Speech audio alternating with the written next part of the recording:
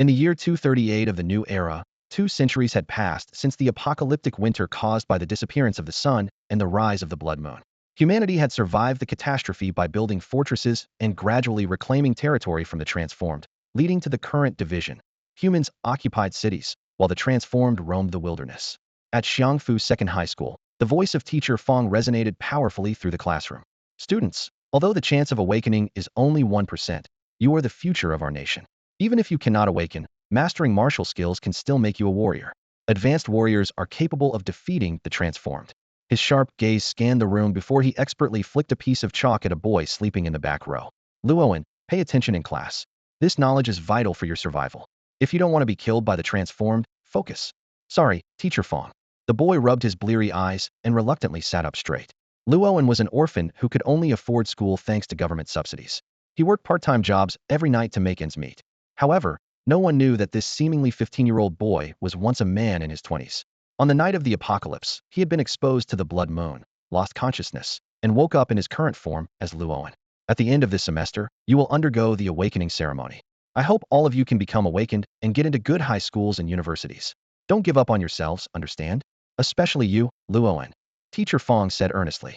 Got it. Luoan replied dismissively. Awakening? Luoan sneered inwardly. He had already been transformed 2 centuries ago. Though he wasn't sure of his abilities, the first generation of the transformed, called founders, were said to possess extraordinary powers. As the bell rang, Luoan's deskmate, Xiao Lu, leaned in excitedly. Hey Luo, did you check the school forum? Your girlfriend just confessed to that new transfer student, Lu Xiao, in front of everyone. It was quite the spectacle. I heard Lu Xiao wants you out of this school. Be careful, he might come looking for trouble. Luoan glanced at his phone. A girl in an elegant dress was kneeling with flowers, confessing to a wealthy boy amidst cheers from the crowd. The two embraced as everyone erupted in applause. The girl was none other than Luoan's so-called childhood sweetheart, who had once driven his predecessor to sell blood until he died. Fortunately, Luoan had long severed ties with her. Just as he was about to step outside for a smoke, a group of boys blocked the doorway. A white-haired boy swaggered in, arm around a curvy girl. Who's Luoan? The entire class turned to look at Luoan, their expressions a mix of pity and anticipation for drama. This is Lu Xiao, the new transfer student. He's the nephew of the infamous Ghost Scourge. Be careful, Luo, Xiao Lu whispered nervously, clutching Luoan's sleeve. Ignoring them, Luoan grabbed his cigarette and headed for the back door, only to be stopped by the girl's voice. Luoan, what? He turned back indifferently. I'm sorry. I've always seen you as my best friend, but let's not stay in touch anymore. I don't want Xiao Dao to misunderstand, she said, feigning guilt while casting a longing gaze at Lu Xiao. All right, best of luck, Luoan replied flatly. They had already cut ties, so her sudden appearance puzzled him. I'm here to tell you that Ruan is mine now. Stop pestering her, got it? Lu Xiao declared arrogantly. Are you done? I'm going to the restroom, Luoan said, turning to leave. A tall boy blocked his way. Who said you could leave? It finally dawned on Luoan. Ruan was using his reputation to elevate her status. After his reawakening, Luoan had once taken down over a dozen thugs with nothing but a brick, earning him the title of one of the 2 terrors of Second High. If Lu Xiao managed to subdue him, Ruan could completely erase her connection to her lowly past. I heard you're a good fighter. I could use someone like you. Stick with me, and you'll have girls and money, Lu Xiao said smugly. Are you guys insane? Luoan muttered, trying to leave again. Don't know what's good for you? Li Gua, teach him a lesson. Lu Xiao barked, his face darkening. What are you doing? If you keep this up, I'll report you to the teacher. A petite girl with twin ponytails stepped in front of Luoan. It was Su Jiangnan, the class monitor, who stood firm despite her small frame. Well, this dump of a school has such a pretty girl, Li Gua sneered, leering at her. That's enough, Luoan said impatiently, not wanting to drag the class monitor into this. Second High belongs to Lu Xiao's family. Who do you think you are? Step aside. They'll deal with you later. Li Gua shoved Luoan aside and reached for Su Jiangnan. The classroom erupted with protests. Stop it. Leave the class monitor alone. We're reporting this to the teacher. Anyone who dares speak up can settle this on the rooftop, Li Gua shouted, silencing the would-be defenders. Seeing Su Jiangnan standing up for him only to be bullied, Luoan finally lost his temper. That's enough. Smack. Li Gua slapped him. Know your place. Kneel over there. The room fell silent. Luoan rubbed his head. 2 lifetimes, and he wouldn't let some punk humiliate him like this. The girls I want are always mine. If you don't comply, they'll be waiting for you every day. Li Gua sneered, reaching for Su Jiangnan again. Bang! In a flash, Luoan grabbed Li Gua's wrist and drove a pin straight down. Ah! Li Gua's scream echoed through the classroom as blood gushed from his hand. Lu Xiao and his gang froze in shock, their bravado evaporating. Ruan went pale with regret. Didn't I make myself clear? Don't mess with me. The next pin goes in your skull, Luoan said coldly, glaring at Lu Xiao. Li Gua, his hand pinned to the desk, was too terrified to pull the pin out. He could only bluster weakly. You're gonna pay for this. You guys probably came to second high because you couldn't hack it at Steve High. Pathetic, Luoan sneered, picking up another pin. You're done for. My uncle is the ghost scourge, and you'll end up like that idiot on the field. Lu Xiao yelled, his voice shaking. Luoan shrugged nonchalantly. Your uncle's just a deputy. He's nothing. Flustered and humiliated, Lu Xiao could only stammer. You'll regret this. Luoan, who gave you the nerve to injure the transfer student? Discipline Director Li, his face flushed with anger, stormed into the classroom, his voice filled with undeniable fury. Teacher, it was the transfer student who caused trouble in our class first. Su Jiangnan abruptly stood up from her seat, her voice ringing clearly through the classroom. A chorus of voices immediately followed. Exactly. They were harassing the class monitor. Teacher, you can't just ignore the facts. Li ignored their protests, his gaze sharp as a blade fixed on Luoan. I didn't see them causing trouble. All I saw was you injuring a fellow student. Luoan, unfazed by the director's questioning, shrugged indifferently. Fine. If injuring someone is the issue, then call the police. While you're at it, call the reporters too. I want to ask the school leaders in front of the media why the vice principal's nephew gets to act like a tyrant on campus and even dare to harass our class monitor. Lo Go, my cousin is a reporter. I'll contact him right now. Xiao Lu immediately raised his hand and shouted. I'll testify for Luoan. Su Jiangnan quickly added. Have you all lost your minds? Do you not want to graduate? Li's face turned red with rage, his whole body trembling. Don't threaten me. Luoan stared at him calmly. The vice principal's nephew ruling the school and harassing female students. If that kind of news gets out, Second High will lose all its reputation. Li, panting heavily, shot back.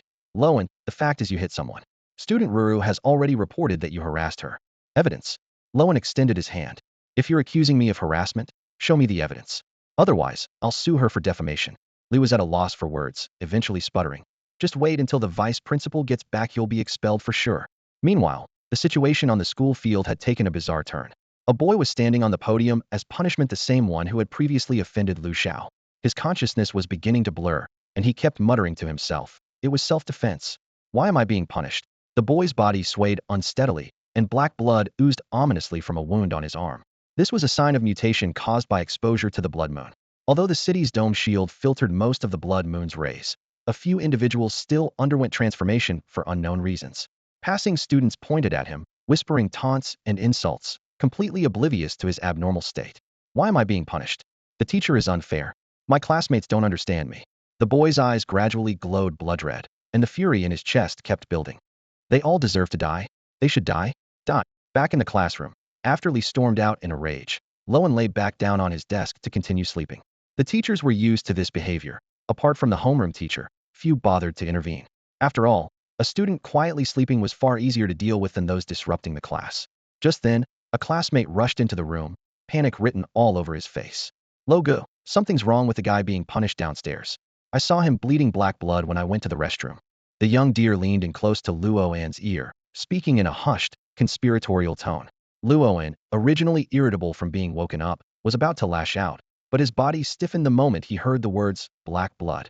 This was a secret only he knew during the transformation process. The blood turns black, just like it had when he first awakened. Are you sure you didn't see it wrong? Luoan asked, his expression dark and serious. Watch your mouth, or I'll teach you a lesson. Luo go. If I'm lying, I'm not human. The young deer raised his voice in urgency. Before he could finish, a piece of chalk flew through the air, landing squarely on his head. The teacher on the podium glared at them, his voice booming with authority. If you want to talk, do it outside. Both of you, to the hallway for punishment. As Luoan stood, he muttered under his breath, bring your phone. But instead of heading to the hallway, he grabbed the young deer and made a beeline for the school's back gate. Once there, Luoan pointed at him and ordered, call the police right now. Tell them there's a transformation incident happening at the school. What?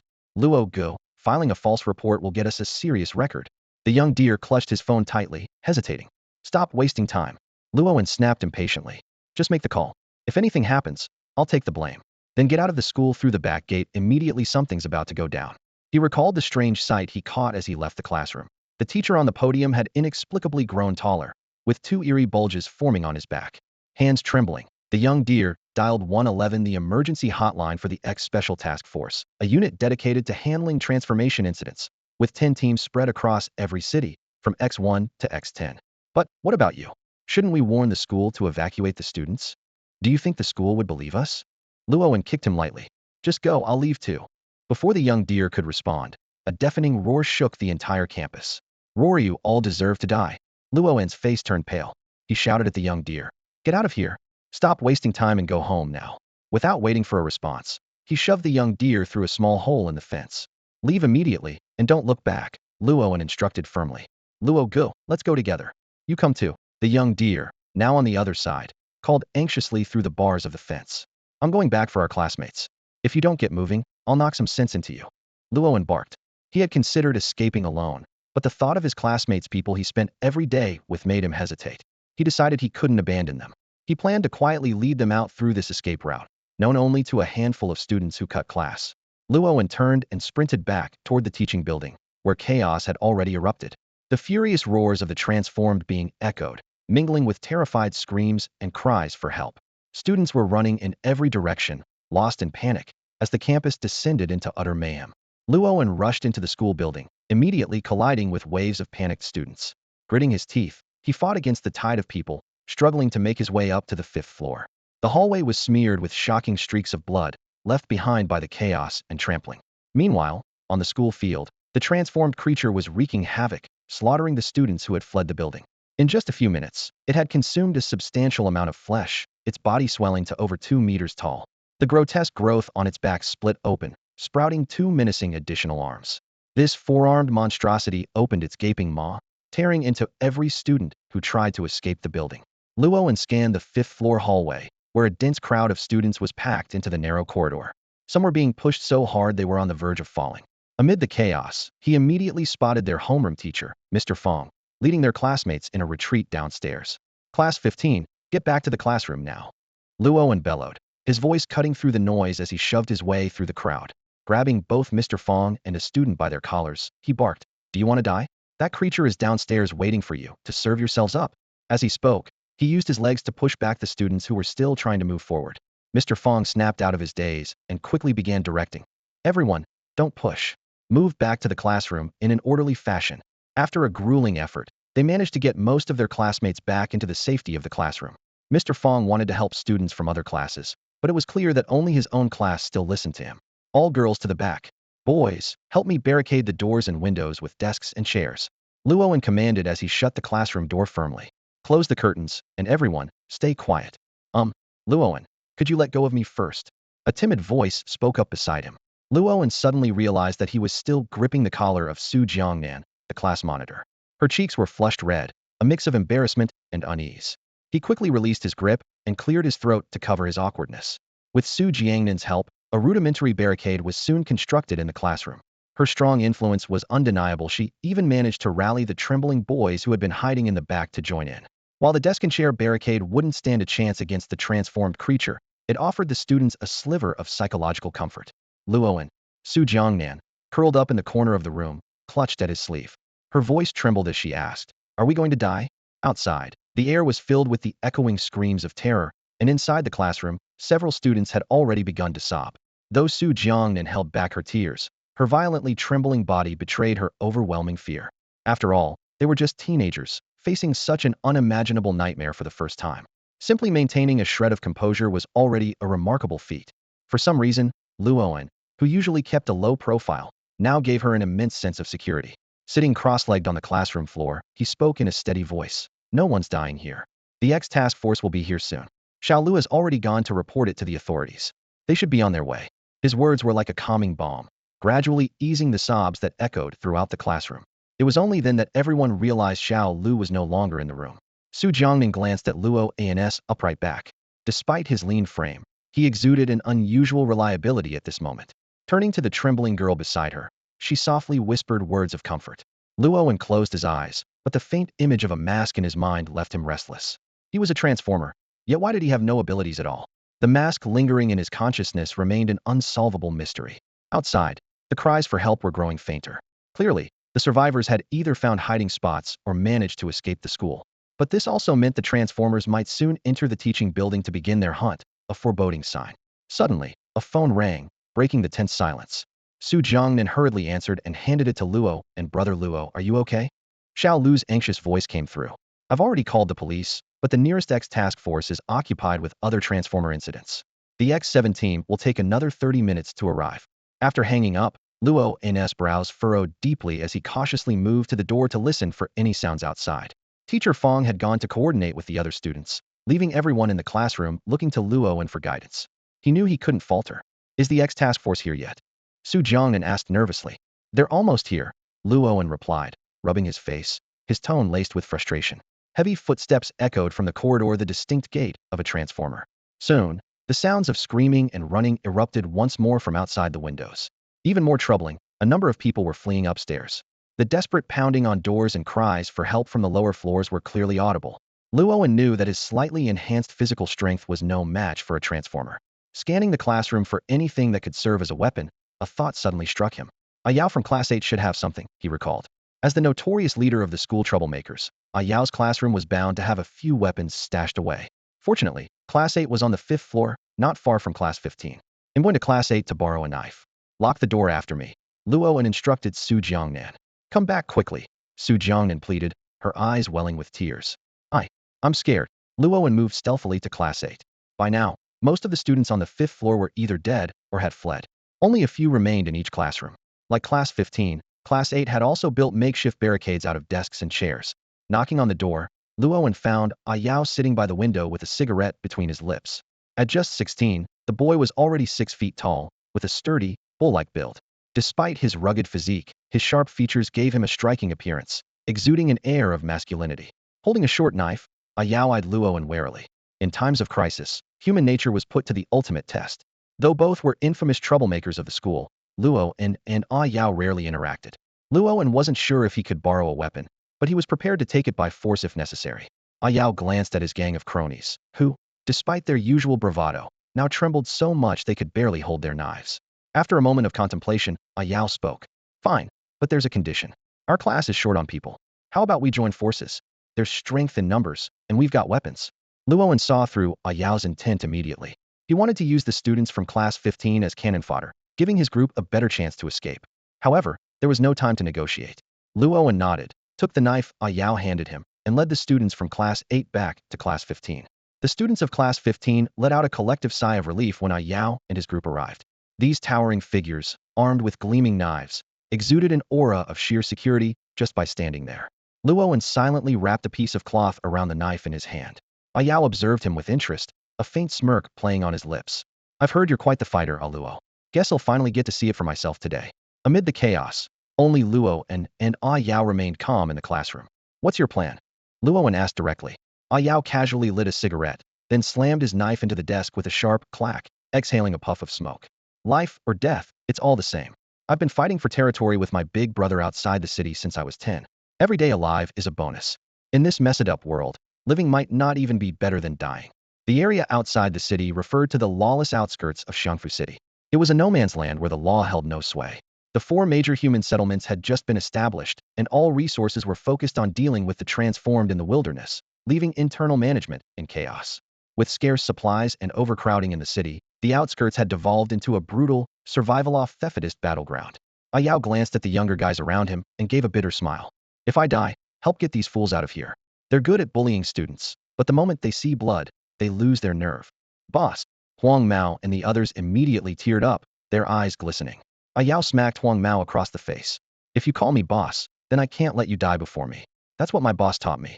Boss, you'll always be our boss. If we die together. Huang Mao straightened his back, and the others echoed his sentiment. Though scared, not one of these spirited young men backed down. Suddenly, a rapid pounding on the door shattered the heavy atmosphere in the classroom. Open the door. Open up. Everyone inside exchanged uneasy glances, none daring to open the door. But leaving the person outside to keep knocking might attract the transformed. Without hesitation, Ayao strode forward and yanked the door open. In came Lu Xiaodao, Lu Xiao, and Li Gua, leading a group of people. The moment Li Gua entered, he arrogantly barked. All of you, move to the door and give us the spots inside. Luo's classmates hesitated. They were intimidated by these bullies, but reluctant to give up their relatively safe spots.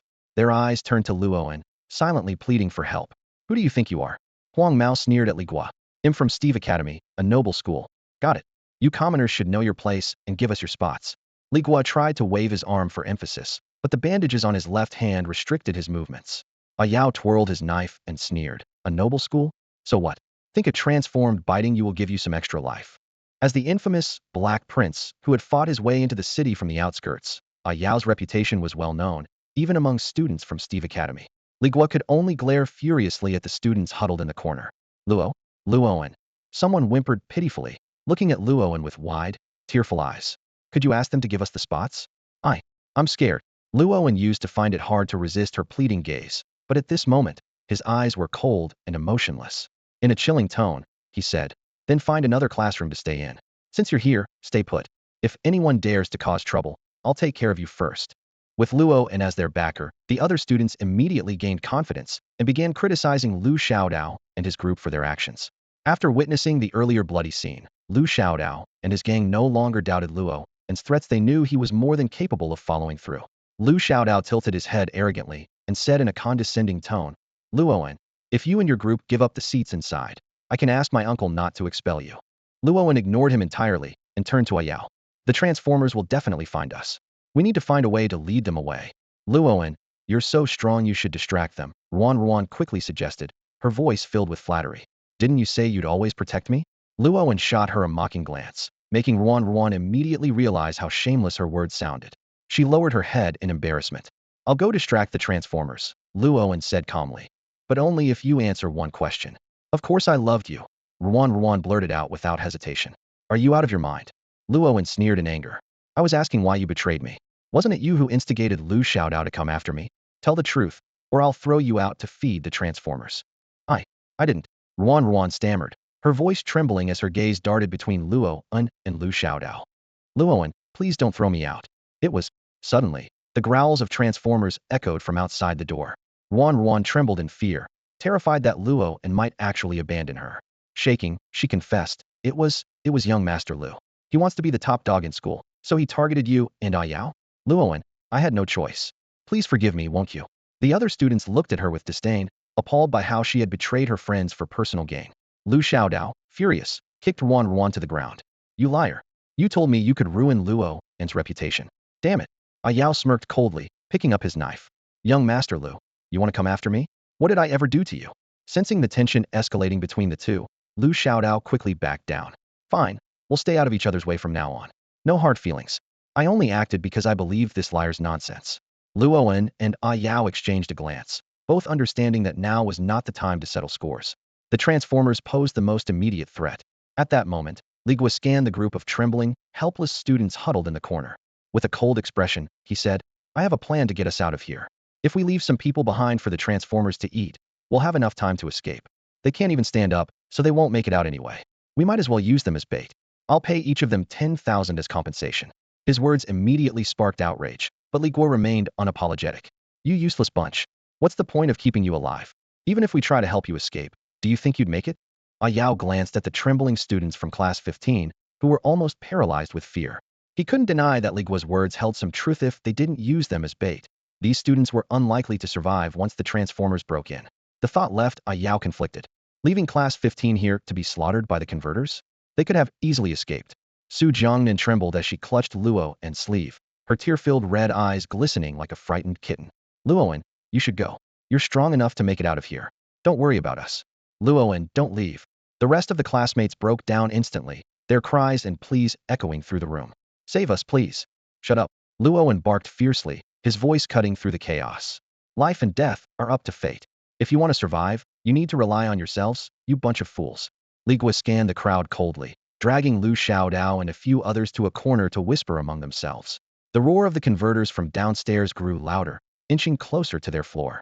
Luoan exchanged a glance with Yao, and they quickly devised an escape plan. There are 2 staircases in the building, Luoan said in a low voice. If we time it right, we can use the other staircase to get down and save most of them. Yao nodded. They'll watch our backs. Knowing Li Guo and his gang, they'll probably stir up trouble. They both understood that any commotion would attract the converters. The safest option was to keep Li Guo's group in check and leave them for last. Everyone, head down the left staircase. Move quietly. Yao instructed, turning to Huang Mao with a casual grin and gesturing for him to lead. You go first. You're still smiling? Luoan shot him a glare. What else am I supposed to do? Call it daddy and hope it spares us. Yao shrugged. Luoan glanced at Su Jiangnan, whose face was already streaked with tears. He signaled her to stay quiet, and offered her a reassuring smile. "You three, stay with me at the back," Luoan ordered, pointing at Li Gua and his two companions. "Why should we?" Lu Xiao snapped, his neck stiff with defiance. A Yao waved the knife in his hand and sneered. "Because you can't take me, got it? Say one more word, and he'll serve you up as a snack for the converters." Softly and pitifully, Su Jiangnan looked at Luoan, her eyes pleading. When he promised she could be the second to last to leave, she was overjoyed. Clutching his hand tightly, she choked out. "If we make it out alive, let's go to high school together. He'll tutor you and go to high school with you," Luoan said, ruffling her hair. Looking at the tear-streaked, trembling girl, he struggled to find the right words to comfort her. "Boss," Huang Mao called out, tears brimming in his eyes, "we all have to make it out alive. We still have to rule the high school together. You still owe me 2 packs of cigarettes. If you can't talk properly, just shut up," a Yao snapped irritably. Under Huang Mao's lead, the group began moving cautiously downstairs. Luoan kept a firm grip on Li Gua's shirt, ready to stop him from making any sudden moves. Suddenly, a deafening roar shook the staircase. A massive figure barreled up to the 5th floor, a giant, 2 to 3 meters tall, its body covered in grotesque, bulging muscles. The most terrifying sight was its gaping mouth stretched to its ears, and the 4 enormous arms flailing wildly. "Shit!" Li Gua's face turned ashen. Forgetting about Luoan's knife, he seized the moment when Luoan was distracted by the converter and broke free. The narrow hallway descended into chaos. Li Gua glanced at Su Jiangnan, who was running ahead of him, and suddenly reached out to grab her clothes, yanking her backward. Caught off guard, Su Jiangnan fell heavily to the ground. Standing over her, Li Gua's lips twisted into a sinister grin. "Haha, you wretch, go to hell." Amid the chaos, Ruan was tripped by the panicked crowd. Before she could get back up, countless feet trampled over her. In pain and despair, she cried out toward the front, "Lu Xiao, don't leave me." But Lu Xiaodao, who was fleeing for his life, didn't even look back.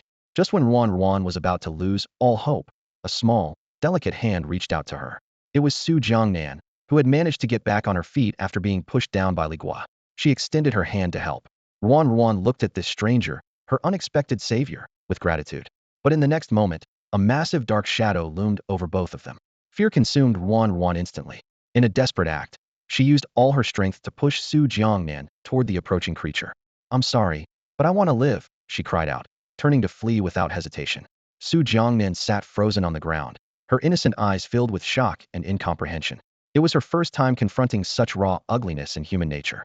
Just as the monstrous figure was about to strike, it suddenly lost its balance and crashed heavily beside her. Luoan and a Yao had arrived just in time to knock it down. When the creature fell, its thick arms swept across Ruan as she tried to escape. "Ah!" she screamed, flailing wildly like a terrified rabbit. "Luoan, save me! Luoan, save me! Please!" But all she saw was Luoan pulling Su Jiangnan out from under the creature. Without hesitation, he and a Yao turned and fled together. "Why won't you save me? You'll die a horrible death, Luoan. You'll die a horrible death." Ruan screamed in despair as the creature's enormous jaws drew closer. Even in her final moments, she couldn't comprehend how Luoan could abandon her in her mind. Luoan should have been willing to die for her. Luoan and the others fled down the staircase on the other side of the building, the air filled with the sound of anguished screams. More people could have escaped, but Li Gua and Lu Xiaodao had deliberately pushed classmates down along the way, slowing everyone's progress. Watching some of his fellow students, people had spent every day with, being torn apart in the hallways by the creatures, Luoan was consumed with rage. Clenching his teeth, he growled, "I'll kill him myself." After ensuring Su Jiangnan was safe, he turned and sprinted toward the staircase where Li Gua had fled.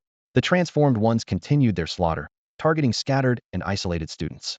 The air was filled with blood-curdling screams, one after another. Most of the victims were caught after being pushed to the ground by Lu Xiaodao and Li Gua. These students, who might have had a chance to escape, lost their lives in vain. Luoan gripped the short blade in his hand tightly, fury burning in his chest as he rushed to the first floor. Amid the chaos of the panicked crowd, his eyes immediately locked onto Li Gua, who was caught in the commotion. The other fleeing students, upon seeing Luoan, seemed to find a glimmer of hope and quickly gathered around him. A girl with tear-streaked cheeks grabbed Luoan's arm, her voice trembling with sobs. "Luoan, Xiao Qiu is dead." He pushed her down the stairs, and she fell to her death. Li Ming was pushed too, and the transformed ones got him. "That monster is the murderer." The surviving students pointed angrily at Li Gua, who was surrounded in the center, their furious accusations rising in unison. But Li Gua only sneered and shouted, "So what? Go ahead and report me. I've got money. How much is one worthless life worth? I can pay for it. What can you do to me?" Having narrowly escaped death, Li Gua was nearly deranged. He glared around and bellowed, "The transformed ones are still upstairs, you idiots. Get out of my way. Your lives are cheap, but mine is precious. If you don't move, I'll kill you myself. With that, he violently shoved the crowd aside. They might not be able to deal with you, but I can kill you. A low, chilling voice cut through the chaos. Yao appeared, carrying a severed, bloodied arm, his eyes blazing red with fury. My brother died because of you. This is all that's left of him. You owe me a life. Yao stormed forward and punched Li Guo to the ground. Despite his tall stature, Li Guo was no match for the battle-hardened Yao. At second high school, the only person who could rival Yao's strength was Luoan, who, although not yet aware of any special abilities, possessed a physique far beyond that of an ordinary person. A guttural roar echoed from upstairs as the transformed ones approached. Wiping away the blood dripping from his nose, Li Guo sneered. The transformed ones are coming down. Well, all die together. If you don't want to die, get out of my way and save yourselves. Whether I live or die, I don't know. But you're definitely dying today. Yao raised his blade and swung it down. Li Guo stumbled back in panic, but Luoan followed closely, slashing at him with precision. You'll regret this. Li Guo snarled viciously as he was cornered. If I survive, none of you will have peace. With that, he gritted his teeth and turned, bolting upstairs. Luoan and Yao exchanged a glance before Luoan hesitated briefly and addressed the surrounding students. Where's Lu Xiaodao? No idea. There were too many people, and we got separated. I think he ran toward the stairs over there. A female student pointed in the direction. You all leave first. Whatever happens next, you didn't see anything. Understand? Got it. We're just running for our lives. We didn't see Li Guo. A male student who was somewhat acquainted with Luo and nodded solemnly. The others quickly echoed. Don't worry, Luoan. We won't say a thing. Whoever betrays Luo and won't meet a good end. They all understood that with so many lives lost, someone would ultimately have to pay the price. Clutching his short blade tightly, Luoan gave chase. On the second floor, Yao struck a decisive blow, his blade slicing into Li Guo's neck. Blood gushed as Li Guo clutched at his wound, his face twisted in terror. They'll give you money. I have plenty of money. Let me go 10,000, 20,000, 100,000. Is that enough? Save it to buy spirit money for yourself in the afterlife. Yao, who grew up surviving on the outskirts of the city, was always decisive and ruthless, never showing mercy. Just then, a deafening roar erupted. The transformed creature had charged up to the second floor. Its crimson eyes lit up with excitement the moment it spotted Yao and Li Guo. With its massive frame, it lunged at the two like a ferocious beast. Go apologize to my brother, Li Guo shouted angrily. But Yao, already consumed by bloodlust, ignored him. Without hesitation, he drove his blade into Li Guo's abdomen. Blood gushed out along the blade, splattering onto the ground in a dark red bloom. To hell with it, then we die together. Li Guo roared, locking his arms tightly around Yao's waist like he was clutching a human-shaped bomb, rushing straight toward the transformed creature. Using his sheer size and strength, Li Guo held Yao tightly, leaving him no chance to break free despite his struggles. In the blink of an eye, a shadow streaked past like lightning. Luoan suddenly appeared, his blade slicing through the air in a cold arc as he decisively severed Li Guo's arm. Without his arm, Li Guo lost his grip on Yao. Yao picked up Li Guo's bloodied, severed hand, his gaze icy cold. This is what happens when you disregard other people's lives. They're just poor folk, lowly scum, and so are you. Why should I care about any of you? Even in his final moments, Li Guo stubbornly retorted. Before he could finish speaking, the transformed creature lunged forward, its massive jaws snapping shut as it bit off Li Guo's head. Run! Luoan shouted, grabbing Yao as the two bolted. The overpowering stench of blood from the creature's mouth filled the air, forcing them to flee upstairs in panic. The rooftop was small and cluttered with old tables, chairs, and benches. There was only one exit. Nowhere left to run. This is it for us. Maybe we should jump, at least they'd find our bodies in one piece, Luoan said with a bitter smile. The two positioned themselves on either side of the door, silently waiting in unison. As soon as the transformed creature burst onto the rooftop, they leapt simultaneously, their blades aimed straight for its head. A resounding clang echoed as their blades struck something as hard as steel, sending painful shocks through their hands. The creature was left with only a faint scratch on its face. Damn, it's this tough? Yao cursed, attempting to retreat, but the creature's powerful kick sent him flying. At the same time, its massive hand grabbed Luoan's head, the crushing grip threatening to shatter his skull. God damn it! Yao struggled to his feet and swung his blade in a desperate counterattack, aiming for the creature's hand gripping Luoan. Another sharp clang rang out as the blade failed to pierce its skin. Enraged, the transformed creature grabbed Luoan's body and used him as a weapon, slamming him violently into Yao. The force sent them both flying several meters. Luoan felt the world spinning, as if every bone in his body had shattered, pain engulfing him. Yao fared even worse, spitting out a mouthful of blood as his blade slipped from his grasp, clattering away. Blood gushed from Yao's mouth, his pale, youthful face etched with despair.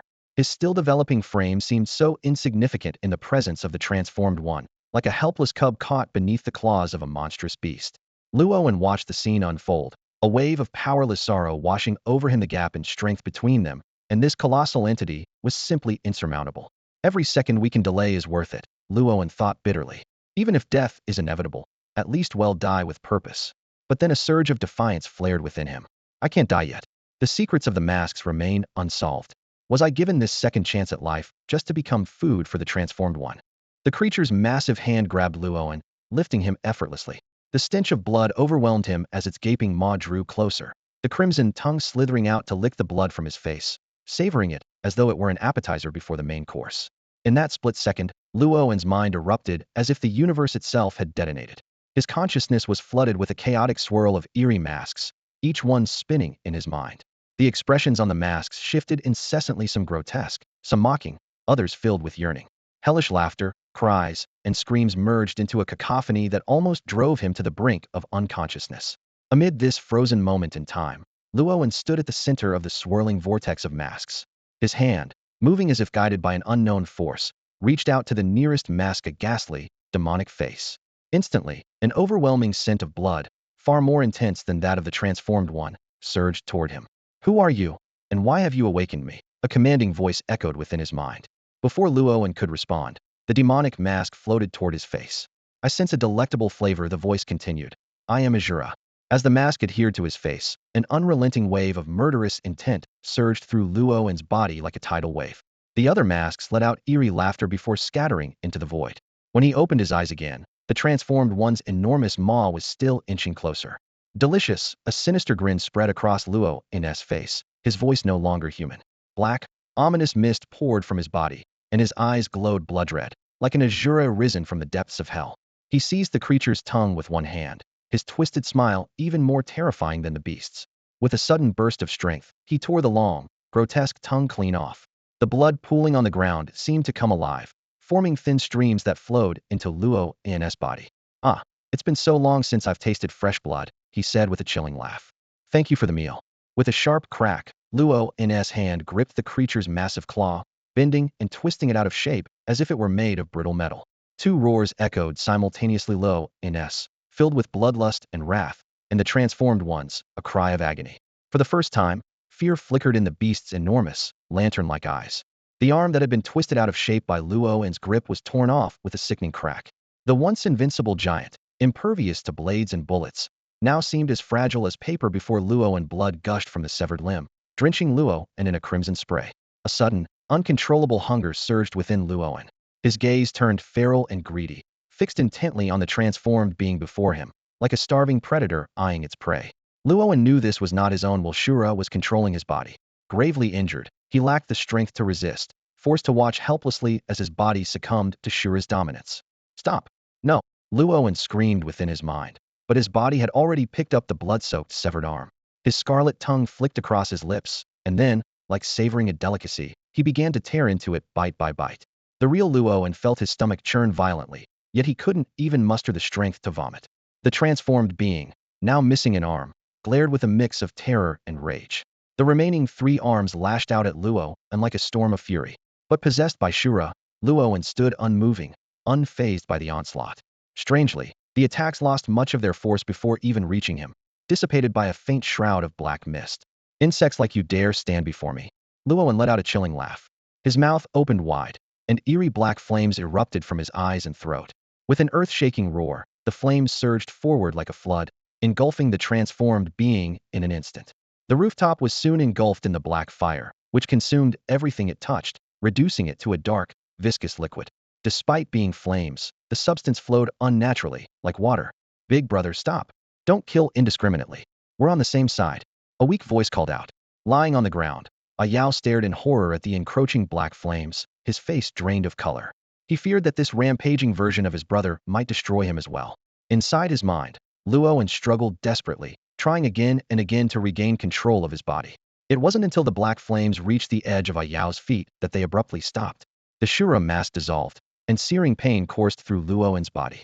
His eyes rolled back, and he collapsed unconscious. When he opened his eyes again, he was lying in a hospital room. Just as he was about to call out for Ayao, a nauseating stench rose from his mouth. Glancing down, he saw bits of flesh stuck between his teeth, and the sight sent him into a fit of retching. The memory of Shura's actions made his entire body tremble, his skin crawling with goosebumps. He vomited uncontrollably, first expelling chunks of flesh, then black viscous matter, until it felt as though even his bile had been emptied. A wave of cold dread washed over him, and Luoan swore to himself that even if it cost him his life, he would never let Shura take over again. Luoan, you're awake. A cheerful voice rang out. At the doorway stood a pretty girl with twin ponytails, dressed in a pink t-shirt adorned with a bear print. She held a thermos in her hands, her eyes red and puffy from crying, but now brimming with relief and joy as she looked at Luoan. Yeah, Luoan replied weakly, nodding slightly. I was so worried. I thought the monster had eaten you, Su Jiangnan said as she quickly approached. She gently helped Luoan sit up, her voice trembling with emotion. Damn it. The word eaten triggered another wave of nausea in Luoan. He hurriedly leaned over the side of the bed and began retching again. Luoan considered himself someone with a strong mental fortitude, but the nights in the hospital became the source of his nightmares. Every midnight, the haunting images of devourers consuming the transformed would replay in his dreams. He often woke up in a cold sweat, followed by uncontrollable vomiting. On the other side of the hospital bed, Ayao wasn't faring any better. Even the faintest smell of meat would make him turn pale and rush to the bathroom. Ever since Ayao witnessed Luo devouring a monster with his own eyes, his entire worldview had been shattered. As a battle-hardened warrior, he had seen transformed beings attack humans, but never had he imagined a human could turn the tables and consume one of them. The horrifying scene, which defied all understanding, left him on the verge of a nervous breakdown. If not for his bond with Luoan, forged through life and death battles, he might have already requested a transfer to another hospital. Your recovery is progressing well, the nurse said while setting up Luoan's for drip, her voice light and conversational. But you need to replenish your nutrition. How about trying some chicken, fish, or pork bone soup? Nurse, please, I beg you, don't mention food. Ayao murmured weakly, leaning against the headboard. His dry, cracked lips trembled slightly. Luoan, on the other hand, lay motionless like a corpse, his hollow eyes staring blankly at the ceiling. If not for Su Jiangnan and Xiao Lu taking turns bringing them porridge, they might have starved to death in the hospital by now. During this time, Luoan had been persistently attempting to communicate with Azura. The well-fed entity showed little interest in him, but through relentless effort, Luoan finally came to understand his own ability divine ghost masks. This power allowed him to gain the abilities of various divine or ghostly entities by wearing their respective masks. For instance, the Azura mask granted him a bloodthirsty trait. In the presence of blood, his combat abilities would continuously enhance, and he could even heal himself using the blood of his enemies. As his synchronization with the mask improved, he could unlock additional powers. However, each mask required specific conditions to activate Azura. For example, required a strong scent of blood to awaken. What comforted Luoan the most was that these divine or ghostly beings couldn't control his body unless he lost the ability to act or gave them explicit permission. Still, wearing the masks would inevitably influence him with the associated traits of the entity. For example, putting on the Azura mask would stir up bloodlust and a craving for battle. Moreover, the power of the masks was closely tied to his own strength. Just one more week before you're discharged, the young nurse remarked, studying them curiously. I heard you two are the only ones who survived an encounter with a transformed being. Why didn't it devour you? Why?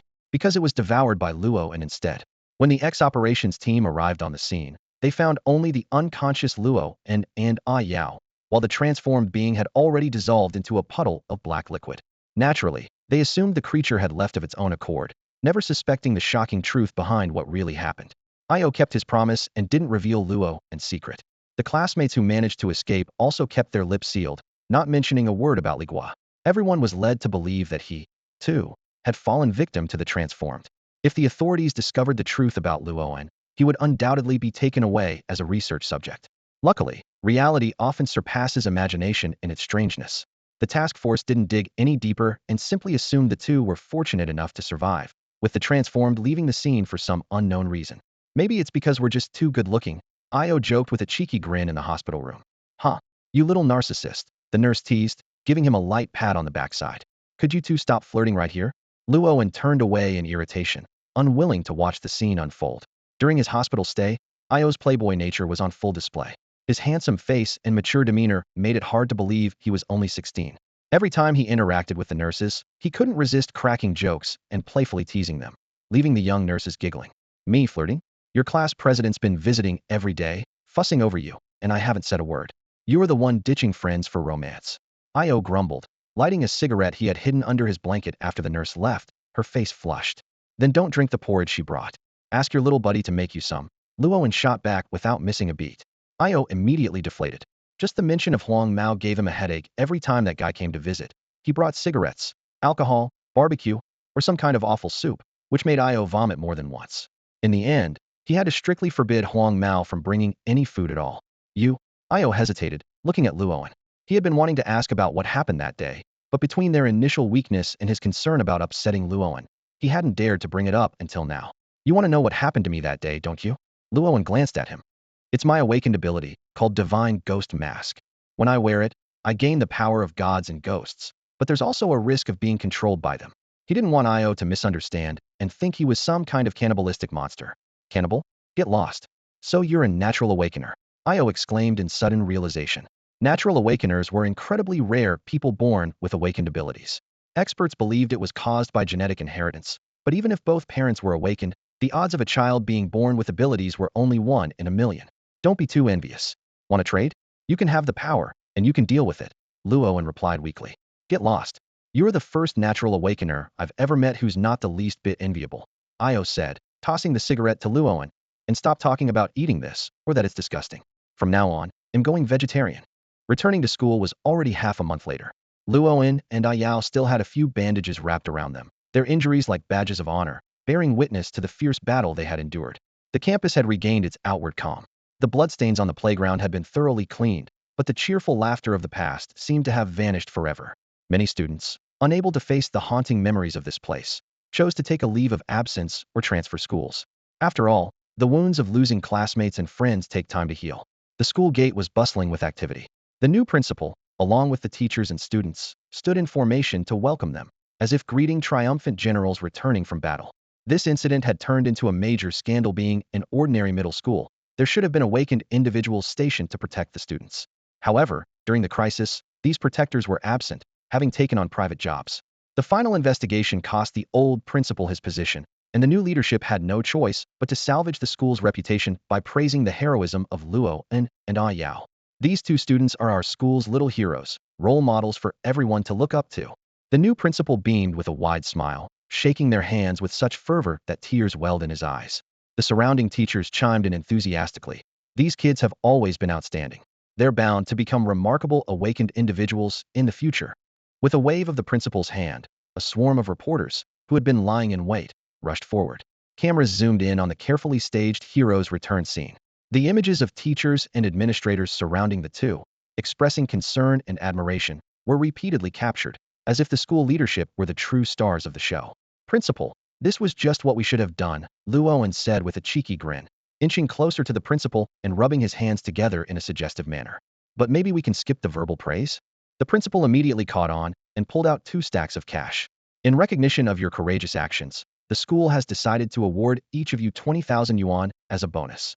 He then led everyone in a moment of silence for the students who had lost their lives. However, Luoan and Ayao's attention was entirely focused on the money. They were meticulously counting the bills one by one. Even the small deer peeked out, staring intently at the cash, and couldn't help but chime in. Better double-check, principal. What if one bill is missing? The principal and others visibly twitched at this display of greed in front of the cameras. This was certainly not the image he had hoped to project in his effort to restore the school's reputation. The principal watched Lao Feng's retreating figure and shook his head helplessly. How had these outstanding students become so materialistic? Luoan was one thing, but Xiao Lu came from a wealthy family. Why was he getting involved in all this? The QA session at the press conference felt like an ordeal. When Ayao learned there would also be a commendation ceremony, his eyes darted around, and he immediately feigned a flare-up of an old injury to make a quick escape. Luoan was about to follow suit when Lao Feng grabbed him firmly, leaving him no choice but to begrudgingly accompany the school leadership to the grand auditorium. Luoan, said Vice Principal Gue Jiancho with a smile, approaching with a speech in hand. The school understands you've been hospitalized and didn't have time to prepare, so we've written it for you. Just read it as it is. He even gave Luoan a friendly pat on the shoulder as he spoke. Luoan froze, a flicker of confusion in his eyes. After the incident with the transformed student, several school leaders, including the principal, had been dismissed. Why was the person responsible for it all still allowed to stay? Lao Feng, perceptive as ever, immediately guessed what Luoan was thinking. Draping an arm around Luoan's shoulder, he smiled at Gue Jiancho. Don't worry, Vice Principal. Luoan is a sensible kid. He won't get stage fright. Guo Jianqiu squinted his eyes slightly, nodding in satisfaction. Luo An's survival from such a dangerous situation is truly remarkable. I'm even considering recommending him for a guaranteed admission slot. All of us teachers are like your parents. Seeing you safe and sound is all we could hope for. These insincere words only fueled Luo An's anger. If it weren't for Guo Jianqiu, that student would never have been turned into a transformed being. Why is he still allowed to stay in the school? That transformed student became like that because of him. Luo An muttered angrily under his breath. Lao Feng sighed and shook his head. The adult world doesn't always come with explanations. When you grow up, you'll understand sometimes even schools have their hands tied. Luo An took the speech and hid in a corner to read it carefully, only to feel his fury rise. Out of 2 pages, a page and a half were dedicated to singing the school's praises, boasting about its guidance and the selflessness of its teachers. But Luo An had seen with his own eyes on that day. The teachers were the first to run, leaving only a handful behind to protect the students. To make matters worse, the speech shifted all the blame onto the transformed student, avoiding any mention of the school leadership's responsibility. Just as Luo An was about to light a cigarette and realized had forgotten his lighter, Xiao Lu appeared out of nowhere, lit it for him, and grinned. Nervous, Luoga? Not one bit, Luo An replied, taking a deep drag and exhaling a slow ring of smoke. Just bear with it, Xiao Lu said, grabbing the speech and skimming through it. He made a gagging gesture. What can you do? Guo Jianqiu has connections. I heard his brother is the captain of the security team in charge of this area. Well, graduate soon anyway, out of sight, out of mind. In this post-apocalyptic world, the Security Bureau held a unique position. The army guarded the city's perimeter, while internal security was managed by the security team, which operated under the police department to supplement the lack of police force. Composed of loosely affiliated personnel from society, this team had no official status but wielded significant power. The awards assembly at number 2 high school was underway, with the passionate speeches of the school leaders echoing through the auditorium. Luo An and Xiao Lu sat backstage, listening to the flattery and praise coming from the front, feeling increasingly stifled. The family of that converter has come to the school to cause trouble several times, but they ended up being taken by the security team, and they even broke Li Huanhuan's dad's leg, Xiao Lu said through gritted teeth, clenching his fists. They put all the blame on Li Huanhuan. That converter? Do you know them? Luo An turned to ask. Xiao Lu shook his head and lowered his voice. No, but I know the inside story. Li Huanhuan offended Ghostface nephew, and that's why he got treated so horribly. That day, Ghostface nephew and his gang stopped Li Huanhuan and demanded money. When he refused, they beat him up.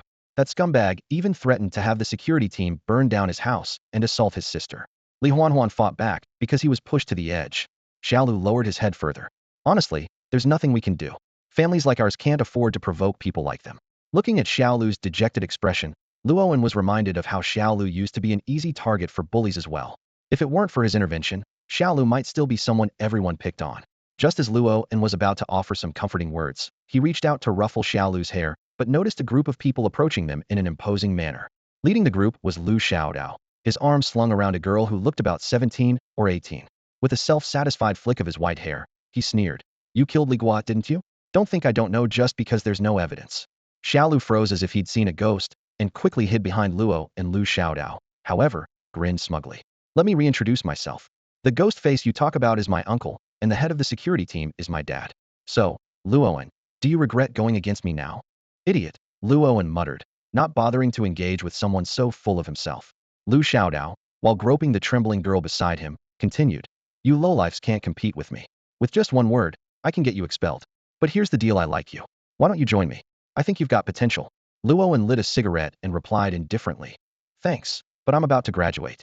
I don't plan on joining anyone. With that, he turned to leave. Hey, you think you can just walk away like that? Lu Xiaodao grabbed Luo An's shirt. You're not giving me any respect, huh? Stick with me, and I guarantee you'll have the best food, drinks, and women. And if I refuse? Refuse. Lu Xiaodao sneered, pointing at the terrified girl beside him. See her?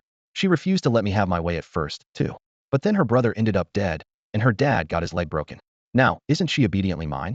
You lowlifes should be grateful in giving you this chance. At that moment, a low voice came from behind Luo, and so what's your plan? Break his legs or kill him? A Yao appeared, cigarette in mouth, hands in his pockets, flanked by a group of his own followers. He walked up to Lu Xiaodao and locked eyes with him. You're right. Us lowly nobodies aren't worth your attention. But don't forget one thing, if someone stabs you, you'll bleed and die just like anyone else. You think you can strut around number 2 high school like your king? Even your uncle wouldn't dare talk to me like that. With that, Ayao flicked his cigarette but straight onto the face of the white-haired boy. The white-haired boy's face flushed red with anger. and he was about to make a move when his underlings quickly held him back.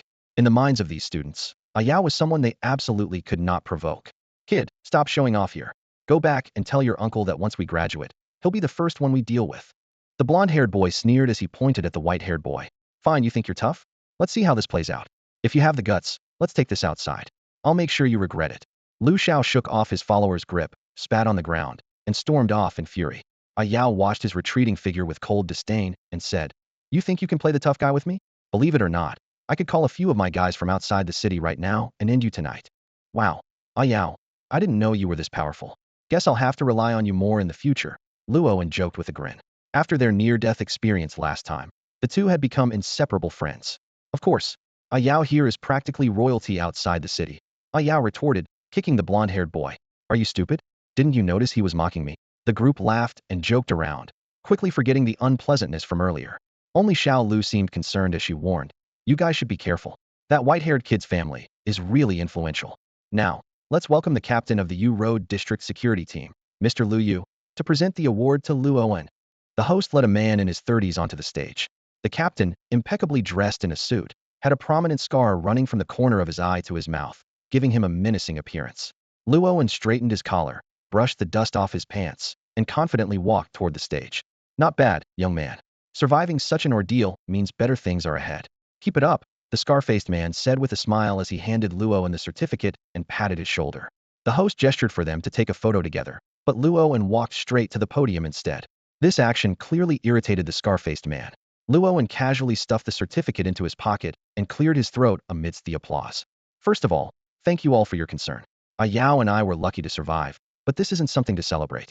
Everyone is focused on the two survivors, but we've overlooked the classmates who lost their lives to those who were transformed. I want to express my deepest condolences to them." Luowen noticed that Gue Jianshou, sitting in the audience, was seething with anger evidently because he hadn't followed the pre-prepared script. "Before I came on stage, someone handed me a script and promised that if I read it, I'd get a guaranteed spot in a top high school. Honestly, I was tempted, but I'm not good at saying flattering things." Luowen suddenly slammed his hand on the podium. "Why should we blame Li Huanhuan for all these losses? Did we lose so many classmates because of her?" The audience erupted in shock. What had seemed like a routine, scripted speech had suddenly turned into an unexpected confrontation. The reporters perked up in excitement, quickly setting up their equipment to capture what Luowen would say next. The auditorium was brightly lit. Luowen stood at the podium, holding his speech in hand, his gaze sweeping across the seated school officials and education bureau leaders below. Clearing his throat, he began, "Respected school leaders, esteemed leaders of the Education Bureau, good day. My name is Luowen, and it is an honor to stand here today. I want to thank the school and the leadership. Without you, I wouldn't be standing here. When disaster struck, it was our beloved school leaders who shielded us from the converters with their own bodies, granting us a chance at survival." Before he could finish, Luowen suddenly looked up, his eyes blazing with anger. Pointing at the balding vice principal nicknamed Ghost Fear, he spoke with scorn in his voice. "Are you kidding me? Tell me, which leader used their body to protect us from the converters? Was it you, Ghost Fear?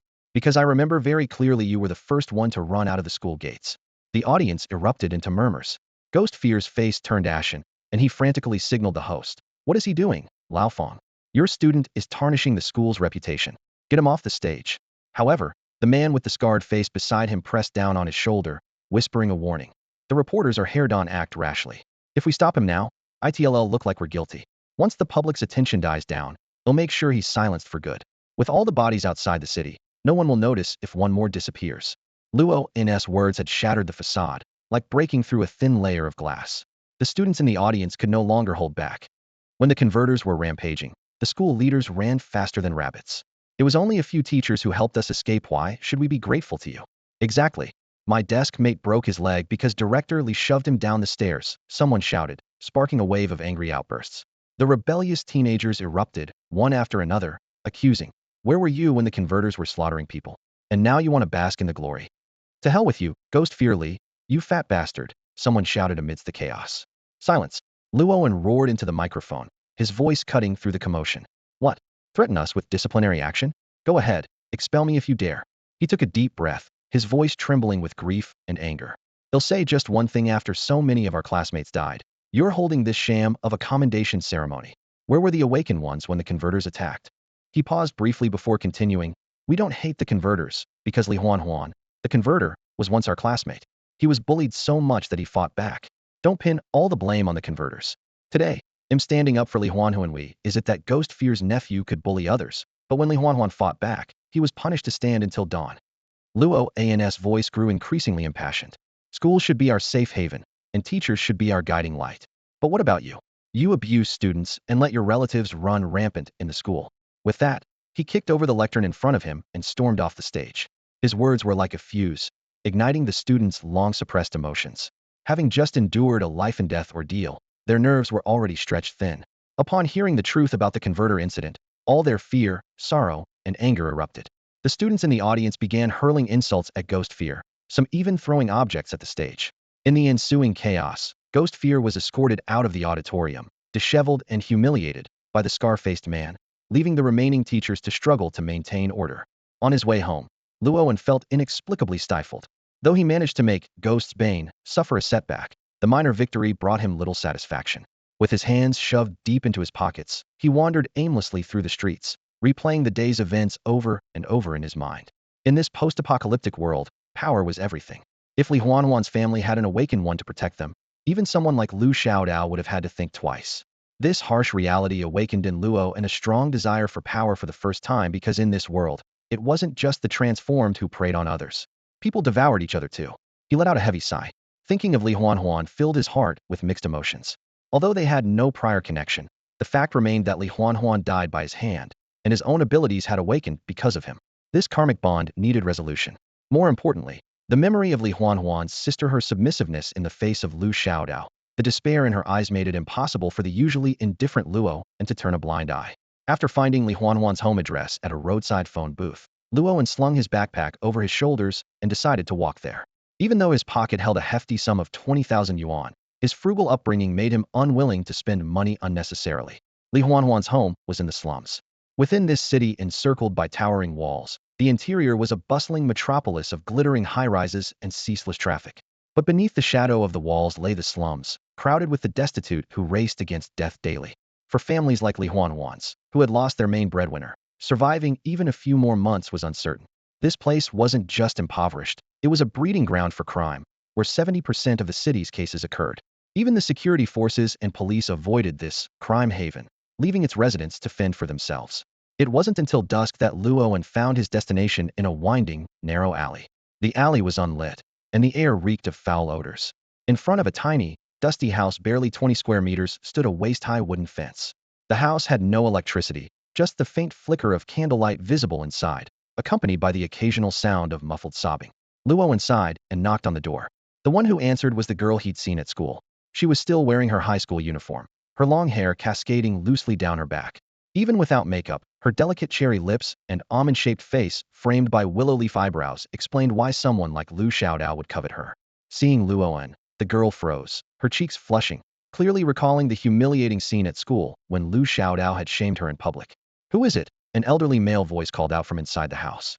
The girl hesitated, at a loss for words, but Luoan quickly spoke up. "I'm Li Huanhuan's classmate." After a brief silence, a middle-aged woman emerged. Though only in her 40s, the hardships of life had aged her into a withered figure resembling someone in her 60s. Wiping away tears, she said, "He's already gone. Why are you still here to trouble us?" My Huanhuan was a good boy. He didn't want to hurt so many classmates. Clearly, they had been harassed repeatedly by the families and friends of the deceased. "Auntie, you've misunderstood," Luoan interjected. "I'm Huanhuan's friend." Luoan stood in the modest living room of the Li family, his gaze unintentionally falling on the portrait of Li Huanhuan hanging on the wall. He pulled out a worn canvas backpack, extracted a stack of money, carefully counted it, and set aside 300 yuan for himself as living expenses. He then handed the remaining 20,000 yuan to the haggard woman in front of him. "Please take this money. Use it to treat uncle's leg and buy some nutritious food. Life has to go on." Luo An's voice was soft, but carried an undeniable firmness. The woman stood frozen, her hands trembling slightly. Before she could react, Luo An had already placed the money into her hands, bowed deeply to Li Huanhuan's portrait, and swiftly turned to leave. "You young man, wait." The woman called out helplessly, watching Luo An's retreating figure. Clutching the money, she ran into the house. "Huanhuan's father, what do we do? One of Huanhuan's classmates gave us so much money we can't accept this." Mr. Li struggled to get up and chase after Luoan, but by the time he reached the courtyard, there was no sign of him. Leaving the small courtyard of the Li family, Luoan felt a sense of relief wash over him. The gloom that had clouded his heart including his unresolved feelings about Li Wanhuan's death, dissipated in that moment. However, as he walked further into the alley, a young girl suddenly appeared, chasing after him. "You're not really Wanhuan's friend, are you?" she asked, her head lowered, biting her lip nervously. "I've seen photos from Wanhuan's class gatherings, and you weren't in any of them. Besides, Wanhuan was honest and wouldn't have been friends with someone like you. Why are you helping our family?" Luoan was about to explain when a gruff male voice echoed from the alleyway entrance. "So this little brat didn't agree to be mine because she's got a secret lover, huh?" A tall man appeared, flanked by a group of thuggish-looking men. He wore a sneer on his face. "If you won't be mine and won't pay back the money, then he'll just sell you off. With your looks, you'll fetch a good price. And he'll even get to enjoy the show myself. What a bargain." His cronies burst into crude laughter. "How much does she owe you?" Luoan asked, his expression calm. As a transformed, he didn't consider these ordinary humans a threat. 10,000. The man held up a finger. "You want to play the hero? Fine, he'll give you a chance. Hand over 10,000 yuan, and he'll let you lovebirds go. If not, she'll end up in the cheapest brothel in the slums." "That's not true," the girl protested anxiously. "My father only borrowed 300 yuan for his treatment. How could it have turned into 10,000? "Little girl, that's how high-interest loans work," one of the thugs said as they encircled her. "We decide the amount." Luoan frowned, deep in thought. Simply handing over the money wouldn't solve the problem in the long run, and driving them away would only provide temporary relief. To truly resolve this, he needed to eliminate the root cause. "Don't do anything rash. He'll pay the money," Luoan said in a low voice. The girl, however, nervously stepped in front of him, spreading her arms as if to shield him, though her trembling body betrayed her fear. "How touching," the leader sneered. "If you don't pay up today, my boys and I will have our fun with you right in front of your little boyfriend." As the thugs cracked their knuckles and advanced, Luoan sighed inwardly. It seemed that when misfortune struck, even drinking water could choke you. Luoan gently pulled the girl aside and whispered in her ear, "Do you know why they call me one of the two terrors of Urgell? Go inside first, I'll handle this." The girl stubbornly shook her head, refusing to leave. "Then go back and get the money. I'll wait here," Luoan finally persuaded her. Watching the girl disappear into the darkness, he swiftly turned to face the two men. As they moved to chase after her, Luoan lunged forward, kicking one of them to the ground. He grabbed a brick from the roadside and hurled it at the leader before turning to run. "After him. Don't let that brat get away." The leader narrowly dodged the brick, pulling a knife from his waistband as he gave chase. The streets of the slums were a tangled web, dark and unplanned. Luoan darted through the narrow alleys with his pursuers in tow until he stopped at a secluded spot. "Nowhere left to run, kid," the leader panted, shoving his lackey aside. "In the slums, hundreds die every day. One more won't make a difference." He raised the knife, ready to stab Luoan. Killing was nothing new to them. But just then, Luoan's eyes flared with black flames. Dark energy gathered on his face, forming a menacing, demonic mask. Within moments, the black aura enveloped his entire body, and the mask looked even more terrifying in the shadows. Clang! The leader's knife struck the black aura, but it was as if it had hit solid rock. This was the difference between an awakened and an ordinary person. Normal weapons could not harm an awakened at all. Luoan grabbed the knife, and with a sharp snap, the blade broke in two. "Crap, he's awakened." The leader's face turned pale as he realized his mistake. In this world, provoking an awakened was the worst decision one could make. Even if an awakened killed you, no one would seek justice for you. Luoan gave them no time to react. A powerful kick landed on the leader's side, sending him flying several meters. The other lackeys, seeing this, immediately abandoned their bravado and tried to flee. But Luoan was too fast. They struck them down with lightning-quick punches, sending them sprawling. "Kill them! Kill them! Blood, more blood." The sinister whispers of the demonic mask echoed in Luoan's ears. He clenched his fists tightly, struggling to suppress the raging bloodlust within. He knew that if he continued to fight, he might lose control entirely. "Please don't kill me." The leader, clutching his broken ribs, crawled backward on the ground, trembling. "We were just following orders. We didn't mean to cause trouble." His desperate will to live made his voice quiver. Luoan stared silently at the men on the ground, a hunger for power growing stronger within him. Perhaps only by becoming strong enough could he make all his enemies bow before him. "Who gave the orders?" Luoan asked coldly. It was the son of the captain of the 7th Security Squad."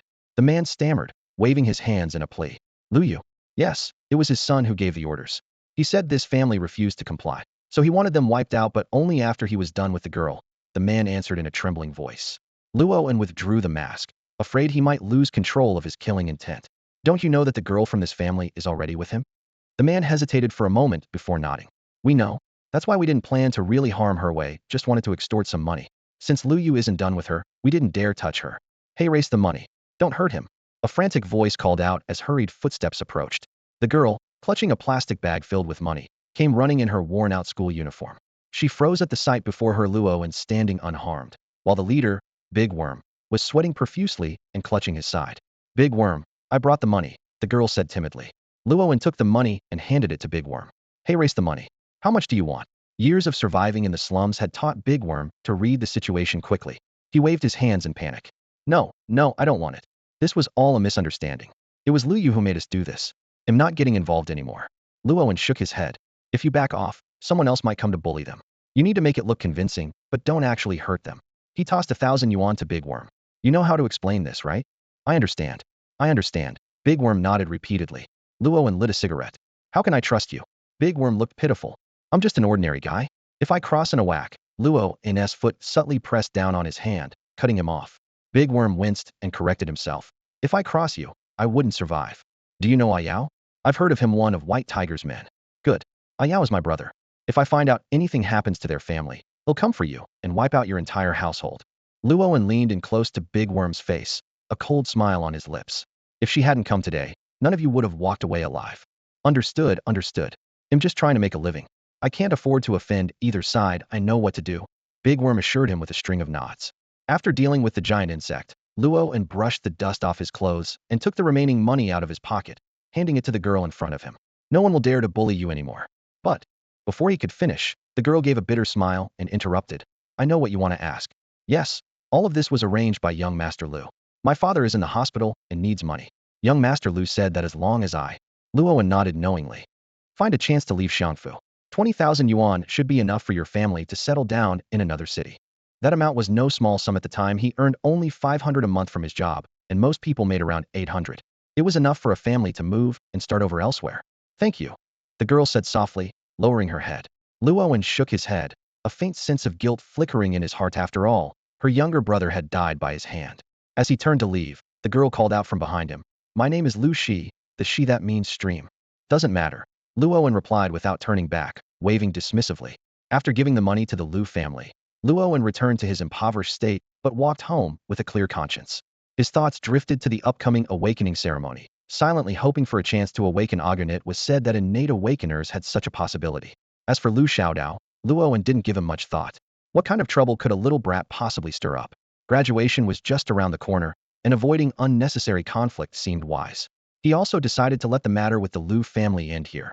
The money was enough for them to start fresh in another city. Luowen's residence was located on a dilapidated street.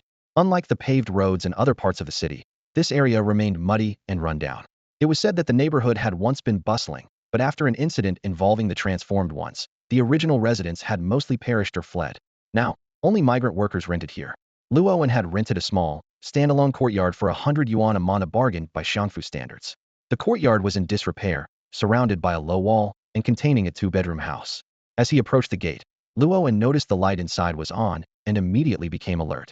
While the city's security was better than that of the outskirts or slums, it was far from safe in these chaotic times, especially in such a decrepit area.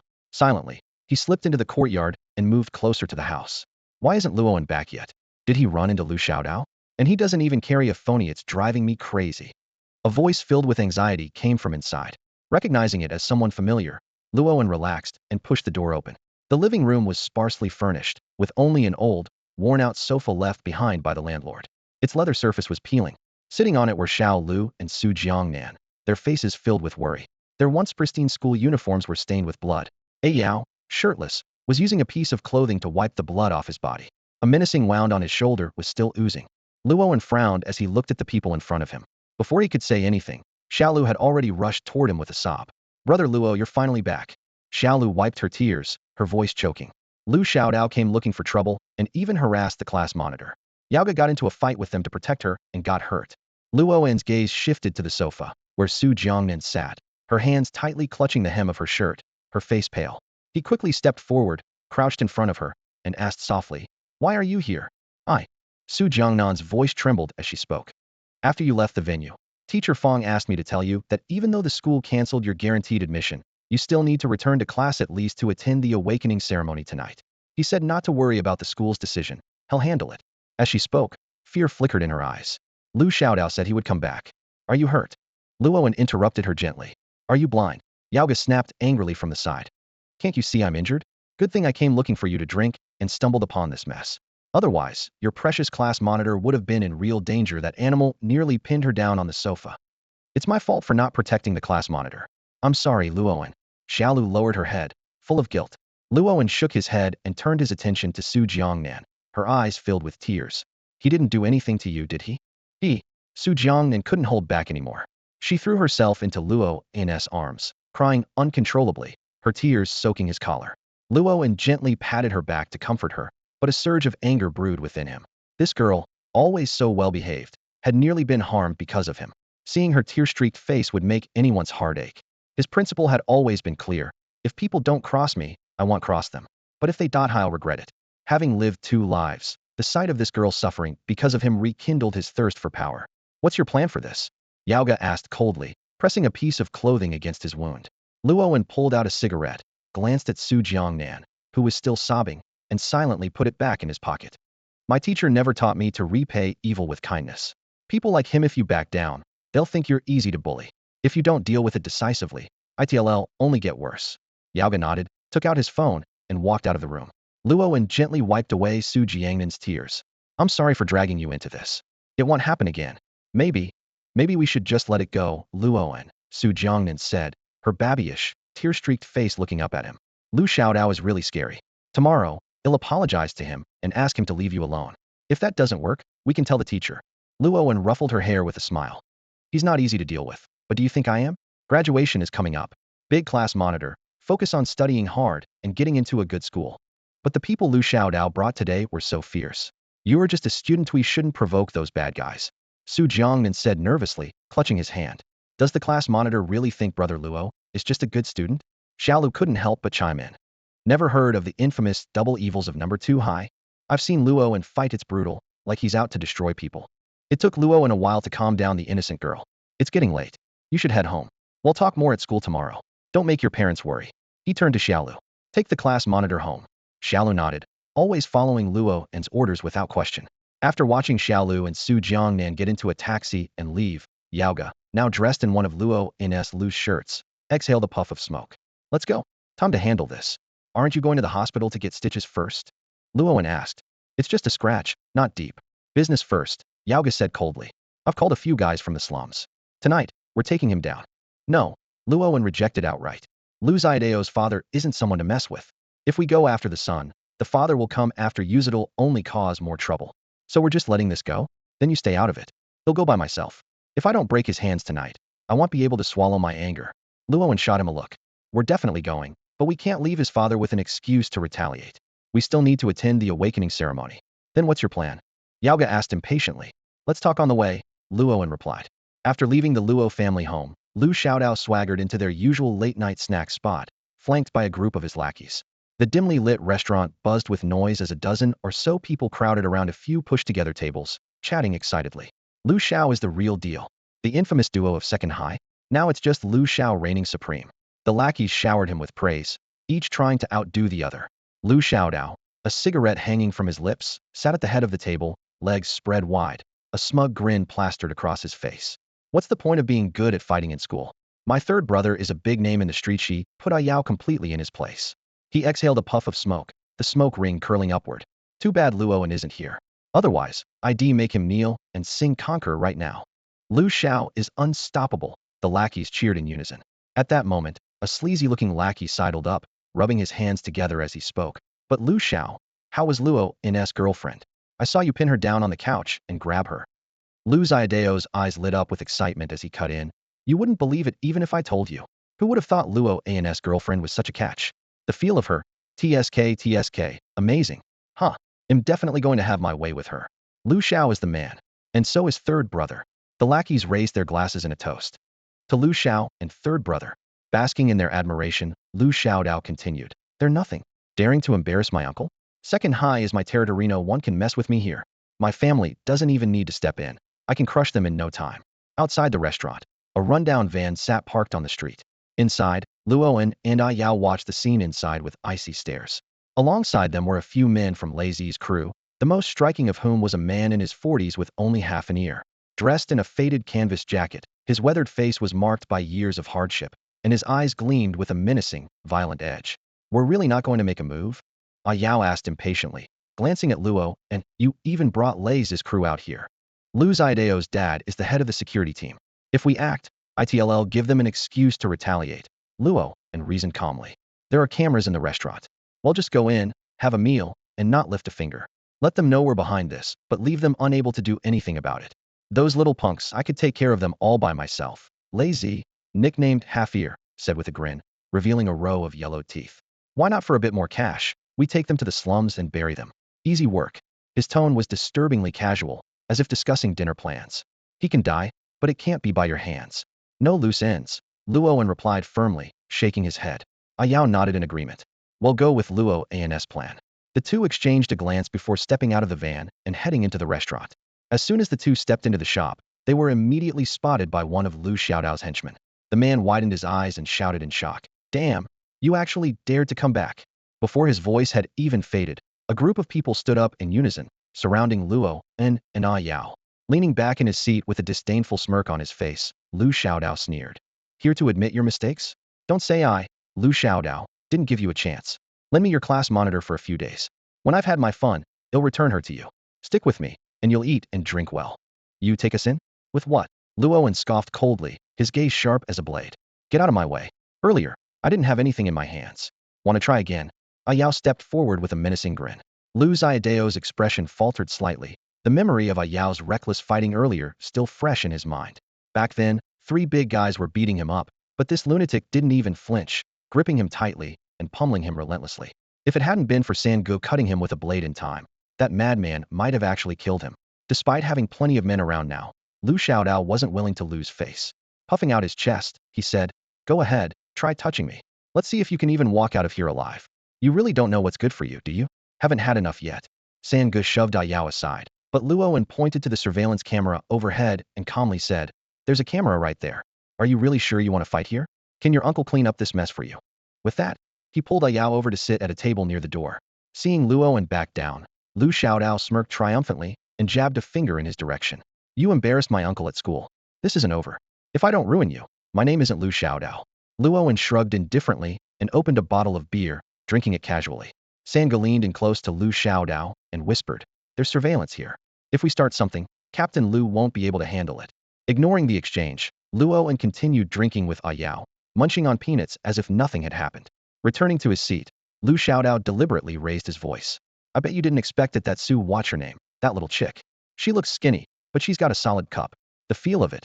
He trailed off, watching for a reaction, but the two across from him remained expressionless, their icy gazes unnerving. Luoan finished his beer in one gulp, picked up Ayao's phone, and snapped a picture of Lu Xiaodao. The flash of the camera lit up the room. Sangu frowned, his voice sharp. Looking for trouble? Luoan didn't respond, simply locking eyes with Ayao as they both stared coldly at the group. A strange unease crept into Sangu's chest. These two were far too calm, reminding him of those silent types who didn't make a fuss, but, when provoked, could be lethally dangerous. Lu Xiao, that's enough. Let's call it a night. I'm getting tired, Sangu said, raising his glass. But Lu Xiaodao was in high spirits. What's the rush? We're just getting started. Let's finish this and then hit up some action. After feeling up the class monitor's cup today, how could I sleep without sealing the deal? The group of lackeys cheered, their youthful inexperience making the temptation all the more alluring. Suddenly, a cold gust of wind swept through as the door slammed open. 3 masked men wielding weapons stormed in, their sharp gazes scanning the room before locking onto Lu Xiaodao's table. Realizing the danger, Sangu shouted, Run! Grabbing the still-stunned Lu Xiaodao, he bolted toward the back door.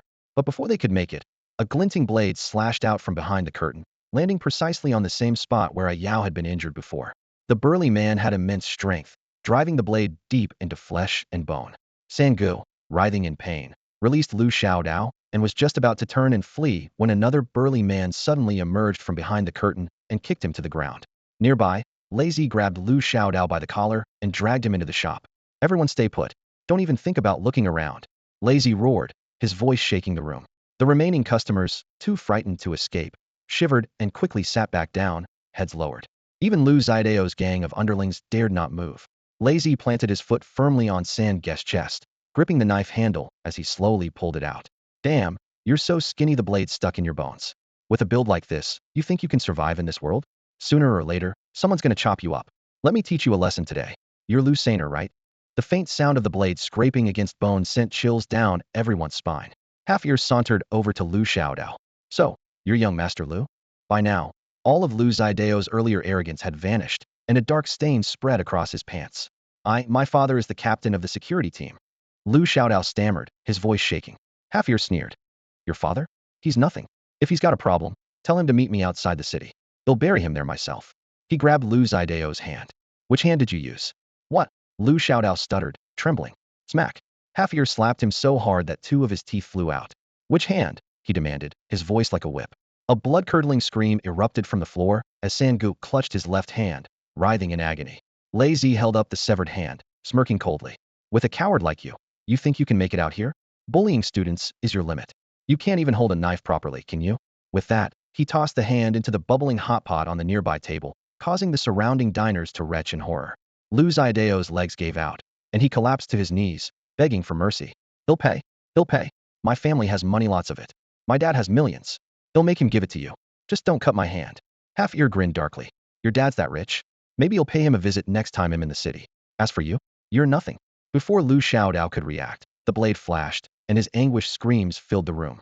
After finishing his work, Half-ear turned to leave. Before stepping out, he glanced at Lazy, who was keeping the other gang members in check. Lazy caught the signal and immediately pressed one of the underlings' hands onto the table. 2 more flashes of the blade followed. Should we chop off the hands of these students too? Lazy asked casually, pointing at the once arrogant students now trembling in the corner. They immediately dropped to their knees, pleading for their lives. Lazy sneered. With your pathetic guts, you think you can mess with my brothers? Suddenly, a whistle sounded from outside. Without another word, Lazy and the others slipped out through the back door, leaving as quickly as they had come. Throughout the entire ordeal, they hadn't even spared a glance at Luo, Un, and his companion. It took the police more than 10 minutes to arrive after Lei and his gang had left. In these chaotic times, while life inside the city was slightly better than outside, violent incidents occurred almost daily, and the police had grown numb to them. The head of the security team, Lu Yu, was the first to storm into the restaurant. Kicking the door open, he went straight to the unconscious Lu Xiaodao. His gaze locked onto the injured Sangu and Lu Xiaodao on the floor. Grabbing one of the trembling students at the same table, he demanded to know who the culprit was. The terrified students stammered incoherently, their eyes darting nervously toward Luo and Ah Yao. When Lu Yu noticed Luoan, he angrily questioned, "What are you two doing here?" "Having a meal," Ah Yao replied with a grin. "Surely, Captain Lu doesn't control where people eat now, does he?" Smack. A loud slap landed squarely on Ah Yao's face. Lu Yu coldly demanded, "Say that again." Slap, slap, slap. A series of slaps followed, leaving Ah Yao's mouth bloodied, yet he still wore a mocking smile. "Eating a meal," he said, voice strained. "Captain Lu, there are surveillance cameras here. Do you think you can cover this up?" Luoan lit a cigarette and spoke coldly. He hadn't left the scene, partly because escaping was pointless, and partly because he wanted to gauge the Lu family's stance. Bang! Lu Yu grabbed Luoan by the hair and slammed his head against the table. "I can cover this up. You little brats think you can overturn the sky?" He then grabbed a porcelain bowl from the table and smashed it against Luoan's head, causing blood to stream down. "Captain Lu, quite the display of authority. Covering things up, is it? I'd like to see how you plan to do that." A cold, commanding female voice rang out as a woman in a black, tight-fitting police uniform entered the restaurant with her team. Lu Yu froze momentarily, scrutinizing the woman and the people behind her. "Who is she?" "She's Zhang, the newly appointed captain of the 1st Action Unit in Yuhua District," one of the men accompanying her replied, deliberately emphasizing her last name. Lu Yu toned down his aggression slightly. "This involves my son. Captain Zhang, how about giving us some leeway and letting the security team handle this?" Captain Zhang's gaze swept over the battered Ah Yao and the bloodied Luo and, "Is this how Captain Lu interrogates people? We're not criminals." Ah Yao protested indignantly. "There are surveillance cameras here. We were just drinking. Those thugs barged in and attacked them. What does that have to do with us? You think saying you didn't do it is enough?" Lu Yu retorted sharply.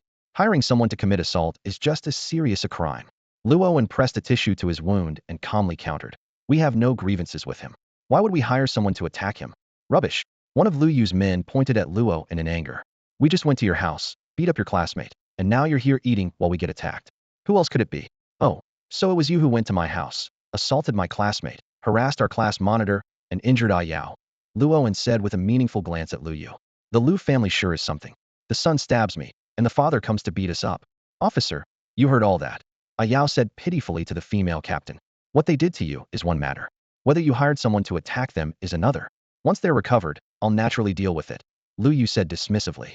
Ah Yao pulled down his shirt, revealing his still bleeding shoulder. Your son attacking me is assault, but what does this count as? Lu Yu's face darkened as he grabbed Luoan by the collar, attempting to drag him out. If you've got something to say, save it for the security bureau. According to protocol, Captain Zhang sneered, his gaze sharp as a blade. Your son is the victim in this case, which means you, Captain Lu, need to recuse yourself to avoid any conflict of interest. This case can't be handled by the security bureau. Since I just arrived, I'll take over. A flash of anger crossed Lu Yu's eyes, his tone laced with an unmistakable threat. The security bureau and the police department are part of the same system. We'll still need to work together in the future, Captain Zhang. There's no need to sour the relationship.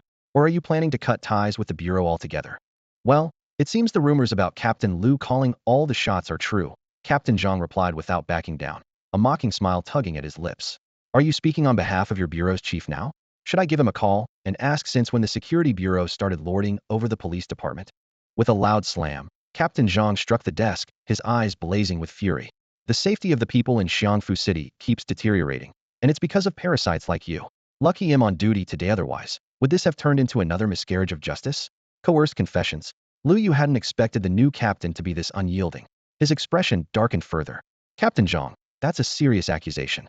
I haven't coerced anyone. I just wanted to bring him back to the bureau for questioning. This is how you conduct interrogations? Captain Zhang jabbed a finger at Luo's bloodied face, his voice heavy with anger. At that moment, a member of the security bureau rushed in, panic evident on his face. Captain, young Master Lu's condition is critical. Why isn't the ambulance here yet? Are they all dead? Lu Yu roared, furiously kicking the table in front of Luoan, sending it flying.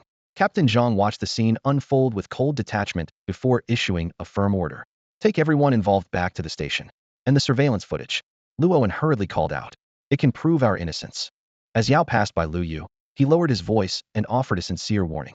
Captain Lu, I overheard the guy who did the stabbing. He said he's from outside the city. If you want revenge, you'll have to go out there to find him, said he'd bury you there. Back at the police station, Luoan and Yao were directly taken into the interrogation room. In the brightly lit room, a female officer in uniform pushed the door open, followed by a doctor in a white coat. The doctor carefully treated the two students' wounds first. Meanwhile, the female officer sat down, picked up a steaming bowl of instant noodles, and began eating. As she slurped the noodles, she spoke sternly. Do you two have any idea how much trouble you've caused? If I hadn't arrived in time. She trailed off, removing her police cap to reveal an unexpectedly delicate and beautiful face. It was then that Luo and Yao noticed that the officer in front of them was surprisingly young and attractive. She looked to be in her early 20s, her short, neat hair accentuating her sharp and commanding demeanor. Her finely chiseled features and bright, expressive eyes exuded both authority and a touch of youthful innocence. We're innocent. Yao protested indignantly. Then why were you at the restaurant where they were eating? Don't tell me it was just for a meal, the officer said skeptically. I brought you back because I don't want any wrongful convictions, but if it turns out you really did it, I won't go easy on you. Luoan, while letting the doctor bandage him up, spoke up seriously. It's true we went there to settle a score, but when we saw how many of them there were, we decided to wait for another day. We just thought walking away immediately would make us lose face. At most, we planned to rough him up a little. After all, we're from the same school. There's no way we would have thought about stabbing him. Besides, we don't even know anyone outside of school. Seeing their youthful faces, the officer's attitude softened slightly. To her, it was common for students to get into fights, but hiring someone to break another's wrist seemed beyond what these two were capable of. What she didn't know was that someone like Yao, who had grown up in the rough outskirts of the city, was anything but lenient when dealing with enemies. If his old gang leader were still around, the Lu family might have been dragged out of town and dealt with long ago. But the timing is just too coincidental. Who would believe it? The officer said, shaking her head. Yao shrugged. Sis, isn't it your job as the police to find evidence? If you're saying we hired someone, you need to back it up with proof, right? Luoan, keeping his head low and feigning innocence, added. The burden of proof is on the accuser. Besides, Captain Lu Yu has offended so many people over the years. And we're orphans. Forget hiring someone you sometimes can't even afford to eat. The officer was momentarily taken aback, a hint of awkwardness crossing her face. I didn't realize your background was so difficult. But we have money now, Luoan continued. The school recognized us as model students for our bravery and awarded us 20,000 yuan. The money is still sitting in my bedside drawer at home, untouched. If you don't believe me, you can check. And your share, Luoan? The officer asked. I already spent it, Luoan replied helplessly. The officer's expression immediately grew serious. How could a student spend so much money? It wasn't by choice, Luoan explained patiently. Remember the transformation incident at our school not long ago? That transformed one is actually quite pitiful, Yao said softly. his eyes showing a trace of sympathy. After his sister caught Lu Xiaodao's attention, he started bullying Huan Huan on purpose and even got his uncle to punish him. In the end, he himself became one of the transformed. The two of us barely escaped, so I gave all my money to Huan Huan's family. The policewoman studied the two in front of her carefully, a flicker of surprise crossing her face. No wonder you two look so familiar. You're the students who survived that ordeal, the ones in the news who criticized the school during the press conference, right? She nodded approvingly. Speaking the truth takes courage. Good kids. So Lu Xiaodao tried to beat us up to vent his uncle's anger, and he even. A Yao trailed off, his gaze evasive. Spit it out. With me here, are you still afraid Lu Yu will barge in and attack you? The policewoman set down her instant noodles, urging him to continue. It's not that. Lu Owen suddenly spoke, his voice tinged with grievance and anger. Our class monitor happened to be there, and Lu Xiaodao. He took a liking to her, and almost. Officer, Lu Owen pleaded. It's fine if we're misunderstood, but could you please not let this get out? Otherwise, our class monitor won't be able to face anyone. Outrageous. The policewoman slammed the table in fury, her anger flaring. This is lawlessness. It's because of scum like this that public safety in Xiangfu is so poor. I'll report this and make sure they face justice. Please no. Lu Owen and A Yao begged desperately. If you do, our class monitor really won't be able to show her face. The policewoman sighed, her tone softening. You two are good kids. All right, the statement is done. Stay here at the station tonight. Tomorrow, I'll have your teacher come and take responsibility for you. Once you're out, steer clear of them. People like that, with all their misdeeds, will get what's coming to them sooner or later. You're still young, focus on your studies. If anything like this happens again, come straight to me. Got it. Meanwhile, outside the operating room at Xiangfu's second hospital, Lu Yu was chain smoking, his eyes fixed intently on the operating room doors as his anger burned hotter and hotter. Can you stop pacing back and forth? It's annoying to watch, he barked at Gui Jianshou, who was pacing near the door. Gui Jianshou seemed unfazed and sat down beside Lu Yu. How did it come to this? This is none of your business. I'll handle it, Lu Yu said impatiently, waving him off. Listen to me, don't do anything rash, Gui Jianshou said, handing him a cigarette. Public opinion is already against us. The school scandal has blown up. Think about it, if a video of the beating gets out, it'll confirm our retaliation. We could both lose our positions over this. Smack. Lu Yu slapped the cigarette out of Gui Jianshou's hand, shouting angrily. Are you seriously worrying about your damn position at a time like this? My nephew had his hand chopped off. Is your position more important than Xiaodao's life? If you're so concerned about your future, leave now. From now on, we go our separate ways. Come on.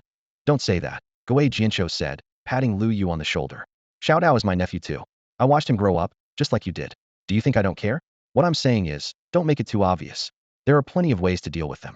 A cold glint flashed in Lu Yu's eyes. I know. I'll make sure they don't last 3 days. Do they think they're the only ones who can hire people? He turned and gave an order. Oldly, make a call outside the city. Early the next morning, outside the police station, Teacher Fong led Lu Owen and A Yao out through the main doors. Both of them still bore the bruises and cuts from the fight the day before. Su Jiangnan and Xiao Lu were already waiting outside. The moment Su Jiangnan saw Luo An's face covered in injuries, she rushed over and gently touched the bandage on his forehead. Luoan, are you okay? Are your injuries serious? When Teacher Fong said this morning that she was going to pick you up, I was worried sick. Su Jiangnan clung tightly to the sleeve of Luo An's shirt, her voice full of concern. A female officer hurried after them, handing Luo An a piece of paper with a phone number written on it. You're out on bail, but don't leave the city. We might need you to assist with the investigation at any time. Be careful out there, and call this number if anything happens. Though she didn't say it outright, it was clear she was concerned about possible retaliation from the Lu family. Luo An and A Yao exchanged knowing glances and nodded in gratitude. Teacher Fong spoke earnestly. The two of you need to stay out of trouble from now on. Be good, upstanding people, and don't associate with those who are up to no good. Thank you, officer, Teacher Fong continued. These two kids aren't bad at heart, especially Luo An. He even works part-time every day. They're good kids. This must all be a misunderstanding. Yes, Officer Zhang. Su Jiangnan quickly chimed in. Luo An is a good person. He would never do anything wrong, I can guarantee that. Officer Zhang squinted at Su Jiangnan, a mischievous smile creeping onto her face. Su Jiangnan blushed furiously and ducked behind Luo An chuckled and gave her a light pat on the head. Well, since you're vouching for him, you'd better keep him in line, Officer Zhang said with a smile. Gone was the stern demeanor from the interrogation room. She now seemed more like a fresh-faced college graduate. I will. Su Jiangnan peeked out from behind Luo and nodded earnestly. Luo An couldn't help but laugh at the sight of the endearing girl. After leaving the police station, Teacher Fong didn't take them back to school. Instead, she said, the awakening test is next week. Stay home this week and recover. Don't go to school and cause any more trouble. You two troublemakers really know how to stir things up. Under Xiao Lu's envious gaze and Su Jiangnin's reluctant farewell, Luoan and Yao got into a taxi to head home. In the car, Yao, cigarette in hand, gritted his teeth as he made a call to his men. I've sent you photos of Monkey and Yellow Hair. Beat them so badly they won't dare show up at school again. Both of them were weighed down with heavy thoughts. It was clear that Lu Ye's retaliation wouldn't end here right, would only become more dangerous. Yet their ability to protect themselves was pitifully weak. Luoan had only just begun to grasp his powers, and Yao was an ordinary person. Aside from knowing how to fight a bit, he'd stand no chance against a truly ruthless opponent or an awakened individual. The awakening test is coming up. Are you nervous? Yao asked, his expression unusually serious. Then he added with a self-deprecating laugh. Why am I even asking you, you freak? Luoan didn't know how to comfort his friend. Yao stared out the car window at the passing scenery, his tone tinged with sadness. If I don't awaken, we'll end up in two different worlds. I can't even afford to go to high school. Damn, I haven't had enough time being your brother yet. Luoan remained silent, his mind racing as he tried to think of a way to help Yao awaken. Awakening was entirely up to fate, with no guaranteed method. But things were different for converters. Being bitten by one could potentially trigger an infection. Suddenly, an idea struck Luoan was a converter himself. If he bit Yao, could it possibly turn him into a converter too? Luoan looked at Yao, a trace of hesitation flickering in his eyes. This was a secret he had never shared with anyone, but Yao was someone he could trust. What the hell is with that look? Yao shifted uncomfortably, pulling his neck back. You're freaking me out. Come home with me. It's serious, Luoan said firmly. Once they got back home, Yao deliberately kept his distance, eyeing Luoan warily. Stay away from me. That look you gave earlier wasn't right. What's going on? Do you want to awaken? Luoan asked directly. Of course. Yao's eyes lit up. Awakened ones live in a completely different world from ordinary people. The wealth that takes regular folks a lifetime to earn is nothing to them. Luoan took a deep breath. I might have a way. He looked serious. You know I'm an innate awakener. But before I say more, I need to ask, can I trust you? Seeing Luoan's solemn expression, Yao dropped his usual playful demeanor. You don't need to say that between brothers. I, Yao, have never betrayed a friend. Not now, not ever. Actually, I'm not an awakener, Luoan said in a low voice. I'm a converter. Yao's eyes widened in disbelief. Converters don't have consciousness though, right? Luoan lit a cigarette and said slowly. My case is unique, hard to explain in a few words. But I am a real converter. If I bite you, there's a chance you could become a converter too. But whether you can keep your consciousness, I can't guarantee that. He paused. If you fail the awakening test, I can bite you. For real. Yao was skeptical but, without hesitation, rolled up his sleeve. What's the big deal? It's just like being bitten by a dog. Who are you calling a dog? Luoan kicked him. Ha, okay, my bad. Yao laughed. Come on, take a bite. Let me have my moment as the chosen one. Let's wait for the results of your awakening test first, Luoan said, shaking his head. Becoming a converter could mean losing your consciousness. Awakening is much safer in comparison. Come on, I'm not scared, why are you? Yao said, his expression turning serious. The test is in a week. If Lu Yu has any brains, he won't wait for us to awaken before making his move. Once we awaken, it'll be much harder for him to deal with us. Luoan frowned. Awakened ones are registered with the government. If one of them dies, there will be a thorough investigation. If you can keep your consciousness, why can't I? Yao said with a forced grin. I've always had good luck, never lost a card game in my life. Luoan was silent for a moment before finally nodding. All right, but first, go take a shower. You're filthy. The room was filled with the aroma of wine. The two of them clinked glasses, laughing and chatting effortlessly. Though they hadn't known each other long, their camaraderie felt like that of old friends. After several rounds, Yao, slightly drunk, extended his wrist and smiled hazily. Stop stalling. If I pass out, don't eat me completely. At least leave me a whole corpse. Shut up, Chao Luan retorted with a laugh, then leaned down and bit into Yao's wrist. Warm blood flowed down his throat. It was his first time attempting to turn someone, and he couldn't help but feel a bit nervous. How does it feel? Luan asked, looking up. Yao frowned slightly. Not much different, just a little dizzy. I think I see some strange space and lots of masks. Before he could finish, Luan felt a deafening roar within his mind. Countless masks began spinning frantically. Drawing on his previous experience with the Shura mask, he remained calm and waited as the spinning gradually slowed. Finally, a golden, bull-headed mask floated quietly before him. What is this? Came a familiar voice from behind. Luan turned around in shock to find Yao also present within his mental realm. How are you here? He asked. Yao looked confused. I don't know. One moment I felt dizzy and closed my eyes, and then I ended up here. He curiously took in his surroundings. Hey, isn't that the mask you wore last time? Luan took a deep breath. It seems those I turn can access my mental space. These masks each contain different powers, but I haven't activated the others yet. He pointed to the golden mask. Try putting that one on. The moment Ayao reached out to touch the mask, the entire mental realm shook violently. Golden lightning erupted in all directions as the mask transformed into a dazzling bolt of lightning and shot into Ayao's chest. Electric currents swirled around him before finally forming a tattoo of the golden bull-headed mask. Back in the real world, Luoan eagerly tugged at Ayao's shirt. I can do it myself. Don't tear it. Ayao quickly stopped him. They both stared at the golden bullhead tattoo, now etched on his chest. This is Kuei, Ayao said softly. The moment it entered me, I understood everything about it. It's the divine beast Kuei Nyo, which controls golden lightning. He opened his palm, and small streaks of lightning danced across it before condensing into a ball of electricity. Luan looked thoughtful. It seems that anyone I turn can enter my mental space, choose a mask, and gain its corresponding power. I'll have to be more cautious in the future, or I might run out of masks myself. What are you worried about? Ayao replied, toying with the lightning in his hand without looking up. Each person can only choose one mask, and once they leave the mental space, they lose their connection to it. You've got plenty of masks to go around. Hearing this, Luan gained a new understanding of how his mental realm worked. The two of them sank back onto the sofa, beginning to discuss their plans for the future. Awakening abilities was only the first step. To truly grow stronger, they needed to find suitable training methods and combat techniques to complement their newfound powers.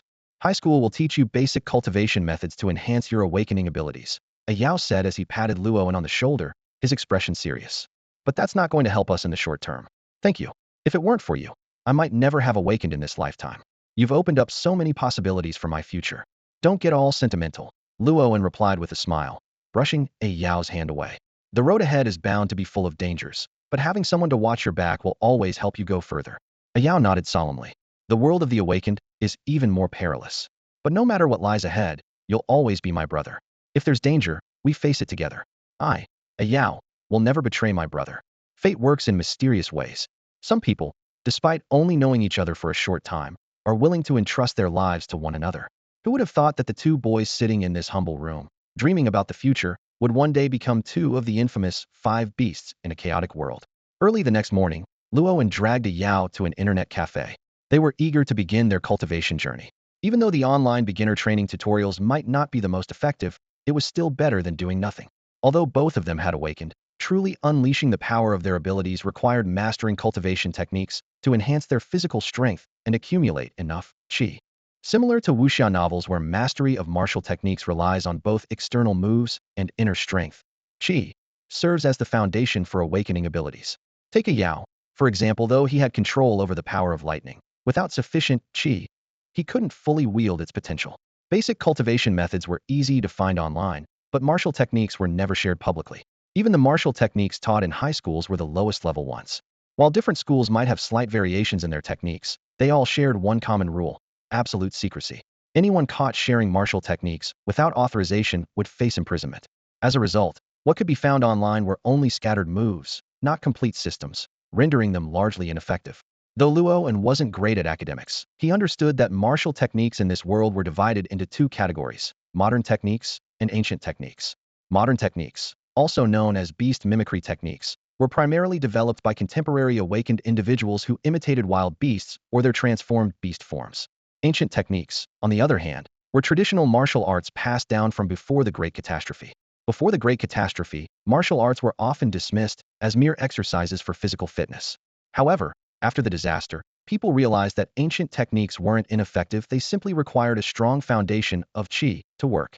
For centuries before the catastrophe, humans had lost the ability to cultivate powerful qi, leading to the decline of ancient martial arts. But after the disaster, awakened individuals rediscovered methods to condense and harness strong qi, breathing new life into ancient techniques. Unfortunately, the Great Catastrophe and centuries of cultural integration had caused a significant cultural disconnect. In the 200 years following the disaster, humanity struggled just to survive, let alone preserve its heritage. Today, only a handful of scholars could recognize pre-catastrophe texts, and even fewer could decipher ancient scripts like oracle bone inscriptions or classical Chinese. This, however, was Luoan's unique advantage. As someone who had lived before the Great Catastrophe, he wasn't an expert in ancient texts, but he could handle basic translations without much trouble. Luoan and Ayao walked out of the internet cafe, their disappointment evident. They had spent the entire day online, only to find a few low-grade cultivation techniques that even amateurs would scoff at. The two wandered aimlessly down the street, saying nothing. How about I try my luck at the black market outside the city? Ayao patted Luoan on the shoulder. I've got 20,000 yuan. That should be enough to buy a decent cultivation manual.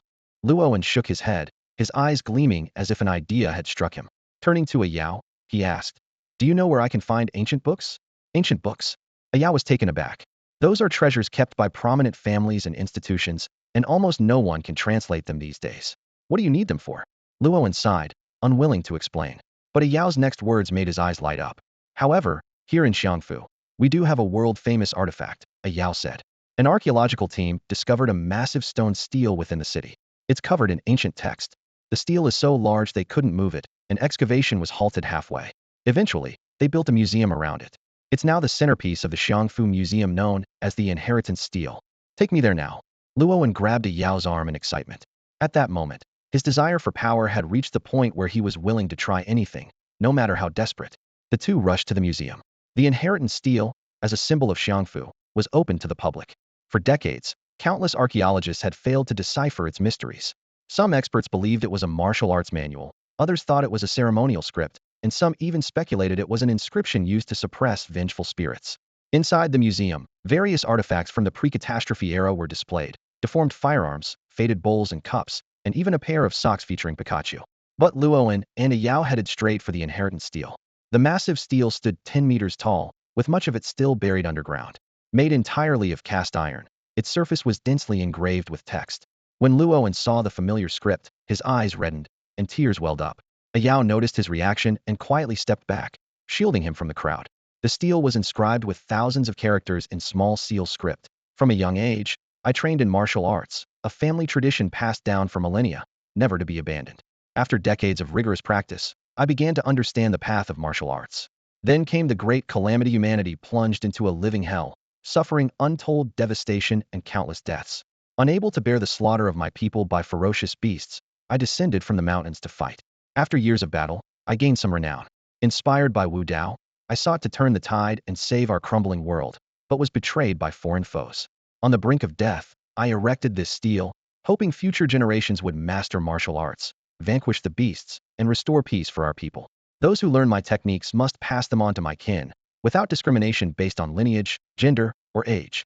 May the heavens watch over us, preserve our race, and ensure our people thrive, so that one day we may reclaim the divine glory of our past. The person who forged this stele must have possessed an extraordinary vision. Luowen gazed at the weathered stone tablet before him, certain that it could not have been crafted by an obscure figure. The stele had been buried underground for hundreds of years, and when it finally resurfaced, the civilization that once thrived had long since fallen into obscurity. The ancient script etched into the stone was now indecipherable to anyone. His eyes moved downward, and a few bold, striking characters caught his attention. 9 dragons, 10 elephants technique. The inscription detailed the profound intricacies of this martial art, which, when practiced, could greatly enhance one's vitality and render the body as resilient as stone. Luowen focused intently, committing every word of the 100-character technique to memory. Unfortunately, the stele only preserved the first 2 levels of the method. The rest remained buried deep beneath the earth. As the sun dipped toward the horizon, 2 security guards approached, one of them gently patting Luowen on the shoulder with a friendly smile. "Young man, you've been staring at this all afternoon. If this stele weren't so heavy, we'd think you were planning to steal it. If you like it so much, come back tomorrow." Only then did Luowen snap out of his trance, responding with an apologetic smile. "Sorry about that, sir. I got a little carried away." But before the words had fully left his mouth, he suddenly dropped to his knees and bowed deeply to the stele. The unexpected gesture left the guards, as well as a few passers-by, utterly baffled. Some onlookers stifled laughs, assuming he was acting foolishly. Yet Luowen remained unbothered, solemnly declaring, "I offer my respects. Though I do not know your name, I deeply admire your noble heart. I vow to honor your legacy and pass this extraordinary technique on to future generations." One of the security guards, puzzled, voiced the question that was on both their minds. "What are you doing, kneeling here like this?" "He deserves it," Luowen replied with a serious expression. "This is the brilliance of a human ancestor, shining in the darkest of times." After saying this, he bowed a few more times, then stood and walked off with Ayao. The 2 guards exchanged a bewildered glance. Could he actually understand the writing on the stele? One of them speculated, though they quickly dismissed the idea with a laugh. It seemed absurd, a boy comprehending ancient text that even scholars and professors couldn't decipher. After leaving the museum, Ayao couldn't hold back his curiosity any longer. What was that all about? Can you really understand the inscription on the stele? Luowen stopped in his tracks, nodding earnestly. The stele records a martial technique. Whoever created it hoped that this art could help humanity rise from humiliation, without discrimination available to everyone, regardless of age, gender, or background. You actually deciphered it? How do you even know ancient script? Ayao asked, incredulous. It's a long story, Luoan replied, waving his hand dismissively. I'll teach you the technique when we get back. I don't know its full potential, but it must be extraordinary. After a quick dinner, the two returned to Luo and shabby rented apartment. Luoan began explaining the cultivation method inscribed on the steel, breaking it down word by word. Though the ancient phrases were cryptic and difficult to grasp, Luoan's detailed interpretation gradually turned Yao's initial skepticism into excitement, and finally into near obsession. This ancient martial art, capable of doubling one's vitality, was of an entirely unprecedented caliber. The two of them spent the entire night poring over the steel's teachings, engrossed in their study until the next day's sun was high in the sky. After their first cultivation session, neither Luo nor Yao showed any obvious changes in appearance, but both could feel their blood flowing faster and an overwhelming surge of inner energy coursing through them, as if brimming with boundless power. At that moment, a shadow silently appeared outside Luoen's house, cautiously peering through the window. With their newly heightened senses, the two immediately noticed the disturbance. Yao quickly stood, gripping his short dagger, and hid behind the door, while Luoen swiftly moved to conceal himself below the window. As the figure gently lifted the curtain, both Luo and Yao acted simultaneously. Luoen sprang up, and a startled cry came from outside the window. The figure instinctively recoiled, but Luoen grabbed their collar in one swift motion. At the same time, Yao darted to the window, his dagger aimed directly at the intruder's throat, stopping just a few centimeters from their skin. Luoen recognized the person in time, and, while holding their collar with one hand, used his other hand to restrain Yao's wrist. If he had been a moment slower, Yao's blade might have drawn blood. The intruder, pale as a sheet, legs trembling, was on the verge of fainting. It turned out to be Lu Shi. Luoen led her inside, apologetically asking, I didn't expect you to come. How did you find this place? Lu Shi was still wearing her faded school uniform, its blue and white fabric patched in several places. Despite the cold weather, her feet were clad in a pair of cracked canvas shoes. She sat on the sofa, her face ashen, her hands trembling as they rested on her knees. Yao handed her an already opened bottle of beer, but Lu Shi shook her head and declined. Luoen shot Yao a disapproving look, but Yao nonchalantly downed the beer himself, his expression saying, What did I do? No need. Lu Shi said hesitantly, waving her hand. I snuck out to come here. I wanted to warn you Lu Xiaodao's father has hired people to come after you, and one of them is an awakened one. Her eyes were filled with worry as she looked at Luo, and you should hide. When I was at the hospital taking care of Lu Xiaodao, I overheard his father on the phone. He said he couldn't let you survive the awakening ritual. Apparently, once someone successfully awakened, they would be officially registered and regarded as a potential combat asset under stricter protection, making it much harder for anyone to act against them. Although the chances of awakening were slim, the Lu family clearly didn't want to take that risk. Luoen felt a warmth in his heart. The girl had taken a huge risk to come and warn them. If the Lu family found out, the consequences for her would be dire. You should head back to school. Don't mention this meeting to anyone, Luoen said after a brief pause. We expected the Lu family to make a move against us. But you coming here if they find out, it'll be trouble. Go back quickly, and thank you. Lu Shi nodded, but before leaving, she couldn't help but nervously remind him, be careful. After seeing Lu Shi off, Luoen cautiously surveyed the surroundings. He carefully checked every possible hiding spot, ensuring no one was tailing him before allowing his tense nerves to slightly relax. What now? The Lu family definitely won't let us off easily. Luoen turned to Yao, his voice carrying a heavy tone. Yao lit a cigarette, taking a deep drag as his sharp gaze pierced through the air. Two options, he said, exhaling a cloud of smoke slowly. First, we hide. Lay low until the awakening ceremony. Once we're officially recognized as awakened, no matter how powerful the Lu family is, they only have one security team captain. There's no way they could openly come after us. As long as we get into the Awakening Academy and stay within its walls, the Lu family can only glare from the outside. Luoen squinted slightly. It was indeed the safest choice, but it clearly wasn't what he wanted. If hiding was the plan, they wouldn't have made a move against Lu Xiaodao in the first place. And the second option? The second. Yao's voice carried a hint of danger. If they can come after us, we can go after them. The Lu family only has Lu Yu as an awakened one, and I've heard she's at the peak of her awakening. If we catch them off guard, we might just stand a chance. Luoen shook his head. We've only just awakened. Trying to fight a peak awakened one is a gamble with almost no chance of winning. Then should we hide and train first? Yao suggested with a frown. If we can master the first level of the Julong technique before the awakening ceremony, and considering Lu Yu doesn't know we've awakened, a surprise attack might give us an edge.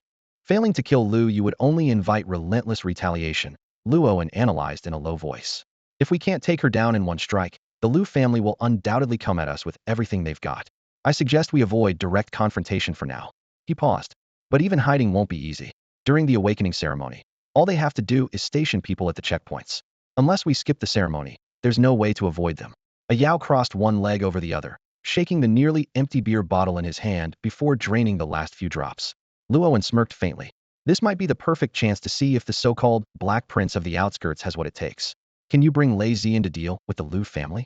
All right, I'll make the call. A Yao nodded, reaching for his phone. Luoan stopped him with a raised hand. The Lu family is still tied to the authorities. If you make a move on them, your people won't be able to move freely in the city. Just bring in a few tough guys and have them wait for my signal here. For now, we need to get out of the city. I have a feeling the Lu family's people are already on their way. If they have any brains, they'll have people stationed at the city gates. Getting out won't be easy. A Yao hesitated. Damn, not having enough strength is really frustrating. Luoan pulled a slip of paper from his pocket, revealing Zhang Sir's phone number written on it. The two exchanged a knowing look and shared a silent understanding. Moments later, Luoan slung his bag over his shoulder and left the courtyard with the Yao. Outside, a white van pulled up just in time, and a group of menacing men stepped out one after another. Leading them was a bald man with a shiny head, his scalp crisscrossed with scars like writhing earthworms. This job's easy. These two little brats walked right into our hands. The bald man sneered maliciously. A Yao's face darkened at the sight of the man, and he muttered a curse under his breath. The Lu family is seriously insane, letting this bald bastard into the city. Looks like he's an awakened one, Luoan noted with a frown. Though newly awakened, he could already sense the unique aura emanating from other awakened individuals. That's Mad Dog, a Yao explained in a low voice. A notorious fugitive who's been hiding outside the city. Liu must be trying to use him as a pawn. Mad Dog's favorite hobby is torturing and killing young boys and girls. If we die at his hands, the Lu family can wash their hands of the whole thing. A Yao reached behind his back and pulled out a short blade, showing no fear in the face of Mad Dog's piercing gaze. He grinned and waved the blade in the air, taunting the man from a distance. Hey there, dog bro. Long time no see. Wishing you all the best. The rabid-looking man stood next to the van, his face full of disdain as he glared at the two in front of him. You little punks. Back then, I told you to follow me, but you refused. Now that Tiger's dead, there's no one left to protect you. He rubbed his shiny bald head and sneered. Be good and come with me. Out of respect for Tiger, I'll make it quick and let you rest next to your boss. Huh, dog bro. If you really take me back to the outskirts, aren't you afraid my boss' surviving brothers will come looking for you? Luoan replied coldly. Meanwhile, a Yao subtly moved to stand in front of Luoan, brushing his hand lightly behind him to signal Luo and to prepare to run. Mad Dog squinted, a cold smirk playing on his lips. When the tree falls, the monkeys scatter. That bunch of Tiger's brothers, those who aren't dead, are in hiding. Don't try to scare me with them.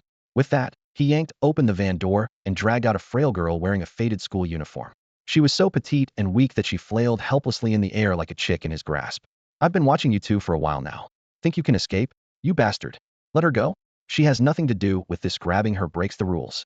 A Yao roared, furious, as he saw Lu Shi trembling in fear, her face streaked with tears. Mad Dog licked his lips, his blood-red tongue making his expression even more grotesque. Rules? Since when has someone like me ever cared about rules? If you two come with me quietly, I'll make it quick for you. As for this little girl, his lecherous gaze raked over Lu Shi. It's been a long time since I've had something this fresh. I'll take it easy on her for once, see if she's still alive after. I might let her go. You monster. Has anyone ever survived after you've had your way with them? A Yao's eyes were bloodshot, glaring at Mad Dog with unbridled hatred. Mad Dog carelessly tossed Lu Shi back into the van like a piece of garbage, then turned toward the two men with a grin. Don't be stupid. A Yao gripped a knife in one hand, while the other, hidden behind him, sparked faintly with electricity. Sensing that a Yao was ready to risk it all, Luoan quickly placed a hand on his shoulder to stop him. Turning to Mad Dog, he shouted, Dog bro, let's make a deal. You let her go, and we'll go with you. Go with me? Do you really think you can get away if you don't? Mad Dog sneered. Maybe we can't, but if this gets too loud, you won't get away clean either, Luoan said urgently. Shut up. If I was scared of the cops, I wouldn't have come into the city. Mad Dog barked, charging toward them. Save your trump card. Luoan whispered quickly into a Yao's ear before stepping forward to face Mad Dog. He pushed his barely trained Jilong Gong technique to its limits, ignoring the risk of serious injury as he grappled with Mad Dog's massive fists. A sharp pain shot through his body, and he felt several bones crack. Blood spurted from his mouth, but he clung tightly to Mad Dog's thick arm. Seizing the opportunity, a Yao darted from behind Luoan, his short knife aiming directly for Mad Dog's abdomen. But with a metallic clang, Mad Dog's other arm, now covered in gray, stone-like scales, easily blocked the lethal strike. In one swift motion, he kicked Yao, sending him flying. Stop. We give up. We'll go with you. Luoan let go of Mad Dog's arm and shouted desperately. You little punks should have just come with me from the start. If it weren't for old Lu wanting to deal with you personally, I'd have killed you already. Mad Dog spat on Luoan's face, then grabbed the two of them like dead weight and threw them into the back seat. His lackeys climbed into the van, shut the doors, and the vehicle sped off into the distance. In the dimly lit car cabin, Mad Dog slouched in the passenger seat, lighting a cigarette. Through the swirling smoke, he flashed a sinister grin. Damn, you guys really have guts. Old Lu put 100 grand on your heads. What the hell did you do? Mess with his wife or fool around with his daughter? A trickle of blood escaped the corner of Ayao's mouth. He coughed up a mouthful of blood, then forced a weak smile. Nothing much, just chopped off his son's hand. Mad Dog slowly turned his head, a glint of cruelty flickering in his eyes. He gave Ayao a thumbs up. No wonder you're one of old Tiger's cubs. I'll promise you this tonight, I won't let you suffer. Even old Lu can't change my mind. Ayao gritted his teeth, enduring the searing pain. One hand clutched his abdomen tightly as he closed his eyes, silently channeling the Jiulong technique. In the back seat, one of the henchmen glanced over warily and asked, Boss, should we tie them up? Tie up what? Mad Dog scoffed dismissively. These two punks have broken ribs theory, not pulling off anything fancy. He turned his gaze toward Luo and Yao, his tone laced with menace. I'm cutting you some slack out of respect for old Tiger. But don't even think about running. I won't guarantee what I'll do if you try. Tears streamed down Lu Shi's pale face as she clung to Luo and gently placing his head on her lap. She used her sleeve to repeatedly wipe the blood from the corner of his mouth. Fortunately, both of them were awakened and had the protection of the Jiulong technique. While Mad Dog's earlier blow had been heavy, it hadn't been fatal. Otherwise, they would already be dead. This encounter had given them a stark understanding of the power gap between awakened individuals, but at least they had managed to discern Mad Dog's awakening ability. Luoan, don't fall asleep. Lu Shi cried, her voice trembling as she lightly shook his body. Shut the hell up, one of the henchmen barked impatiently. Lu Shi choked back her sobs and pleaded. Big brother, can you give him some medicine? Please, he's not going to make it. The henchman leered at Lu Shi, his gaze filled with vile intent. He's as good as dead anyway. You should worry about yourself, save your strength for tonight's screams. Luoan weakly reached out and grasped Lu Shi's hand, shaking his head slightly without opening his eyes. Lu Shi bent down, holding Luoan's head tightly as she sobbed. I'm sorry. I dragged you into this. Luoan shook his head again, focusing on using the Jiulong technique to heal while secretly observing the situation inside the car. The vehicle smoothly passed through the checkpoint. With forged travel permits in hand and Lu Yu's arrangements in place, the city gate patrol barely glanced at them before waving them through. Once outside the gate, the vehicle entered a muddy stretch of road, causing its speed to drop significantly. The tension among the lackeys in the car finally eased. They yawned and began resting their eyes. Luoan quietly practiced his Jiulong Gong technique along the way, his complexion gradually regaining color and his breathing steadying. To his surprise, he discovered that Jiulong Gong not only strengthened his vitality, but also had remarkable healing effects. He gently grabbed Lu Shi's hand and slipped a phone, still connected to an ongoing call, into her palm. Originally, they had planned for the beautiful police officer to escort them out of the city. After being intercepted, Luoan had taken the opportunity to dial Officer Zhang's number while hiding behind Ayao, leaving the call discreetly active in his pocket. By now, the pursuers were likely closing in. Ayao leaned back in his seat, tapping Luoan's leg with his finger. The two exchanged a knowing glance and nodded, waiting for the right moment. Sure enough, it wasn't long before Mad Dog suddenly shouted, "Speed up! Shake off the car behind us." The driver immediately slammed the gas pedal, causing the van to speed down the bumpy road. The police car behind them kept up, its siren piercing the silence. The vehicle ahead stopped immediately for inspection. Officer Zhang's clear voice rang out through the loudspeaker. Luoan and Ayao exchanged a subtle look of understanding. Luoan, struggling to sit upright, pulled Lu Shi into a comforting embrace and whispered, "Don't be scared." Before his words settled, the van shook violently as the police car began ramming the rear bumper. "We can't lose them. Their car's been modified," the driver yelled, gripping the steering wheel tightly. Mad Dog calmly stuck his head out to assess the number of people in the pursuing car, then commanded, "Call the base, this van can't stop. I'll hold them off. You all keep an eye on these two." With that, Mad Dog kicked the van door open and leaped out, his hands transforming into heavy stone, his awakened ability. Letting out a furious roar, he charged at the police car like a cannonball with his hands shielding his head. A deafening crash echoed as the police car veered out of control and smashed into a roadside tree. Officer Zhang wasted no time. She sprang from her car, her soft sword unsheathed, flashing coldly as she aimed directly at Mad Dog's vital points. "Well damn, haven't killed a cop in years. and now a fresh one walks right up to me. I'll break your limbs and take my time with you. Mad Dog's eyes gleamed with malice as he swung his stone fists menacingly. Clang! Sword met fist. Officer Zhang's swordplay was as swift as lightning, the blade's shadows dancing in the air. Mad Dog's punches were heavy and relentless, completely disregarding the blade's cuts, forcing Officer Zhang to retreat step by step. The intensity of the battle grew, and Mad Dog's twisted grin widened. Blossoms bloom. Officer Zhang's soft sword suddenly burst into a flurry of strikes, enveloping Mad Dog in a storm of blade shadows. Though he managed to shield his vital areas, several cuts appeared across his body. An ancient sword technique? Mad Dog licked his lips. I underestimated you, little lady. You've got some fight in you. Let's go again. Explosive hammer. Meanwhile, in the back row of the van, two lackeys clutched their knives, nervously glancing out to see if Mad Dog was catching up, while keeping a wary eye on Luo, Un, and the others. Seeing the three of them sitting quietly with their eyes closed and blood at the corners of their mouths, the lackeys finally relaxed their guard a little. The moment the two lackeys stuck their heads out of the window, Luoan and Ayao opened their eyes simultaneously. Wearing his Shura mask, Luoan's 5 fingers, sharp as steel claws, lunged at one of the lackeys in the front seat. Meanwhile, golden lightning flickered in Io's hand as he struck down upon the other lackey's head. In the blink of an eye, Luoan's claws tore through one lackey's skull, while the golden lightning pierced through the other lackey's head, killing him instantly. The driver finally noticed the commotion and, in a panic, pulled out an old, poorly maintained revolver from his waist. He pulled the trigger, but only 2 dry clicks echoed in the air.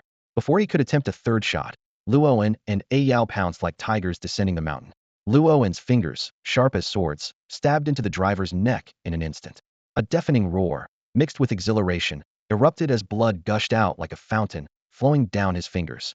Strangely, the blood seemed to be absorbed by his hand, and the injuries on Luoan's body began to heal visibly. In mere moments, the driver was reduced to a shriveled husk, and Luoan's wounds had significantly recovered. Luoan let his Shura mask dissipate and turned to look at Lu Shi, who stood behind him, pale and terrified. Without time to offer comfort, he grabbed her and pulled her toward the car door. Ayao, scanning their surroundings warily, said quickly, "We need to go now. This is Mad Dog's territory." This area outside the city consisted of countless clustered towns and villages, starkly different from the inner city's slums. Here, there were no laws, no order, and even acts of cannibalism driven by starvation were not uncommon. Each area had its own sphere of influence and leaders, with even the smallest villages operating independently. The village ahead, home to a few hundred households, was Mad Dog's domain. The sentries at the village entrance had already noticed the van parked at the gate and were hurrying over to investigate. Supporting the heavily injured Yao with one arm and holding Lu Shi with the other, Luoan staggered away from the road. In the post-catastrophe world, temperatures had plummeted, snow fell year-round, and the trees had long since withered. The barren wilderness offered no place to hide. The three of them leaned on each other for support, struggling along the frozen, iron-hard dirt path.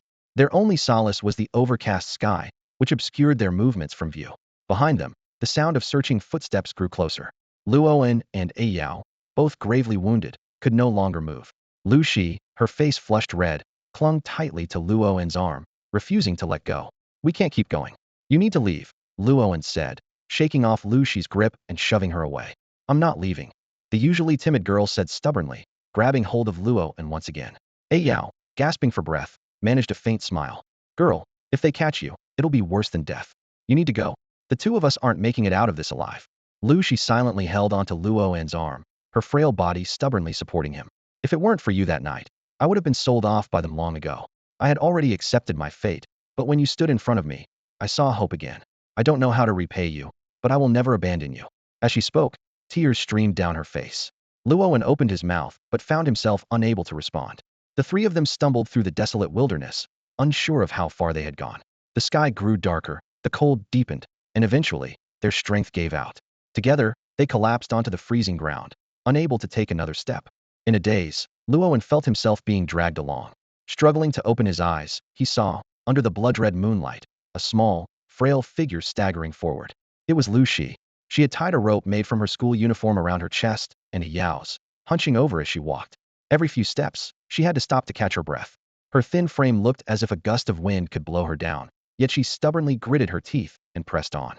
In the desolate wilderness of the night, the blood moon grew eerier. Dragging her two unconscious companions, Lu Shi finally spotted faint lights in the distance. Just then, a loud shout pierced the night. A middle-aged man holding a sharp blade blocked their way, his eyes scanning the three of them warily.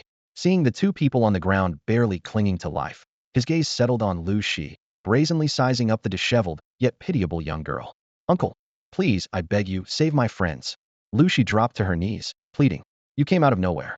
Letting you into the village would be too dangerous, the man sneered, his eyes growing more lecherous.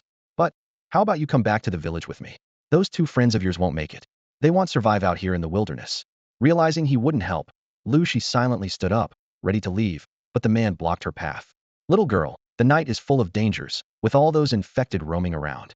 Why not stay at my place for the night? A lewd smile crept across his face. Lu Shi shook her head, refusing firmly and attempting to press on. The man's expression darkened. Don't know what's good for you, huh? Then I'll have to make you. He advanced menacingly, forcing Lu Shi to pick up a rock from the ground and clutch it to her chest, trembling all over. Where the hell have you been, Oldly? I told you to keep watch, an angry voice suddenly shouted. Here, Boss Chong. Oldly flinched and quickly tried to curry favor. Look, what a fine girl. Boss Chong, you first. She's definitely untouched. Terrified, Lu Shi raised the rock higher. Though trembling with fear, she stood resolutely in front of Luoan. The newcomer shone a flashlight on them and let out a startled exclamation. What the hell? It's you, Chong, brother Chong. Lu Shi grew even more anxious, instinctively shielding Luo and behind her. Brother Chong crouched down and inspected the people on the ground, recognizing Luoan. Brother Chong, please, I beg you to save them. Lu Shi choked on her words. If you agree, we'll do anything you ask. As she spoke, tears fell onto Luo An's face. Lu Shi lowered her head, gently pressing her forehead against Luo An's, as helpless tears streamed down her face. She wanted to protect Luoan, but this was the only way she could express her despair. De Chong shuddered as he looked at Luoan, lying on the ground barely clinging to life. The wounds from their last encounter still ached faintly, but Luoan was no longer the imposing figure he once was. Killing this half-dead opponent would be effortless, yet De Chong hesitated. Revenge was within reach, but in his world, he knew such grudges were petty. More importantly, Luoan was a natural awakener Simone with extraordinary talent who, if he survived, was destined to become one of humanity's strongest. If De Chong extended a hand in Luoan's time of need, the future might hold unexpected opportunities. De Chong stubbed out his cigarette, crouched beside Luoan, and, after confirming he was still conscious, lowered his voice. Brother Luo, we meet again. You can take your revenge now. Luoan, with his eyes closed, spoke weakly. I'm already at my lowest. Running into an enemy now, surviving seems impossible. Yeah, last time we crossed paths, Brother Luo left quite an impression, De Chong said, glancing briefly at a Yao before continuing. Decisive and fairy of E earn my respect. As for revenge, forget it. You didn't go all out against me back then. But if I'm going to save you, Brother Luo, what's your life worth? If you can save them, Lu Shi pleaded, her voice trembling as her pale lips quivered. They'll do everything I can to repay you. We nobodies aren't worth much. Name your price, Luoan said, summoning the last of his strength. The conversation and events unfolded from there, De Chong driving a hard bargain, a Yao revealing his awakened identity, and De Chong decisively taking care of a middle-aged man who attempted to harm the pair. In the end, De Chong took the rope from Lu Zai's hands and dragged the two into the village. Throughout the process, he displayed the decisiveness and cunning of a seasoned street survivor. It was a blend of calculation and opportunity, revealing the sharp instincts of someone from the outskirts of society.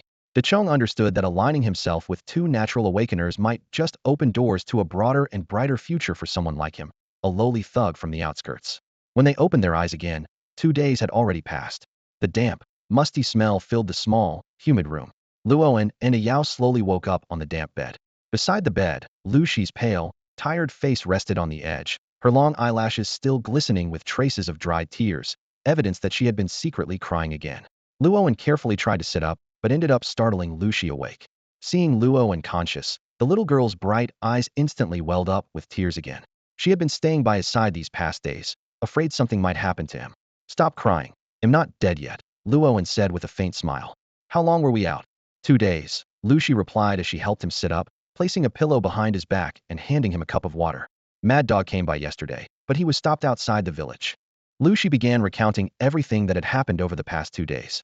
Mad Dog had tracked them by following the trail of blood, but his notorious reputation in the area, combined with ongoing disputes between the two villages over resources, meant the villagers refused to let him enter. More importantly, the presence of an awakened individual in the village gave Mad Dog pause. Although he couldn't enter, he stationed a large number of people outside the village to monitor the area closely. At that moment, De Chong walked into the room, carrying food. Seeing Luoan awake, he let out a visible sigh of relief. His bloodshot eyes betrayed the fact that he hadn't had proper rest in days. You're finally awake. Any longer, and I'd have really thought this deal was going to cost me big time. Not saving you and offending Mad Dog. I wouldn't dare set foot here again. Luo and knew De Chong had his own motives, but he still felt a surge of warmth at the man's efforts over the past few days. Don't worry, you won't lose out on this deal. We owe you one. But how did you end up here? Lighting a cigarette. De Chong explained that he had taken over from a previous partner who was killed during transport. His job was to smuggle food and medicine from the city to this area for trade every month. As he spoke, his face carried a wry smile. The environment outside the city was far harsher than within, and the residents here would do anything to survive, with the constant threat of robbery looming. No one would willingly take such risks unless they had no choice. After hearing about Luo An's conflict with Mad Dog, De Chong frowned. Mad Dog is the local tyrant around Sankanzi. Getting you out of here safely won't be easy. Finishing his cigarette, he stubbed it out and added, he'll talk to the village chief and figure out a plan. Don't wander around. After De Chong left, a Yao finally spoke in a low voice. This won't be easy. Slipping away unnoticed in Mad Dog's territory is nearly impossible. As Lu Shi opened a food container and handed it to the two of them, she suggested, why don't we call the police? Don't you know someone at the police station? It's useless. The J Bureau rarely operates outside the city, Luo calmly analyzed while shoveling food into his mouth. Even if they do, they only act within a 10-mile radius of the city's outskirts. Beyond that, even J Bureau agents could get robbed by the people in the survival villages. The area outside the city is a completely different world. There's no order there, and the J Bureau's authority means nothing. If a conflict breaks out, the entire village would take up arms against the J Bureau. Even deploying the military requires prior arrangements. Who knows how many fugitives are hiding in those places? Suddenly, he put down his lunchbox, turned to Ayao, and asked, has Lei Zi made it into the city yet? Ayao shook his head and explained that he had been unconscious for the past few days. Taking out his phone, he sent a few messages, and shortly after, he replied, he's in. Luo An's eyes lit up. He placed the lunchbox on the bed and a sinister smile appeared on his face. Good. If Lu Yu dares to kidnap us, we'll take his son and see who can play this game better. Ayao immediately started making calls to find out which hospital Lu Xiaodao was staying in and instructed Lei Zi to prepare for action. Meanwhile, in the VIP ward of the most luxurious private hospital in Xiang Prefecture, Lu Xiaodao lay weakly on a hospital bed, receiving in-for drip. His right hand was wrapped in thick bandages. The hand that had been boiled was beyond saving. Xiaobao, his mother, dressed in a cheongsam slid up to her waist, her elegant face full of sorrow, said tenderly, I've heard there's a special medicine in the Meizhu district that can regenerate limbs for awakened individuals. The most important thing for you now is to successfully complete the awakening ritual. Even if I have to sell everything, they'll make sure you grow your hand back. Before her son could respond, tears were already streaming down her face. My Xiaobao has never even had a scratch on his finger since he was little. Those damned lowlifes will make sure they suffer a fate worse than death. Your father has already left the city. He'll avenge you. Hearing this, Lu Xiaodao slowly turned his head, his eyes burning with violent hatred, tears mixed with a menacing glare. They'll tear them to pieces. They'll chop their hands off and feed them to the dogs. All right, whatever you want, the elegant woman said, stroking her son's hair. Looking at his bandaged hand, her heart ached as if it was being stabbed. Your grandfather has already been informed. Those lazis outside the city won't escape either. And that Luo In's girlfriend, Lu Xiaodao snarled through gritted teeth. Don't let her off. No matter what. The elegant woman nodded repeatedly and turned to the lean man standing nearby. Old Su, go bring that little wench here so my son can vent his anger. The cold-looking man in a security bureau uniform replied, Don't worry, ma'am. They'll handle it right away. Don't bring her here, Lu Xiaodao growled viciously. Take her to my house. I want to deal with her slowly. After Old Su nodded and left, only the mother, son, and two security guards remained in the hospital room. Not long after, the door was pushed open. A pale-faced Old Su was shoved inside, followed by several burly men wearing masks and carrying guns. They quickly took control of the entire room. The leader of the group pressed a gun against Old Wu's head, sneering as he tore off his hood, revealing a grotesque and terrifying face none other than the infamous half-ear. Damn it. I told you we were coming to the city to find your father, and you still dare to play dumb. He spat harshly before turning to the security guards in the room, gesturing with his gun. Line up and get on your knees, all of you. Half-ear strode over to the hospital bed, his gaze dark and menacing as he fixed it on Lu Xiaodao. Last time, I spared one of your hands. Looks like you don't want to keep the other one either, huh? With that, he slapped Lu Xiaodao hard across the face. The moment Lu Xiaodao saw half-ear, terror consumed him, and his pants were soaked. What do you want? He stammered, his voice trembling. Idiot. I've been waiting outside for ages. What do you think I want? Half-ear snarled, yanking the 4 tubes out of Lu Xiaodao. If you want to live, you'd better come with me quietly. At that moment, a beautiful woman rushed forward in desperation. I'll pay whatever you want. Please, just don't take my son. Hafir's eyes lit up. Oh, so you're Lu Yu's wife? Perfect. You're coming too. He turned to his men and barked orders. Liuzi, get the car ready in the basement. Lao San, take control of the elevator. Bring this woman along. 2 hostages for 2. Let's see if Lu Yu dares to ignore his wife and kid. One of the henchmen stepped forward and grabbed the woman, taking the opportunity to grope her. If your husband doesn't want you, I'll make you my bride every day, he leered. Please no. I'll give you money, just let me go. The woman pleaded, her face pale with fear. Hafir kicked the man aside. Stick to my rules. You can demand ransom, but no touching the hostages. If you can't handle that, get the hell out of the city. He then turned and slit old Sue's throat with a knife. Blood sprayed everywhere, and the 2 security guards kneeling on the floor collapsed in terror.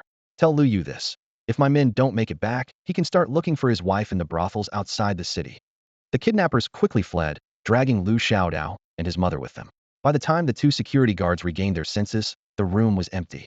One of them, shaking violently, pulled out his phone. Captain, your wife and son, they've been taken by the same gang that cut off the young master's hand last time.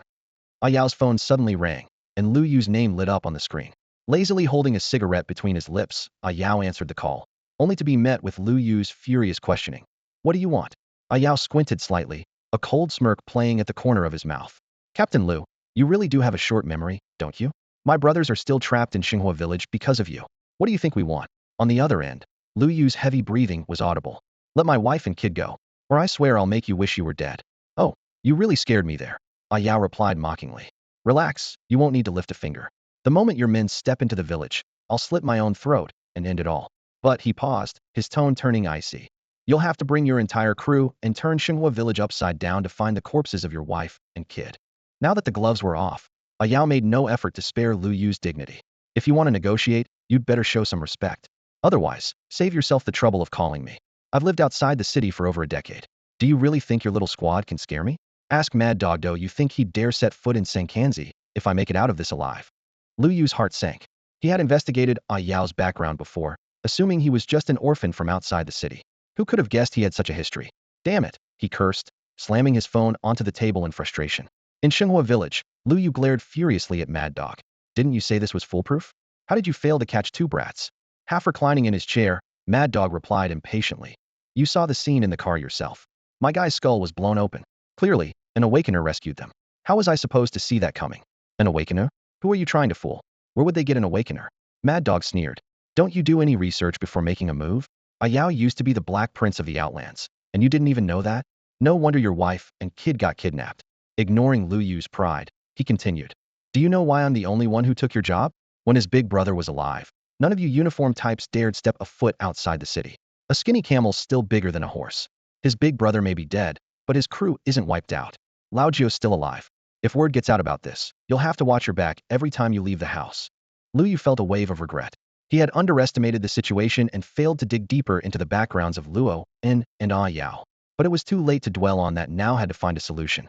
Lighting a cigarette, he took a deep drag and asked in a low voice. They've taken my wife and kid and probably left the city. Can you find them? Mad Dog nodded. The one who probably took your wife and kid is Hafir. He used to work under Tiger back in the day.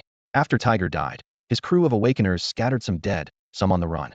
Hafir isn't an awakener, so he wasn't targeted, but he's been wandering around the Outlands ever since. He's tricky to track down. I can ask around, but you'll need to cough up 200,000.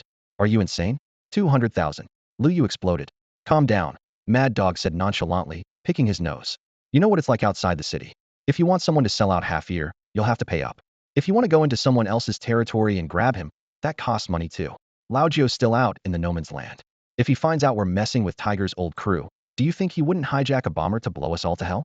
People die for money, but if you want this done, you'll have to pay the price. Lu Yu angrily grabbed his phone, his knuckles turning white from the force. Let me hold this little bastard off first. You figure out a way to find someone, he said in a low, gritted tone. Mad Dog lazily made an okay gesture with his hand, a glint of cunning flashing in his eyes. Sure, but it'll cost you more. Another 100 grand. That sentence immediately ignited Lu Yu's fury. He glared at Mad Dog, his fists clenching and unclenching involuntarily. If they weren't on Mad Dog's turf, he would have already made his move. Don't look at me like that, Mad Dog said, completely unfazed. He leaned back in his chair, looking smug. Kidnapping Yao could blow up any minute. He'll need to disappear. Asking for 300 grand isn't too much. As he spoke, he stood up, patted Lu Yu on the shoulder, and added with a mocking tone. Captain Lu, you're living the good life in the city. It wouldn't hurt to let us grunts have a little taste of the soup, would it? Meanwhile, Yao's phone rang again, Lu Yu's number lighting up the screen. Lu Owen glanced at the phone and picked up without a change of expression. What will it take for you to let my family go? Lu Yu asked, barely containing his anger, his voice cold and stiff from the effort. Lu Owen replied nonchalantly, letting them go is doable, but only if you can guarantee our safety. After all, Captain Lu, you're a man of power, and we can't afford to cross you. How about this? Well, keep your wife and Xiao Dao safe for now. Once we've made it into the city, we'll release them. Cut the crap, Lu Yu sneered. You expect me to believe you'll release them once you're in the city? Let one of them go first, and he'll make sure you get in safely. Captain Lu, you really don't seem to understand the situation. Luo In's voice turned icy. Then there's no deal. For now, we're not releasing anyone. If you're that desperate to see your son, I can have someone chop off Zidao's other hand and send it over, so you'll have something to remember him by. You'll pay for this when you're in my hands. You son of a b. Lu Yu spat through clenched teeth. Switch out the guards at the city gates. They'll let you in, and you let them go. No problem. Who do you want us to release first? Your wife or your kid? Luo An's tone was laced with mockery. I'd suggest your wife. Wouldn't want her to get too lonely and end up giving Xiao Dao a little brother or sister with my guys. That'd make you a real joke, wouldn't it, Captain Lu? Both of them. What the F do you mean by keeping one? Lu Yu growled, his words practically forced out through gritted teeth. The other one will be released once we've finished our awakening. Once we're in the city, we'll be at your mercy anyway. Don't worry. After a long silence, Lu Yu finally relented. Fine. Release my son first. Pull back your men. We'll return to the city in a week, and once we're in, they'll hand over Xiao Dao to you. Inside the small, modest house, a black iron kettle sat over the fire, letting out wisps of steam. Lu Owen and the others were gathered around the fire, chewing on roasted sweet potatoes while discussing their plans to enter the city. Dahu reached behind him and pulled out 2 shotguns. The dark barrels gleamed coldly in the firelight.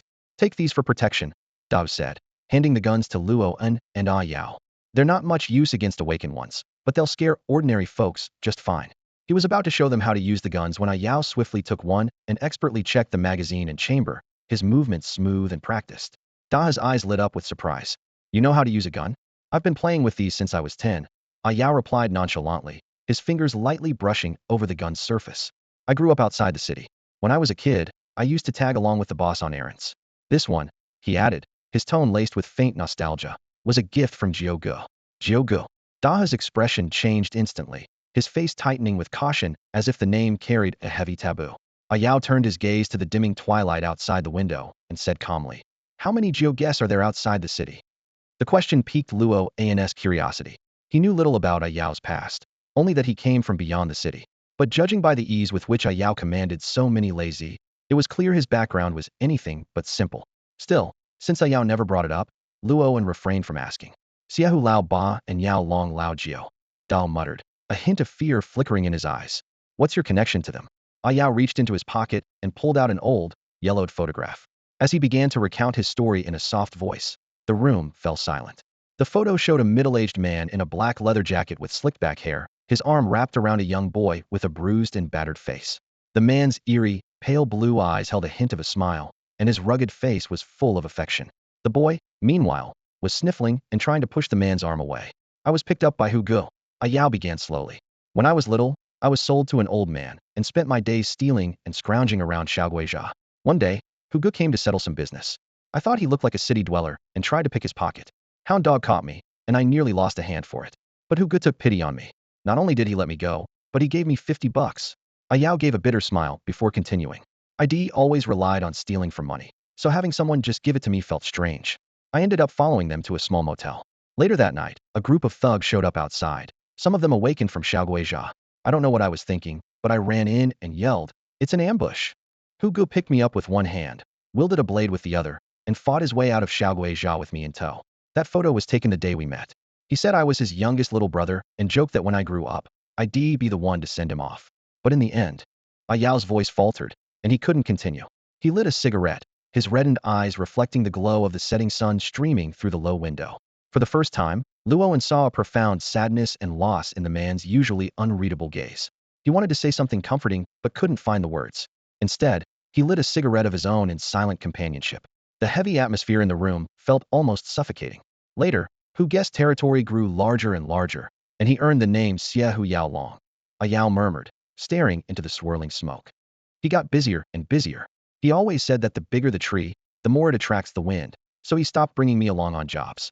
Back then, my biggest dream was to grow up and help Hugo conquer all the outskirts of Xiangfu. That day 3 years ago completely changed Ayao's fate. After a fierce argument between Tiger and Jiao, Tiger led all the awakened under his command into the Noman's land. When they returned, Tiger was barely alive, with only half his body intact. Haigo, Xiao Yin, Paxia, Ersha, and the others also came back with varying degrees of injuries. Lying in a pool of blood, Tiger clutched Ayao's hand tightly, coughing up blood as he forced a hard-earned permit to enter the city into Ayao's palm. Ayao refused to leave, but Tiger used the last of his strength to command him to leave the outskirts and live like a normal person. Recalling this, Ayao stubbed out his cigarette, his head lowered, tears welling in his eyes.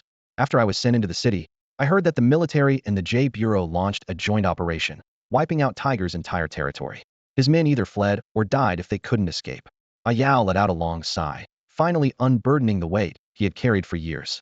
I've been having the same dream ever since Tiger, with only half his body left, coughing up blood and telling me to live like a proper human being. I have to find out the truth behind what happened to him. Luowen silently squeezed Ayao's shoulder. He understood deeply the unimaginable pain this resilient man bore inside. Xiaohu, Dechong said with a sigh. Back in the day, he was just one step away from unifying the entire outskirts of Xiangfu City. Out of 8 gathering zones, he controlled 5. He had principles, valued loyalty, and no one on the streets dared to defy him. Dechong paused, letting out another sigh. It's a shame that such a legendary figure is gone. I heard he crossed someone he shouldn't have, and that's why. Dechong trailed off, as those who knew the truth about Tiger were either dead or had fled, leaving little information behind. Thank you, Luowen, Ayao said earnestly. If it weren't for you, you gave me the courage to be human again. Luowen shook his head. A lone hero is nothing without support. In this chaotic world, none of us can survive with dignity on our own. We have to work together to live like real people. Yes, live like real people. Dechong nodded firmly. One day, you'll avenge Tiger. He had faith in Ayao and Luowen's future. After all, both were innately awakened, and one of them was Tiger's successor. The 3 men, hardened by the struggles of life at the bottom, exchanged a glance and saw the shared desire for life in each other's eyes. They silently vowed to live with dignity in this world, no matter what it took. 3 days later, at dawn, Dachong's convoy was preparing to return to the city. Luowen and Ayao, along with Lu Shi, boarded the last van in the convoy. Through the window, they could see Mad Dog's spies still keeping a close watch outside the village. Ayao pulled out his phone and dialed Lu Yu's number. Captain Lu, we're heading into the city now. You better pray we don't run into any converters, or your wife and son won't make it back. His tone carried a veiled threat. I'll be waiting for you at the city gate. Lu Yu gave a curt response before hanging up. He turned to Mad Dog beside him and asked, Are the men ready? Waiting on your orders, Mad Dog replied with a nod. He then led dozens of his men to board their vehicles, setting off in a grand procession. Lu Yu's face darkened as he made another call. What's the status? We've pinpointed their location. They're in the slums within the city.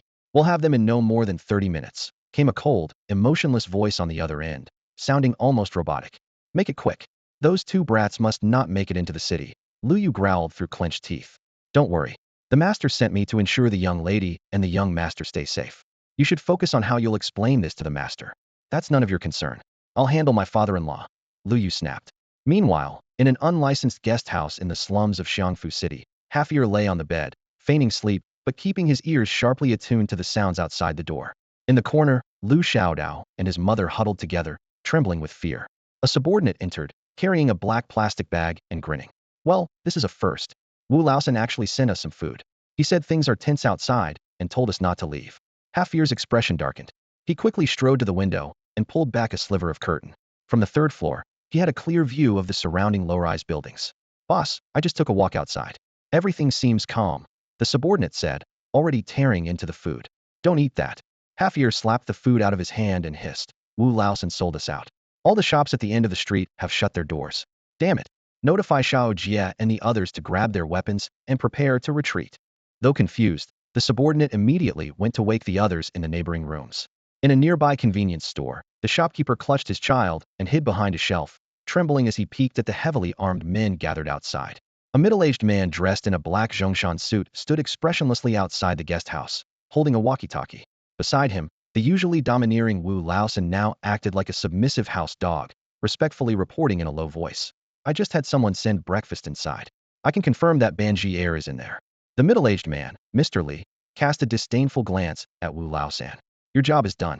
Take the money and leave. Wu Laosan plastered a fawning smile on his face. This area is my turf. If Mr. Li needs anything, just let me know.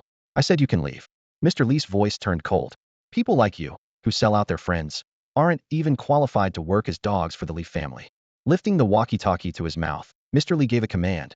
Captain Zhang, the perimeter is in your hands. Things might get a little noisy later, please bear with it. Haha, you're too kind, Mr. Li. These people are wanted criminals. I should be thanking you for ridding the community of them. After setting down the walkie-talkie, Mr. Li turned to his subordinates and gave a quiet order. Move in. Ensure the safety of Miss and young master at all costs. The Li family's men, who had already taken positions around the guest house, stealthily moved in. Suddenly, a deafening explosion shattered the silence, followed by the rapid sound of gunfire. Mr. Li frowned and barked. Didn't I tell you not to alarm the hostiles inside? Why did you open fire? It wasn't us who fired first, came the captain's urgent report through the earpiece. They've rigged the guest house with traps. When we opened the door, it triggered an explosive. They were prepared for this. We've been exposed. Can't even handle such a small matter, Mr. Li said with displeasure as he stood and strode toward the guest house. Now that we're exposed, stop hiding. Take them down in 3 minutes. And make sure the miss and young master aren't harmed. Inside the guest house, Ban Jier's men were stationed at the corners of the second and third floors. The positions were easy to defend, but hard to attack. Within moments of engagement, the Li family had already lost 3 or 4 men. We're not getting out of here, Ban Jier muttered as he pulled several grenades from his bag. He attached them to Lu Xiaodao and his mother, binding the 3 of them together with rope. With a cold sneer, he said, if I'm going down, I'm taking Lu Ye's family with me. Let's see if he still dares to mess with my kid after this. Captain, they're going all out. We can't break through, a subordinate shouted. 2 of the assailants on the second floor were firing wildly, their bloodshot eyes filled with madness. Bang! The captain seized the moment when they were reloading and fired a single, precise shot. The bullet struck one of the assailants in the chest. The man tore open his jacket, revealing explosives strapped to his waist. He roared, come on, shoot me here, and pulled the detonator as he charged downstairs. Stop him. Open fire. Boom. Another massive explosion rocked the building. The first floor became a scene of carnage, with scattered limbs and debris everywhere. The staircase leading to the second floor was nearly destroyed. Damn it. These lunatics really don't care about their lives. The captain crawled out from the rubble, shaking his ringing head as he groped around for his weapon. At this moment, Mr. Li entered through the front door, his leather shoes clicking against the floor in the eerie silence. The captain quickly got to his feet. I'm sorry, Mr. Li. They'll lead another charge right away. No need. Take your men and leave. They'll handle the rest. Without looking back, Mr. Li walked straight toward the second floor. Bang! The assailants on the second floor opened fire immediately. A bullet struck Mr. Li in the chest, leaving a small hole in his suit, but drawing no blood. Another ruined suit, Mr. Li muttered with a frown. The gunman froze in shock and moved to fire again, but his throat was suddenly seized. Before he could react, Mr. Li had appeared in front of him and, with a slight squeeze, crushed his windpipe. The dying man fell to the ground, blood gushing from his shattered throat as he watched Mr. Li calmly ascend to the third floor. With his last ounce of strength, he pulled the detonator on the explosive strapped to his waist. Another explosion ripped through the building, but Mr. Li emerged unscathed, brushing dust off his clothes. With a swift movement, he rushed to the third floor and dispatched the last gunman in the same manner. Inside the room, Ban Jier sat calmly in a chair, a cigarette between his lips as he casually removed the safety pins from the grenades. Think you're invincible just because you're awakened? Maybe I can't blow you up, but I can sure as hell take Lu Gongzi down with me, he sneered, pulling the trembling Lu Xiaodao closer. Care to talk? Mr. Li asked from the doorway, standing with his hands behind his back, his voice steady and calm.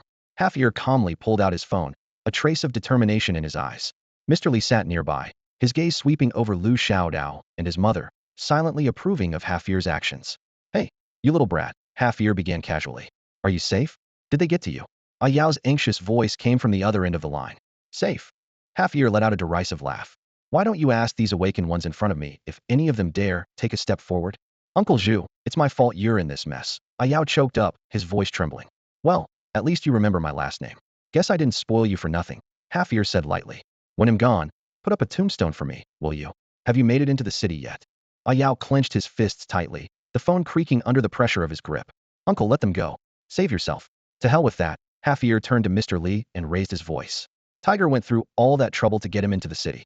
You think ID let a bunch of kids stop him? Call Lu Yu. Tell him I'm done for. And whether his wife and kid live or die depends on what you all do now. Let them go, and he'll make sure you live, Mr. Li said, looking at Half-Ear with a hint of admiration. I'm nothing. Even ranking in Tiger's top 100 is a stretch for me, Half-ear sneered. If I were afraid of dying, I wouldn't be in this line of work. Just make the call already, I haven't even had breakfast yet, and I can't hold this grenade forever. He turned back to the phone and continued. Listen, you little brat, live well. Uncle Zhu doesn't have much ability. I can't always protect you. Don't act rashly in the future. When I meet Tiger down below, I'll tell him his kid turned out all right. After the call ended, the car fell into silence. Yao's eyes were red as he turned to Luo, and, we're not going into the city. I'm trading myself for Uncle Zhu. Yao, don't be reckless. If you don't get into the city, you'll be in danger, De Chong said urgently. Luo shook his head. From the start, we've been dragging Half-ear down. We can't let him die in the city. He paused. I always thought I was something special, but in the end, it's the older generation carrying us. Now that Uncle Zhu is all I have left, I can't lose him too. Yao turned his head away, tears silently streaming down his face. Luo dialed Lu Yes number. We're not going into the city. We'll stay outside and play your game. Let the people in the city go, and your wife and kid will be safe. Are you out of your mind? Do you still think you're in control here? Lu Yu roared, his frustration evident. The situation had long been taken over by the Li family. Left with no other option, Luo called Half-ear again, but when the call connected, he found himself at a loss for words. Uncle, he finally said. Hey, Xiaoanzi, Half-ear's tone was gentle. Yao finally found himself a good friend. With you by his side, I'm relieved. Keep an eye on him for me, will you? That kid's bound to get stuck in his own head after I'm gone. And be careful of the Lu family. Is there any way to get you out of this? Don't make a fuss. You've got a long road ahead. The older generation can't protect you forever, but we'll clear the path as much as we can. Half-ear raised his voice. You little brat, stay alive. Uncle's off to have a drink with Tiger. The call ended, leaving only the sound of the car bumping along the road. Yao stared out the window as memories surged back like a tide. Half-ear was the first to hold him under Tiger's command, the only one who stayed behind to take care of him after Tiger's downfall. Over the years, Half-ear's words had always lingered in his ears. See this ear of mine? Got it fighting an awakened one. I may not be one myself, but I've taken a few of them down. Growing taller again? Let Uncle have a look. Once you're in the city, you're one of us. You've got to survive. Uncle's getting old. You'll have to rely on yourself in the future. Half-ear stared at his phone for a moment, looking as though he had aged 10 years in an instant. Resolutely, he dialed a number. Brother Nine's fallen, he reported briefly, summarizing the situation. Mr. Li found a chair by the door, crossed his legs, and silently watched as Half-ear made his final arrangements. I'm heading down there. Got any messages for Tiger? Half-ear asked, feigning a light-hearted tone. Any chance you can make it out alive? A raspy voice asked on the other end. No. If I don't die, the Li family won't let this go, and that brat won't learn to grow up. All right, he'll take care of the rest. If you see Tiger, tell him his wayward son is in my hands now. In the desolate wilderness, a middle-aged man with white hair styled in a slightly rebellious fashion, carrying the severed head of a six-star transformer in one hand and a phone in the other, stood with an air of defiance. Behind him, 7 or 8 men and women stood silently, their presence sharp and intimidating under the fading glow of the setting sun. These were the hardened survivors of the no man's land. Hello, is this the Gue Prefecture Police Department? The man spoke in a hoarse voice laced with mockery. This is Li Huajiu. Yes, this class fugitive on your wanted list. I want to turn myself in. I'm in the no man's land right now. Kindly send a car to pick me up. Li Huajiu held the phone between his shoulder and ear as he leisurely lit a cigarette, exhaling a smoke ring. Also, do me a favor and look up the number for the Li family in Gue City. On the other end, the operator was stunned. As one of the most notorious fugitives wanted across all of China, Li Huajiu's audacity to call the police department to check a phone number was beyond brazen. Mr. Li, if you wish to surrender, please proceed to the nearest police station. We do not provide phone directory services, the operator replied, struggling to keep their composure. Then pass this message to the Li family. Li Huajiu's tone suddenly turned icy. If a single hair on my people is harmed, the Li family will pay with their lives. And if the message doesn't get delivered, tomorrow I'll bring a ton of explosives into the city and level your police department. Hanging up, he turned to his subordinates and barked. Is the car fixed yet? Brother Jiu, are we heading into the city? His men perked up with excitement. Finally, it's been nearly a year since we've been near women. This time, we're going all out. What are we going into the city for? Are we abandoning our business? Someone asked. Besides, that ungrateful brat won't appreciate it. He'll just think you're the one who got Tiger killed. Should we try explaining it to him? That kid is just too stubborn. Explain my ass. Get to work. Li Huajiu snapped impatiently, waving them off. Meanwhile, in the traditional study of the Li family mansion, the patriarch, Li Shuchong, was hosting a high-ranking police official. His eldest son, the designated heir, stood nearby and couldn't help but voice his concerns. Father, Li Huajiu is too arrogant. If word gets out, people will think the Li family is afraid of him. We absolutely cannot give in. Li Shuchong set his teacup down slowly and replied. This isn't about fear. Li Huajiao is a madman. While our family is powerful, he's the kind of man with nothing to lose. Do you think you can guard against someone like him every day? The strongest enforcer in Xiang Prefecture, Lazy, couldn't stop him. What makes you think we can? If he wants to save face, let him. After all, that unfilial girl is safe now. The illegitimate daughter who had eloped with Lu Yu against the family's wishes had long been disowned publicly by the Li family. If it weren't for the trouble she was in now, the Li family wouldn't have intervened at all. It wasn't worth antagonizing a lunatic like Li Huajiao over someone they had already cut ties with. Most threats could be ignored, but Li Huajiao was the kind of man who would truly follow through on blowing up a police station. As Luoan entered the city, the dust settled, and Lu Yu, upon receiving word from the Li family, temporarily ceased his pursuit of Luo and Ah Yao. When Ban Jier heard the news that a Yao had entered the city, he immediately kept his promise and released Lu Xiaodao's mother and child. In the room, Mr. Li stared at the man who was about to meet his end and asked in a steady voice, "Any last words?" Standing behind Mr. Li, Lu Xiaodao's face twitched uncontrollably, his many days of fear pushing him to the brink of madness. "Uncle Li, kill him. Tear him to pieces," he shouted.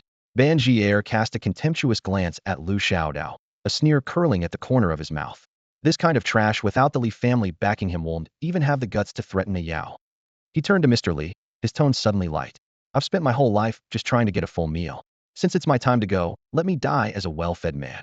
Mr. Li nodded slightly and motioned for his men to escort Lu Xiaodao's mother and child out. He handed Ban Jier a cigarette and sat beside him as if they were old friends. "I've seen many men facing death, but none as composed as you. I'm curious, this tiger you all speak of, what kind of person is he to earn such loyalty?" As Lu Xiaodao was helped toward the door, his eyes suddenly fixed on a corpse on the ground. His bloodshot eyes, filled with a mix of hatred and terror, locked onto the severed hand of one of the bodies. In the next instant, he lunged, snatching a gun from one of the men. "Damn you all! Die!" Bang! Bang! Bang!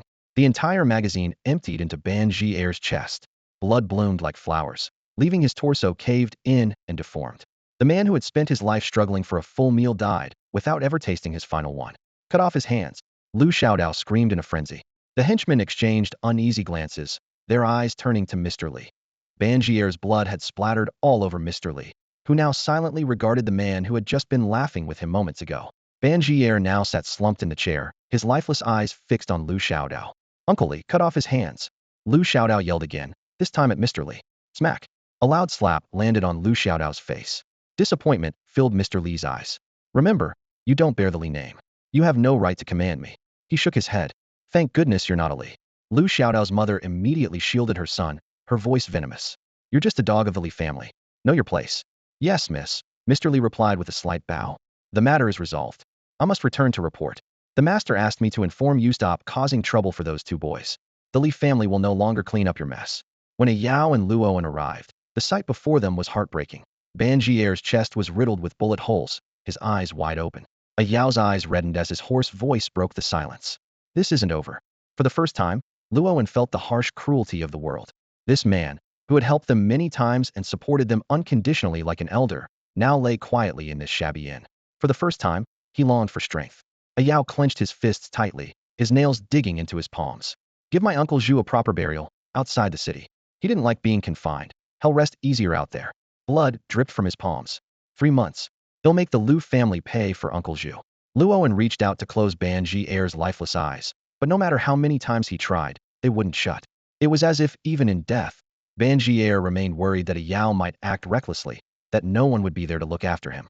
A Yao crouched in front of Ban Jier, taking those rough, cracked hands into his own. "Uncle, they'll live a life worth living. I won't let you and Brother Hu down. Rest in peace.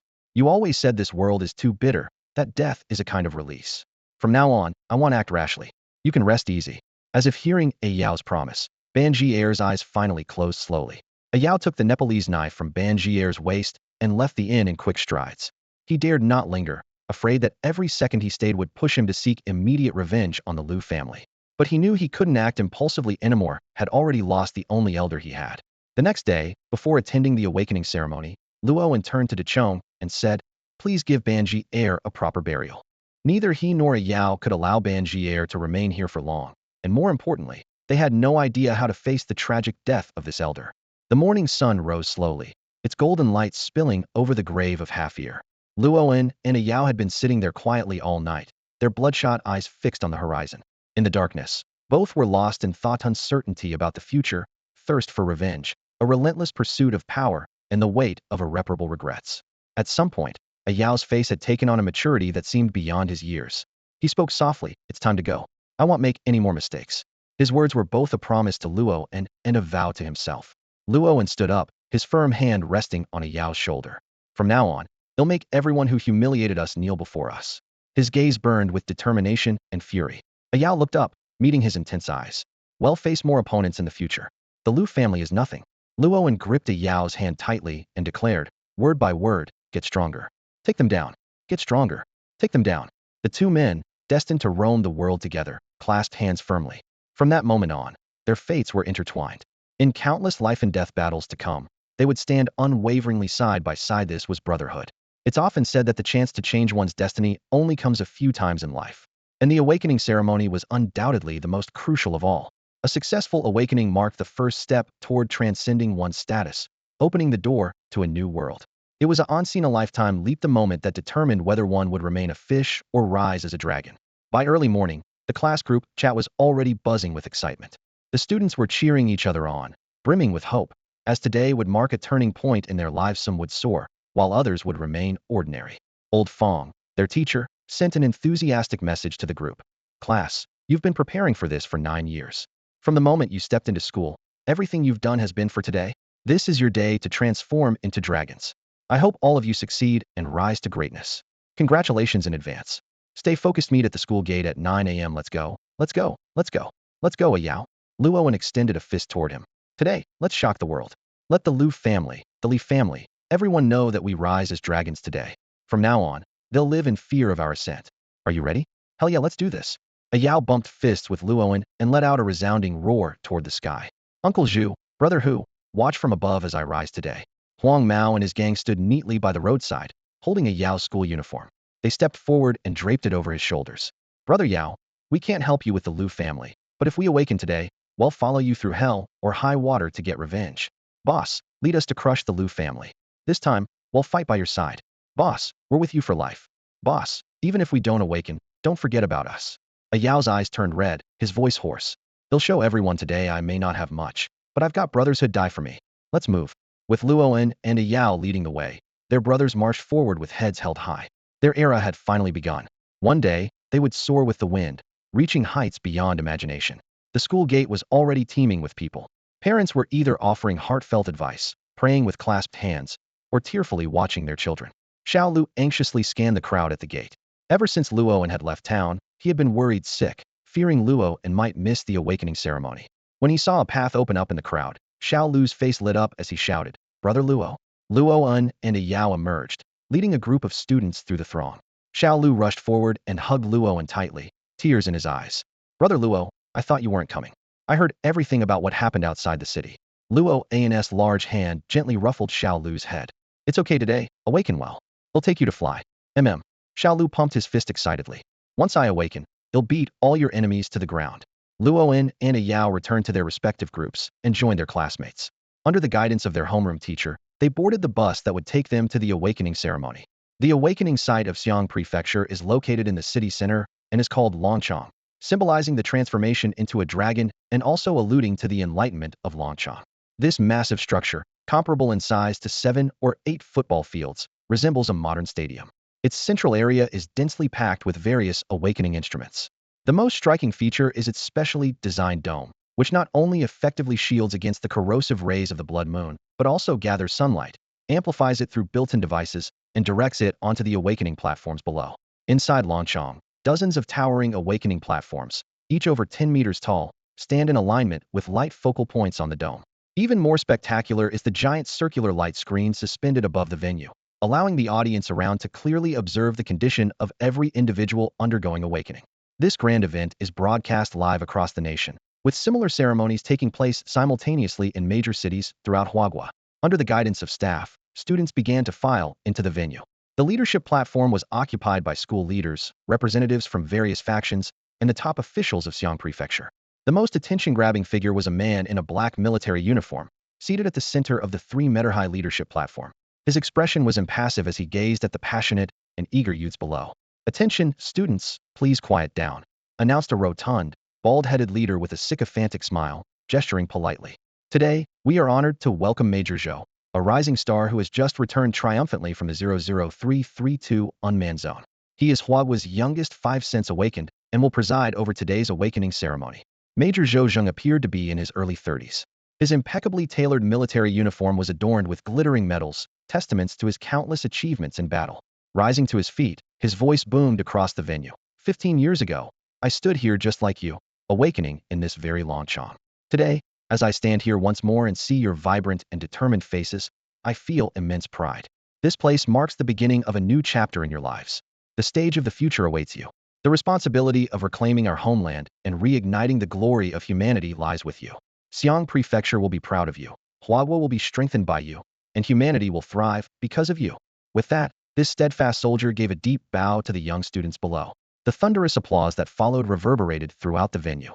As the sound of an ancient bell echoed, Zhou Zheng raised his hand, signaling the official start of the awakening ceremony. In an instant, countless beams of white light shot down from the dome, illuminating the awakening platforms in a dazzling brilliance.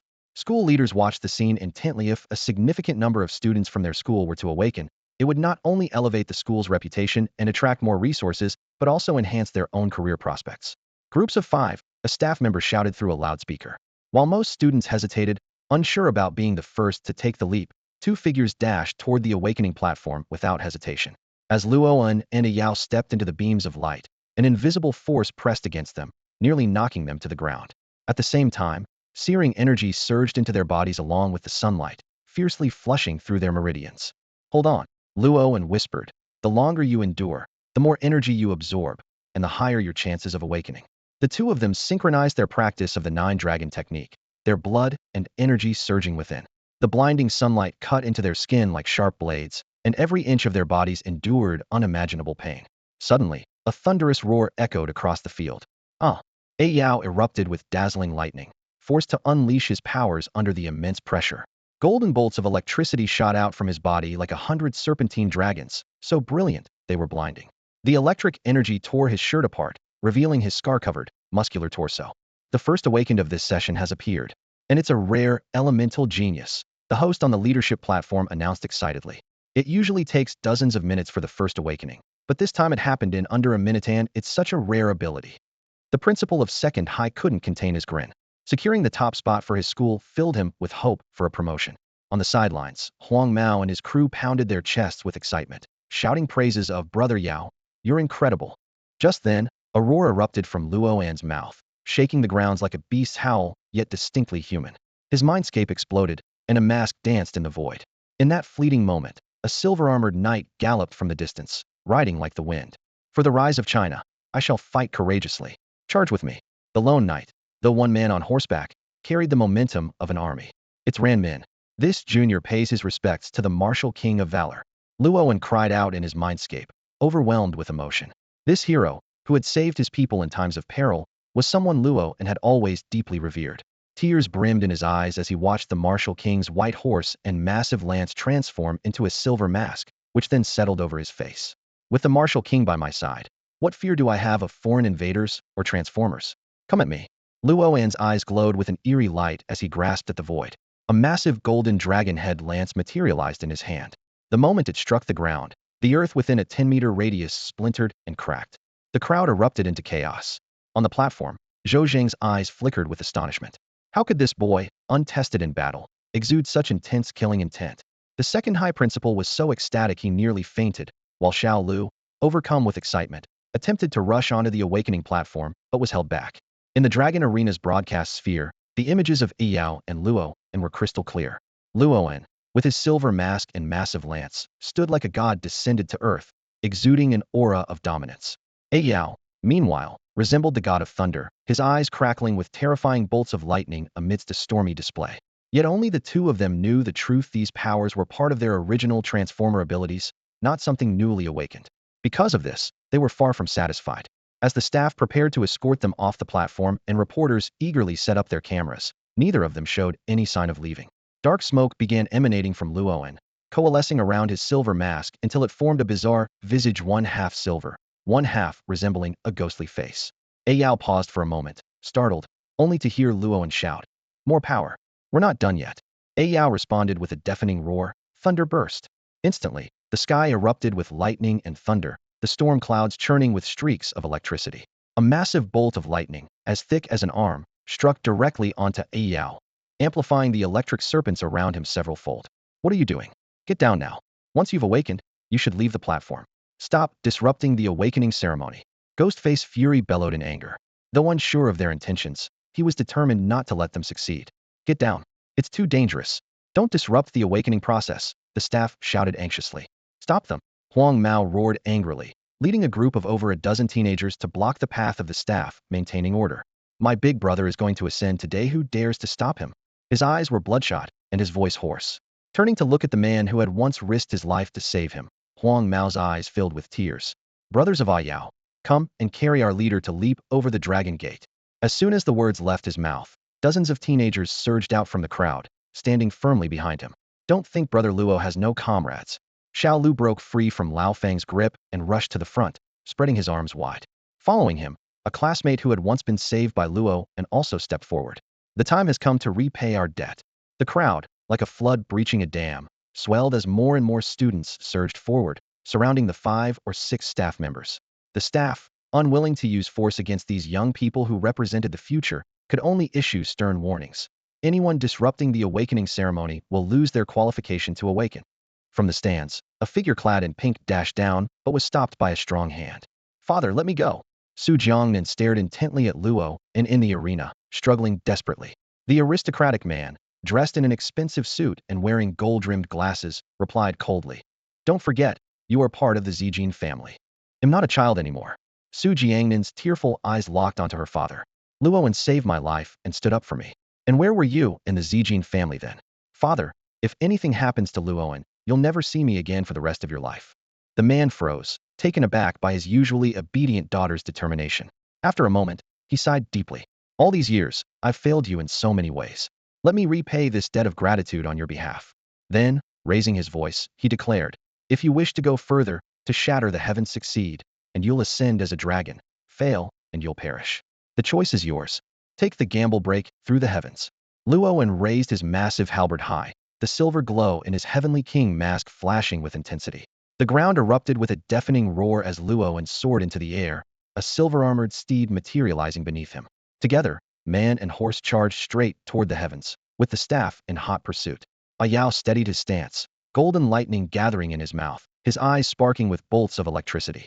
A thunderous serpent roared forth, hurtling toward Luoan. For a brief moment, Luoan seemed to see countless fallen warriors, ragged and weary civilians, and heard the low whisper of the heavenly king. Turn back, young one, and do not let your people suffer humiliation again. The first strike defy the heavens. Luoan roared, his halberd transforming into a beam of white light that pierced the sky. Golden lightning surged around it like a stampede of wild horses, as if Ho-E himself was shooting down the sun, aiming straight for the heavens. Silence, an eerie, deathly silence. All eyes in the plaza were instinctively fixed on the massive halberd slicing through the sky. A guard leaned close to Zhou Zheng and whispered cautiously, Sir, shouldn't we stop it? Zhou Zheng slowly shook his head and revealed a little-known secret. Do you know why there were so many awakened in the past, but now they are so rare? The original purpose of the dome was not to defend against the blood moon, but to mass-produce awakened individuals. However, the energy condensed by the first-generation dome was too violent. Many awakened couldn't withstand it and were utterly obliterated. The second-generation dome was later equipped with a filtering layer to weaken most of the energy. Fixing his gaze on the colossal halberd, Zhou Zheng's eyes flickered with a hint of admiration. They've done something many have dreamed of, but never dared to attempt restarting the first-generation dome. As his voice faded, the sky began to crack. The first fissure split the heavens in two like a sharp blade, followed by a second, then a third. Blinding white light seeped through the growing fractures, becoming increasingly intense. Suddenly, an aurora 100 times brighter than an awakening beam cascaded down like a torrential galaxy, illuminating the entire Xiong prefecture in an instant. The sudden brilliance left everyone temporarily blinded. Luoan was struck down from the sky by an invisible wave of scorching pressure. He and Yao lay sprawled on the ground like lifeless bodies, devoid of even the strength to stand.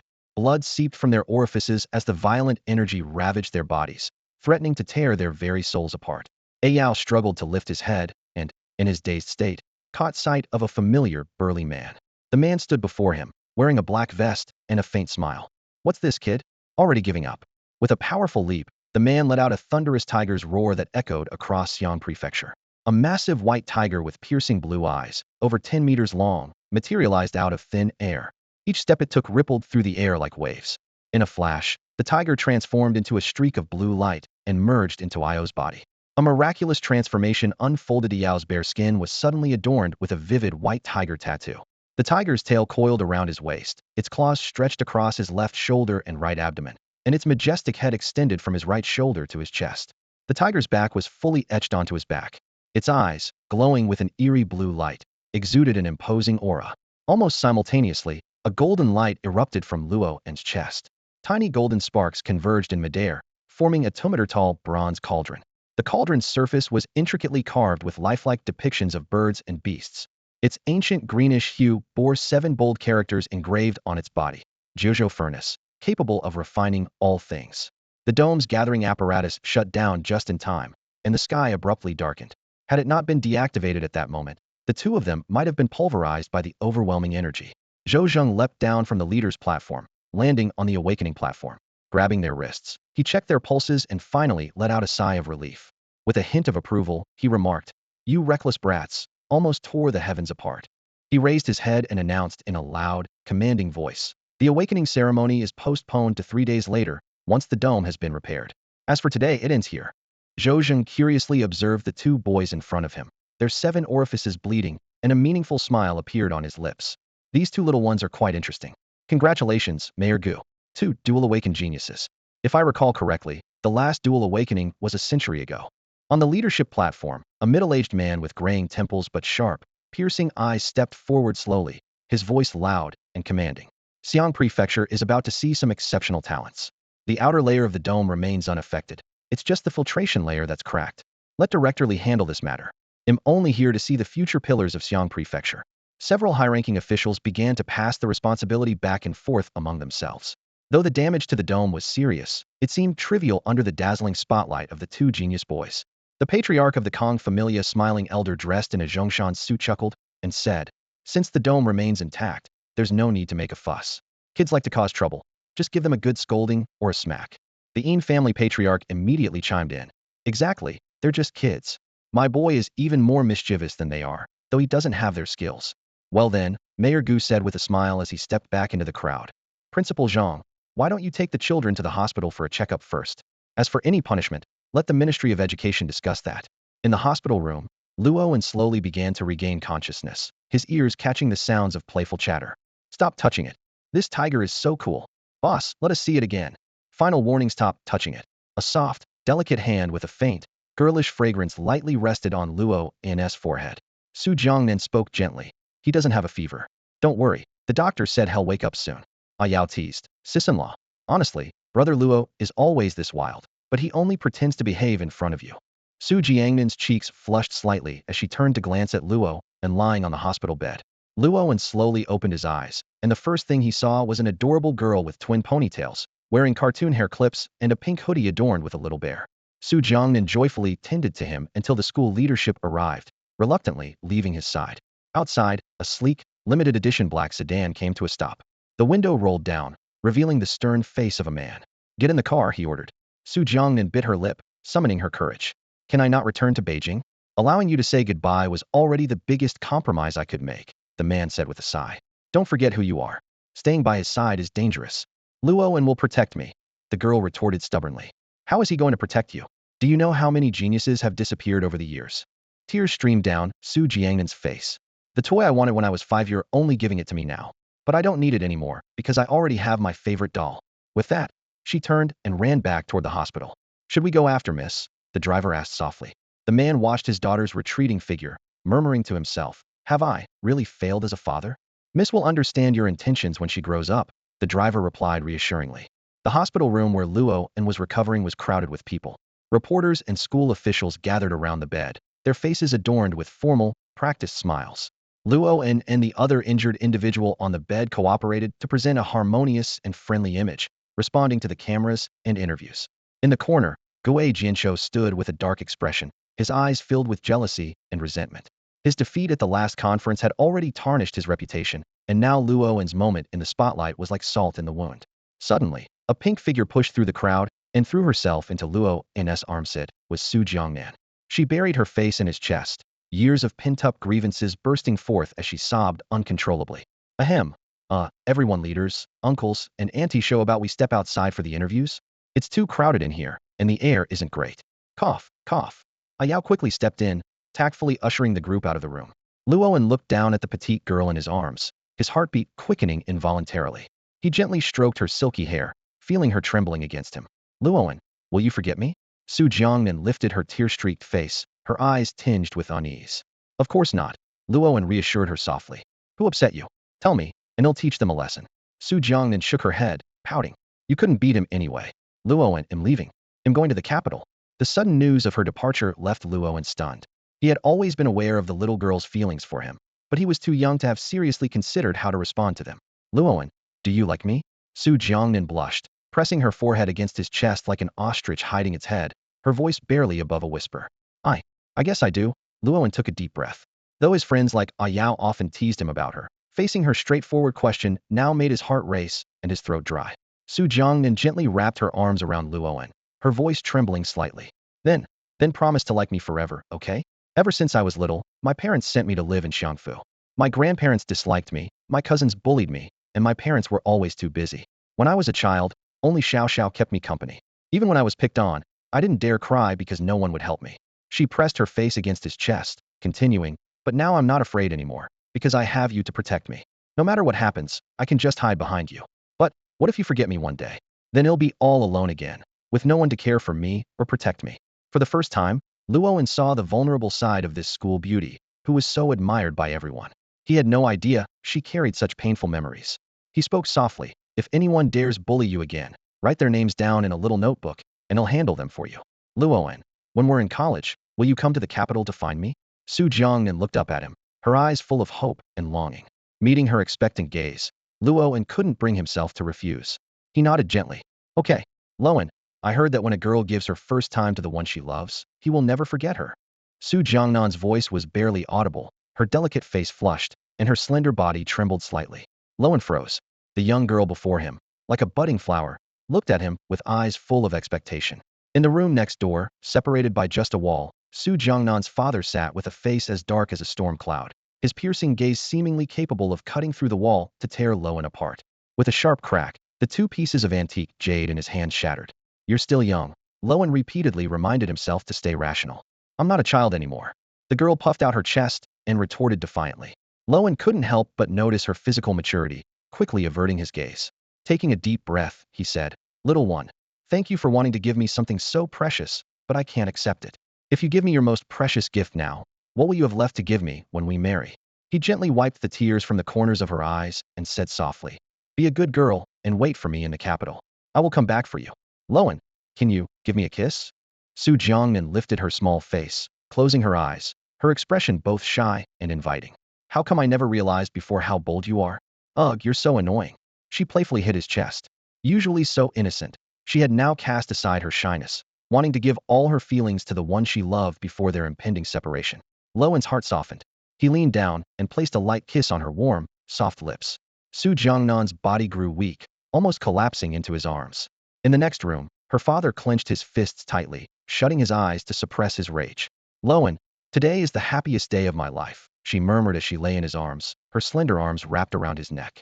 The sunlight filtered through the window, casting a warm glow over the pristine white room. They whispered about the past, sharing dreams of the future. In the other room, her father murmured to himself in despair. I never realized I had already missed so much of my daughter's growing up. From her little bear-shaped bag, Su Jiangnan pulled out a tiny fabric doll. This is Xiao Xiao. It was my only companion when I was little. I'm giving it to you now. When you miss me, just take it out and look at it. Then what should I give you? Luoan asked, feeling a bit awkward, realizing he had nothing suitable to offer as a gift. You are the best gift I could ever have, she said, her face turning red as she shyly planted a quick, butterfly-like kiss on his cheek. Luoan picked up a fruit knife, carefully cutting off a small lock of his own hair. Then, with equal care, he snipped a strand of her black hair. Tying the two locks together, he whispered, Bound together, you and I promise to be with each other for 100 years. If one of us goes at 97, the other will wait at the bridge of forgetfulness for 3 years. Tears streamed uncontrollably down Su Jiangnan's cheeks as she clung tightly to Luoan, sobbing softly. For Luoan, the most romantic moment of his life was this sunny afternoon in a hospital room, making a lifelong promise to a girl. The young couple was affectionately wrapped up in each other, unaware that evening had already fallen. In the hospital room, Su Jiangnan was so immersed in her sweet moments that she lost track of time. It wasn't until the door opened that she snapped out of her bliss, startled to see her father's stern face at the entrance. Her father gazed at the daughter he had never shown much affection to, a flicker of guilt crossing his eyes. "It's time to go," he said. Reluctantly, Su Jiangnan gently caressed Luo An's face. "Xiaoanzi, don't forget to come find me," she said softly. Luo An tenderly pinched her slightly chubby cheeks in response. Holding onto the token of their love, Su Jiangnan cast a sorrowful glance back as she walked toward her father. The man reached out and affectionately patted her on the head. "Let's go," he said quietly. Throughout the entire exchange, he didn't spare Luo in a glance. To him, this boy with dual awakenings was far from worthy. After all, the capital was filled with countless prodigies. In the car, her father spoke in a calm tone. "I won't stop you two from being together, but if he wants to stand by your side openly, he's still far from ready. Even if we face the same disapproval you and mom did, we'll still stay with him," Su Jiangnan declared firmly. "My foolish daughter, it's not the same. Your mother and I spent 20 years earning the family's acceptance. The challenges he'll face will be even greater. Dad, can you help him?" Su Jiangnan asked innocently. Her eyes filled with hope as she looked at the father who felt both familiar and distant. "My dear daughter, not stopping you doesn't mean I approve. When he can stand before me with dignity and strength, I might consider it," the man replied, gazing out of the window as if seeing a younger version of himself. "The road ahead won't be easy. But the Li family." Su Jiangnan's voice trembled with concern as she looked at her father. Turning back to her, he gazed at her tenderly. "If it weren't for Luoan, there wouldn't be a single Lu family member alive today. Anyone who dares to harm my daughter will face my wrath. He'll make the Li family personally deliver the heads of the Lu family as an apology," he said, his eyes turning cold and piercing. "But after seeing Luoan, I've changed my mind. If he can't even handle the Lu and Li families, then he's just another brute." "Does that mean you approve of him, Dad?" Su Jiangnan asked, her face lighting up with hope. "No," her father replied, shaking his head and lighting a cigarette he hadn't touched in years. "If he can't resolve the Lu family within 3 months, he'll inform your mother. By then, the Li family, the Lu family, and your little boyfriend will all vanish from this world." After seeing Su Jiangnan off, Luoan and Yao left the hospital under the cover of night. The endless stream of visitors had become overwhelming. With only 20,000 yuan left, they moved into a house rented by Dechong. Of everyone, Dechong was the most thrilled about Luo An's dual awakening. It gave him pride for years to come, knowing he had recognized Luo An's potential early on. The new home was near the slums, providing a quiet environment ideal for training. During this time, Luoan practiced the Jiulong technique while studying the Jiuzhou furnace. What did capable of refining all things truly mean? In ancient times, furnaces were often used for alchemy. Could this be an alchemy furnace? Luoan placed the collected herbs into the Jiuzhou furnace, but nothing happened. Late at night, he paced back and forth around the mysterious alchemy furnace, his brows furrowed as he tried to uncover its secrets. Could it be the fire? He recalled the ancient text describing the heavenly realm's 3-flavored true fire. Despite attempting to heat the furnace base with temperatures exceeding 1,000 degrees, the Jiuzhou furnace remained as cold as ever. Frustration peaked, and Luoan kicked the furnace in anger. To his surprise, the kick activated the furnace heat, absorbed the energy from his body, and ancient characters appeared on its surface. Basic qi and blood pill, ingredients: Baiha grass, Duanhuan incense, Feishue flower. The lid of the furnace suddenly opened on its own, ejecting the excess herbs. This method of operation. Luoan stared in disbelief at the scene unfolding before him. Soon, the furnace began to shake violently, emitting waves of heat. However, the vibrations stopped not long after, and the temperature dropped. He suddenly remembered a scene from a TV drama. Some alchemy furnaces required cultivators to continuously channel their internal energy to keep functioning.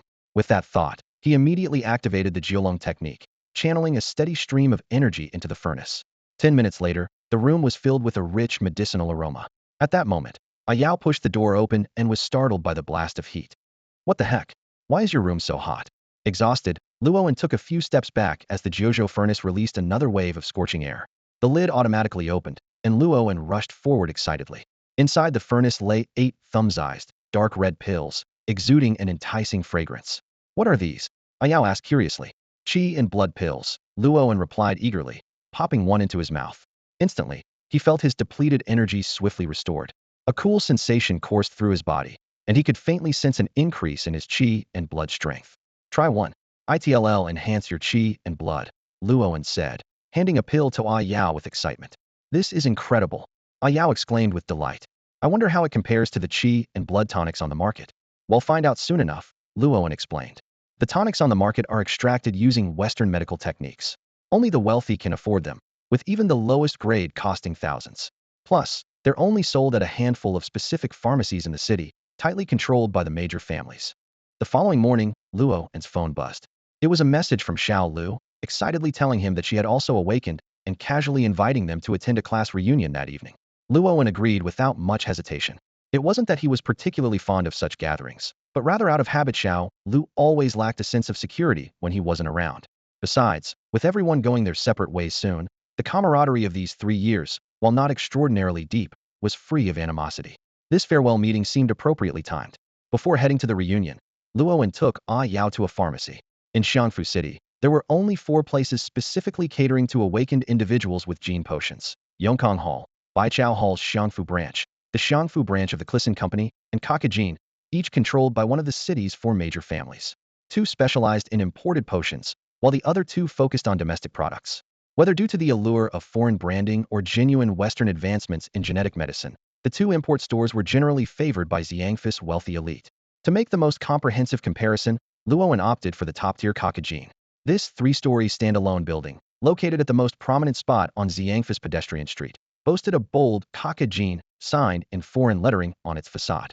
As the city's most upscale pharmacy, its clientele was exclusively affluent or influential.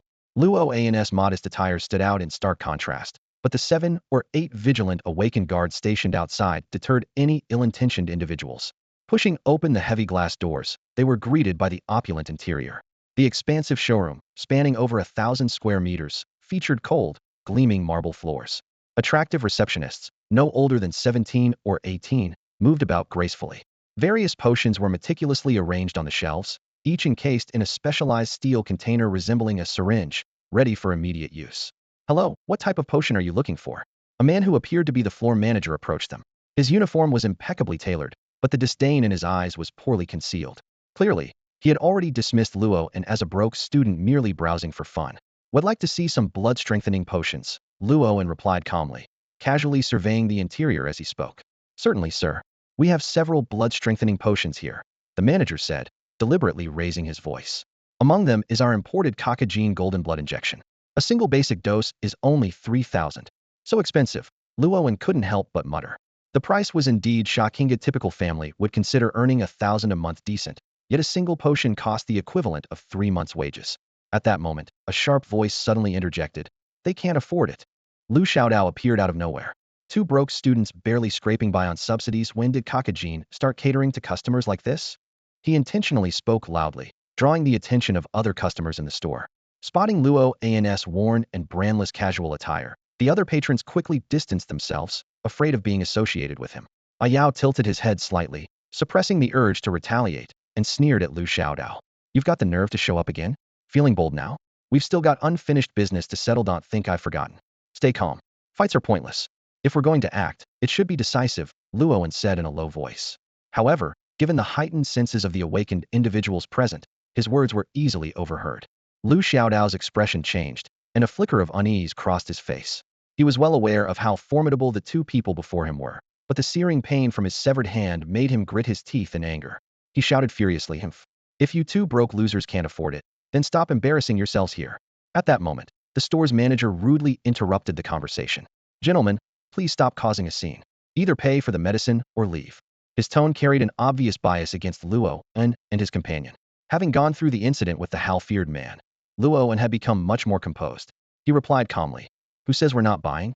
I want to inspect the medicine first." The manager shook his head arrogantly. "Sorry, the medicine is highly valuable. To prevent theft, payment must be made up front." His attitude clearly insinuated that Luoan and his companion were thieves. Yao glanced around at the other customers browsing the medicines and asked indignantly, "Then why are they allowed to inspect freely? Those are VIP customers of Kaka. They're all highly educated and come from prestigious families." The manager sneered, looking Luoan and Yao up and down. "Unfortunately, you 2 don't fall into that category." Hearing this, the surrounding customers turned to look, their gazes full of disdain. One young man browsing the shelf scoffed, "Manager Zhang, I told you, letting people like this in ruins the atmosphere." "Exactly. Do these lowlifes even deserve to shop in the same store as us?" Others chimed in. Lu Xiaodao smirked smugly.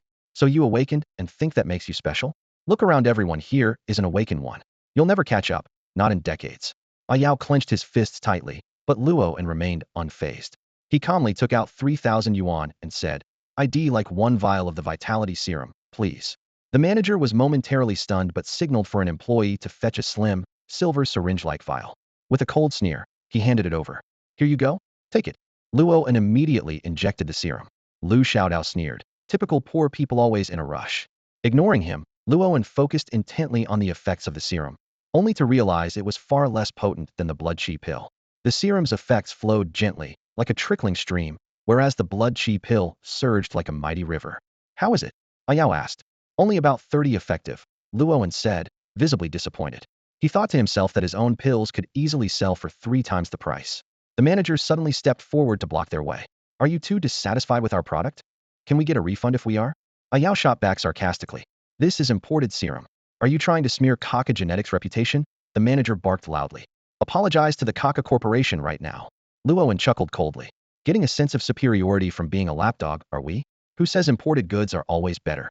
Shaking his head, he added, "Sometimes being polite just gets you treated like a pushover. Seems like it's time to stop holding back." Ayao's expression turned icy as he grabbed the manager by the throat and lifted him into the air with one hand. His movements were swift and decisive, showing no hesitation. The manager's legs flailed helplessly in midair, his eyes wide with terror, clearly unprepared for someone to actually cause trouble at Kaka. The sudden turn of events threw the establishment into chaos. The patrons scrambled back, pressing themselves against the walls, forming a circle. They were both frightened and unwilling to miss the unfolding drama. A group of burly awakened guards stormed into the shop, their faces menacing. One of them barked angrily. "You little punk, tired of living? Your store bullies customers, so what if I smash it up?" Luo's cold gaze swept over the manager, who was on the verge of suffocation. The lead guard was furious. A shimmering long blade materialized in his hand out of thin air, and he swung it directly at Ayao. Luo immediately stepped forward with his halberd, countering with a sweeping strike. The clash of blade and halberd produced a deafening metallic clang. The guard leader, who was at the peak of the first awakening, was forced back 2 steps, clearly not expecting his opponent to be so formidable. Thanks to the 9 Dragons technique and the baptism of the first dome, these 2 newly awakened young men were already capable of challenging someone at the peak of the first awakening. Lu Xiaodao's face darkened, silently vowing that such talent could not be allowed to grow unchecked. "Damn it, everyone stand back," the guard leader roared. "I'm going to carve this little punk alive." He held the long blade across his chest, his anger flaring at being forced back by someone he deemed a mere beginner. Luo showed no fear. Since there was no way to avoid this fight, they would have to carve their way out. Suddenly, Ayao hurled the manager toward the guard leader like a projectile. Seizing the moment when the guard leader caught the man, Ayao unleashed a violent bolt of lightning from his mouth. Just as the other guards moved to assist, Luo charged into their midst with his halberd, breaking their formation. In a flash, the guard leader used the manager as a human shield. The blinding golden lightning pierced through the manager's shoulder, leaving a fist-sized bloody hole and scorching his body with burns. "Kill them!" the guard leader roared in fury. A fierce battle erupted. Although Luo and Ayao were brimming with vitality, their lack of combat techniques left them relying on brute strength and street fighting skills. Before long, they were cornered against a wall, their bodies covered in wounds. "Damn it!" Ayao leaped onto the counter, kicking it over and sending a cascade of potions flying and shattering across the floor. "Come on.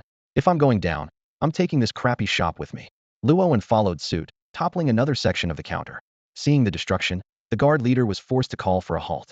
8 guards surrounded the pair, but none dared to make a reckless move. Meanwhile, the other employees scrambled to salvage the remaining potions.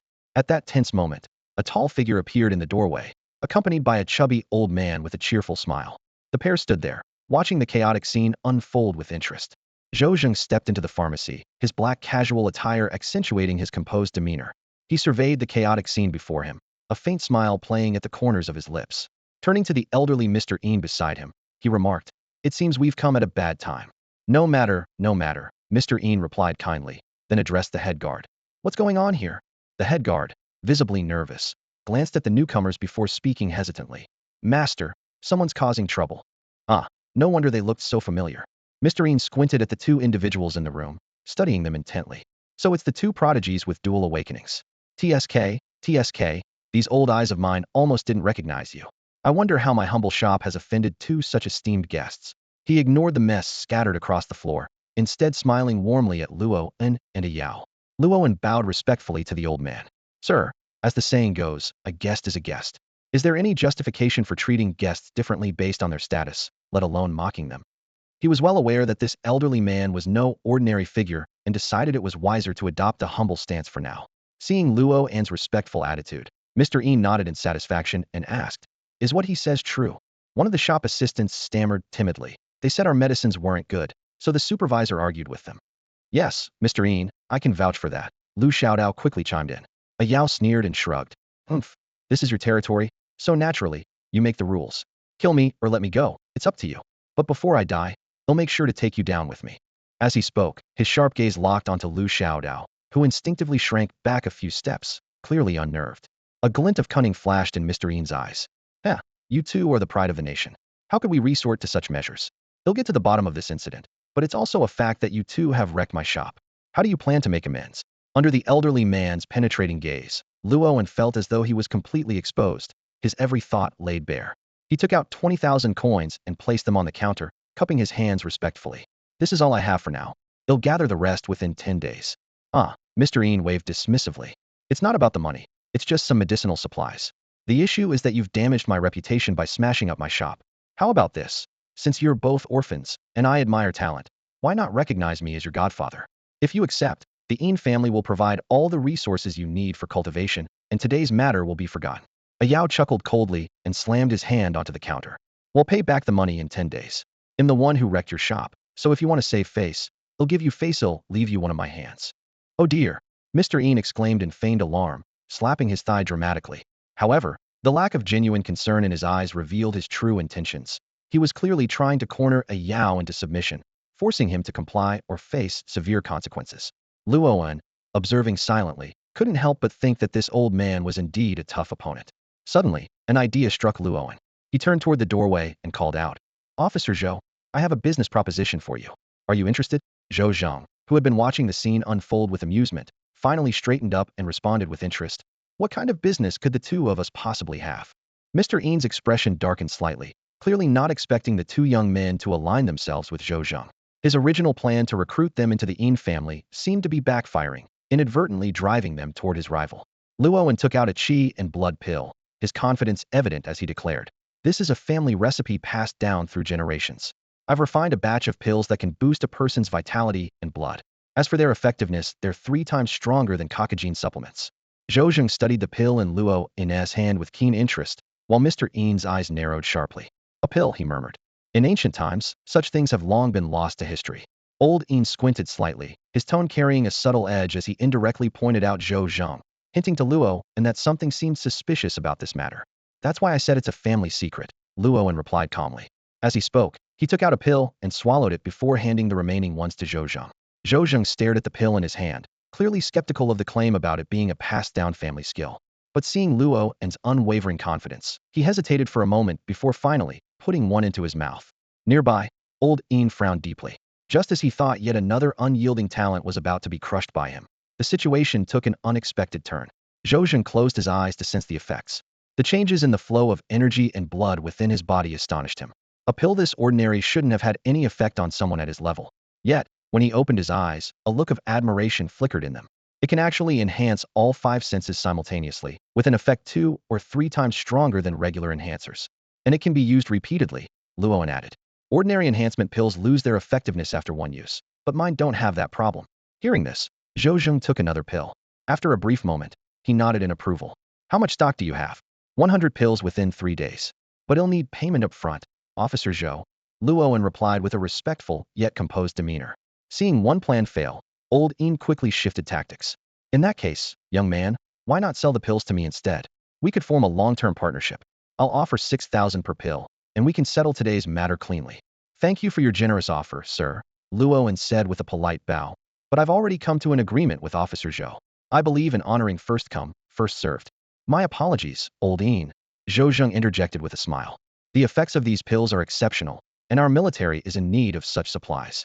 Old Ian returned the smile, though he understood the reality of the situation. Zhou Zheng, the newly arrived officer in Xiangfu, had both backing and firepower, not to mention influential figures supporting him. Being addressed as Old Ian was a courtesy. If Zhou Zheng chose not to be polite, his troops could march into the city, and Old Ian wouldn't even have the right to talk back. In this world, strength was the ultimate authority. In that case, I wouldn't dream of forcing the matter, old Ian said tactfully, nodding.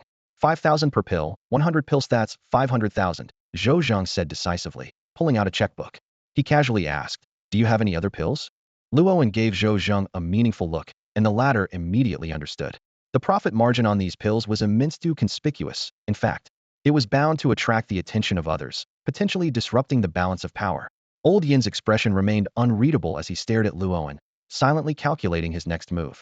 In that case, would 500,000 suffice to compensate old Ian for his losses today and buy back my brother's hand? Luowen said respectfully, handing over the check. Fair enough, old Ian said with a smile, pocketing the check. Young man, you're quite skilled. My doors will always be open to you. Much obliged, Luowen replied with a faint smile. Yao pulled back his hand from the table and pointed angrily at Lu Xiaodao. Just you wait.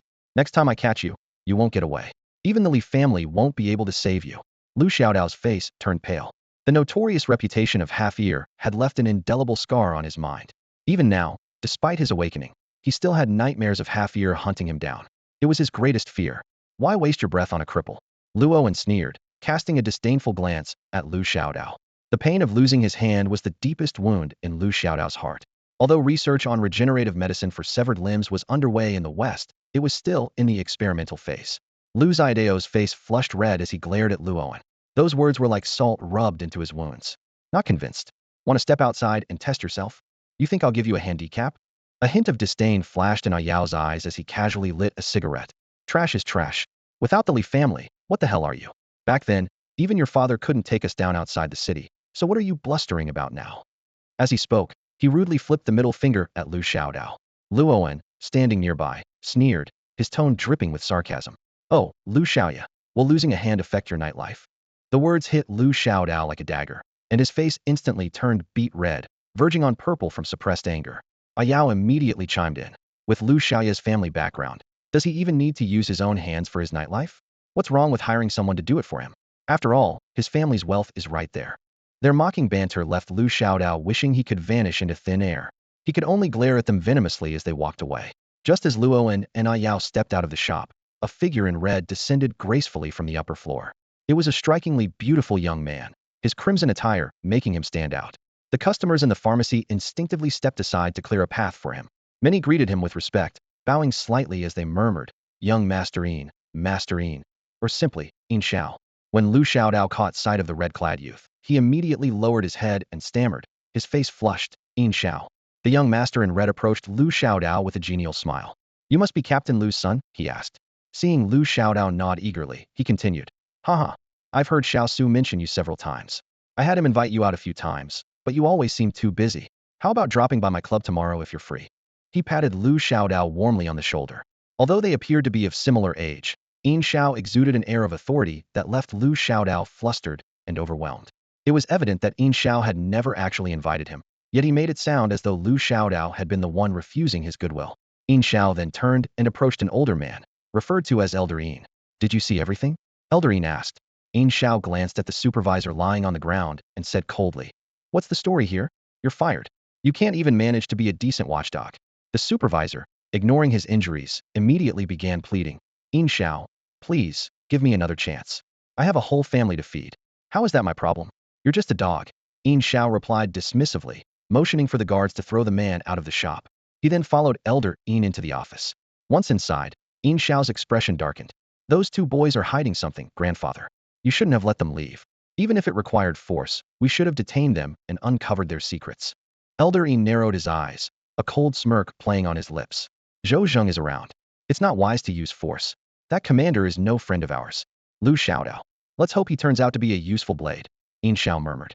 The elder and the young master exchanged a knowing look, their eyes gleaming with sinister intent. If we can't make use of their secrets, then we must destroy them. After wrapping things up, Zhou Zheng didn't leave immediately.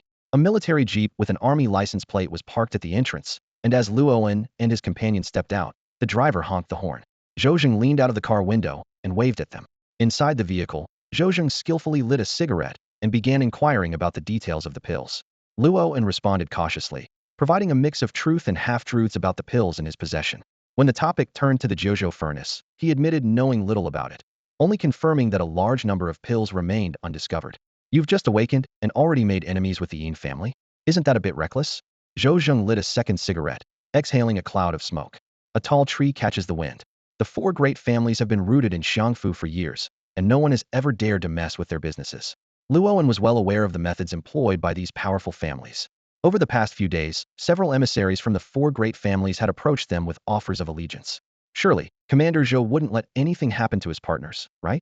Luoan joked lightly, testing the waters. Zhou Zheng's expression remained impassive. I'm only stationed here to oversee Xiangfu's city defense. The four families have deep roots in this city. Whatever grudges you have with them, keep me out of it. Luoan carefully studied Zhou Zheng's face but found no discernible clues. The man maintained an air of detachment throughout. Luoan realized Zhou Zheng was pressuring him to take a stand. At the moment, they were like fish on a hot skillet, with various factions watching their every move, especially after today, when the pills were exposed.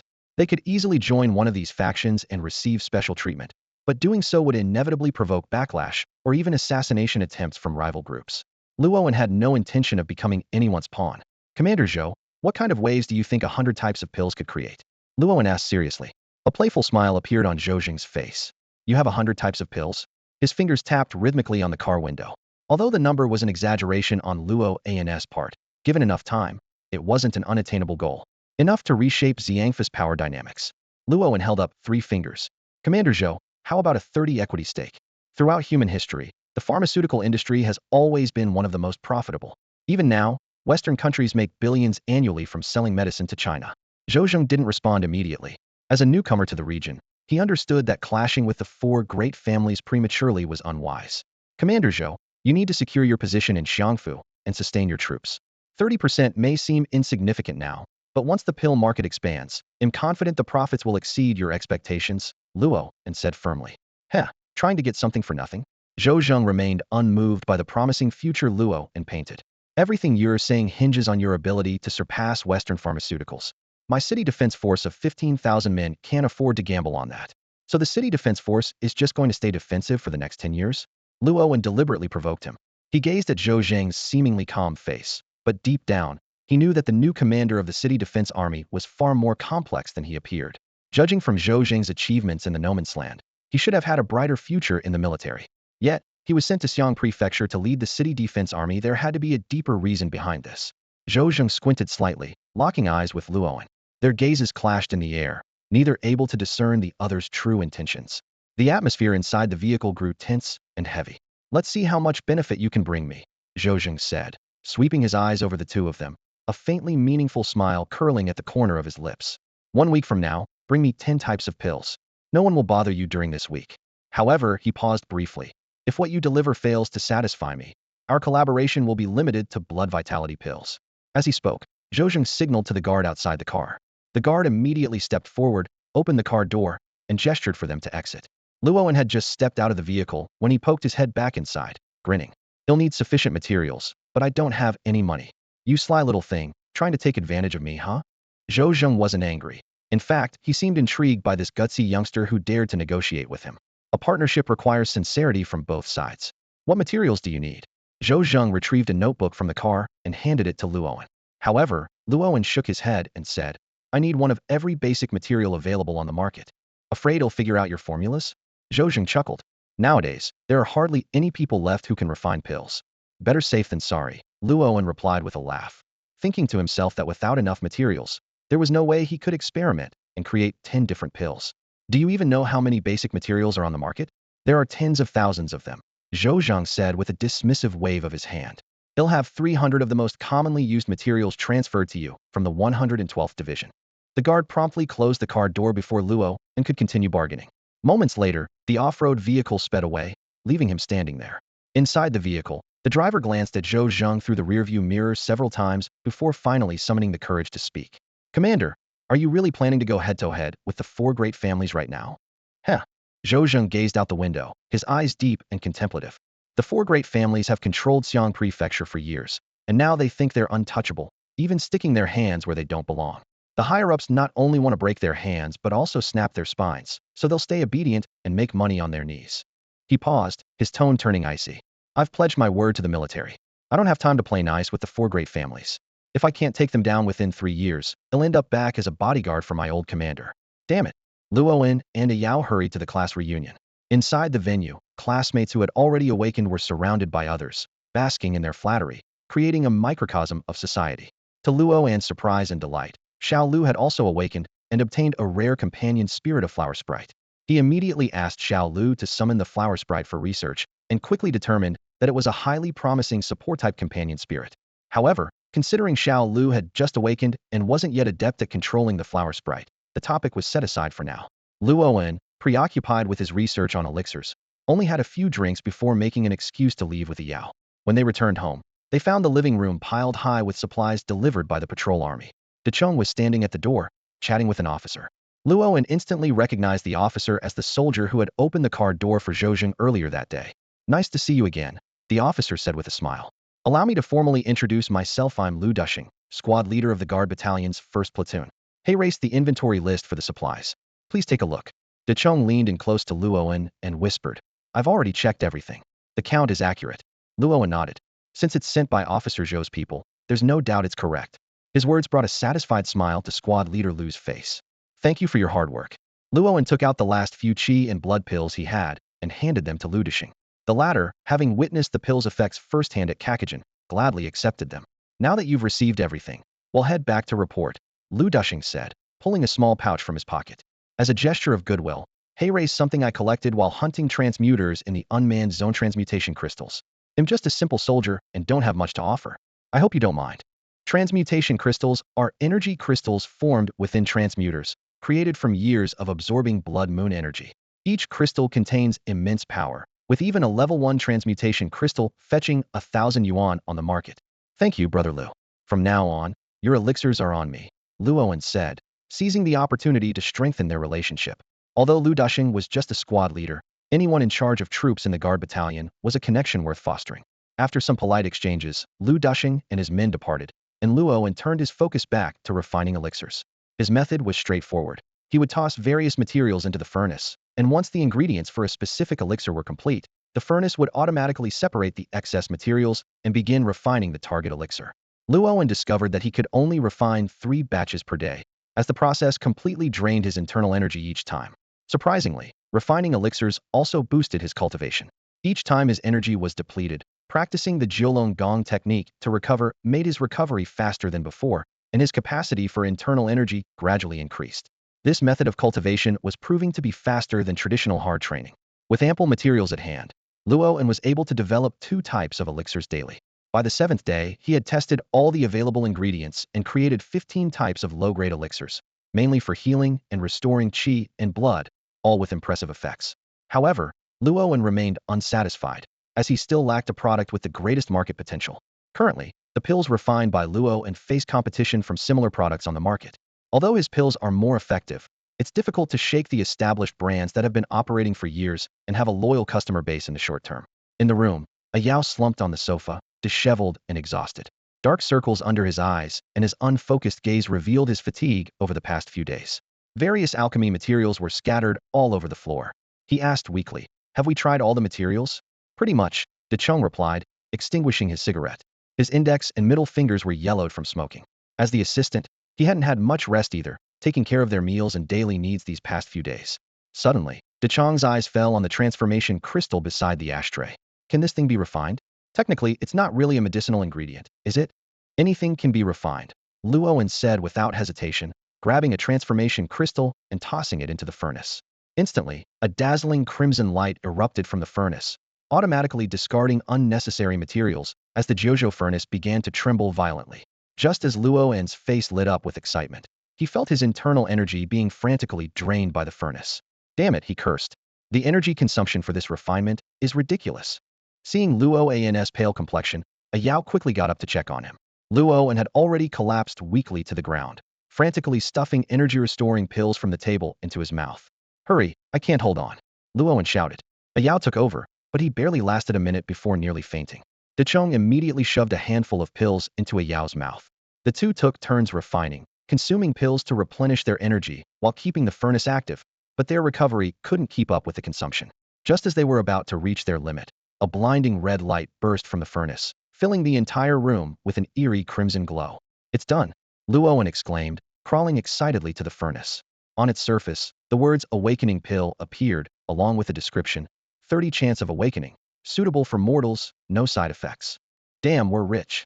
Luoan shouted, hugging the furnace and kissing it fervently. What kind of pill is this? Ayao asked curiously. The awakening pill. It has a 30 chance of triggering an awakening. You know, the normal awakening ritual only has a 1 success rate. De Chang's expression turned thoughtful. If it can be used repeatedly, wouldn't that mean a 100 success rate? This isn't just any ordinary medicinite, could change not only the market, but also the entire structure of human society. He didn't dare continue the thought. After taking a short break, Luoan picked up the phone and dialed Zhou Zheng's number. The call was answered almost immediately. Is it ready? Zhou Zheng's voice carried a hint of urgency, clearly well aware of Luoan's progress. You should come over, Luoan said, trying to suppress the excitement in his chest, though his voice still trembled slightly. I'll have the guards pick it up tomorrow, Zhou Zheng replied, sitting at his desk, his eyes glancing over the mountain of paperwork. He shook his head lightly. Luoan cautiously looked around, ensuring the door was shut and no one was outside the window. Lowering his voice, he said, I've created something that could change the world. I know your pills are effective, but isn't changing the world a bit of an exaggeration? Zhou Zheng chuckled dismissively. It can awaken ordinary people. Do you think that could change the world? Luoan almost whispered the words. With a loud whoosh, Zhou Zheng shot up from his chair and strode to the window. Gripping his phone tightly, his tone turned grave. Do you realize what you're saying? This is no joke. Experts around the world have been researching this for centuries with no progress. Even the most advanced serums from the American region only increase awakening chances by 10%. After hearing Luoan's brief explanation of the awakening pill, Zhou Zheng didn't even bother grabbing his coat. He bolted out of his office, shouting, Guards unit, assemble. Old Zhou, what's going on? Are we at war? Deputy Commander Zhang Kuei, holding a lunchbox, was startled as he passed by the commotion. No time to explain, old Zhang. Hold down the fort at headquarters, Zhou Zheng said, patting his longtime colleague on the shoulder before jumping into a military jeep. Luoan hung up the phone, slapping Ah Yao's shoulder in excitement. Brother, we're about to make it big. Get ready to soar. Boss, take me with you. De Chang's eyes sparkled with anticipation. While Ah Yao was smugly calling Zhou Zheng to request roasted chicken, a deafening explosion shook the entire room. The brand new security door was blown to pieces as 2 masked men barged in. SHD. Hey, are you there? Zhou Zheng's voice came through the phone, his heart sinking as he heard the blast. Ah Yao, slumped on the couch, glared at the intruders. Someone's here, and they're not friendly. 5 minutes. Hold on. Keep the line open, Zhou Zheng barked, turning to his troops. Everyone dismount. Follow me on foot. One of the masked men brandished a knife stained with dark, dried blood. Hand over the pills, he demanded coldly. They're on the table, Luoan stammered, pointing to the surface. Big brother, are you here to rob or kill? We've already killed the soldiers. You think you few are any different? Hand over the pill you just made, and we'll make it quick. Staring at the blade's glinting edge, Luoan steeled himself. Then there's nothing to talk about. Dead is dead either way. Ah Yao grabbed the ashtray from the table and hurled it with force, but the man effortlessly tilted his head to dodge. Luoan quickly scanned the room. Both he and Ah Yao were barely able to stand, let alone escape. The 2 intruders standing before them, who had silently taken out the guards outside, were clearly far more powerful than the peak first-stage awakeners Zhou Zheng had sent to protect them. These 2 were at least second-stage awakeners. Hand over the freshly refined pills, kid, the taller man with the hood said, tapping Luoan's face with the flat of his blade. The stench of blood was overwhelming. Tell me who sent you, and I'll give you the pills. I don't want to die without knowing why, Luoan said, forcing himself to meet the man's gaze. Quit stalling, the shorter hooded man barked, grabbing Luoan by the collar. I know Zhou Zheng will be here any minute. If you don't want to suffer, hand them over now. With that, he flung Luoan heavily towards the Jojo furnace. You bastard. Ah Yao's eyes turned red with rage. He drew a Nepalese military knife from his waist and lunged. But the taller man was quicker, driving his blade through the air and pinning Ah Yao to the table, the knife piercing through his shoulder. Suddenly, De Chong, who had been silently observing from the couch, pulled out 2 grenades from beneath the cushions and swiftly removed the pins. Nobody move, he shouted. But the hooded men didn't even flinch. The taller one kicked De Chong with such force that he was sent flying, and the grenades slipped from his grasp, falling to the ground. At that moment, the shorter man moved in front of his companion, his body instantly swelling to over 2 meters tall. His muscles tore through his clothes, revealing thick black fur covering his skin. With a thunderous explosion, the small living room was instantly engulfed in dense smoke. Fighting off dizziness, Luoan grabbed the gravely injured Ah Yao and climbed into the Jojo furnace. The lid slammed shut behind them with a heavy thud. The shorter man removed his hood, revealing a face that resembled a bear. Where did they go? In the furnace, the taller man said, stepping toward it and attempting to lift the lid. But it didn't budge. Let me try. The bare-faced man growled. joining his companion. Despite their combined strength, the lid remained firmly sealed. Enraged, the bare-faced man slammed his palm against the furnace, causing dust to scatter throughout the room, but the furnace stood unshaken. The taller man frowned. There's something strange about this furnace. When my blade entered, I lost all connection to it. The bare-faced man glared at the furnace, then turned his gaze toward the window. I refuse to believe we can't break this thing open. The tall man surveyed the chaotic room, with scattered pills strewn across the floor. His gaze landed on the furnace, which was being pounded with loud clangs by Bear. He glanced at his watch, a flicker of murderous intent crossing his eyes, and barked, "There's no time. Grab the furnace and retreat." Bear stepped forward, wrapping his massive arms around the furnace, only to discover, to his shock, that the seemingly small furnace was impossibly heavy. Though he could normally lift a car with ease, he found himself unable to budge this battered furnace even an inch. "You've made an enemy today." A furious voice, belonging to Yao, shouted from within the furnace. "If I ever find out who you are, not a single member of your family will take another breath. They'll even take your last name." His eyes brimmed with tears, a storm of rage and grief roiling inside him. He had just bid farewell to Uncle Zhu, and moments ago, Big Worm, who had saved him, had fallen before his very eyes. One after another, those close to him were being slaughtered, their blood staining the ground. Trapped inside the furnace with Luoan, his fury had no outlet. "They'll kill you today, no matter what." Bear, enraged by the threat, began smashing the furnace with wild abandon. The tall man checked his watch again, growing increasingly anxious. He grabbed the frenzied Bear and shouted, "Time's up. We've botched the job, and we need to get out now." "No way. They'll kill them today, no matter what." Bear's bloodshot eyes burned with rage as he continued to hammer at the furnace. "The city defense troops are almost here. Do you want to get us all killed?" The tall man snapped, grabbing a handful of pills from the floor and yanking Bear toward the window. "They'll be back." Bear roared as he ripped the curtains away and smashed the window with a single punch. The tall man leapt out first, with Bear following close behind. But just as Bear jumped, a burst of blood sprayed from his shoulder, and half of his arm spun through the air. The deafening crack of a gunshot echoed only after both men had landed on the ground. "It's an awakened gunman." Bear cursed, clutching his severed arm. "Damn it, the city defense troops are here." Several kilometers away, on a towering structure, a sergeant in a black military uniform lay prone, a sniper rifle longer than a man resting on his shoulder. Calmly, he reported into his radio, "Target hit, non-lethal injury. The target has exited the building. Visual contact lost due to limited visibility. Damn it, seal off a 5-mile radius right now." Zhou Zheng was the first to rush to Luo An's apartment building. His eyes turned bloodshot as he saw the bodies of fallen soldiers at the entrance. Clenching his fists tightly, his voice cracked with fury. "My soldiers didn't die in the no man's land, but they ended up killed by these damn bastards with explosives." He immediately pulled out his communicator. "Call headquarters. Lock down the city. Deploy the 1st Regiment and dig through every inch of this place until we find them." The moment Zhou Zheng stormed into the room, he was greeted by a heartbreaking sight. Decheng lay on the ground, his body riddled with shrapnel wounds, barely clinging to life. When he noticed Zhou Zheng, a faint glimmer of light flickered in his eyes, but his life signs were rapidly fading. "Where's Luoan?" Zhou Zheng strode forward and grabbed Decheng's arm firmly. Decheng's hand, nearly blown apart, trembled as he struggled to lift a mangled finger and point toward the furnace. With a swift motion, the furnace was yanked open. Yao burst out, throwing a punch straight at Zhou Zheng's face. "This is the protection you promised? My brother died right in front of me." Ignoring the knife embedded in his shoulder, Yao crawled to Decheng's side. Tears of helplessness streamed down his face as he looked at his bloodied brother, one of his eyes grotesquely protruding. "Damn it, just about to take off, and now I'm done for. Guess I wasn't meant to make it." Decheng coughed up blood with every word he spoke. You all have to survive. I have a son. Take him with you." "Shut up. You're not dying." Yao frantically searched the ground for scattered pills, shoving them into Decheng's mouth one after another. But the injuries were too severe, and the bleeding wouldn't stop. Zhou Zheng gently pressed Yao's head down. "He's beyond saving. Life and death are up to fate." At that moment, Luoan crawled out from the furnace, pulling an awakening pill from his pocket and handing it to Yao. Even though he knew Decheng was just an ordinary man, and that no amount of medicine could save him from such catastrophic injuries, Luoan couldn't bear to watch his trusted comrade leave this world without trying. After swallowing the pill, Decheng's gaze began to blur. In his final moments, it was as if he could see his young son, just learning to call him Dad, waving at him from afar. He thought of how he never got to hold his son properly, of the pain of sending the boy away to protect him from enemies, and of the hopeful man he once was when he first met Luoan. Suddenly, an intense heat surged into his heart. His nearly stopped heartbeat resumed, growing stronger and stronger. Golden blood began to flow from his heart, coursing through his veins.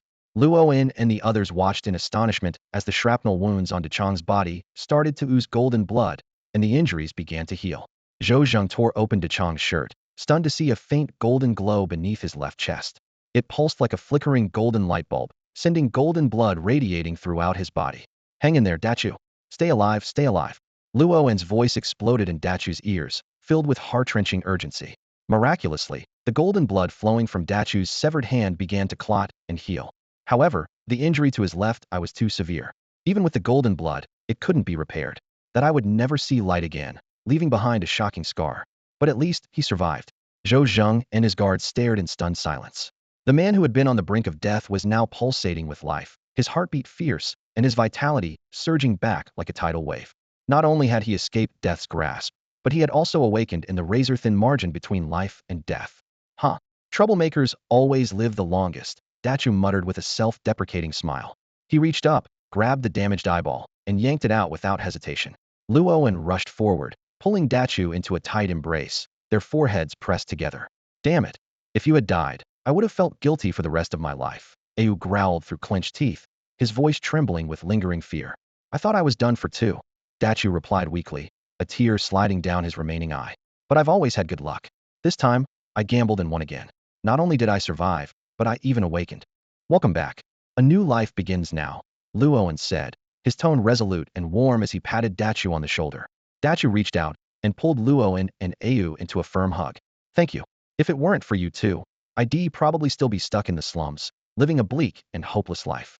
Maybe one day I'd just get hacked to death on the streets with no one even bothering to collect my body. You've given me a new life. This is just the beginning. From now on, you're our brother.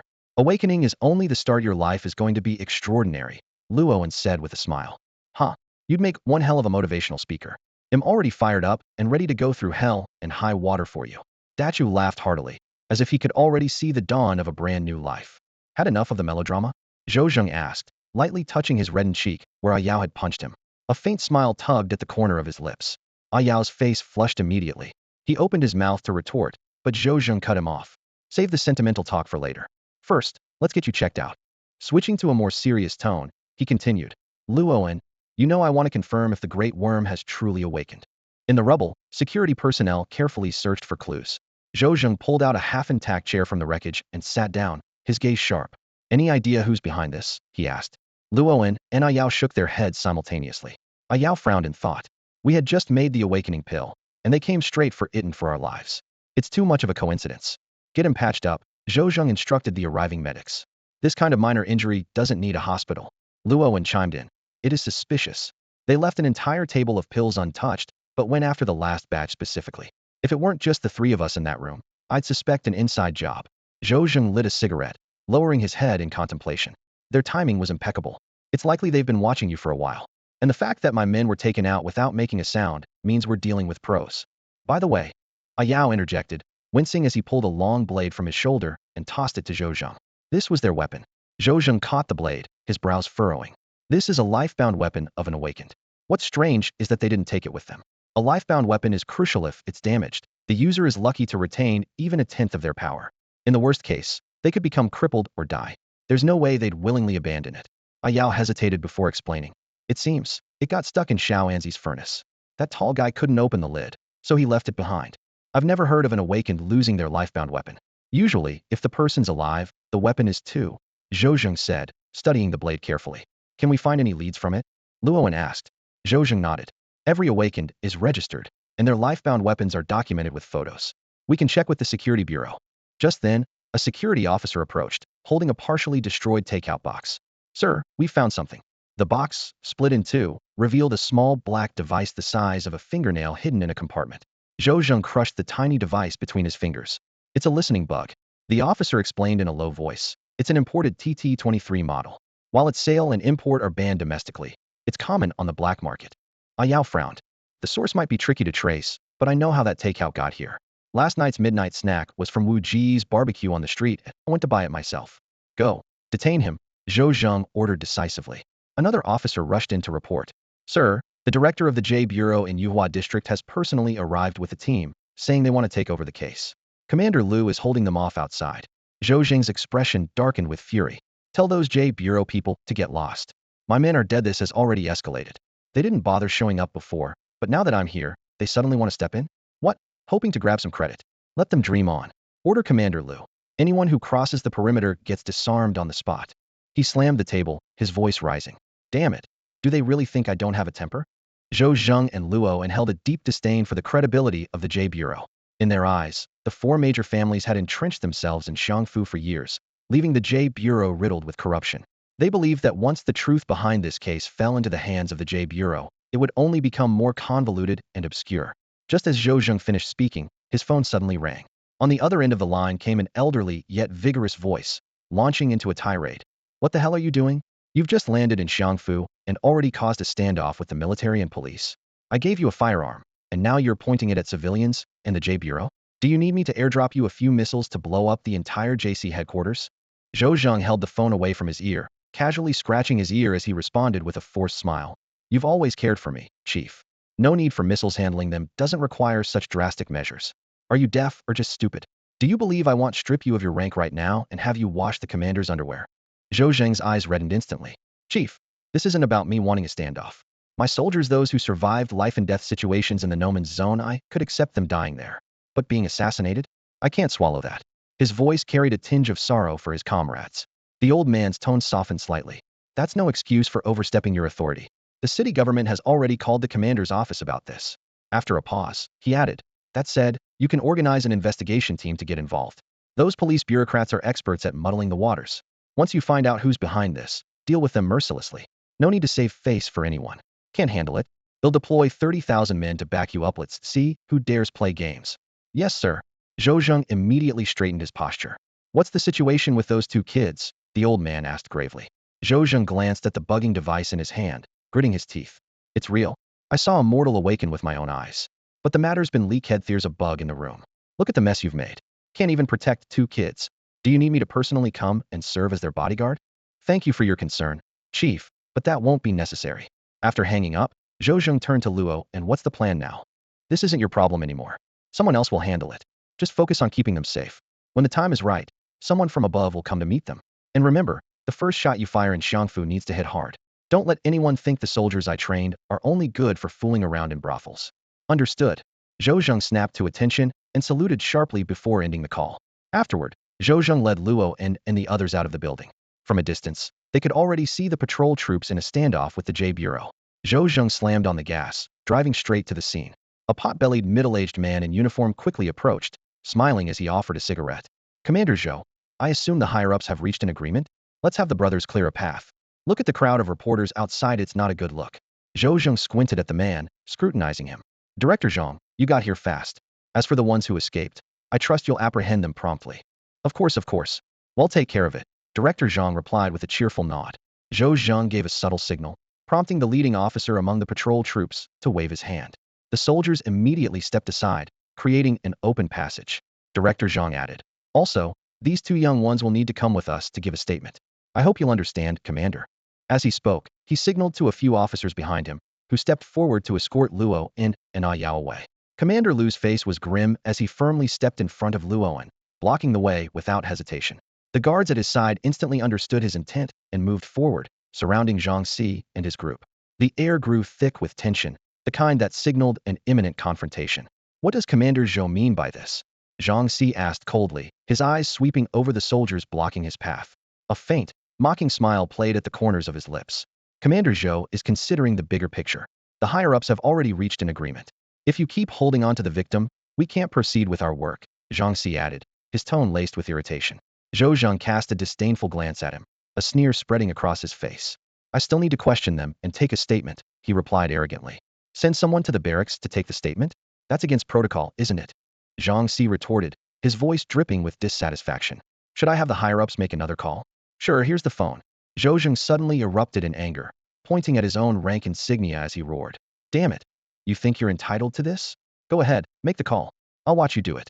Who the hell do you think you are to demand people from me? If I so much as take a dump, you'd have to bring it back and worship it. No respect? Even if your top brass came here, they wouldn't dare pull this stunt. Zhou Zheng's fury only escalated as he continued. You want the person, huh? Commander Lu, give him the person. Move your entire regiment headquarters right next to J Command. I'll have the 115th Regiment stationed at J Command. and let's see who dares to say a word about it. Zhang Xi's face turned from red to pale green as Zhou Zheng berated him, pointing directly at his nose. Helpless, he could only endure the verbal assault. If he really did call the higher-ups, his position as director would likely be over. After all, if even the top brass couldn't handle Zhou Zheng, Zhang Xi himself certainly wouldn't escape unscathed. At that moment, Yao raised both hands, a sly grin on his face as he asked, "Need me to put on cuffs?"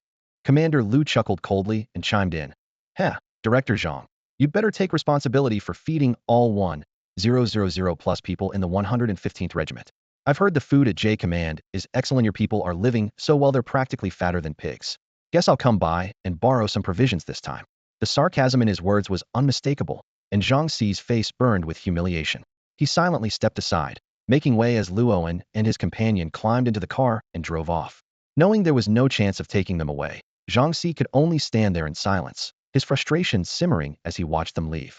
Racing back to the base, Luoan and Yao were immediately sent to the military medical unit for examination. At the same time, Zhou Zheng urgently summoned the division's leadership to the conference room to discuss how to capture the two assassins. Fortunately, the lockdown measures were implemented promptly, making it theoretically impossible for the assassins to leave the city. Even better, one of them was already injured and had left behind a critical weapon. Clearly, they hadn't anticipated that their life-bound weapon would be cleverly trapped in a stove by Luoan. With this weapon in hand, identifying the culprits was only a matter of time. After a night of rest, Luoan sought out Zhou Zheng at the first opportunity.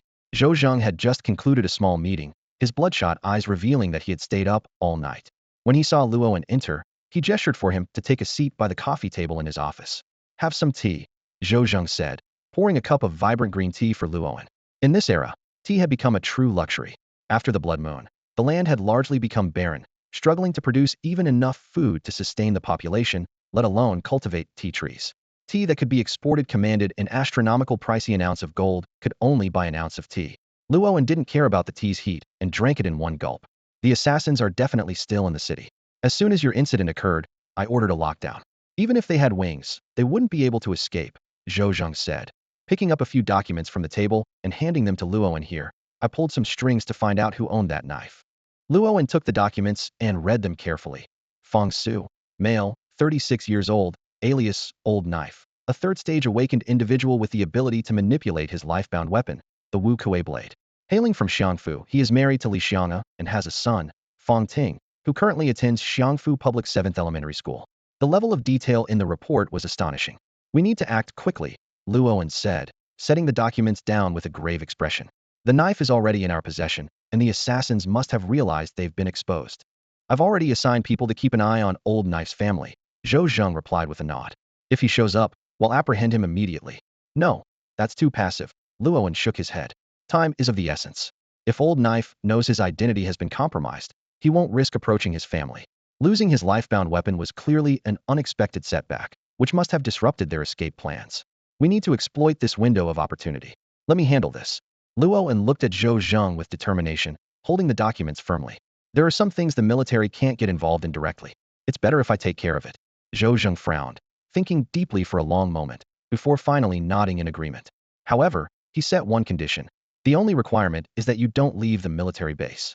We're in the open right now, and every move we make is being watched by those with ulterior motives." Luoan acknowledged the condition and then took out a phone he had borrowed from Yao's bedside. He dialed De Chong's number. "How's your recovery going?"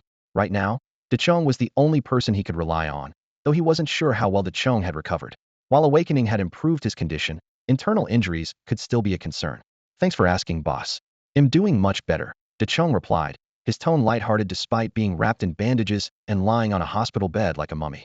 Hearing De Chong's response, Luoan felt relieved and immediately issued his orders. "Take your men and help me with something. They'll send you the target's information. I want them captured."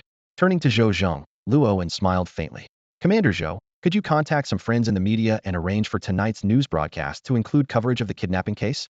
Let Old Knife know that we have his family." Zhou Zheng didn't respond right away. He simply held his teacup, thoughtfully observing the young man before him. Although their time together had been short, Zhou Zheng had initially valued this youth for his talent, seeing him as someone worth nurturing to contribute to humanity's strength.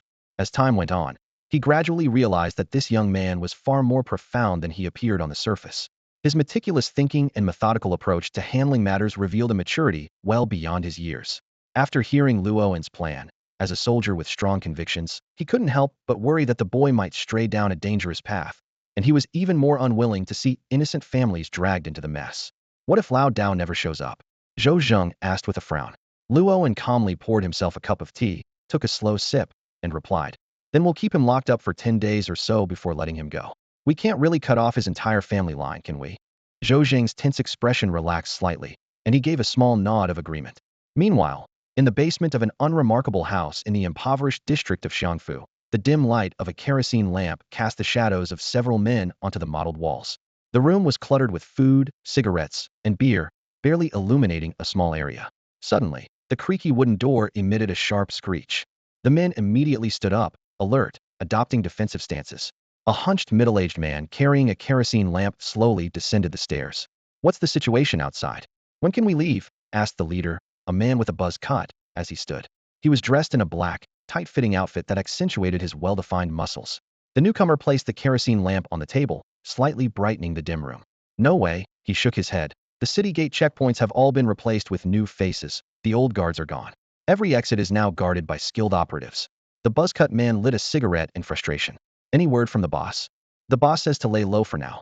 Once things quiet down, he'll arrange for your escape." "What about my wife and kids?" Lao Dao, a tall and slender man, asked nervously. The hunched man looked helpless. "The soldiers are watching them closely from the shadows. I can't get too close. But one thing's clear, theory waiting for you to walk into their trap. Damn it, it's all your fault for leaving the knife at the scene. That's why we're in this mess." The buzz-cut man snapped at Lao Dao, clearly annoyed. "It's not Dao's fault." Lao Xiong, lying weakly on a bed with only one hand left, defended Lao Dao. "That kid's furnace was strange. We couldn't break through it. Lao Xiong and Lao Dao were the closest in the group, having known each other the longest. Can't the boss help get my wife and kids out of the city?" Lao Dao asked, unwilling to give up. "Are you kidding?" The buzz-cut man waved his hand impatiently. "You messed up the job, and now you want the boss to risk himself for your family? Your house is under surveillance. Anyone who goes there might as well admit they hired you. If I had known, I would have done it myself." Lao Dao silently retreated to a corner, his eyes flickering as if calculating his next move. At that moment, the hunchman's phone rang. After a brief exchange, he hung up and signaled to the buzz-cut man. The two of them stepped out of the basement. "Lao Dao's wife and kids have been taken," the hunched man said quietly, rubbing his hands together. "Don't let him find out," the buzz-cut man replied decisively. "He loves his family more than anything. If he knows, he'll lose his composure. They're trying to force him to come out of hiding. Lao Zhang, look into who did it. If it's the soldiers, it shouldn't be too bad. They won't harm civilians recklessly." Back in the basement, old Deng, a bearded man, was fiddling with a radio, their only source of entertainment. The static-filled noise crackled incessantly.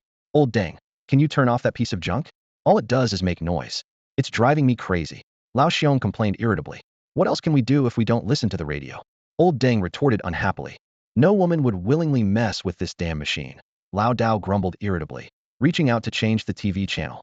The television emitted a harsh static noise before the screen froze on a news report. Xiangfu News reporting. "Around 4 p.m. today, 2 kidnapping cases occurred in our city." The female news anchor's voice came through clearly. The report mentioned that a student from Class 3, Grade 3 at the 7th elementary school had been abducted, and by around 5 p.m., the student's mother also met a tragic fate. The basement was deathly silent, the only sound being Lao Dao's heavy breathing reverberating through the cold, damp air. Xiao Pingtu hurried down the stairs, trying to calm the agitated Lao Dao. "I've got Lao Zhang keeping an eye on your wife and kid. Nothing's wrong? My wife and kid got kidnapped, and you call that nothing?" Lao Dao roared, springing to his feet like a furious lion, his bloodshot eyes glaring at Xiao Pingtu. Xiao Pingtu grabbed Lao Dao by the collar and shouted back, "Are you out of your mind? Trying to get us all killed? If you hadn't botched the job, we wouldn't be in this mess. Stop it." Lao Deng set down his bottle of liquor and quickly stepped forward to separate the two. "Is this really the time for infighting?" Lao Dao locked eyes with Xiao Pingtu, his gaze as fierce as a wolf's. He spoke slowly and deliberately. "Let me call my wife." Xiao Pingtu hesitated under that piercing glare, then reluctantly pulled out his phone. "You have 30 seconds, then hang up. They'll trace the call. Make it here, on speaker." He swapped in a new SIM card and dialed the number. The phone rang for a long time before it was answered by a rough male voice. From the conversation, it became clear that the man on the other end was nicknamed De Chong. He had narrowly escaped death at Lao Dao's hands yesterday and was now seeking revenge. De Chong revealed he had kidnapped Lao Dao's wife and child and threatened to wipe out his entire family. Lao Dao, frantic and desperate, repeatedly asked what it would take to release them. But De Chong pressed him aggressively, demanding to know who Lao Dao's boss was. When Lao Dao refused to answer, Decheng threatened to bury his wife and child somewhere and leave Lao Dao to erect their gravestone. The call ended abruptly. Xiao Pingtu snatched the phone away and sternly warned Lao Dao not to drag everyone else down with him. Although Lao Zhang tried to reassure Lao Dao, saying that as long as he wasn't caught, his family would be safe, his gaze carried a clear warning. Keep an eye on them and make sure they don't go anywhere, Lao Zhang said to Xiao Pingtu, his eyes still fixed on Lao Dao. If something happens and the boss holds us accountable, I don't think I need to spell out the consequences. At the patrol army headquarters, Luo leaned casually against the chair in Zhou Zheng's office, holding the phone and listening to Decheng's report.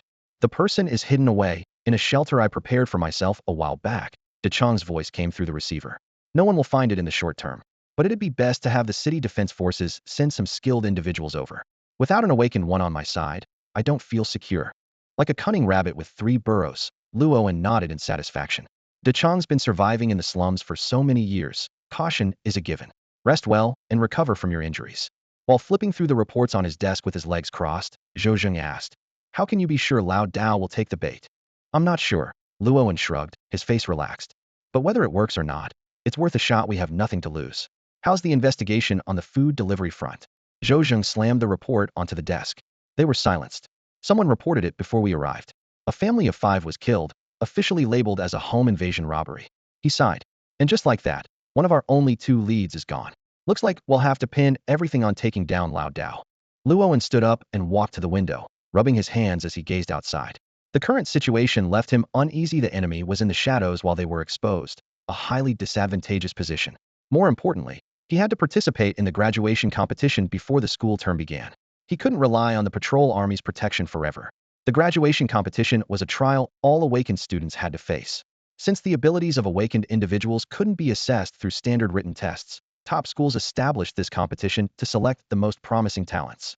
Combat aptitude and the strength of one's awakening were evaluated through real battles.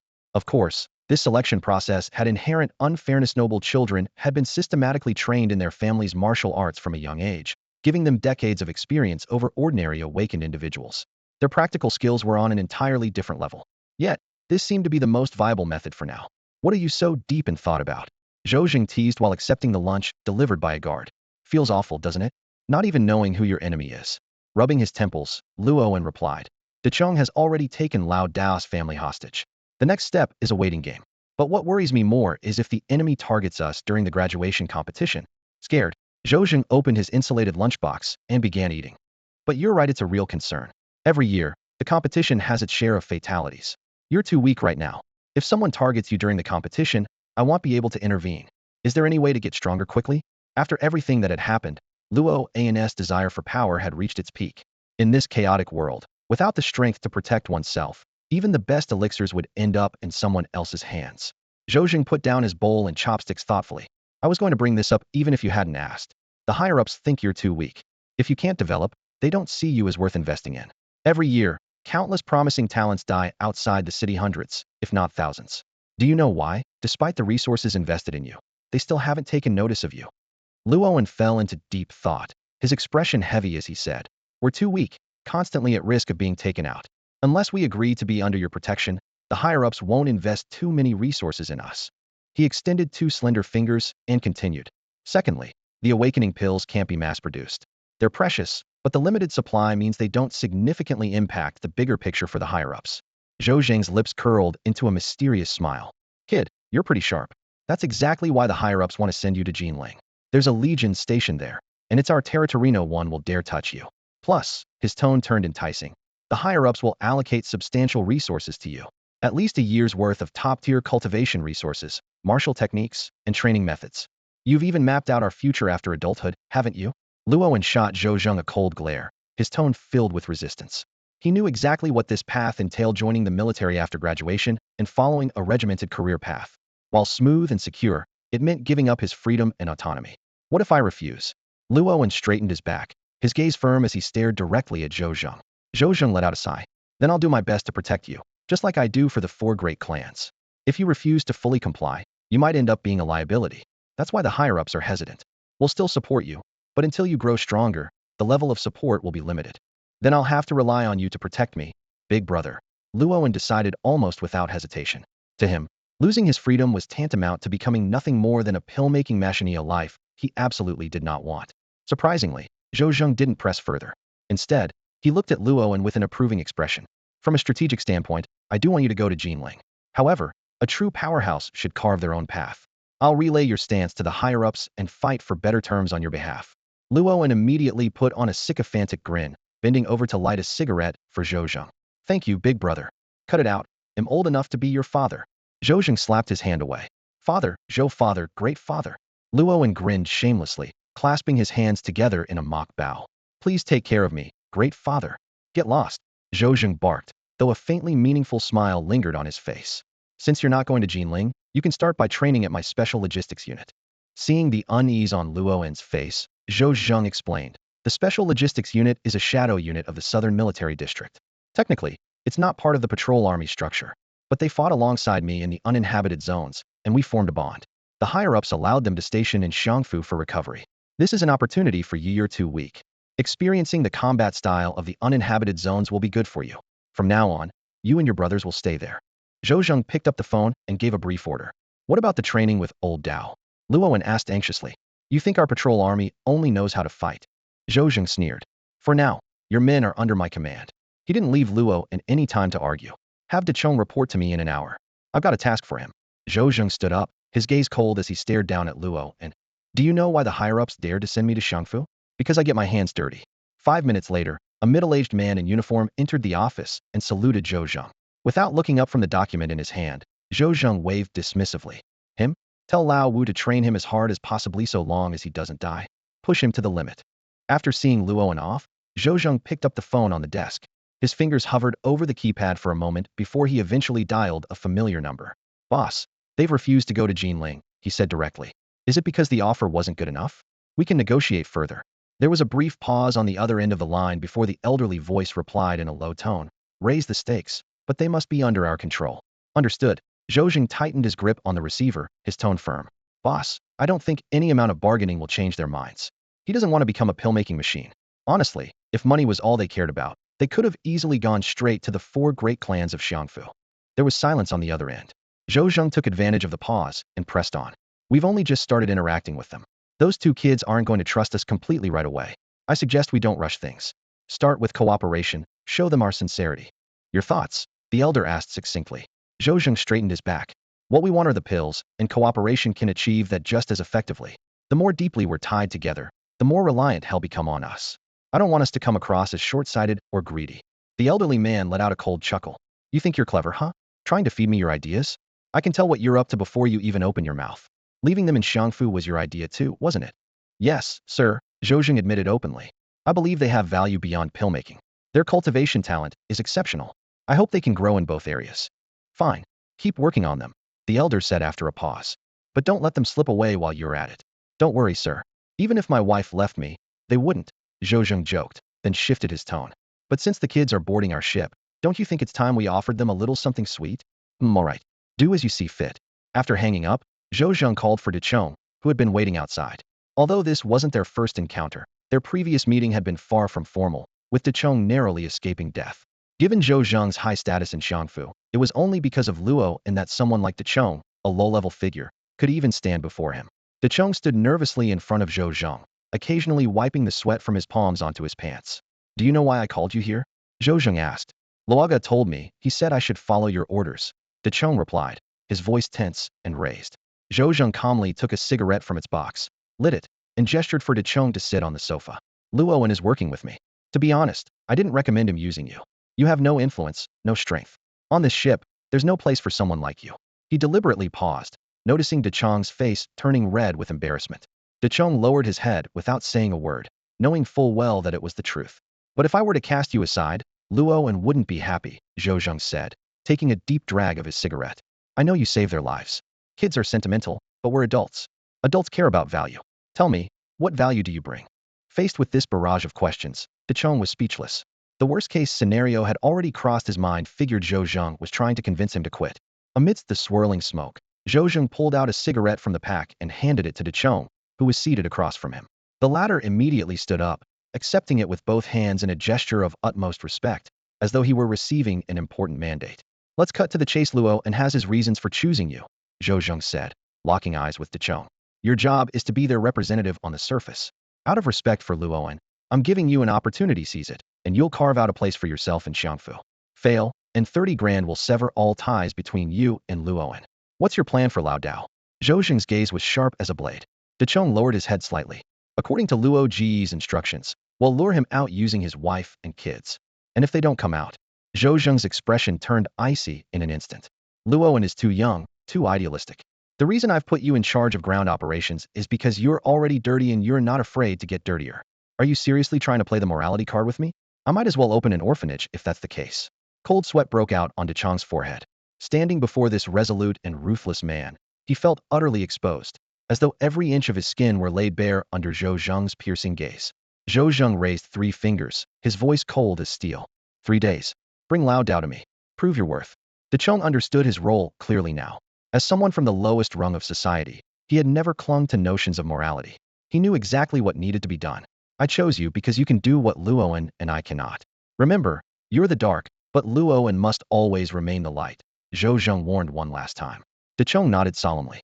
Reporting to you, sir, you'll need manpower, Decheng said boldly, having made up his mind to go all in. Zhou Zheng didn't refuse. He'll give you 500,000 yuan and assign a squad to you. You know what that means, right? The 500,000 was seed money for Decheng to prepare for future collaborations involving the sale of elixirs. Since neither Luo and nor the patrol forces could act openly, Decheng would serve as their public face. As for the squad, it was both a temporary resource and a means of surveillance, something Decheng was well aware of. Understood. Decheng's voice was firm and resolute. At that moment, he saw a glimmer of hope for his rise. Opportunities like this were rare for someone living at the bottom. Zhou Zheng could have easily given this chance to someone stronger, but because of Luoan, it had fallen to him. This only reinforced Decheng's belief that his initial choice had been the right one. Meanwhile, on a muddy road outside the city, 5 off-road vehicles and 3 heavy trucks were speeding along. The vehicles were packed with fully armed awakened individuals. Luoan and a Yao sat in the lead vehicle, watching the scenery blur past the windows, their hearts filled with mixed emotions. Big brother, where are we headed? Luoan asked, pulling out a cigarette and offering it to the young driver. Though the driver appeared to be in his early 20s, his body bore scars of severe burns below the neck, marking him as a seasoned soldier who had faced life and death. You'll see it's a good place, the driver replied, taking the cigarette. The squad leader in the back seat grinned. 00252 No Man's Land, he chuckled. This was the nearest uninhabited area surrounding Xiangfu. Didn't you say we were heading to some logistics base? Luoan asked, confused. A Yao, sensing the moment, handed a pack of cigarettes to the squad leader. The Special Logistics Unit is stationed in the No Man's Land, the squad leader explained.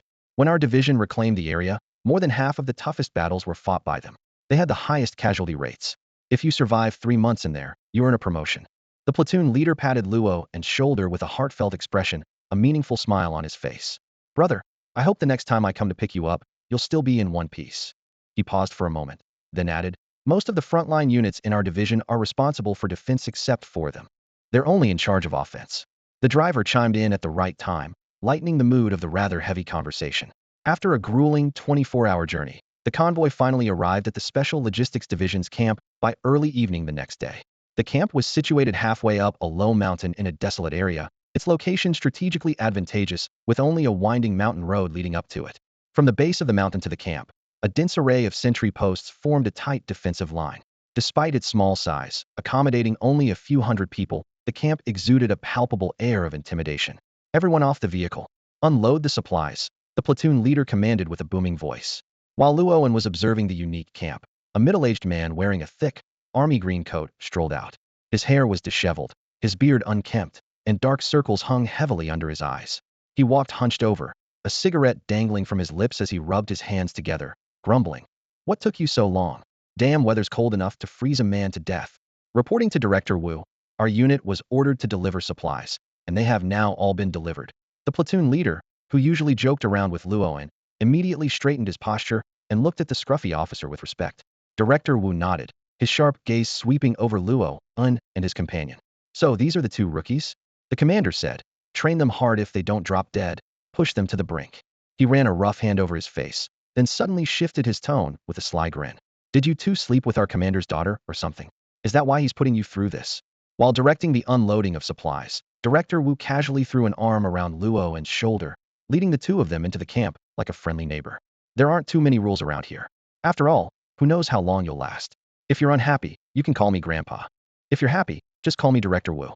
This place is a godforsaken wasteland. Finding a woman would mean trekking dozens of miles harder than fetching the scriptures back in the day. And don't even get me started on the transformed lurking outside. After giving them a tour of the modest camp, Director Wu chuckled and explained, "We just cleared out this area yesterday, so the guys are resting. We'll throw you a welcome party tonight." Finally, he led the two into a tent, rummaged through a pile of scattered papers, and pulled out a relatively clean sheet. His smile remained warm as he handed it over. "Here, write your wills." Luoan and Ah Yao exchanged glances, each seeing deep concern in the other's eyes. This seemingly affable officer could speak of such grim matters with unnerving nonchalance. On the other side of town, Dachong returned to the slums with freshly acquired cash and immediately began executing his expansion plan. The first step was to contact several awakened individuals outside the city, including Lazy. Without hesitation, he transferred a large sum of money to them, instructing them to quietly infiltrate the city, secure strongholds, and await further orders. At the same time, he didn't forget to rally his old crew. In a dilapidated basement, Dachong was huddled with a few trusted subordinates, discussing their plans. "Boss, this much money could buy us hundreds of wives." One of the lackeys exclaimed excitedly, his eyes gleaming as he stared at the stacks of cash. "Shall we?" One of Dachong's most loyal men couldn't hide his excitement either. "Big brother, this time we're really going to take off. The boss has given us this opportunity soon. We'll have our own place in Xiangfu." Dachong paced back and forth, his expression serious. "The higher-ups have ordered us to make Lao Dao kneel at the patrol army's gate within 3 days. Right now, we've got his wife and kid in our hands. What are your thoughts? Why not just deal with them directly?" A subordinate suggested, waving a knife menacingly. "Shall we?" quickly intervened. "The big boss, Luoan, specifically instructed us not to harm the mother and child. And that's the problem," Dachong said with a frown. "Commander Zhou demands that we take down Lao Dao, but we can't touch his family." At that moment, Xiao Wei leaned in close to Dachong and whispered a plan into his ear. Later that evening, in the dim, damp basement, Lao Dao's wife, Du Xiang'a, clung tightly to her son, trembling as she listened to the drunken revelry of the thugs upstairs. Two inebriated henchmen deliberately came down to the basement, pretending to have sinister intentions toward her. In the ensuing struggle, Du Xiang'a managed to grab a handgun from one of their waists. Drawing on her experience as Lazy's wife, she decisively fired, injuring both attackers. Taking advantage of the chaos and the drunken state of the others, Du Xiang'a held her son close and quietly escaped from the basement. They crept through a room littered with empty bottles and cautiously made their way out of the lair. In the maze-like alleys of the slums, the mother and son darted through the shadows, evading capture. But soon, angry shouts echoed behind them. "The hostages have escaped. Catch them!" Yet in the unlit, labyrinthine streets of the slums, the winding paths became their greatest ally. Ultimately, Du Xiang'a and her son managed to slip away, leaving the clutches of danger behind. In the slums, after Du Xiangyi fled in a panic, the iron door of the basement slowly creaked open, and two men emerged from the darkness. One of them was Xiao Hui, Dachong's trusted aide. Rubbing the spot where he'd been hit by a bullet, he grimaced and complained, "Damn it, even a blank round hurts like hell when it hits you." Pulling up his shirt, he revealed a large, purplish bruise. "You're lucky," the burly man beside him said, patting his chest with lingering fear. "That woman shot me with a real bullet. Nearly scared the life out of me. I told you we should have loaded more blanks," Xiao Hui said through gritted teeth. "Good thing the room was dark, and that dumb woman was too nervous. If she had fired again, we'd really be in trouble today." "We couldn't load too many," the burly man explained, shaking his head. "If she ran out and realized the gun was full of blanks, our entire plan would have been exposed." Xiao Hui let out a lecherous laugh and licked his lips. "Damn, acting in this little drama really got me worked up. No wonder people love role-playing. It's such a thrill." The other henchmen, who had just picked themselves up off the floor, joined in the laughter. "Hui, your acting's top-notch. You should be in movies." "Get lost," Xiao Hui retorted, grabbing a bottle of liquor from the table and taking a swig. "Tonight, I'm charging this to the boss and heading over to Xiao Li's place to keep this act going." Just then, Dachong walked in wearing a black trench coat. Without a word, he landed a swift kick to Xiao Hui's rear. "All you think about is women. Get the word out, anyone who catches that woman gets 10 grand. Get everyone moving and don't let her escape." The burly man, Dakun Dachong's brother-in-law and top enforcer, grinned and said, "She won't get far. The patrol armies awakened are already on her trail. She has to get out to contact her man, right? Speaking of which, old Dao has been lying low since that last phone call. That guy's patience is something else." Dachong shook his head and began giving orders to his men. These were his core team, and he knew how to use them effectively. Meanwhile, at the Special Logistics Division in the No Man's Land, soldiers in the camp were getting up one after another. Lao Wu, accompanied by Luo Un and Ah Yao, introduced them to a few officers before leading them to an open field. He raised his voice and shouted, "Everyone, gather around. We've got new recruits." Hearing there were newcomers, the soldiers immediately perked up and swarmed over like they'd been injected with adrenaline.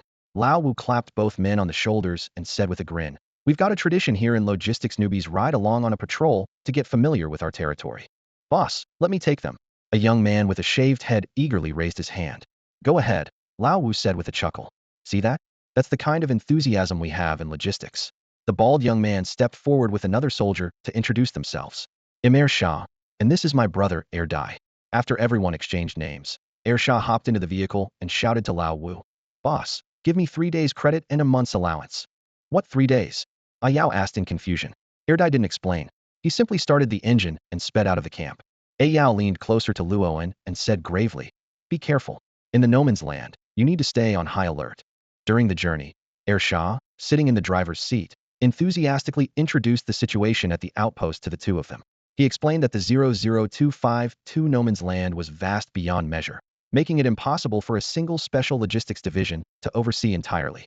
Therefore, they were only responsible for the area near Xiangfu.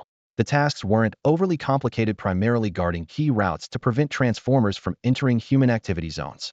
The logistics post is set up on the main route leading into human territory, Shah explained while driving. Most of the time, the job is pretty relaxed unless there's a large-scale transformer invasion. Our usual work is just cleaning up scattered transformers. After driving for dozens of kilometers, Shah turned his head and asked, "Why were you two assigned to our special logistics division?"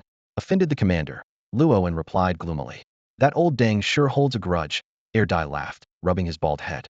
"Our commander is ruthless, no morals, no bottom line. Keep your distance from him in the future." The usually silent Dai suddenly spoke up. "Have you eaten yet?" The unexpected concern left Luo and Yao momentarily stunned. "Not yet. We plan to eat back at the camp," Luoan answered honestly. Shah immediately pulled out a pack of instant biscuits from his pocket and handed them to Luoan, who was in the passenger seat. "That won't do. This no man's land is nothing like human territories. It's cold, and the wind's harsh. Without replenishing calories, you could easily suffer from hypothermia. How are you supposed to fight monsters on an empty stomach?" Dai added, pulling out a pack of military rations and handing it to Yao.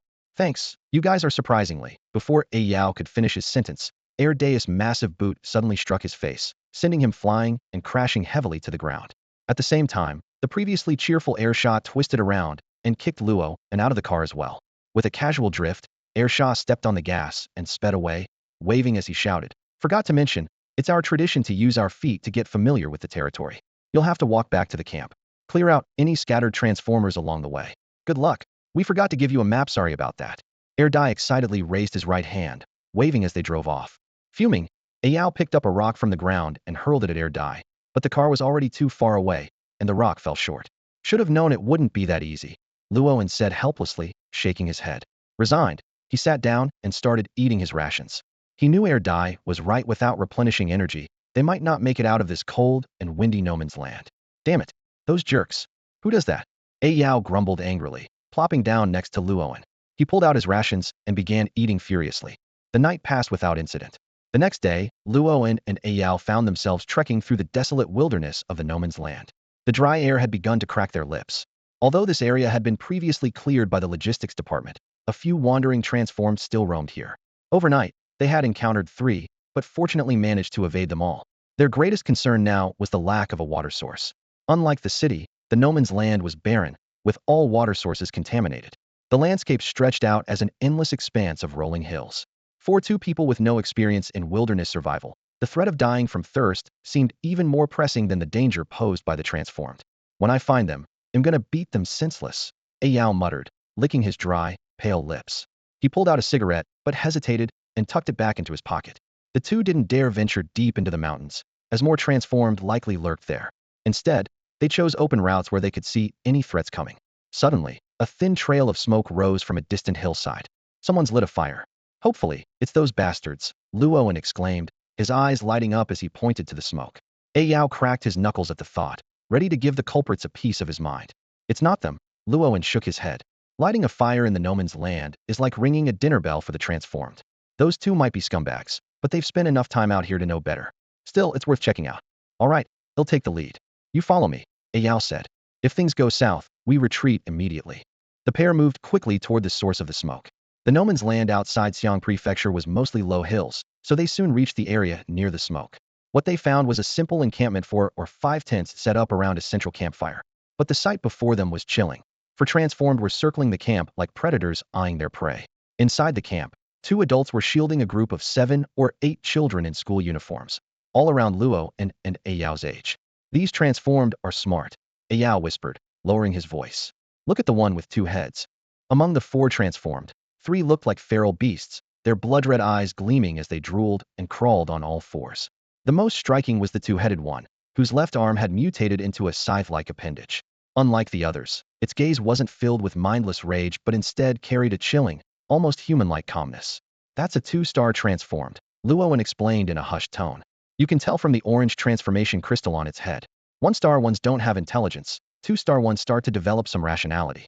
Transformation crystals are graded from gray to black across 9 levels. This one's orange, but not very bright, so it's probably a low-level 2-star. Inside the camp, the students were panicking. Though they appeared to be awakened, their lack of combat experience was evident. They kept glancing nervously in every direction, unable to formulate a plan. A girl, visibly anxious, stomped her foot and cried out, "No signal, teacher," as she waved her phone in frustration. The 2 seasoned second awakening teachers stood solemnly in place. Normally, such a situation wouldn't trouble them, but with a group of students to protect and a colleague injured, the circumstances had become far more precarious. Don't panic. The older teacher turned to the students, his gaze stern. Do you remember what we've taught you? When facing a transformed, no matter how powerful they are, you must stay calm and never lose your composure. Understood, teacher Lee. The girls replied, lowering their heads in shame. The injured teacher 1, a scholarly man in his early 30s, held a slender rapier reminiscent of Western fencing swords. He reassured them, we're not far from the patrolling army station. We reported our training in this uninhabited area beforehand. If they can't reach us, they will naturally send someone to investigate. We're sorry, teacher 1, the girl said apologetically. The classroom's tension was palpable. A short-haired girl wearing thick black-framed glasses, Chu Feifei, who was in the midst of first awakening and adorned with expensive jewelry, pointed angrily at a blue-haired girl. It's all Li Zi's fault. If you hadn't secretly started a fire, the transformed wouldn't have found us. Huh? Chu Feifei, weren't you the one whining about needing hot water to wash your hair? Why else would my cousin light a fire? A rebellious girl in a Jake-style skirt with a high pink ponytail shot back immediately.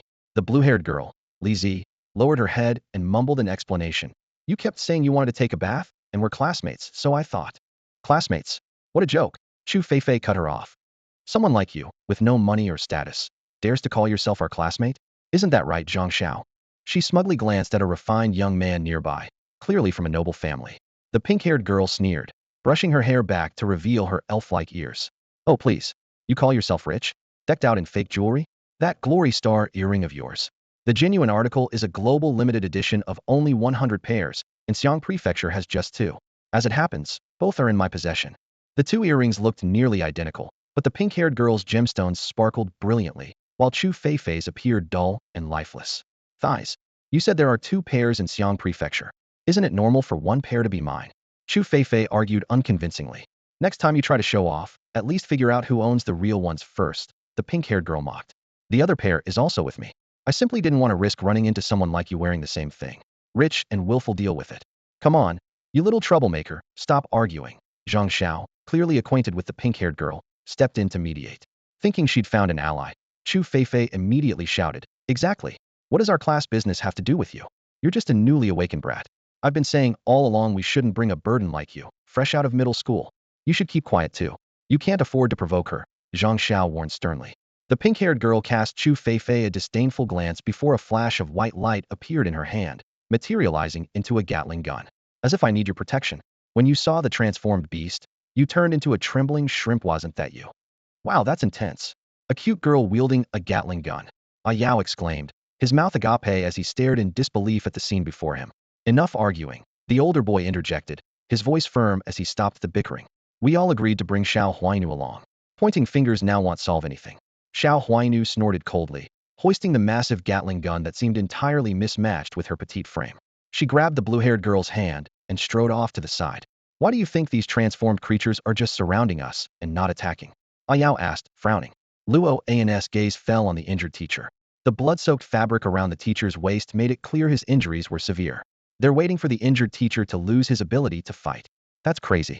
Since when did 2-star transformed creatures get this smart? Ayao muttered, staring at the 2-headed creature in bewilderment.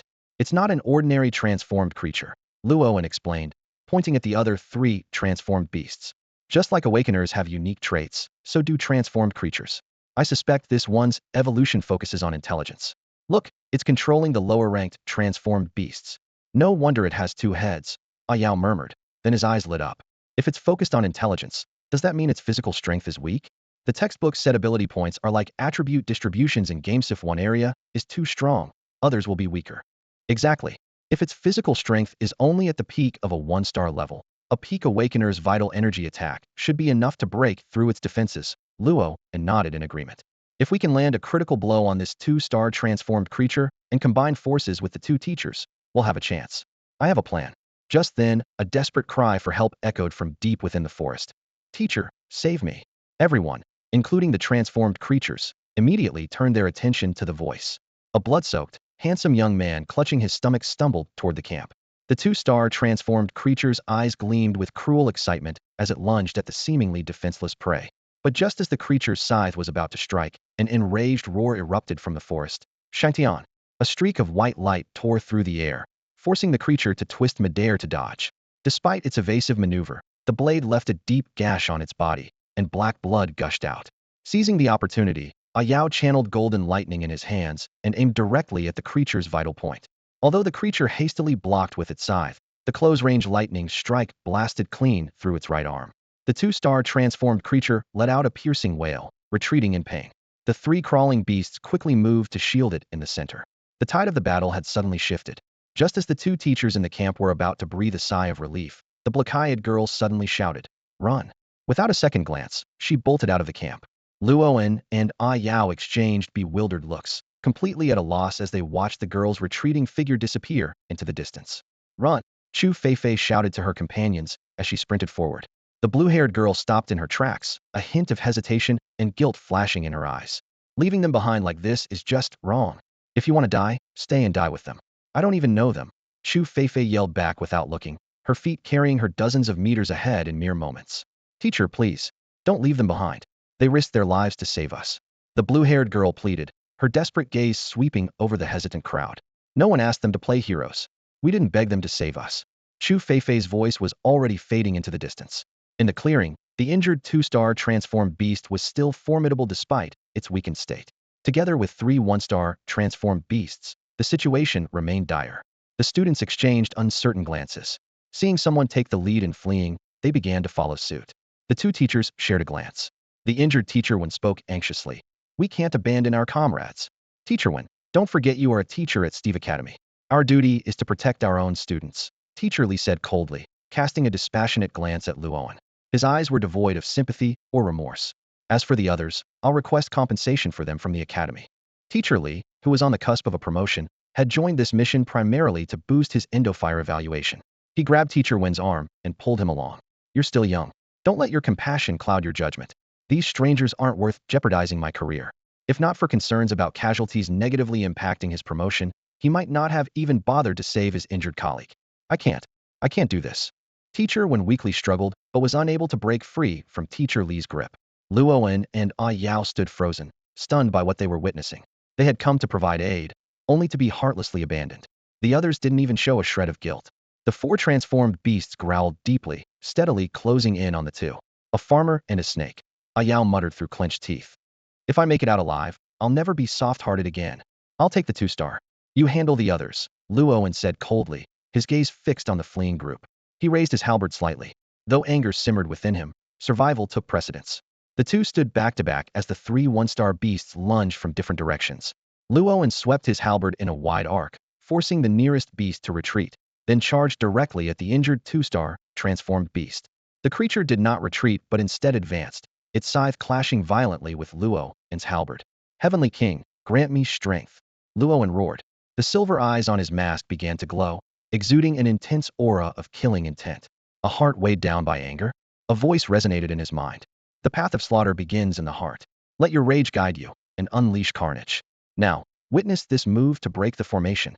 Luoan leapt into the air, and beneath him, a majestic steed wreathed in crimson flames suddenly appeared. "Young one, wield mercy through destruction. Follow me and shatter this formation." The forest echoed with the sounds of battle and cries, like the thunderous charge of 1,000 cavalry. Luoan, mounted on his fiery steed, seemed like a deity descending to earth. He charged straight at the two-star, transformed beast. The horse leapt high, its flaming hooves landing squarely on the creature's shoulders. With a deafening crash, the beast was knocked to the ground by the force of the impact. Luoan gripped his halberd tightly with both hands, driving it straight toward the dual-headed, transformed beast. A dark shadow darted out like lightning, positioning itself between the two-headed transformer and Luoan. The long halberd pierced through the shadow in an instant, leaving behind the lifeless body of a one-star, transformed beast. This brief interference gave the two-headed creature a chance to catch its breath. Letting out a strange cry, it escaped clumsily from beneath Luoan's steed. The two-headed creature hesitated to attack recklessly, keeping a wary eye on its opponent. Luoan dispelled his steed and stood firmly with his halberd planted in the ground. Though the brief exertion of the Heavenly King's power had left him utterly drained, he showed no signs of weakness. He knew well that the two-headed creature possessed intelligence. If it sensed he was at his limit, it would certainly seize the opportunity to strike. As Luoan and the two-headed creature remained locked in a tense standoff, not far away, Ayao was struggling in a fierce battle. Two transformers advanced on him relentlessly. Lightning flickered in Ayao's hands, yet he could only retreat step by step. Luoan's heart burned with anxiety, but he could do nothing but watch his companion being overwhelmed. "Hey, one each," a crisp, youthful voice called out from behind a tree. A pink-haired girl named Xiao Huai stepped lightly onto a broken log, her black leather boots clicking softly. Her white stockings-clad legs moved gracefully as she raised her Gatling gun, unleashing a storm of bullets that forced the transformer behind Ayao to retreat.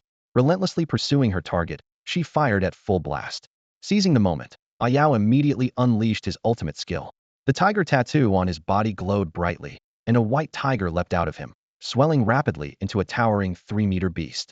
With a single swipe of its massive paw, the transformer it was battling was sent flying, crashing to the ground and struggling to stand for a long while.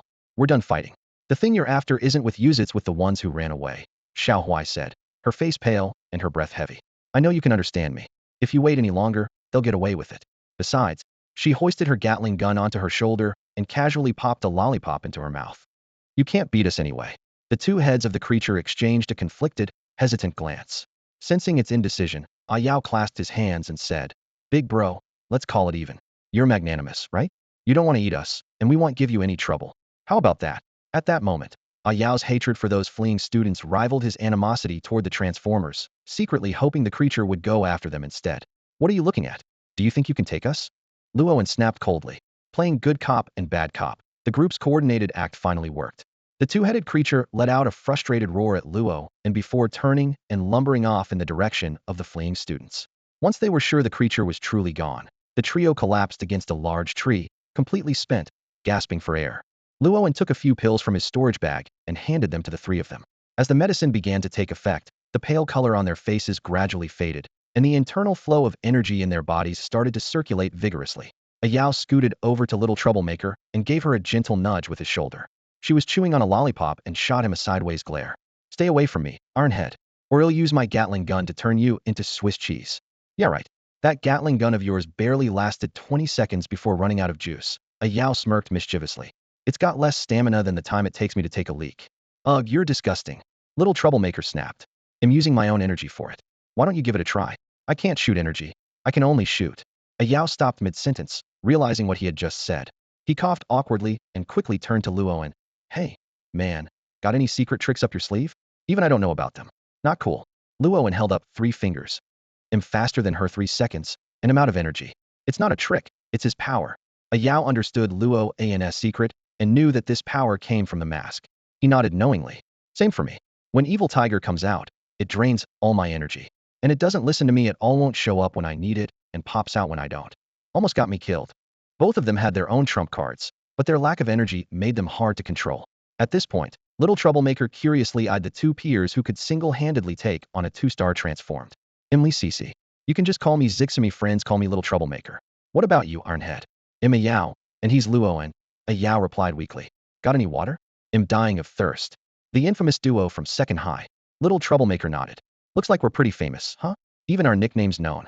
Ayao seemed a bit pleased with himself. As dual-awakened individuals, their names had already spread throughout Xiang Prefecture, and the recent awakening ceremony had brought them even more fame. However, not many people knew their nickname. "I'm from Fourth High," Little Troublemaker said with a scoff. "I was planning to challenge you two before your awakening, but then you disappeared." Luo An's mouth twitched slightly. Fourth high was not far from second high, and clashes between the two schools were common. He quickly changed the subject. Why are you hanging out with upperclassmen? Those guys seem like high schoolers. Yeah, they're from Steve's private high school.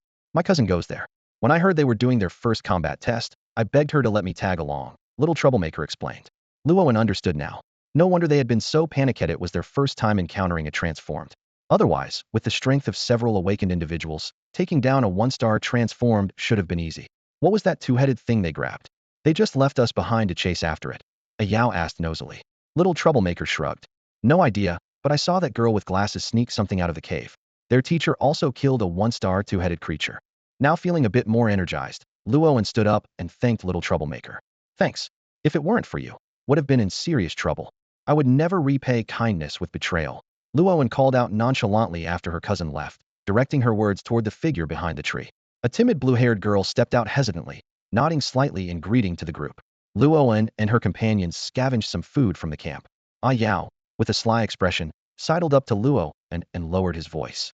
Aren't you curious about what they took? They were being chased so closely by the twin head. If you want to snatch it back, just say so, Luoan interrupted him with a grin. Having been together for so long, he knew A Yao's personality all too well. Don't you want to? A Yao asked, taking a swig of water and biting fiercely into the food they'd just found, as though venting his anger on it. I can't just swallow this humiliation. As the two were about to wave goodbye to the mischievous girl, she unexpectedly hoisted a Gatling gun onto her shoulder, raising an eyebrow. Aren't you going to get revenge? You're really bold, huh? A Yao clicked his tongue in surprise. I don't like them. I'm planning to ambush them. The mischievous girl replied, the Gatling gun in her hands emitting the sound of mechanical transformation. It morphed into a sniper rifle taller than a person. The three exchanged smiles, a silent understanding passing between them, as they set off in pursuit of Steve's group. The students and teachers from Steve High School were fleeing in disarray under the guidance of their instructors. Injured individuals stumbled along, significantly slowing their pace. Chu Feifei clutched her backpack tightly, glancing around nervously as if expecting the twin head to appear at any moment. She glanced at the injured teacher, hesitating several times to suggest leaving them behind, but each time she swallowed her words. She knew all too well they could abandon Luoan, but they could never leave the teacher behind. Otherwise, she'd never make any friends again. Thinking about the valuable items in her backpack that could make her rich in the city and free her from her fake socialite life, she became even more desperate to return. They're catching up, a student suddenly cried out. Sure enough, 100 meters behind, the twin head was trailing them with two converted followers. It was also injured, having lost one of its minions, so it refrained from attacking outright, instead following at a measured pace. Damn it, those two boys didn't hold it off for long. Useless, Chu Feifei complained without a hint of guilt. Teacher Wen shot her a glance, but said nothing. Teacher Li urged everyone to pick up the pace while offering reassurance. Don't worry, we're almost at the military zone. Just hold on a little longer. As they got closer to human territory, the twin head grew increasingly agitated. Several times it tried to attack, only to be repelled by the two teachers. The back and forth continued, neither side gaining the upper hand. At sunset, a military green off-road vehicle came into view. Someone's coming. A few students waved excitedly for help. Seeing reinforcements, the twin head decided to make its move, charging at Chu Feifei with its two remaining followers. Two men jumped out of the vehicle. One was a bald man draped in camouflage, his hand wrapped in a red chain. With one swift kick, he sent the twin head flying. Against a 3-star awakened fighter, an injured 2-star converted creature stood no chance. The twin head roared in anger, but upon spotting the other soldier in uniform, it hesitated, then reluctantly retreated with its followers. Think you can just leave? The bald man rolled up his sleeves, ready to give chase, but his companion, Dai, stopped him. We have more pressing matters, Dai said, turning to the group. Have you seen two boys? One about this tall, the other about this tall. Hearing the description, the group's expressions changed. They matched the two boys they'd abandoned. Many lowered their heads in shame, but Chu Feifei shook hers and said, No, we haven't. Big brother, thank you for saving us. Can you take us back to the city? We're students from Steve High School. Sorry, we can't, Dai replied coldly. We have a mission to complete. Aren't soldiers supposed to protect us? Don't our taxes pay your salaries?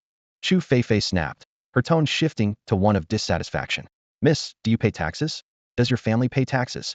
Dai retorted, his tone sharp. Hit where it hurt, Chu Feifei lashed out like a cat whose tail had been stepped on. My family's taxes could cover 100 years of your time in the no man's zone.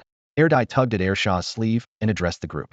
We can't take you back to the city, but we can bring you to our outpost and contact your school to send someone to pick you up. The teacher nodded. Thank you. We have injured people who need treatment. Please make the necessary arrangements. Watching the group being taken away by the military vehicles, Xiao Huan let out a disappointed sigh. Looks like you won't be able to get your revenge. Luoan smirked mischievously. Who says so? They've stepped into our territory. Do you think we'll let a cooked duck fly away? Late at night, in front of the base gates, Luoan and Ayao dragged their exhausted bodies to the sentry post. The on-duty guard's eyes lit up when he saw them. How did you two walk back?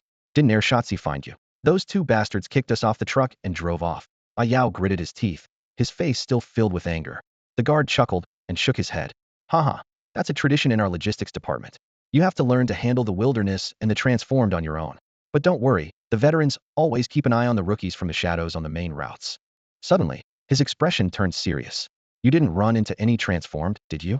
Luoan and Yao exchanged glances, recalling the few transformed they had encountered on the way and carefully avoided. Yao pulled out a cigarette and handed it to the guard, lowering his voice. Hey, big brother, did a group of students arrive at our base recently? Sure did. The guard replied disdainfully as he took the cigarette. A bunch of pampered ones. They used up all the hot water in the camp as soon as they arrived.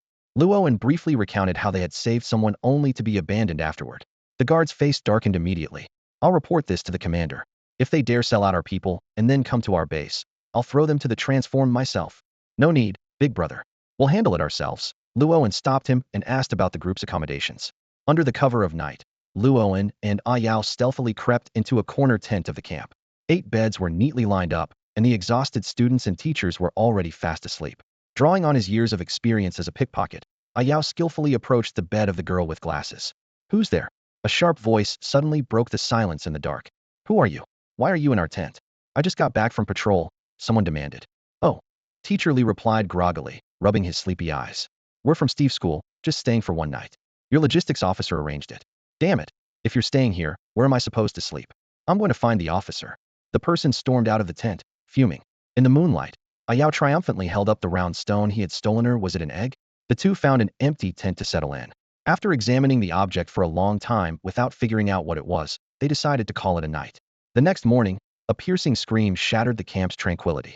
Soldiers rushed out to investigate, only to see Chu Feifei running out of the tent in panic, shouting at the top of her lungs. My egg is gone. Who stole it? Who stole it? What's with all this noise so early in the morning? Officer Wu, draped in a military green coat with his hands behind his back, approached with a displeased expression. Chu Feifei sobbed as she explained. My egg is missing. It was here yesterday. Her heart ached. She had worked so hard to bring it back, hoping to turn her fortunes around, only to have it stolen at the last moment. What egg? Officer Wu asked with a frown. This is a military camp. No fooling around. Teacher Wen frowned, her stern gaze sweeping over the students in front of her. At this moment, no one in the camp was aware that she had stolen the egg of a converter. Chu Feifei stood there, glancing nervously at her teammates. Her voice trembled slightly as she explained. I took it from the cave of a two-headed converter. She lowered her head, guilt written all over her face. Her words were like a bomb, instantly igniting the fury of the leading male student. No wonder the converter keeps chasing us, he bellowed, spinning around with a livid expression. You're unbelievable. His anger surged as he thought about Xiao Huai, who had yet to return. The bond between their families, built over generations, shattered in that moment. What they had dismissed as bad luck being targeted by the converter was now revealed as a direct result of her actions. Enough. All of you quiet. Teacher Lee strode forward and turned to Wu Chu, saying, Director Wu, our students wouldn't make baseless claims. Could you please check with the sentries about what happened? Wu Chu immediately summoned the sentries who had been on duty the previous night. One of them answered firmly. No outsiders entered the tents. That's not true. Teacher Lee interrupted gravely. Someone did enter the tents last night, claiming it was theirs. That person must have taken it. Director Wu, have them return what they stole, and well, let this slide. The commotion attracted several early rising soldiers, who now watched Steve and his group with hostile eyes. Sensing the rising tension, Teacher Lee softened his tone. Director Wu, let's not let this escalate. It won't end well for anyone, don't you think? Wu Tuan swept his cold gaze across the group, a disdainful smirk playing on his lips. Escalate? I'm not scared of anything. Do you even know what the Special Logistics Division is? It's a bloody death row unit. We're all condemned criminals. Stealing your stuff? Hell, if we robbed you or even killed you, you wouldn't have anywhere to complain. Threaten me? Go ahead, call the commander and report it. Even if I end up in a military court, they'll just go back to death row.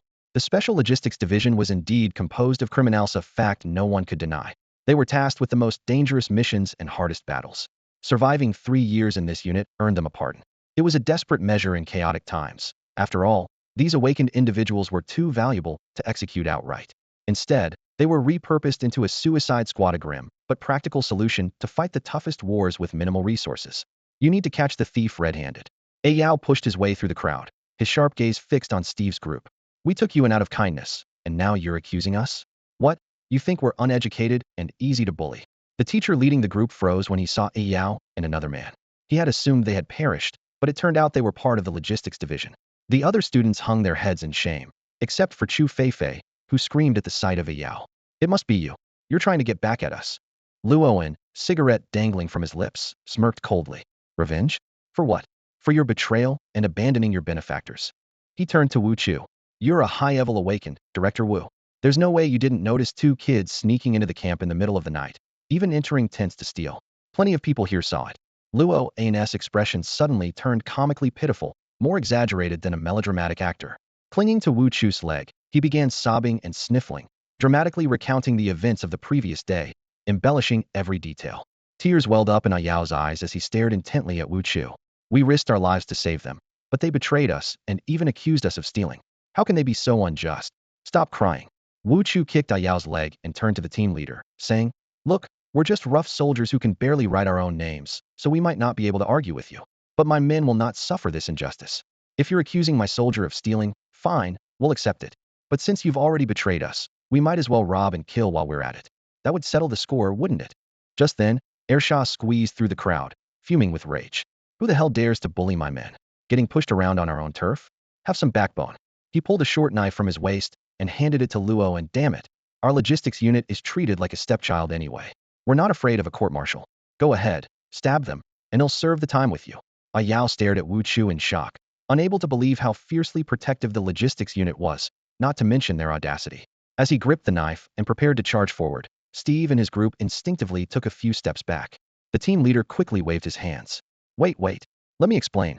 Yesterday, we really owe you two heroes for saving us. It was a misunderstanding, truly. How about this? We'll drop the matter of the missing item, and once the principal arrives to pick us up, we'll leave immediately. Cut the crap. Wu Chu pointed at the team leader, shouting angrily. You think you can just leave after accusing us? Do you take the logistics unit for some brothel you can come to and leave as you please? He subtly signaled to Luo and Yao. Do we have any evidence? Luo nodded solemnly and spoke up. We'll handle this legally. Call the police and let them investigate. If they find the stolen item, the two of us will go to jail. But if they don't, then Steve's betrayal and false accusations against his saviors will be a headline he'll make sure gets reported every day. The team leader's confidence wavered. If these men started searching tent by tent, and the item had already been moved elsewhere, they wouldn't find it. But the school's reputation would be ruined, and he was so close to being promoted to deputy headmaster couldn't afford a scandal now. At that moment, Xiao Huai appeared, carrying a steaming bowl of noodles. We all went to the transmuter's cave together, and I didn't see you bring out any egg. Her friend chimed in. Yeah, Huai, where did you go? We were so worried. Chu Feifei's face turned red with embarrassment as she hesitated, then stubbornly retorted. It must have been you who stole it. You're thieves, scum. Then go ahead, search the camp, Luoan shrugged. If you can't find the egg, what are you going to do? Lay one yourself. Erdai muttered under his breath. With her nasty attitude, she probably can't have kids, let alone lay an egg. The surrounding soldiers burst into laughter. Wu Chu waved his hand. All right, that's enough. Let's wait for your school's people to arrive, and then we'll settle this properly. Don't think just because we're uneducated we don't know how to fight a lawsuit. Everyone disperse. And keep an eye on them, don't let them lose so much as a pile of crap and blame it on us. Back at the department chief's tent, Luoan and Yao stood obediently in front of the desk. Chief Wu lit a cigarette on the table, his sharp gaze fixed on the two of them. You little troublemakers barely arrived and already caused me headaches, Chief Wu said, taking a deep drag and exhaling a ring of smoke. Cut out the petty thievery and act like real men. If you're so upset, just deal with them outside the camp with some of the guys. Stirring up trouble here ruins the image. Shah grinned foolishly, fishing out a cigarette, but from the ashtray, and lighting it. We were just worried you'd find out and stop us, Chief Wu. Yao chimed in with a sheepish smile to show agreement. Chief Wu crossed his legs and leaned back in his chair, mulling over the situation. Who would have thought those army ruffians would be so protective of their own? We're already the neglected ones in logistics, unloved by everyone. If we don't stick together, how can we survive in the wilderness? He gave the two a sly look. You sneaky little thieves, if you're so desperate for kids, why don't you steal a woman and have your own? Or grab an egg and hatch one yourself? Luoan flushed with embarrassment and pulled out a stone egg, about the size of a large bowl, from the 9 provinces cauldron, handing it to Chief Wu. Chief Wu toyed with the stone egg, his interest piqued by the cauldron. I heard you guys can refine pills. Make some for the brothers later. The supplies from headquarters are too scarce. When the guys get injured, they just tough it out unless it's serious enough to send them to the city. Sure, no problem, Luoan agreed readily. We're part of logistics too. It's our duty to help our comrades. Ersha stood silently to the side, absent-mindedly picking at his toes.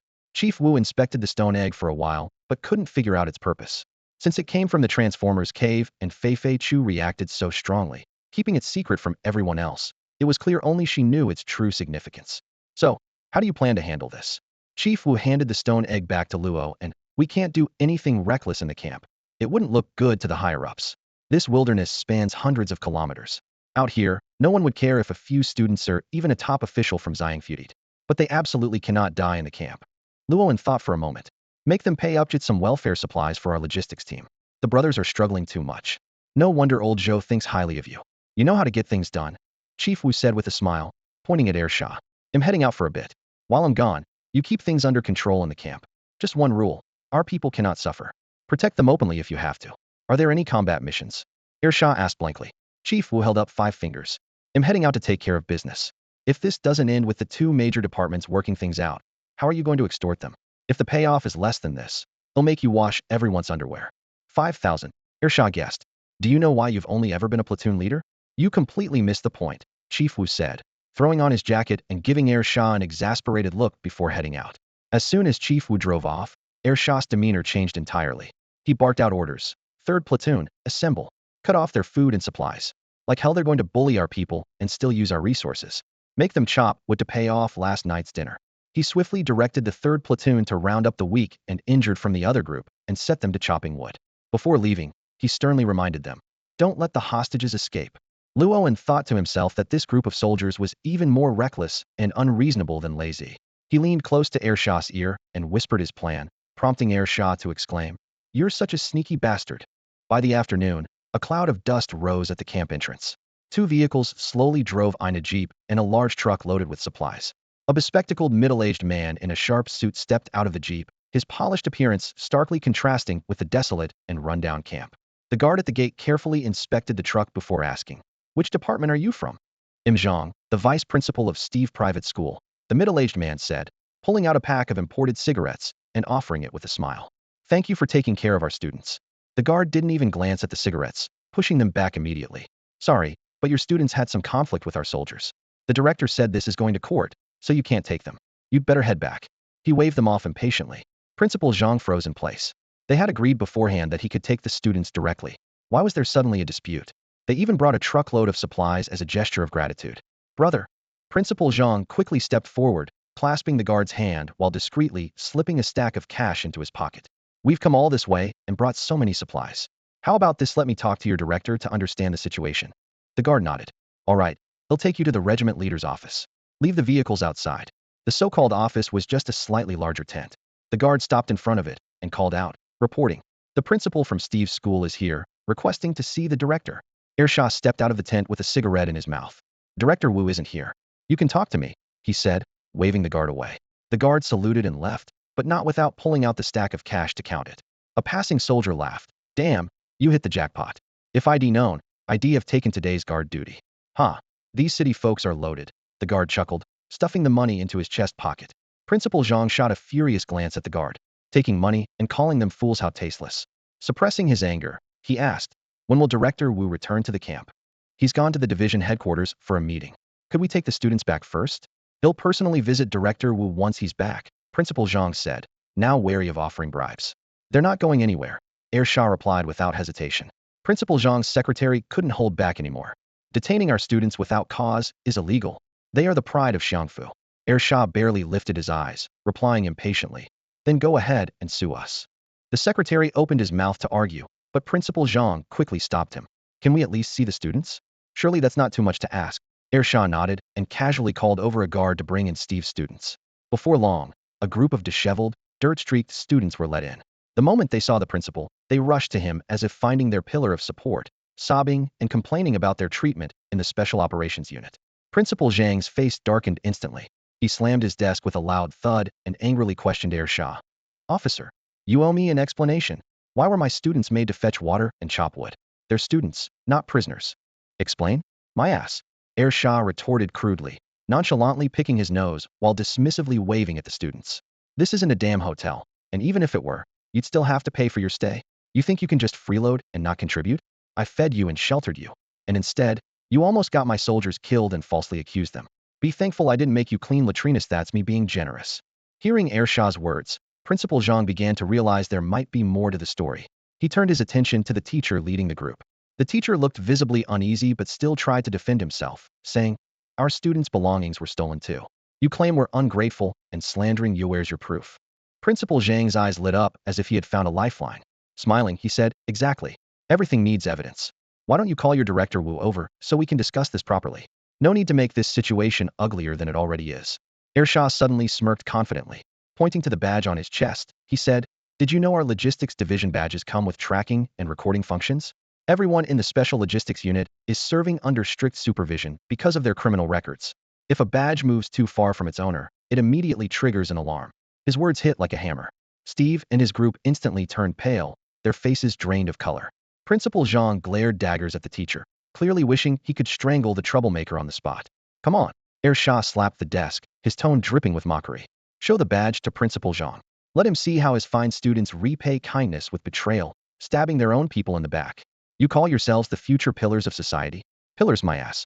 A few years ago, when I was fighting alongside Lazy, none of you bastards would have walked out of our camp alive. In truth, Luowen and his companion didn't even have badges. They weren't actual members of the logistics unit. But by now, the confrontation had devolved into a battle of wits and psychological endurance. It was only a matter of who would crack under pressure first."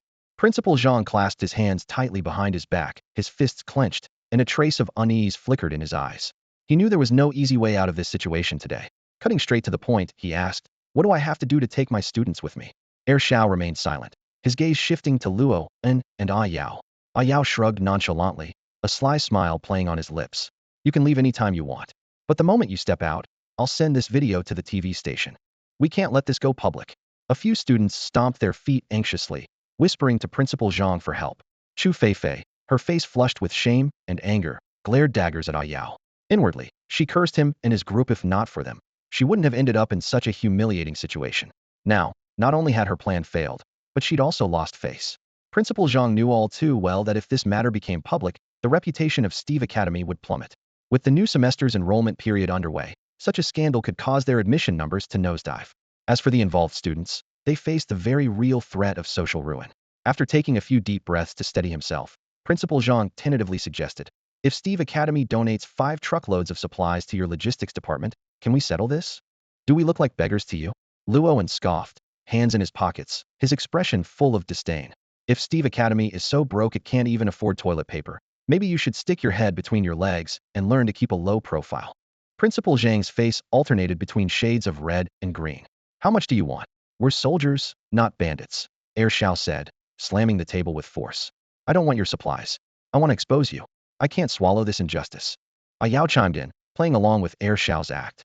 Meanwhile, Principal Zhang took a closer look at Ah Yao and suddenly recognized him. You look familiar. You're He Yao, aren't you? The first student to awaken this year."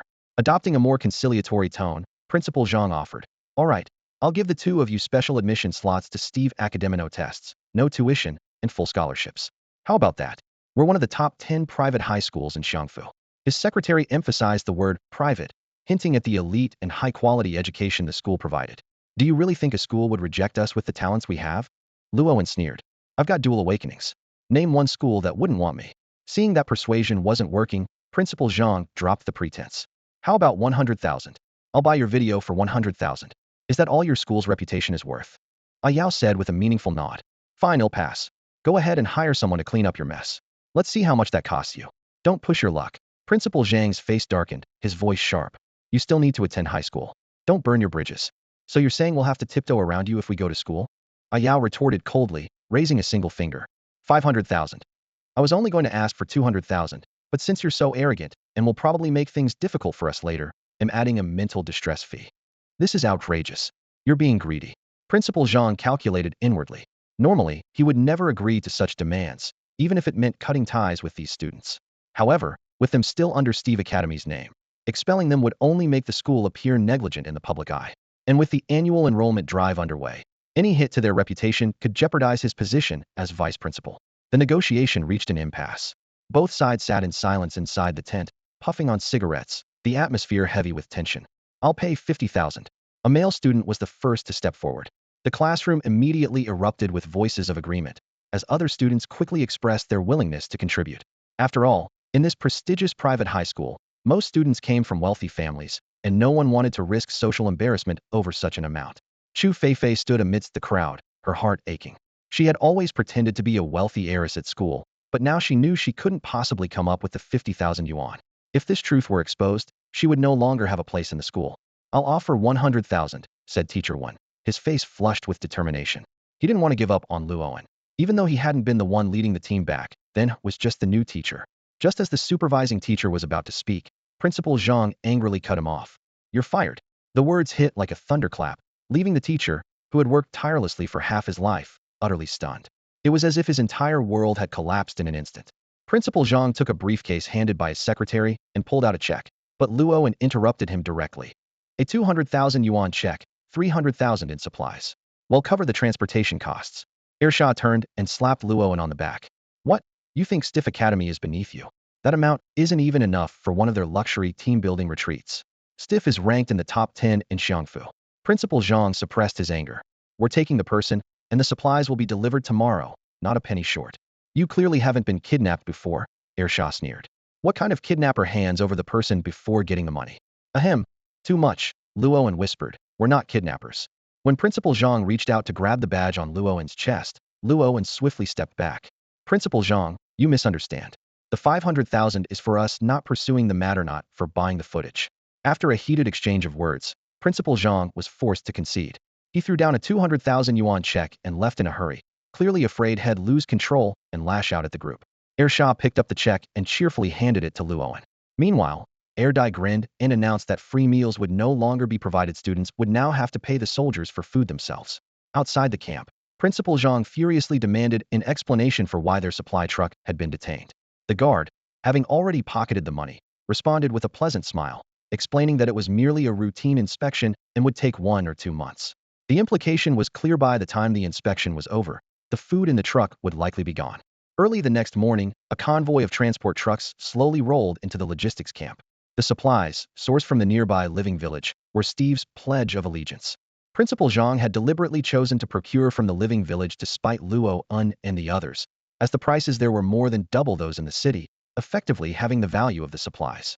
In reality, the goods delivered to the Special Logistics Division were worth just over 100,000 yuan, but Luo-un didn't mind it with someone else's money being wasted, after all. Principal Zhang's secretary maintained a stern expression throughout, not even bothering with pleasantries. After directing Steve's students to unload the supplies, the secretary left in a hurry. Ersha leaned close to Luo-un and whispered a suggestion about intercepting the convoy and extorting more, but Luo-un flatly rejected the idea. While banditry was rampant outside the city, anyone with half a brain would immediately suspect the logistics division. Besides, robbing people right outside the military camp's gates was practically a death wish. These seasoned veterans were not only skilled at catching bandits, but could likely outdo them in the art of looting.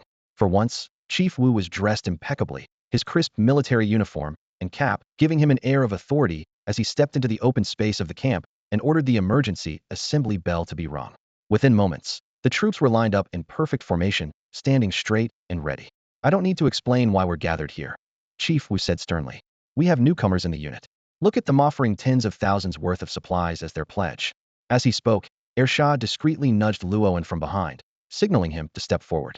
We're all prisoners here, Chief Wu continued. To put it bluntly, you'll either die by a bullet or at the hands of the transformed. This unit doesn't have a formal enlistment ceremony. Survive and make it back alive, and you're officially one of us. He patted Luo-un and I Yao on the shoulders with a trademark grin. Old Joe told me to push you two to your limits, but in light of these 10 trucks of supplies, I've decided not to push us too hard. Dream on. Yao interrupted with a grin. I only promised Old Joe to train you, not to make your lives easy. Chief Wu chuckled. Your next task is to join us on missions. The bar isn't high, just bring back the head of a 3-star, transformed, every day. Luo-un's eyelid twitched as he recalled how they had barely survived their encounter with a 1-star transformed.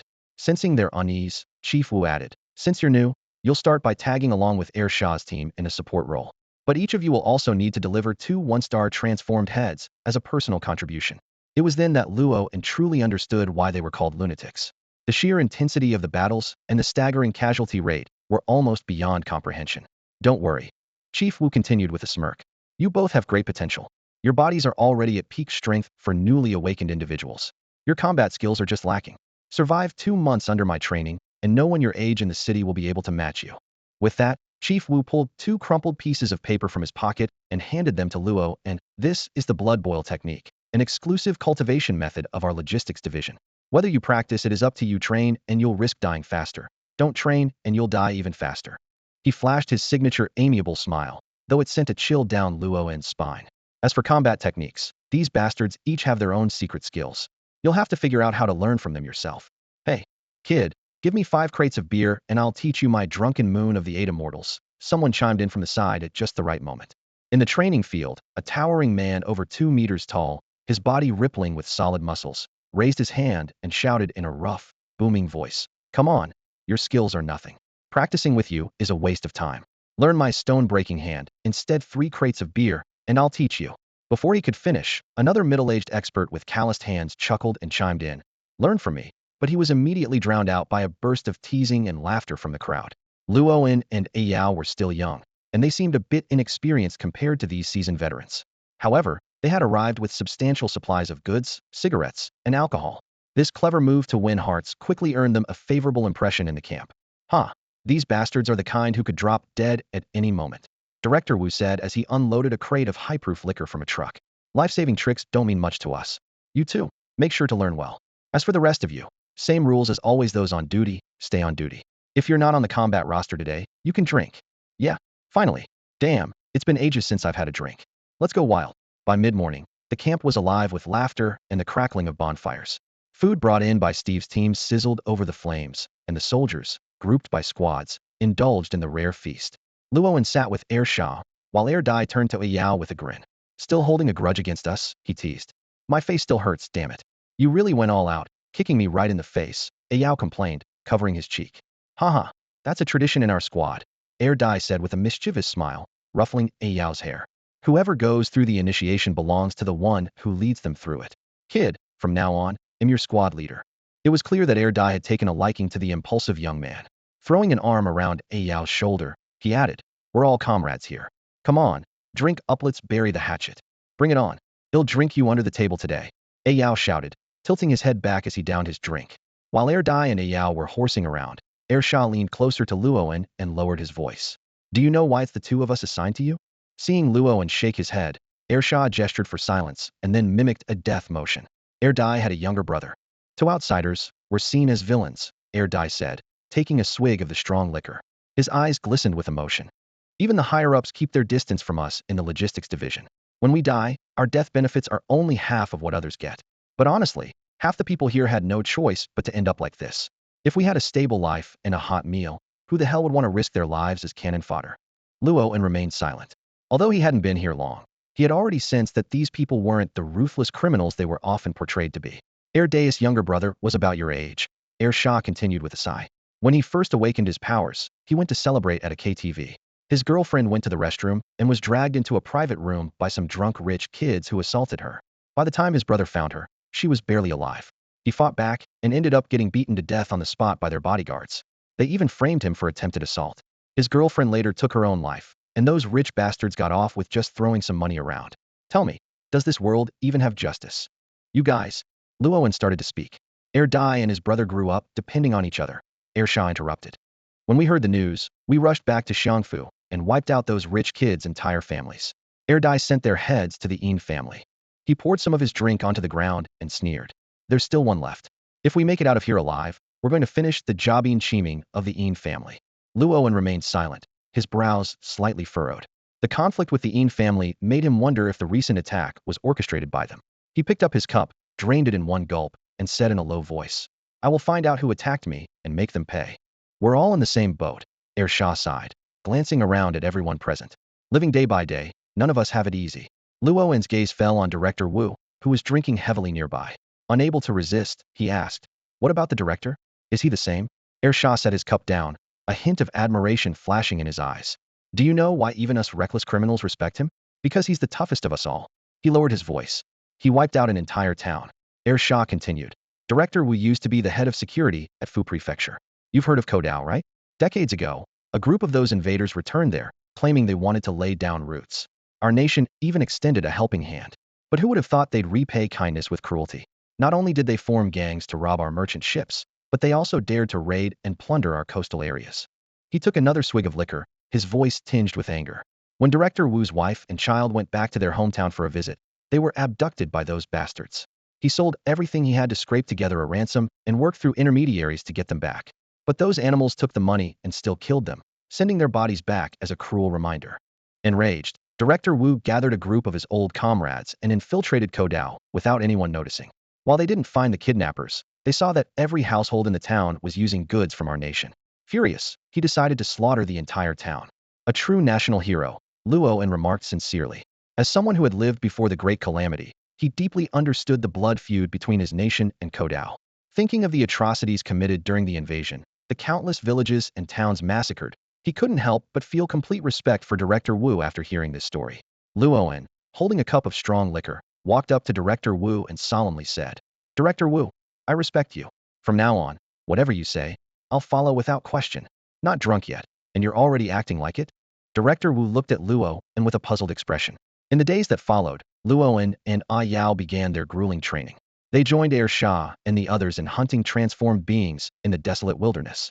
Since Er Shah and his group were all at the second or third awakening level, they primarily targeted transformed beings ranked 3 stars or higher.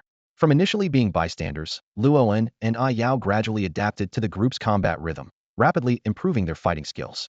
Their cultivation in the Jiulong technique and the boiling blood art also advanced, breaking through to the first layer of both techniques. Surprisingly, the two techniques, which had been difficult to master individually, began to exhibit a unique synergy. The boiling blood art, a technique that allowed one to convert blood into energy during battle at the cost of self-harm, extended combat duration and enhanced strength. Meanwhile, the Jiulong technique specialized in boosting vital energy and blood. Upon reaching the first layer, it could turn passive skills into active ones, doubling vital energy and blood for a short period. Together, the two techniques complemented each other, significantly increasing their vital energy, almost reaching the level of a second awakening. The seasoned veterans in the camp took a liking to the two newcomers and generously shared various deadly techniques, helping them address their shortcomings in martial skills. In the largest commercial center of Xiangfu, a covert pursuit was underway. Du Xiang'a sat anxiously in a food store on the first floor, her eyes scanning the bustling crowd. Beside her, her son was focused on enjoying his meal, completely oblivious to the tense atmosphere around them. After 2 days of surveillance, Decheng finally awaited this moment. The panicked woman had reached out to her husband, Lao Dao. On the 5th-floor stairwell, Lao Dao crouched by the railing, his gaze locked on his wife and child below. He turned to the man with a short haircut behind him and whispered, "I see my wife. I'm going to get them. Be careful. It could be a trap," the man warned grimly. "The patrol guards wouldn't let your wife escape so easily. They might already have them under surveillance." Lao Dao's expression darkened at those words, and he spat angrily. "How many times do you need to verify it? My wife wouldn't betray me. If you're scared to die, then leave now. Even if I go down, I won't rat you out." "Don't give me that crap," the man shot back coldly. "I trust no one. If you get caught, they'll make sure your whole family pays. I never should have let someone with a wife and kid take the fall." Lao Dao was at a loss for words, left only to stare anxiously at the bustling crowd below. Meanwhile, in a clothing store on the 2nd floor, Decheng tapped rhythmically on the table. The 3-day deadline was nearing its end. If he couldn't catch Lao Dao this time, he'd be finished. "Boss, there are too many people. It's hard to pinpoint them," De Kuan muttered in a low voice. Decheng had anticipated this and had assigned new faces for the surveillance task. "Keep a close watch on the mother and son. Don't let them escape, and don't let them spot you." At that moment, a man with a thick beard approached Du Xiang'a in the food store. He sat with his back to her and spoke in a low voice. "Xiang'a, it's me. Don't move, don't look. Just listen." Du Xiang'a trembled slightly. I'm one of your husband's associates." The man, named Lao Deng, replied. After quickly scanning the surroundings, he continued, "In a moment, head to the restroom. In the furthest stall, there's a small window we've pried open. Go through it and head south. We'll meet you outside." With that, Lao Deng stood up and left. Du Xiang'a grabbed her son's hand and hurried toward the restroom. "The bait is moving. She's heading to the restroom. The fish is about to bite." The surveillance team outside immediately reported through their radios. The clothing store owner chimed in. "The mall's restrooms are all in the southeastern corner. Once they climb out, they'll be outside the mall." Hearing this, Decheng turned to Xiao Hui and asked, "Are the decoys in position?" Throughout the mall, an invisible game of hunter versus prey was unfolding, and the truth was about to come to light.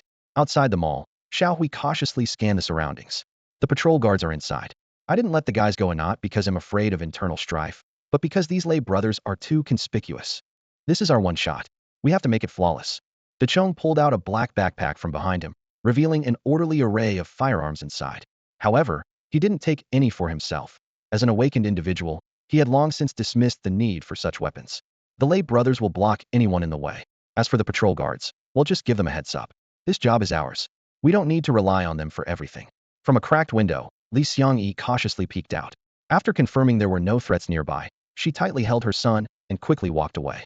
Inside the van, Lao Dao anxiously stared into the distance. My wife's out. I'm going to pick her up. You've already been exposed.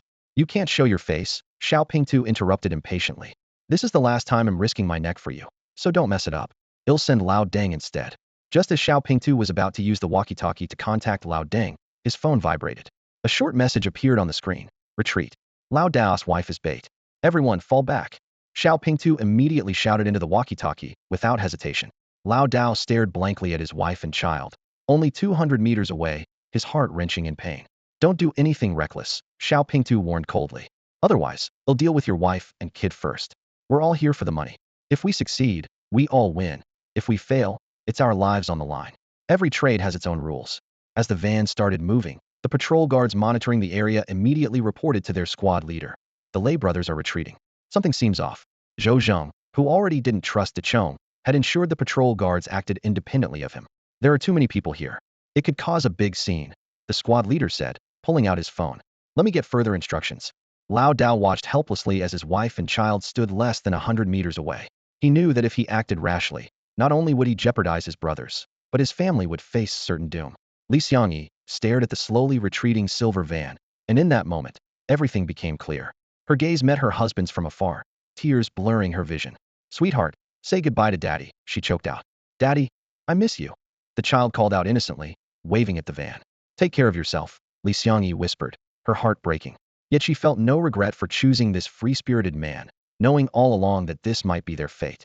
Brother Zhang, I'm begging you, let me off the van, Lao Dao pleaded, clutching Xiao Pingtu's shirt. I swear I won't say a word.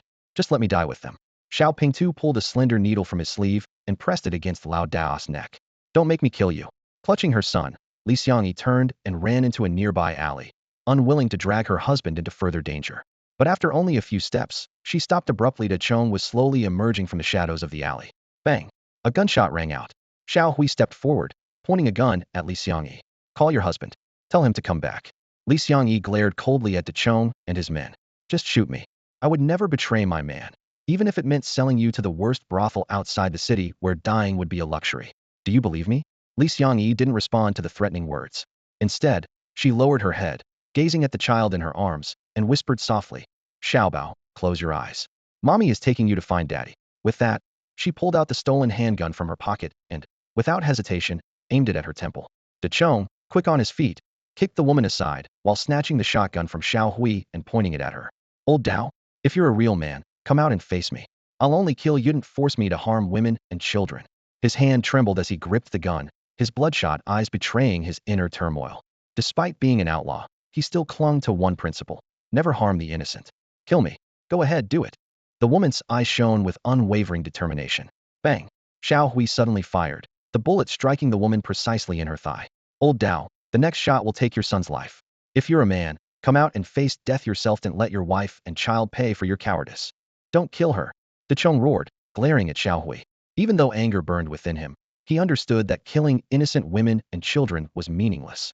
Brother, this is our only chance. If you hesitate, I'll do it. If you're not ruthless today, someone will hold a gun to your family's heads tomorrow.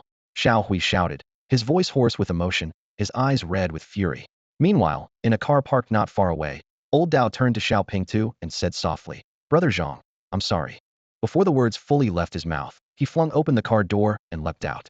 Reacting swiftly, Xiao Pingtu launched 3 long needles that pierced through Old Dao's chest. Staggering and bleeding profusely, Old Dao clenched his teeth and struggled forward, determined to reach his wife and child. As Xiao Pingtu prepared to launch a second round of needles, a battered black van suddenly appeared out of nowhere and crashed heavily into their vehicle.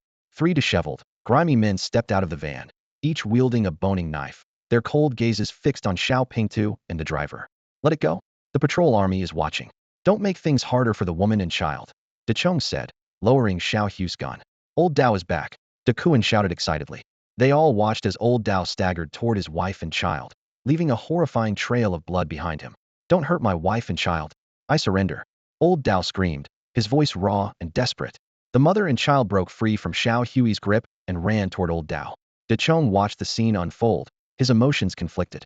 This man, once his sworn enemy who nearly killed him, was now proving what it truly meant to be a man choosing to abandon safety, risking everything, and fighting through hell to reunite with his family. Just as old Dao was about to embrace his wife, a shadow descended from above. A masked assassin plunged a long blade mercilessly into his abdomen. The attacker raised the blade for a finishing blow, but De Chong charged forward recklessly to stop him. At the same time, a sharp gunshot rang out, splitting the air. A bullet formed from condensed air whistled through the distance, aimed directly at the vital point of the hooded man. With a swift turn of his body, a glint of cold light flashed in his hand as his long blade sliced through the air, shattering the bullet of condensed air into nothingness. In that fleeting moment, the sound of breaking glass erupted. Soldiers from the patrol camp burst through the windows, quickly surrounding Dahong. The hooded man frowned slightly, scanning the ever-increasing number of soldiers encircling him. In a flash, his figure vanished into the night. The patrol troops gave chase without hesitation. Dahong crouched down, staring at the gravely injured Lao Dao lying on the ground. In a deep voice, he asked, "Who is your boss?" Lao Dao, cradled in his wife's arms, coughed up blood continuously. Weakly, he pleaded, "Please, spare my wife and children." His trembling hand clutched tightly at Dahong's pant leg. "Tell me who your boss is, and I won't harm them," Dahong said, looking at Lao Dao. Thoughts of his own ruined eye flickered in his mind, but seeing the dying man before him, his determination seemed to waver. "You? Yuhua." "Boss Wu," Lao Dao uttered with great difficulty, tears streaming down his face. He turned his head toward his wife and child, his eyes filled with tender love as his blood-streaked hand gently touched his wife Li Xiangye's face. Overcome with emotion, she was already sobbing uncontrollably. "I know you're a good man. Please save him." Li Xiangye fell to her knees and kowtowed repeatedly, her forehead quickly bruising and bleeding. "We'll serve you for the rest of our lives. Uncle, please save my dad." Lao Dao's young son also knelt down, bowing incessantly. Don't struggle anymore," Lao Dao said weakly, looking at his wife and child. "Don't do anything foolish. Take care of the child." Dahong looked down at the family of three at his feet, a storm of emotions swirling within him. Memories surfaced of his wife tearfully dressing his wounds, begging him to leave the underworld life behind. "Damn it," Dahong cursed under his breath, pulling out his phone and quickly dialing a number. "Laudio's been caught. There was an assassin. He's in bad shape." A calm voice on the other end asked, "Did he talk?" Dahong glanced at Lao Dao, his expression complicated. "No, but he needs to get to a hospital. It's too far from here, and the roads are blocked." There was a moment of silence before the reply came. "They'll send a helicopter." "Thank you," Dahong muttered, inwardly mocking himself. Maybe he truly wasn't cut out for this line of work. The person on the other end gave a curt response, "Well done," before hanging up. Zhou Zheng hung up the phone, a faint smile of relief appearing on his face. In the office, Deputy Commander Zhang Kuei was lounging with his legs crossed, reading a newspaper. He glanced up at Zhou Zheng and asked, "If that kid really doesn't care and even goes after Lao Dao's family, what will you do? Aren't you just pushing him to go rogue?" "He won't," Zhou Zheng replied firmly, shaking his head. De Chong is a street guy. People like him may lack a moral compass, but if he dares to vent his anger on Lao Dao's family, Xiao Anzi will replace him immediately. We're soldiers, entrusted with the mission of defending our land and people. Even if we use people from the streets, they must have a shred of humanity. Those who stop at nothing to achieve their goals may not be controllable by Xiao Anzi in the future, and I wouldn't trust them either." As Zhou Zheng dialed to dispatch a helicopter, he continued, "This kid has held on to his humanity, so he passes the test. He's worth some cultivation. Once we're done with the current situation, let's get him into training for 6 months." Meanwhile, at the scene of the car collision, Xiao Pingtu frowned as he sized up the three rough-looking Risey in front of him. Although they were only 2-star awakened individuals, and usually not worth his attention, the patrol army could arrive to back them up at any moment, making the situation critical. "Brothers, hey, raise some cash. Do me a favor and let me through," Xiao Pingtu said, pulling a roll of cash from his pocket and tossing it toward the three men. The leader of the Risey blew his nose crudely and wiped it on Xiao Pingtu's car without hesitation. In a hoarse voice, he said, "We took the boss's money, so we gotta do the job. Keep your cash. We may be poor, but we have principles. You think you can stop me?" Xiao Pingtu looked at the money kicked back toward him, his hand already gripping 3 long needles as he faced off against the 3 men. "What else?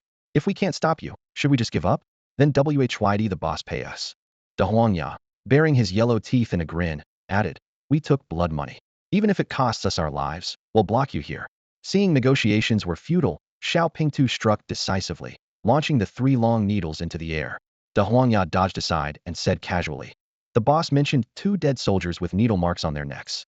That was your work, wasn't it?" He then turned to the driver, who was trapped in the driver's seat. "And you? You dare meddle in awakened business?" "No, I'm just a driver," the man stammered, waving his hands frantically. "Too bad. You take the money, you accept the fate." De Huangya grabbed the driver by the neck and tightened his grip. Moments later, the driver was lifeless. After the killing, De Huangya wiped his nose and suddenly swung a side kick at Xiao Pingtu. The latter quickly retreated, narrowly dodging the unexpected attack, as the van was sent skidding several meters by the force of the kick. Unwilling to engage further, Xiao Pingtu flipped backward onto a rooftop and began retreating at speed. The 3 Risey brothers gave chase, with Xiao Pingtu occasionally turning back to fire long needles at them as the pursuit unfolded across the rooftops. "Big brother, this guy's too slippery. He's hard to pin down," the youngest of the brothers complained, gripping a heavy iron chain that weighed dozens of pounds. "He was clearly a strength-type, awakened individual. Trying to outrun us?" De Huangya said as he ran. Suddenly, he hunched over, and his body sprouted long fur. In an instant, he transformed into a dirt-colored dog with glowing red eyes. The 3 brothers revealed their true forms simultaneously, transforming into 3 distinctive hunting dogs. De Huangya became a lean, yellow old dog. The second brother turned into a white-furred hunting dog, and the youngest transformed into a massive Tibetan Mastiff. The 3 dogs moved with lightning speed, so fast that even the highly skilled Xiao Pingtu gradually fell behind during the chase. As the 3 dogs closed in, Xiao Pingtu suddenly used a spatial skill, vanishing instantly from their sight. "Where did he go?" the second brother asked. But before he could finish, De Huangya shouted a sharp warning, "Watch your back." Just as the words left his mouth, Xiao Pingtu reappeared behind the second brother, plunging a long needle into his neck without hesitation. With a cold smirk, Xiao Pingtu turned and fled again. The youngest brother and De Huangya rushed to their fallen brother, whose white fur was now stained with blood, the 2 long needles still lodged in his neck. Gritting his teeth, the youngest brother resumed the chase, while De Huangya glanced at their injured sibling and roared in fury, "That bastard has to die. Even if it costs us our lives, we must stop him. He's a spatial awakener, don't let him catch you off guard." De Huangya shouted as he chased after Xiao Pingtu. "Still chasing? You're next." Xiao Pingtu yelled back angrily. "If I were afraid of dying, I wouldn't be in this line of work." De Huangya leaped forward, his sharp claws tearing through Xiao Pingtu's clothes. Xiao Pingtu barely evaded the attack with a swift roll, snarling, "If I weren't trying to avoid wasting time on you lot, do you really think you could catch me?" He touched his back and found his hand covered in blood. Once again, Xiao Pingtu used his spatial skill to vanish. De Huangya immediately shouted, "Watch out, brother." De Huangya dodged nimbly, but the youngest brother, being more of a power type, was slower to react. Before he could respond, Xiao Pingtu appeared behind him, driving the long needle straight through his abdomen. "Big brother, don't worry about me, just kill that scum," the severely injured youngest brother roared as he collapsed, struggling to breathe. Xiao Pingtu darted into a narrow alley, with De Huangya hot on his heels. "Brother, stop chasing me. I'll give you 100,000. There's no need to risk your life," Xiao Pingtu said in a deliberately calm tone, attempting to lull his pursuer into complacency. "You son of a bitch, if I don't take you down today, I'll call myself your son." De Huangya picked up speed, silently calculating. With both his brothers down, he'd noticed a pattern every time Xiao Pingtu used his spatial skill, his speed slowed significantly, clearly requiring a great deal of energy, and there was always a 1-minute interval between uses. When the moment came, De Huangya turned abruptly, preparing to strike, but Xiao Pingtu didn't appear where he expected. "Shapeshifter." Xiao Pingtu sneered as he materialized behind De Huangya. "If you were a tiger or a dragon, I'd steer clear. But you're just some mutt pretending to be a big bad wolf." He punctuated his words by driving 6 long needles into De Huangya, venting the frustration of being pursued by 3 second-stage awakeners. Lying on the ground, De Huangya suddenly grinned. "Do you know what makes us rural mutts the toughest?" Xiao Pingtu froze, momentarily confused. Before he could react, De Huangya mustered all his remaining strength and lunged at him, sinking his teeth deep into Xiao Pingtu's groin. At that moment, it didn't matter if Xiao Pingtu was a third-stage awakener even stronger. Such a vulnerable spot was always the weakest. Xiao Pingtu's face contorted in agony as he screamed, stabbing De Huangya repeatedly with his needles. But the old dog refused to let go. The excruciating pain and humiliation broke Xiao Pingtu completely. Desperately shaking, the yellow dog clamped onto him. He eventually broke down in tears. "Let go, damn it. For God's sake, have some decency." When Dachong arrived with reinforcements, he found Xiao Pingtu lying on the ground, his face pale and lifeless, his groin soaked in blood, with the old dog still latched on. "I give up. I really give up." Xiao Pingtu mumbled weakly. Where did you find this crazy dog? Just get him off me. I'd rather die than stay like this. You won't die? Someone wants to see you in person, Dachong said, patting Xiaopingtu's shoulder before ordering his men to assist the three dogs. Boss, Xiaowei hesitated awkwardly as he looked at the unconscious but still biting De Huangya. We can't pry him off. Dachong gave Xiaopingtu a sympathetic look. Then cut it off. It's not salvageable anyway, and even if it were, it wouldn't be of any use. Tears streamed down Xiaopingtu's face as he closed his eyes, wishing for a swift death. In the end, it was Dachong shaking and calling out to De Huangya that finally roused him. Brother, Huangya, the job's done. You can let go now. Recognizing Dachong, De Huangya finally released his grip before collapsing again. In the hospital, Dachong found a quiet corner, took out his satellite phone, and dialed Luoen's number. His voice instinctively lowered, carrying a hint of respect as he said, Boss. The shift in how he addressed him was unclear when it began. Perhaps it was the day he truly understood his place, or the moment he genuinely recognized Luoen's authority. On the other end of the line, Luoen, fresh from a hunt and covered in blood, was lounging on a bed, casually smoking. Got them, he asked. Got them, but Dachong went on to provide a detailed report of the events, and then hesitated. Do you think Commander Zhou will see me as indecisive? He did warn me before to be more ruthless in handling things. Whose man are you? Luoen's tone was calm. Yours, of course. I even call you boss. Dachong froze for a moment, suddenly realizing. Right? His allegiance was to Luoen. The patrol army was merely a partnership. While Zhou Zheng valued Luoen highly, why should his actions be influenced by Zhou Zheng? You didn't handle it wrong, Luoen said seriously. Even in chaotic times, there must be a bottom line. You're human, so act with humanity. If you had harmed Lao Dao's wife and children today, working with him in the future would be impossible. No matter how far you go, always remember your principles. He paused briefly. Besides, I think Zhou Zheng is testing you.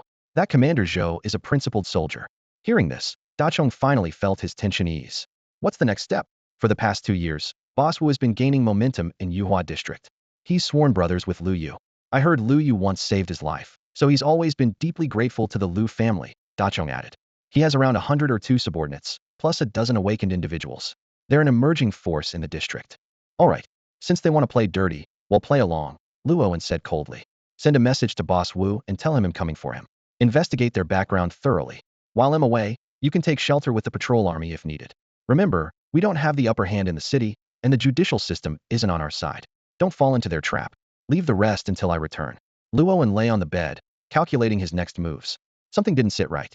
If Boss Wu was targeting him, knowing the secret of alchemy, but not taking immediate action was unusual. A local boss taking lives was expected, but planting bugs seemed overly meticulous. The more he thought about it, the stranger it felt. The next day, in Zhou Jing's office, Dachong stood in front of the desk, reporting on the recent developments. Has Zhang Shuani, that crew-cut guy, talked yet? No, the guy's got a tight mouth. He hasn't said a word, Dachong replied with a dark expression.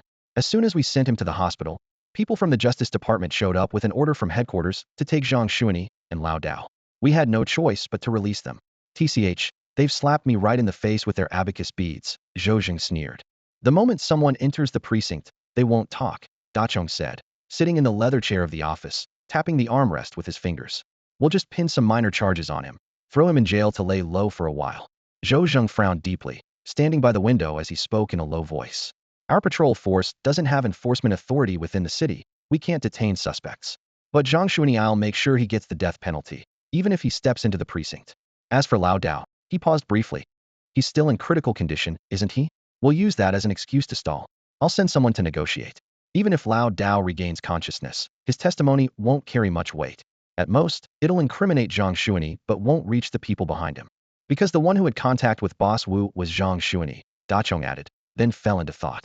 As long as we figure out who's pulling the strings, we can deal with them on the ground. But I have this nagging feeling there's someone else behind all this. Tell Mu Hat's a small-time guy like Xiao Anzi, who's into ground-level surveillance. Got to do with this. Dachong fell silent, clearly unable to make sense of the situation either. Do you have confidence in taking them on at ground level? Zhou Zheng crossed his arms and stared coldly at Dachong. Dachong replied honestly, I'm too weak on my own. But the boss's plan is to confront them on the ground. As a minor figure in the slums, the idea of challenging a big shot from Yuhua district was unthinkable without Zhou Zheng and Luoen backing him. He'd likely get crushed in the first round. Seems like Xiao Anzi has a plan in mind. Tell me your thoughts, Zhou Zheng said. He wasn't particularly skilled in handling ground-level matters, which was why he needed Dachong. If the patrol force could assign me 100 awakened individuals, I guarantee I could take down Boss Wu in a month, Dachong said firmly. Zhou shot him a glare. Do you even know how many awakened individuals we have in our entire patrol force of over 10,000? And you want me to give you 100? Why would I even need you then? He tapped the desk rhythmically. Not a single person from my team. Ground level matters aren't my responsibility. I'll give you 500,000. Can you handle it with that? Dachong hesitated. He wasn't afraid of Boss Wu's ground level forces. Hiring help was easy with money. But the Liu family and Boss Wu had significant influence in official circles, and if things went wrong, it could end badly. Go back and think it through. If you can't handle it, wait for Xiao Anzi to return. That kid probably has it figured out, Zhou said. He held Luoan in high regard. Ever since they'd met, Luoan had always been reliable and daring in his tasks. Plus, with Ah Yao, the so-called ground-level patron saint, involved, they should be able to manage. The boss's idea is to wait for him too. But, Dachong hesitated before continuing. A ground-level confrontation is inevitable. The boss's business needs support on the ground. He asked me to go have a word with Boss Wu. What do you think? Declare war? Isn't it a bit early for that? As a soldier, Zhou Zheng believed that if they were going to fight, it should be a surprise attack to catch the enemy off guard. If they weren't ready to fight yet, it was better to stay put. The boss said not to let Boss Wu's side stay idle before he gets back. All right, fine. I'll send a squad to go with you. Zhou Zheng lowered his head and returned to his paperwork. But let me be clear, me men won't actually intervene. How you approach this is up to you. Also, take a gift with you. Dachong bowed respectfully to Zhou Zheng before turning and leaving the patrol force headquarters. In Yuhua District's most infamous red light area, the neon lights of the Emperor's Haven, KTV, flickered brilliantly. Known as one of the top money-burning establishments in Xiangfu, it stood out vividly against the night. The five-story building exuded a distinct air of decadence on every floor. The first two floors housed standard KTV rooms, where the clinking of glasses and bursts of singing echoed continuously. The third and fourth floors were lavishly designed VIP paradises, complete with socialites, opulent casinos, and stunning hostesses gliding through the crowd. The fifth floor, however, was the exclusive domain of its true master Boss Wu. Boss Wu, whose real name was Wu Li, was no ordinary man. To open such an establishment in this prime location, he clearly had a powerful backstory. Years ago, while working as a transporter outside the city, a twist of fate introduced him to the Liu family. Through the Liu family, he connected with the prestigious Li family of Guifu. After making his first fortune under their patronage, Wu Li returned to Xiangfu with capital in hand. Starting with a small bar, he leveraged the Li family's support and his own bold, relentless drive to win the favor of a prominent figure in Xiangfu. Today, Boss Wu earns tens of millions annually from this establishment alone. Though a significant portion of his profits is handed over to those above him, he remains an influential and formidable figure in Yuhua District, a powerful force, not to be underestimated. As evening descended, the street where Emperor's Haven was located began to buzz with activity. Street vendors set up their stalls, most of whom were informants for Boss Wu. This was one of his secrets to success. Understood the value of generosity. These vendors paid only a small protection fee each month, which allowed them to run their businesses without fear of harassment from thugs or troublemakers. Amid the bustling crowd, De Chong led Xiao Hui, De Kuan, and 7 or 8 other close associates, silently walking forward with black backpacks slung over their shoulders. Boss, are we really going to go up against Boss Wu? De Kuan asked nervously, his voice tinged with hesitation. To low-level thugs like them, Boss Wu was a near mythical figure. His subordinates alone commanded respect wherever they went. Isn't this like betraying our own teacher? Another subordinate muttered under his breath. Back in the day, De Chong's older brother used to eat at Boss Wu's table. De Chong stopped in his tracks, lit a cigarette, and swept his sharp gaze across the group. My boss name is Luo, he said firmly. Stop spouting nonsense. Think about it. Back when we were working for Bitter Melon, we bullied the weak in the slums, did the hardest jobs, and got paid the least. And now? How long have we been with the boss? We've got money in our pockets. We don't have to go back to the slums and breathe in the stench of the sewers, and no one calls us scum anymore. Hell, I've even awakened. His voice carried an unshakable conviction. If any of you are scared, you can leave now. Dachong stood in the dimly lit corner, his expression serious as he scanned the group of his followers before him. This is as far as we go as brothers.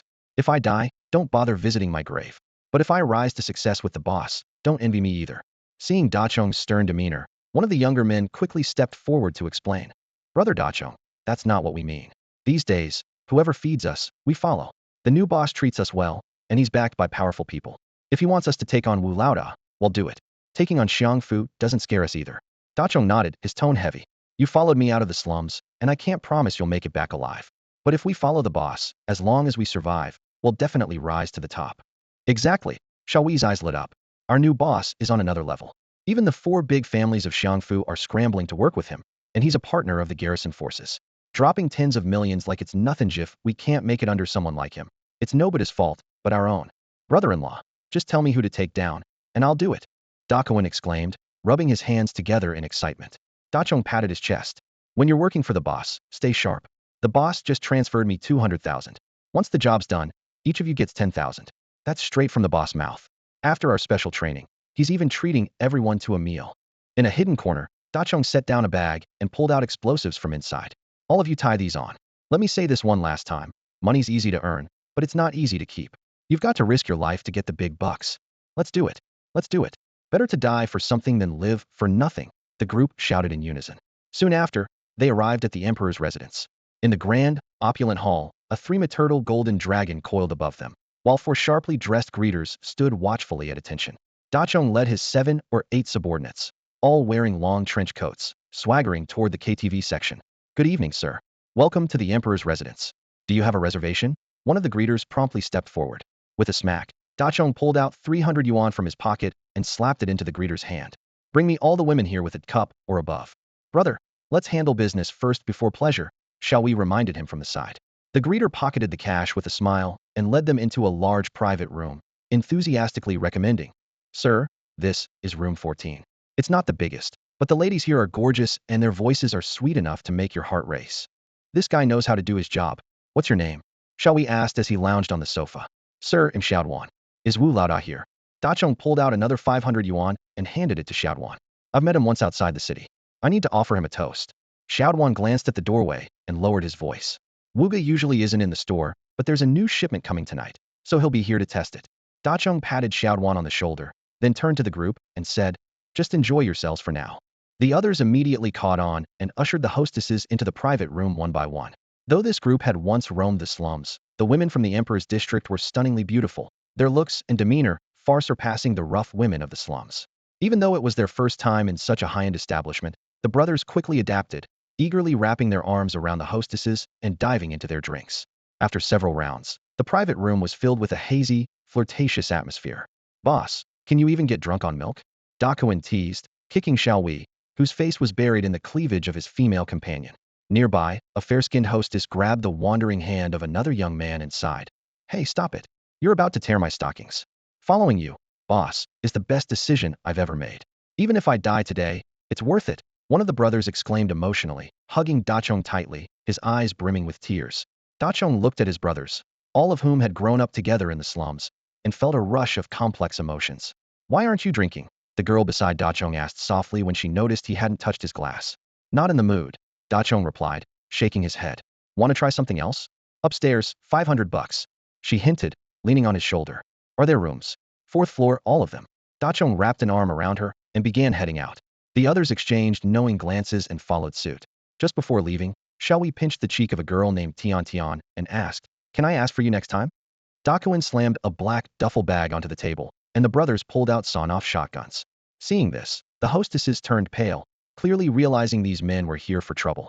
Xiaowei pulled 1,000 yuan from his pocket and handed it to Tian Tian. We may be here on business, but we don't stiff people on payment, he said. The other brothers tossed money onto the table as well. With the girl in his arms, Dachong headed upstairs. On the 3rd floor, they were stopped by 2 henchmen. The girl started to explain they were going to the 4th floor for a room, and while the henchmen nodded, one still asked warily, Who are you guys? Protecting the boss, of course, Xiaowei said with a grin. This is Wuga's place. Who would dare cause trouble here? One of the henchmen replied, revealing the gun tucked into his waistband. Wait downstairs. In an instant, Xiaowei and Dakoin pulled out their shotguns and pressed them against the henchmen's waists. Well, someone dares now, Xiaowei said coldly. The girl looked at Dachong in terror, but he gently patted her face. Find somewhere to hide. Things might get bloody soon. Taking a deep breath, Dachong headed straight for the 5th floor. Behind him, the brothers swiftly subdued the henchmen, plunging short knives into their bodies before following Dachong upstairs. The boss of the 5th floor, Wu Laoda, led a group of his subordinates out of the exclusive high-level elevator. As the elevator doors slowly opened, a man wearing a manager's badge sidled up to Wu Laoda with a flattering smile and whispered in his ear, The girls who came today are of excellent quality. They'll definitely take our business to the next level. Well, we better inspect the goods thoroughly, a man with dyed blonde hair and shoulder-length locks said, rubbing his hands together with a grin. Boss, I'm feeling great today. I want to inspect 3. You get all worked up the moment women are mentioned. Wu Laoda turned to him, both annoyed and amused, and scolded him. Just then, an unfamiliar voice suddenly came from behind them. Everyone tensed up and turned to look. The 7 or 8 men who had been guarding the stairs were nowhere to be seen. Instead, a young man in a trench coat stood there, smiling calmly. Wu Lao Da, we meet again. The young man, who introduced himself as Dachong, said as he walked toward Wu Lao Da. Are you looking to die? Who are you? Do you think this is a place you can just walk into? The blonde-haired man yelled angrily as he stepped in front of Dachong. Where the hell are the guards? Who's in charge of security today? Dachong seemed unfazed. He continued speaking to Wu Lao Da. Wu Lao Da, have you forgotten? 3 years ago, on your birthday, my boss brought me to your birthday banquet. Wu Lao Da frowned, scrutinizing Dachong. Seeing that he didn't seem to be here to cause trouble, he waved his hand, signaling the blonde-haired man to step aside. Who's your boss? The blonde-haired man asked, still glaring at Dachong. Didn't anyone teach you manners? My boss is Kugwa, Dachong replied with a chuckle. Wu Lao Da raised an eyebrow and glanced at the blonde-haired man, who hesitated for a moment before saying, yeah, I know of him. Just a small-time player in the slums, on the outskirts. Wu Lao Da's expression relaxed slightly. What do you want? He asked. You better have a good reason, or I'll break your legs, the blonde-haired man threatened. Dachong casually took out his phone and said, I'm just here to deliver a message on behalf of my new boss. Kugwa? Why wouldn't he contact me directly if he had something to say? Wu Lao Da asked. It's not Kugwa, Dachong replied with a smile. I couldn't make a living working with your people, so I switched bosses. My new boss wants to talk to you. The blonde-haired man, now enraged, grabbed Dachong by the collar. You must have a death wish. At that moment, a furious shout came from upstairs. Who dares lay a hand on my big brother? Xiao Wei and his crew charged down the stairs, armed with shotguns. They removed their jackets, revealing explosives strapped to their waists. The blonde-haired man, despite being an awakened one, froze for a moment at the sight. Trying to play tough with me? Wu Lao Da sneered, his gaze sweeping over the explosives on their waists. Do you even know who you're dealing with? Back in the day, I was the most feared thunder outside the city. And you think you can intimidate me? You may not have been afraid back then, Dachong said with a grin as he dialed a number on his phone. But now I'm not so sure. You've got a big empire now, and I've stationed a few guys downstairs too. If anything goes off here, they'll start making their moves. A few of our worthless lives in exchange for your empire sounds like a fair trade to me. Having spent years in the underworld, Wu Lao Da could tell Dachong was serious. He furrowed his brow and motioned for the blonde-haired man to release him. Let him go. Who's your boss? He asked. Dachong didn't answer. Instead, he walked straight into Wu Lao Da's office, plopped himself into the main chair, and placed his phone squarely in the center of the desk. Wu Gu entered the office with a dark expression and sat down in front of Dachong, his eyes filled with menace. Kid, in my place, it's easy to come in but hard to get out. Think carefully. Before Dachong could respond, Xiao Hui strode in. He held a detonator cord in his left hand and a shotgun in his right, glancing around at the lavishly decorated office with a mocking smirk. No wonder so many people want to be the boss. Wu Lao Da, if we take you down, do we get to enjoy this kind of luxury too? Son of A.B. Huang Mao lunged forward and slapped Xiao Hui hard across the face. Blood and teeth flew from Xiao Hui's mouth, but his gaze remained defiant. Huang Mao pointed at Dachong, his voice filled with malice. You're both going to die miserably today. Bang! The shotgun roared, the sound reverberating through the room. Huang Mao looked down at his waist, where blood was seeping through his fingers. Even for a third-tier awakened fighter, a close-range shot like that was no joke. Son of A.B. What good is being awakened? I don't give a damn about you. Xiao Hui spat out a mouthful of blood, gripping the detonator cord tightly. Come on, if you're not scared, let's go for it. I'll pull this cord if it doesn't kill you. It'll still cover you in blood. Wu Gu, nicknamed the Iron Palm, roared to stop the agitated Huang Mao, then turned his gaze to Dachong. A gunshot is one thing. Pulling the trigger is another. You're not leaving here today. Now, tell me what hat do you want? Outside, a crowd of henchmen had gathered, alerted by the commotion. Both sides were armed and in a tense standoff. Dachong calmly put his phone on speaker mode. My boss wants to have a word with you. After that, we can discuss whether we're leaving or not. From the phone came Ah Yao's unhurried voice. Wu Gu, I wonder what my brothers did to offend you. Wasn't Lao Dao hired by you? Wu Gu froze, and Huang Mao looked equally stunned. Only the bespectacled man, who seemed like a secretary, leaned in to whisper something in Wu Ji's ear. Wu Ji's expression shifted. You're lucky to be alive. Why plant a bug? Ah Yao's voice remained calm. What bug? Wu Gu asked, momentarily confused. On the other end, Ah Yao glanced at Luoan, who nodded in confirmation before Ah Yao continued. All right, as long as we're clear. If you want to play, I hope you can handle it. I've just put 1 million bounty on your head outside the city. You'd better hire more bodyguards. The call ended, and Luoan chuckled. Why did you lie to him? Just killing time. Ah Yao shrugged.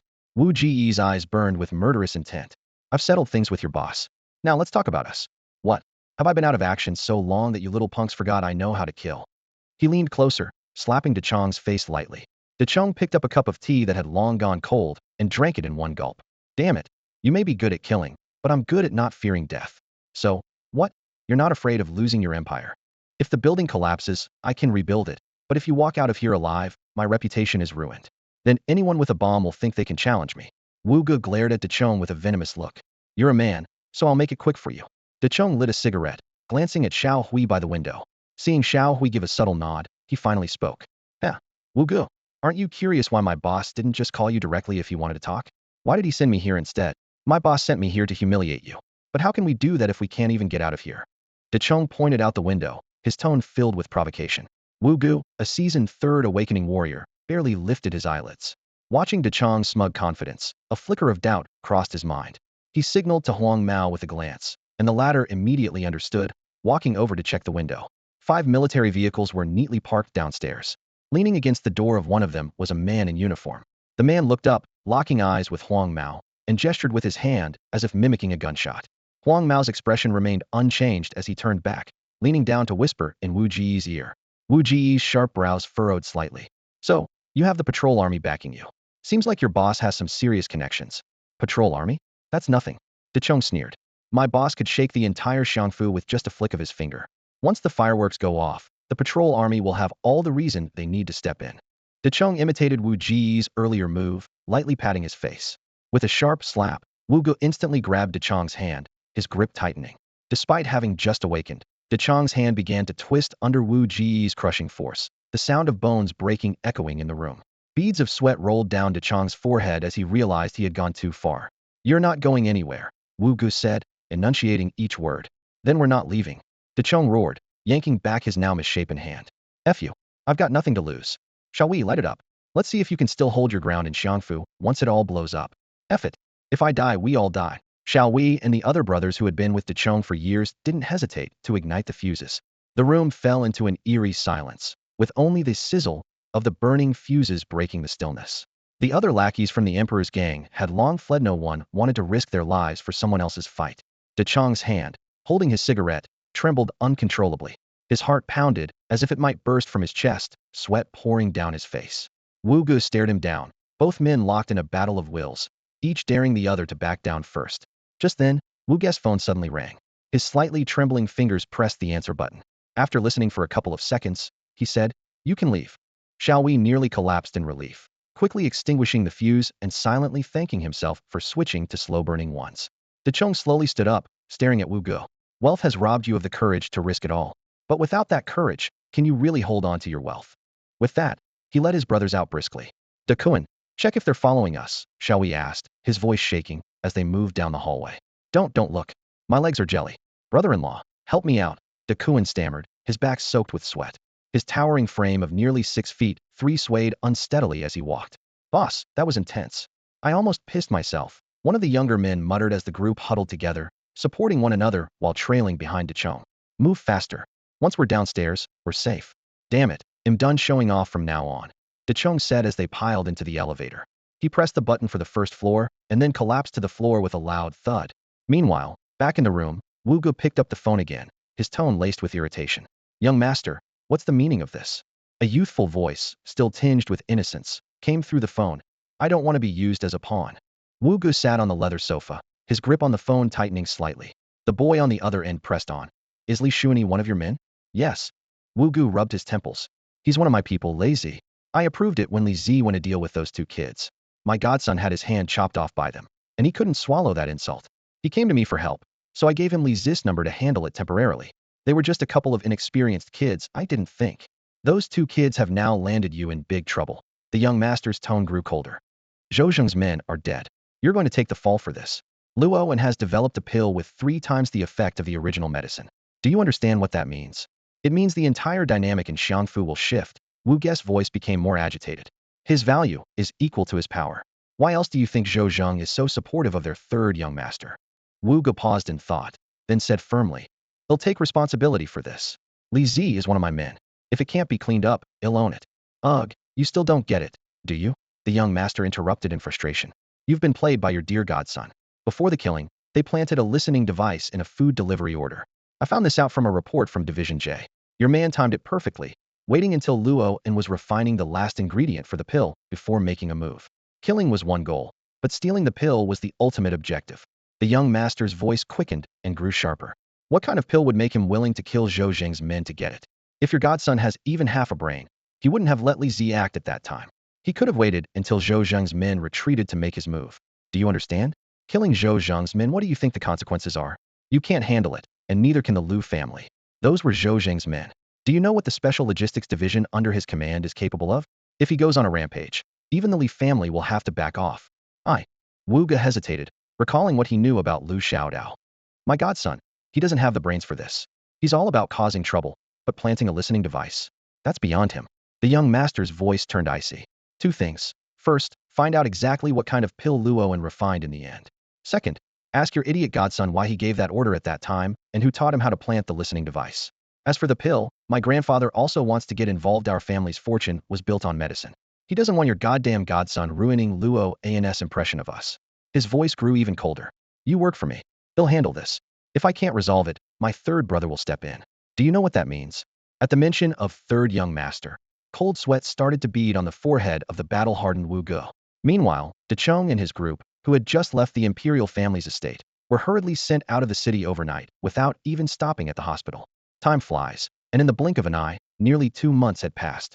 The entrance exams for Xiangfu High School were just around the corner, marking the end of Luoan and Yao's brief, but profoundly meaningful time at the logistics unit. Inside old Wu's tent, smoke curled lazily in the air. Luoan and Yao stood straight before him, their posture as sharp as soldiers on parade. Old Wu tapped the ash from his cigarette leisurely and smiled. The headquarters called. Your school term is starting soon, huh? Time to head back and enjoy some comfort? Once a soldier of the logistics unit, always your soldier. Luoan replied firmly. No matter where we go, we'll never forget the care and support we've received here. Cut the crap. Show me something real. Leave all the pills you've been training with, Old Wu said bluntly. Over the past 2 months, Luoan had been hunting with the team during the day and crafting awakening pills at night under Zhou Zheng's instructions. The intense training had significantly boosted both their abilities and physical strength, far surpassing their peers. Yao pulled out a large bag of pills from his pocket and respectfully placed them on the captain's desk. Everything's ready, mostly healing medicine. Once we're settled, we'll send supplies to the logistics unit every month. Their time here had given them a deep appreciation for the hardships faced by the logistics team doing the most dangerous work with the least resources. That's the spirit, Old Wu said, satisfied as he stashed the pills away. I heard you two had some trouble with the big shots in the city? Yeah, a bit of a hassle. The city doesn't really have the patrol army's support, Luoan replied with a hint of helplessness. Old Wu's eyes gleamed as he called out toward the tent entrance. 3 battle-hardened veterans entered, each one a seasoned member of the logistics unit's elite. These 3 are about to finish their service terms. I spoke with the headquarters and arranged for them to retire early and follow you back to the city. They're all old bachelors with nowhere to go, so they can help you hold your ground, Old Wu said. While he framed it as Luo and taking care of them, it was clear he was worried about Luo and running into trouble with Brother Wu after returning to the city. The tall man leading the group extended his hand. Hey there, kid. I'm Lao Chu, and these are Limp and Iron Thunder. From now on, we'll be sticking with you. Take good care of us, yeah? Thank you, Chief, and thank you, brothers. Yao said, shaking Lao Chu's hand excitedly. The logistics unit really has heart, Old Wu said, his eyes slightly reddening. Damn it, you're making me emotional. Just make sure they find a place to settle in the city, get married, and live a good life.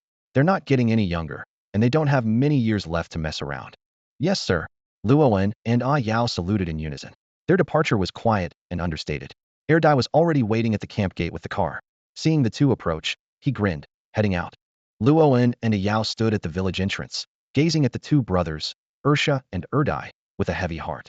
Over the past 2 months, if not for these 2 risking their lives to protect them during missions, Luoan would have faced death countless times. Let me know when you're coming to the city. We'll set you up, Yao said, trying to sound casual as he sat next to Erdai, throwing an arm around his shoulder with a grin. Yeah, and you better make it worth it. Erdai slapped Yao on the head. Take care of yourselves back there. Those people are even more dangerous than the transformed. Keep your guard up. Those guys, they're nothing. I could take them down with one hand, Yao said, his eyes slightly reddened. Don't you dare die out there in the middle of nowhere. I'm not coming to collect your body. Die? Retire, more like. Well, carry you guys to victory, Luoan said, forcing down the sadness in his heart and speaking lightly. Ursha, with a cigarette dangling from his lips, muttered indifferently, retire? We've been sentenced to 8 years of service, and we're only halfway through. Who knows if we'll even make it through the full 8 years. Get in the car, Erdai said, patting the passenger seat.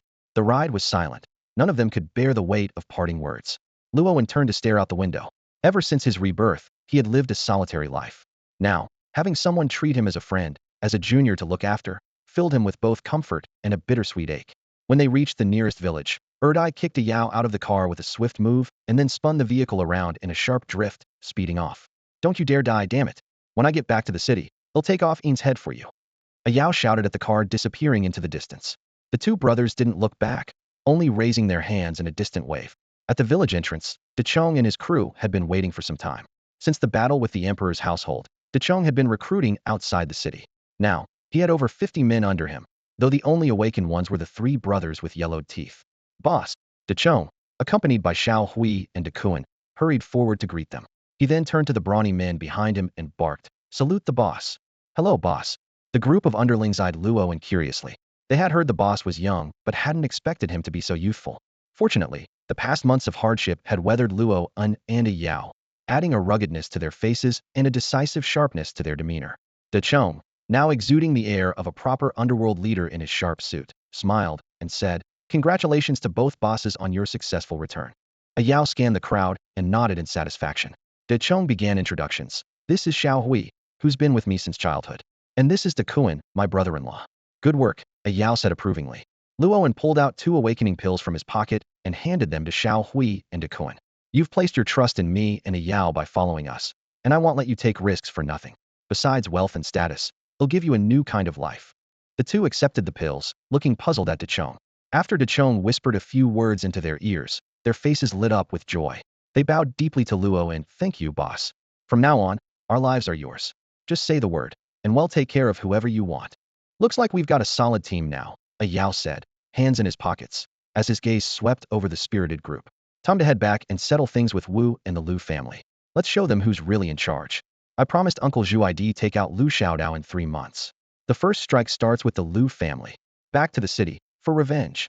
A Yao climbed into the car, raising his hand in a rallying gesture. "Revenge," Dechong shouted, leading the cry as the group climbed into the waiting trucks. Over the past few months, Luoan and a Yao had endured humiliation, been driven out of the city, and witnessed Uncle Zhu's tragic death. Their hearts burned with rage.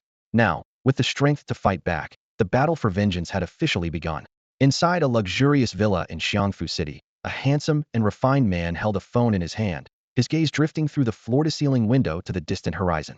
The sunlight outside cast a gentle halo around him. "Has Luoan entered the city? He's in the garrison headquarters now. Should I make contact with him?" A steady male voice came from the other end of the line. "No rush," the handsome man replied with a light chuckle. "Let them stoke their anger first. Their first move in the city will inevitably target the Lu family and old Wu. All we need to do is watch from the sidelines and step in to assist at the right moment. They seem to have close ties with the garrison, and Zhou Zheng is supporting them from behind. Are we sure we're betting on the right side?" The voice on the other end carried a hint of doubt. Playing with the teacup in his hand, the handsome man spoke with confidence.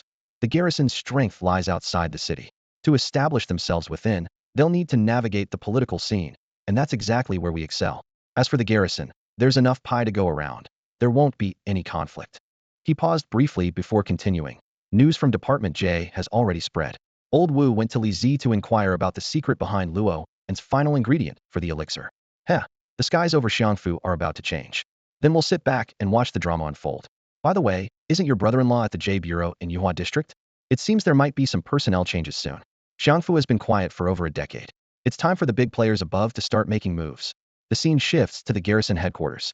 In Zhou Zheng's office, Luoan sat flanked by Dechong and others, while Xiao Hui and Dekuan stood respectfully in the back.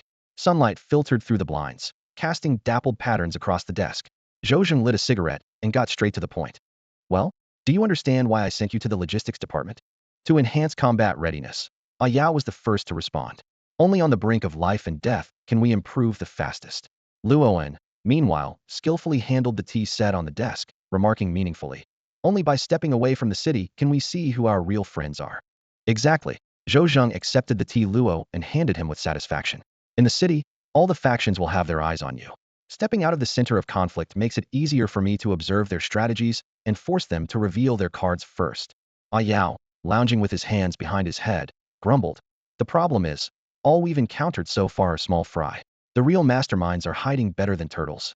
Zhou Zheng sipped his tea thoughtfully and began to analyze. In Xiangfu, The factions with both the capability and motive to target you are limited to a few families. Among the four great clans, the Kong family leads the pharmaceutical industry. Your elixir is bound to threaten their interests. The Yin family is also involved in pharmaceuticals, but their main domain is Xiangjiang shipping, controlling half of the river's trade. The Zhang family dominates the grain and daily necessities market, influencing the livelihoods of a third of Xiangfu's population. As for the Zheng family, while they appear legitimate on the surface, their underground businesses are still shady, making them the weakest of the four. Luo cradled his teacup, nodding thoughtfully. No matter which family it is, they're not opponents we can confront easily right now. For now, we should focus on strengthening ourselves. Zhou Zheng reached for a file on his desk, ready to move on to the next topic. This is the draft partnership agreement, Zhou Zheng said as he slid a document in front of Luo, and we plan to co-found a pharmaceutical company. We'll hold 51 of the shares, and you'll have 49. We'll handle all sales channels outside of Xiangfu, while Xiangfu will be your responsibility to develop. What do you think? Yao frowned deeply. He clearly remembered that Luo had joined the patrol army to avoid being controlled by the four great families and becoming a mere tool for refining medicine. Yet this contract would push Luo back into the very situation he had tried so hard to escape. We agreed earlier that you'd only take 30% non-voting shares, Yao said, staring directly at Zhou Zheng with evident discontent in his tone. Isn't this a breach of that agreement, Commander Zhou? Leaning back in his chair, Zhou Zheng maintained a calm expression. Times change. Those things you have, there's no telling when they'll come to light. When that happens, you'll become the center of everyone's attention. He paused for a moment, his tone carrying a hint of warning. But a treasure without the means to protect itself is just a meal for others. Ever heard the saying, a man without sin becomes guilty merely for possessing a prized jade? Luo An's expression remained composed, but his voice was firm. Brother Zhou, to be honest, I can't accept your terms. He understood all too well that losing control over the company would reduce him to nothing more than a tool for refining medicine. Zhou Zheng frowned slightly. He didn't want to fall out with Luo, but the higher-ups had made their intentions clear. Controlling Luo was the priority. Profit was secondary. Tell me your thoughts, Zhou Zheng said. It's simple, Luo stated directly, laying out 3 conditions. First, I must hold at least 1/3 of the shares in the company. Second, our current pills cannot be mass-produced. Even if I give you the awakening pills, they won't hit the market for now. Third, to accelerate development, they'll bring in 2 additional shareholders. Zhou Zheng's lips curled into a subtle, meaningful smile. Burning bridges already, little brother? If you negotiate like this, you're making it hard for me to stay happy. We don't have a choice, Luo shrugged. Partnering with you to start a company means, no matter how the shares are divided, you'll always have more power than us. Being swallowed up is inevitable. My demands are simply about protecting myself. As it became clear the negotiation was at an impasse, Dechong reluctantly spoke up. It's true that possessing a treasure invites trouble, but if we're willing to put this jade on the table, we'll surely fetch a good price. If we're going to sell ourselves, why not choose the best buyer? Zhou Zheng glanced at Dechong thoughtfully before standing up and leaving the room with his phone in hand. De Kuan muttered under his breath about how unfair they were being to the patrol army, but he quickly fell silent under a sharp glance from Luo. At that moment, Xiao Hui offered his suggestion. Boss, what the patrol army and the 4 great families value most is our medicine. Instead of fixating on shares, why not let them take control of sales? As long as we maintain a monopoly on supply, they'll achieve their goal of market control, and we've never cared much about sales channels anyway. Luo listened, then nodded lightly. That's an interesting perspective. Zhou Zheng stood by the window, gazing at the night outside, while meticulously reporting the progress of the negotiations to his former superior over the phone. From the other end came an angry roar. Do you think I care about the dividends? Ungrateful. If it doesn't work, drag him to Nanling. If you want drink the toast, hell drink the penalty. Sir, Zhou Zheng massaged his throbbing temples, speaking in a calm and measured tone. It's impossible to fully control Luo, and right now, word about what they have has already leaked. Who knows how many eyes are on them? If we resort to force now, not only will the administrative system step in, but all the major family factions will swarm in as well. Besides, he paused, Luo is a stubborn one. He may not yield. Honestly, even though we've invested in them, the support we've given is too little. It's not surprising they don't share our goals. Cut the nonsense. The former leader interrupted irritably. If he's willing to come to Nanling, they'll allocate 100 million a year for him. Zhou Zheng took a deep breath and quickly responded. Please don't get angry, sir. Our ultimate goal is to control Luo and for the pills he has. Instead of using force, why not secure the sales rights first? Once the drugs are in our hands, our plans won't be disrupted. Is a young punk like him really worth us compromising this much? The older man's tone was laced with reluctance. Using force will only backfire, Zhou Zheng explained, steeling himself. Right now, if they so much as hint at their existence, countless investors will come running with cash in hand. There was a brief silence on the other end of the line before the older man finally relented. Fine, secure the sales rights first. But, his tone shifted sharply. What if he brings in new people? That could actually be an opportunity. Zhou Zheng's eyes lit up. We could use it to throw out bait and let the four major families fight among themselves. After a moment of consideration, the older man spoke sternly. Remember two things. First, the sales rights must remain firmly in our hands. Second, any newcomers must not align themselves with Luo and use your head, and don't let yourself be outmaneuvered. Back in the negotiation room, the parties quickly reached an agreement. The patrol army would hold 40 of the shares, while the remaining shares would be divided among Luo and others. All sales channels outside of Xiangfu would be controlled by the patrol army. Big brother, Luo said seriously. Let's be clear first, our pill production is limited. How much are you planning to invest? Zhou Zheng, confident, replied. Well, acquire a pharmaceutical factory first and use your awakening pills to build the brand's reputation. Then, you can introduce a few specialty pills to complement the factory's regular medications and establish the brand. It'll allocate 30 million upfront for you to find a suitable factory to acquire. After finalizing the overall plan, Zhou Zheng added, it'll register a company for the investment. You'll also need to register your company and sign the contracts. Luo nodded in agreement. With financial backing, he finally had the confidence to stand up to Lu Jiwu, the boss of the Lu family. On the way back, he instructed Dazhong, go register 2 companies, one for pharmaceuticals and one for transportation. 2 companies? Dazhong was puzzled. Wouldn't one be enough? The pharmaceutical company is for others to invest in. It's not suitable for developing our own power, Luo explained. Didn't you used to work in transportation? From now on, you'll handle supplying daily necessities to the villages outside Xiangfu. Gradually, we'll build up our own strength. Xiao Hui hesitated slightly before speaking. Every market out there is already saturated. If we recklessly compete, it could easily lead to conflict. Go and take over Wu Laodao's business outside the city for me. The order was delivered with ironclad determination. Wu Laodao, apart from his connections with the imperial family, also ran a sizable household goods company, catering specifically to the villages outside the city. Starting next week, they'll make sure Wu Laodao can't move a single grain of rice out of the city. The feasibility of this plan was high city gates were guarded by the patrol army, and blocking Wu Laodao's shipments would be a piece of cake. More importantly, the area outside the city wasn't Wu Laodao's territory, making it the perfect place to carve out a share of the market. 3 days later, just as the graduation competition was about to begin, Luo and Yao embarked on a new chapter in their careers. Their first company, Qiongqi Transport, officially opened for business. Over the past few days, De Chong and his crew had been working tirelessly, simultaneously preparing for the launch of a potion company and organizing the transportation business. Despite the hectic pace, everyone was brimming with enthusiasm. De Chong moved quickly, acquiring a struggling transport company on the same day. Although small, the company was well equipped, with 10 transport trucks, a storage warehouse, and a 2-story office building. While the drivers had already left, the 20 administrative staff members remained and could continue working. Standing in front of the 2-story building adorned with the brand new Qiongqi Transport sign, De Chong gazed at the bustling scene below, his heart filled with mixed emotions. The auspicious hour is approaching. Are all the preparations ready? De Chong asked. Xiao Hui carefully checked the items. Roast pig, incense paper, candles, firecrackers, everything's accounted for. Just think, a few months ago, we were still escorting shipments for others, and now we've started our own company. De Kuan rubbed his nose, his face full of disbelief. As Xiao Hui organized the ribbon-cutting tools, he teased, it's all thanks to the boss's sharp eye. Picked the right people. The boss might not have the best taste in women, but when it comes to men, his judgment is spot on. This opportunity elevated De Chong to the position of general manager of Qiongqi Transport. Luo also appointed Lao Chu and others as deputy managers, a decision made after careful consideration and as a gesture of respect toward Lao Wu's arrangements. After all, the 3 of them were third-tier awakeners and couldn't be assigned to lower roles.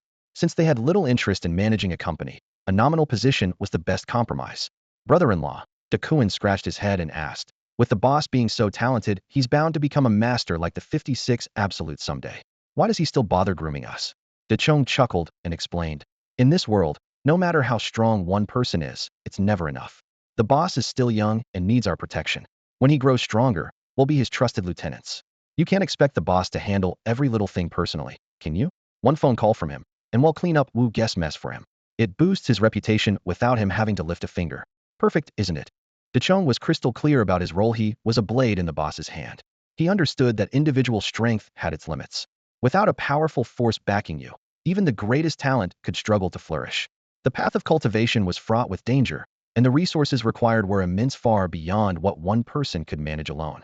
The opening ceremony arrived as scheduled, and Luo and Yao arrived punctually at the dilapidated courtyard. The atmosphere inside was filled with joy, with smiles that could not be concealed on everyone's faces. This was not just their first company, but also a place where everyone's dreams were set to take flight. De Chong had already prepared 2 sets of formal suits, signaling Luo and a Yao to change into them. The group took photos in the courtyard to commemorate the occasion. The red ribbon for the ribbon-cutting ceremony fluttered in the wind, and the sound of firecrackers echoed continuously. Just as they all shouted 1, 2, 3 to complete the ribbon cutting, a black sedan slowly pulled into the courtyard. In this era, owning a sedan signified wealth or status, a stark contrast to the future where private cars would be common in every household. A lackey immediately stepped forward to stop the car, politely inquiring about the purpose of the visit. The car door opened, and a middle-aged man in a tailored suit stepped out. Despite his formal attire, his muscular frame and intimidating demeanor betrayed his identity as someone from the underworld. "Hello there, Mr. Li," the man greeted, addressing De Chong by his surname, which caused a slight pause of surprise. Very few people knew his last name was Li. "And you are?" De Chong asked cautiously. "The name's Zhang Gui, general manager of Tianyi Company," the man replied smoothly, handing over a gold-edged business card. "Our company specializes in grain and household products and has extensive dealings with Life Village outside the city. I heard about the opening of Cheongqi Company and came to offer my congratulations, as well as to discuss potential collaboration on transportation with your company's boss." "Damn, even his business card has gold edges," one of the younger men muttered under his breath. De Chong turned to look at Luoan, noticing that he and a Yao had quietly stepped back behind De Kun. Understanding the signal, De Chong replied to Zhang Gui, "The boss isn't available today. Please, let's talk upstairs." Zhang Gui cast a thoughtful glance in Luo's direction but didn't press the matter, nodding as he followed De Chong upstairs. "Boss, why didn't you meet him? If you don't want to, he'll just send him away," De Kun asked earnestly.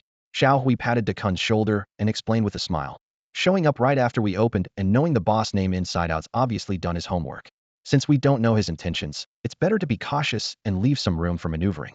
Now go and serve tea to the boss." "What kind of person shows up demanding to meet the boss right away?"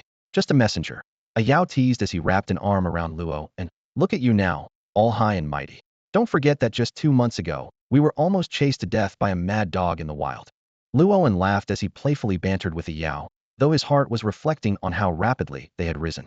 In just 2 months, they had gone from nobodies to a team that even awakeners didn't dare to underestimate. Speaking of that, a Yao turned to Xiao Hui and instructed, "Go check if that mad dog outside the city has fled. If he's still around, bring me his head." While everyone knew that the Lu family wouldn't dare confront Luoan directly, and the so-called mad dog had likely already fled, Xiao Hui still silently jotted down the task. By all accounts, they should have been fully focused on preparing for the upcoming competition, but Luoan had something else weighing on his mind. A man of loyalty and gratitude, he often thought about the frail woman who had carried him on her back for over 10 kilometers in the freezing wind. After giving a few brief instructions, Luoan left the company with Xiao Hui and others in tow, returning once again to the slums, to the place where Luoan first met Dazhong. The dilapidated mud brick houses still stood there, the fences in front leaning precariously, overgrown with weeds and left untended. Ever since Luoan followed Dazhong back to the city, he had lost contact with Lu Shi. On one hand, he was preoccupied with numerous affairs. On the other, he was worried his current predicament might bring trouble to her. "Isn't this Lu Shi's house?" Xiao Hui asked, glancing at the house in front of them and then looking at Luoan with confusion. He was still unaware of the relationship between the two. Luoan didn't respond. Instead, he stepped forward and knocked on the door. Suddenly, an angry shout erupted from within. "We'll pay the money back. Do you have to push us to the brink of death?" The door was flung open, and a middle-aged man leaning on a crutch charged out wielding a kitchen knife. He froze when he saw the scene outside, a young stranger standing in front, flanked by a group of imposing men. "Uncle, I'm a classmate of Li Huanhuan. I'm here to see Lu Shi," Luoan said politely. At the mention of Li Huanhuan, the man's eyes instantly reddened. "My poor daughter." He lowered the knife and leaned against the doorframe, choking back sobs. Luoan's heart sank, a sense of foreboding creeping in. "To treat my leg, Xiaoxi borrowed money from the Lu family. Yesterday, that beast from the Lu family demanded we repay 100,000. Xiaoxi couldn't pay it back. So they took her away, saying they'd sell her to some place called the Emperor's Court." Lu Shi's father broke down in tears. The Emperor's Court. Luoan clenched his fists, his eyes flashing with icy determination. He knew all too well what kind of place that was. The Lu family had truly crossed the line this time. "Xiao Hui, call everyone right now. Tell them to meet at the Emperor's Court," Luoan commanded sharply. "Boss, shouldn't we think this through? Our current strength compared to Wu Laoda." Xiao Hui hesitated, trying to advise him cautiously. "Damn it, do I need to wait for the right time to deal with him?" Luoan roared. "I say today is the day." He immediately dialed another number. Big brother, I'm going after that bastard Wu. Your priority right now should be the company. What's the point of starting a conflict now? Zhou Zheng tried to dissuade him. They sold one of my people to the emperor's court. Luowen shouted furiously. You help me, and from now on, I'll follow your lead. If you don't, then come collect my body at the emperor's court. With that, he hung up abruptly.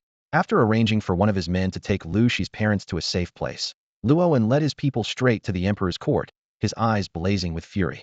In a secret chamber within the emperor's club, Lu Xiaodao sat arrogantly beside Wu Laoda, his gaze filled with disdain as he looked down on Lu Shi, who was curled up on the floor. Lu Shi hugged her knees tightly, trembling like a frightened rabbit. Just make a call to Luo and lure him over here, and we'll call it even, Lu Xiaodao sneered. After all the time we've spent together, you can't even show a shred of sentiment? If that's the case, don't blame me for making you entertain guests here. I'll be the first customer. Huang Mao, standing nearby, leered at Lu Shi, his eyes flashing with dangerous intent. Wu Laodao watched the scene unfold in silence, his brows furrowed deeply. He cast a disapproving glance at Lu Zida Higurups had just ordered no conflict with Luowen, yet this reckless godson of his had brought trouble directly to his turf. Though Wu Laoda didn't particularly like this sworn brother's son, he still felt a sense of obligation. Next time, use your brain before you act. Don't make decisions on your own. This woman is off limits, Wu Laodao reprimanded impatiently. Lu Xiaodao raised his injured hand, unwilling to let it go. Godfather, I have to get revenge for this. If you want to kill Luowen, I won't stop you. But do you think I don't know what you've been up to? Wu Laodao cut straight to the point, exposing the matter of the bugging device. Lu Xiaodao glanced at Wu Laodao guiltily, hesitating before admitting. Young Master Yin told me to plant it. He wants to deal with Luowen too, so I agreed. Are you brainless? If he told you to kill someone, would you do it? What's the point of having a brain? Wu Laodao grew even more irritated, glaring at the cowering Lu Xiaodao. This kid had been used as a pawn and now dragged him into the mess. Young Master Yin said, Head, back me up. Lu Xiaodao quickly defended himself, still oblivious to the fact that Head been manipulated. Then why are you coming to me? Damn it, do you even know who my boss is? Wu Laodao jabbed a finger at Lu Zidao's forehead, scolding him angrily. Despite his frustration, he wasn't ready to abandon this incompetent godson. Enough. Take her away. I have to step out for a bit, Wu Laodao ordered as he stood, his tone stern. Keep yourselves in check. Nobody touches this woman. But if young Master Lu doesn't mind, why should we? Huang Mao muttered discontentedly. When I say no one touches her, I mean no one. Are you ignoring my orders now? Wu Laodao roared, silencing both Lu Xiaodao and Huang Mao, who shrank back and dared not speak further. Meanwhile, outside the Emperor's club, the entrance remained bustling with activity. Xiao Duan stood upright at the door, bowing and nodding to each guest passing by. Li Gu, keep an eye on things for me. I'm gonna hit the restroom, Xiao Duan said, tugging at his waistband. Go on, but make it quick, Li Gu waved him off dismissively. He'll be right back. Xiao Duan had barely taken a few steps when a massive truck plowed into the KTV lobby, shattering the front entrance into rubble. Smash it all. Luowen bellowed as he kicked open the truck door and leaped out, a gleaming blade in his hand. Gunfire erupted as De Chong stormed into the lobby with dozens of men, wreaking havoc and destroying everything in sight. Everyone get on your knees. Shoot anyone holding a gun. Xiao Hui shouted after taking down 2 KTV security guards. Wu, your dad's here to see you. You love playing dirty, don't you? Well, today I'm facing you, heathen. A Yao yelled into the surveillance camera, pointing his blade as he issued a challenge to Wu Laoda. Everyone get the hell out. Today, we're only dealing with Wu's people. Anyone who dares interfere, I'll kill them. Luowen growled, his face dark and menacing as he kicked open the KTV private room door. Grabbing a lackey who had collapsed on the floor, he demanded, Where's your boss? The lackey, clutching a gunshot wound and trembling all over, was too terrified to speak. Get up if you're awakened, follow me. The rest of you, tear this place apart. Luowen shouted, brandishing a gleaming machete as he stormed upstairs. Behind him, De Chong smashed a surveillance camera on the wall with a rifle butt, sneering coldly. What? No one's running yet. You think this is a joke? In the second-floor office, Boss Wu had just fastened the last button on his shirt when a panicked subordinate burst in. Boss, it's bad. Luowen brought dozens of people, and they're shooting downstairs. Everyone in the room exchanged uneasy glances. While Boss Wu had a lot of men under his command, they were scattered across various locations, and there were only 3 awakened ones here at the moment. Who could have predicted that Luowen, who was cutting ribbons at a company event this morning, would show up here with guns blazing this afternoon?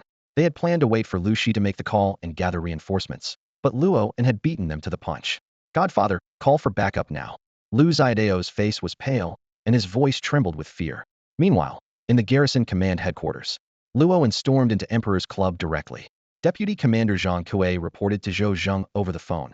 Someone as composed as him, WHYD, he suddenly lose it like this? That idiot Lu Xiaodao kidnapped Luo and Savior. Zhang Kuei explained helplessly. Zhou Zheng rubbed his chin, thinking for a moment. No wonder those guys are going all out. I knew this kid was loyal to a fault. Hey, race the plan. You personally take 2 battalions to stabilize the situation and set up a cordon at the KTV. Until Wu is dead, no one gets through, got it? Once shots are fired, we'll be fully stepping into the spotlight as the garrison force, Zhang Kuei reminded him. What? You want to just stand by and watch them all die in there? Zhou Zheng lit a cigarette as he stood up. If we're doing this, we're going all the way. Tell Luo to fight and make it count. I want to see Wu's corpse by the end of today. But Wu has powerful backers. To hell with that. Even his boss wouldn't dare cross me. So who does he think he is? Zhou Zheng slammed his drawer open, pulling out a stack of documents. Now go. I've got paperwork to prepare for the legal battles ahead. Meanwhile, in a luxurious mansion somewhere in Xiang province, young Master Yin was smugly admiring his masterpiece, a bloodied young girl lying on the marble floor, groaning in pain amidst streaks of smeared blood. So, has the fight started yet? Yin Xiao asked breathlessly over the phone. You're as sharp as ever, young master. They've already started shooting. But Luo moved in early, and Boss Wu's side wasn't ready yet. The voice on the other end replied cautiously. Lu Xiaodao is such a useless idiot. Yin Xiao spat disdainfully. I've shared so many drinks with him, coached him step by step on how to take Luo down, and he still can't get it right. Forget it, stop monitoring. He said he'd kill Luo, but the guy's already at his doorstep, and he's still unprepared. Useless. His gaze shifted back to the girl on the floor, his eyes flashing with a violent glint. If our people don't step in, I'm worried Boss Wu won't hold out. Shut up. Let them tear each other apart. What's it got to do with you? Boss was tied to the Kong family. If he dies in his own territory, the Kong family will handle it. No matter who wins, we won't lose. That's it. I've got other things to do. Yin Xiao hung up, then gently grabbed the girl's chin. Who do you think will win? The girl trembled all over, but dared not pull away. Young Master Yin, you're always right. Whoever you say will win, will win. Ha! Yin Xiao burst into a crazed laugh, delighted by the thrill of control. A pack of dogs, all of them. Just a few words from me, and they're tearing each other apart. This world is so damn entertaining. Luo, gripping his blood-stained saber, led a Yao, the 3 Da Huanya brothers, and Lao Chu straight up to the 5th floor. Along the way, henchmen armed with knives and guns emerged to block their path, only to be swiftly taken down by the Da Huanya brothers, leaving a trail of lifeless bodies sprawled across the floor. Inside the 5th floor office, Boss Wu was on the phone, urgently reporting the situation. Suddenly, the door was kicked open with a bang.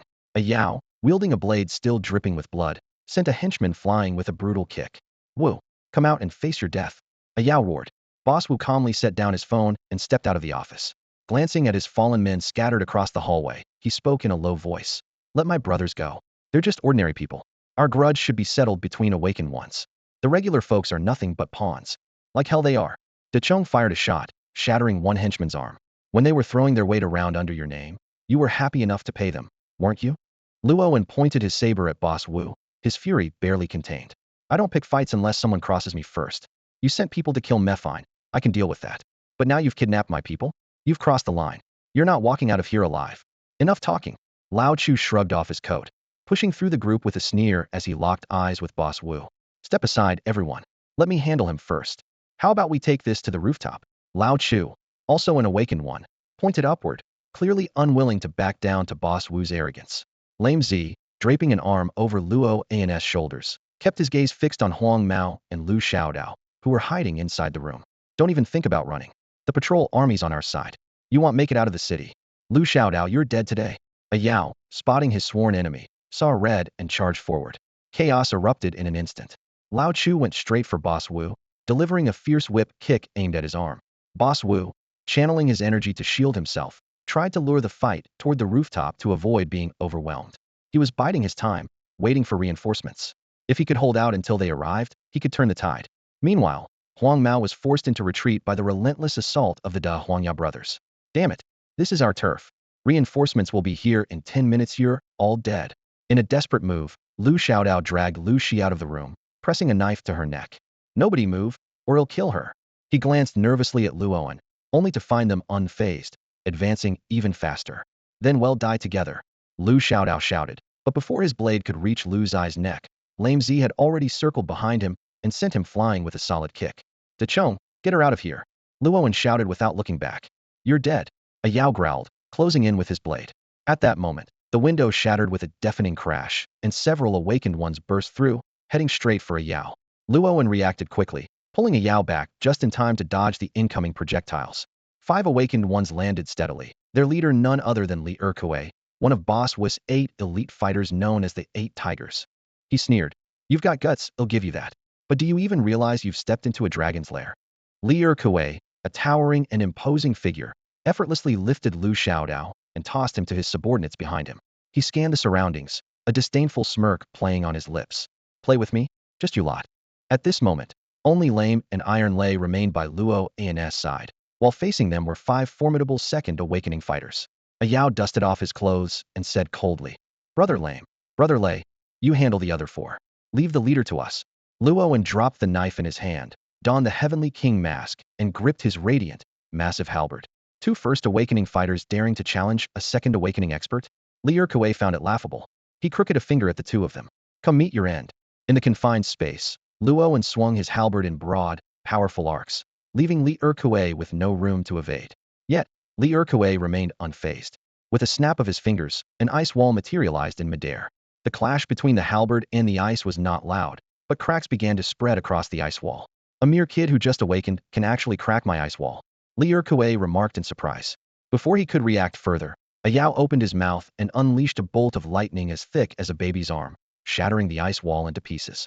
Li Erkue stepped back, clasping his hands together to conjure 3 ice spears that shot straight toward the trio. Luoan gripped his halberd tightly and hurled it like a spinning disc. The whirling halberd shattered the ice spears, and as Li Erkue moved to dodge, Luoan closed the distance, grabbing his waist and executing a powerful suplex. Although Li Erkue's body was coated in a thin layer of ice, he quickly broke free and created some distance. Rubbing the ice shards off the back of his head, he chuckled. "I underestimated you." A Yao used a technique he had learned from the logistics division, the stone-crushing palm, striking with immense force. Li Erkue easily dodged with a flip, unaware it was a feint. From behind, Luoan charged with his halberd, employing a modified spear technique adapted since no one in the logistics division knew how to wield a halberd. Dozens of halberd shadows enveloped Li Erkue. With a loud bellow, he activated Golden Bell Shield, his body radiating a faint golden glow as he braced himself against the attack. Though the ice layer covering him shattered, Li Erkue himself was nearly unscathed. A Yao seized the opportunity, leaping forward to grab Li Erkue by the waist. Using the ceiling for leverage, he executed the ground cannon slam, smashing both of them heavily into the floor. Luoan followed up with a strike, sending both Li Erkue and a Yao crashing down to the 4th floor. "Damn, I really underestimated you." Li Erkue slowly got up, brushing the dust off his clothes. Despite taking several hits, the protection of the Golden Bell Shield left him with only minor injuries. "Good thing I had the Golden Bell Shield, or you might have actually taken me down. Used up all your tricks? Now it's my turn." With a stomp of his foot, white mist spread outwards, covering everything within range in a layer of frost. Facing Luoan and a Yao, who had adopted defensive stances, Li Erkue charged forward with a wicked grin. His ice-burst fist collided heavily with Luoan's halberd, forcing Luo into retreat several steps. The ice covering his fist exploded, scattering countless shards that left 7 or 8 cuts on Luoan's upper body. "This is my original move, Ice Burst Fist. Let's see how many punches you can take," Li Erkue boasted arrogantly. A Yao roared in anger and lunged at him, only to be easily sent flying by a sidekick. Luoan noticed the frost forming on his body and began formulating a plan. "Feeling sluggish? In my domain, everything turns into an ice sculpture. While I can't freeze you solid just yet, this frost is enough to slow you down."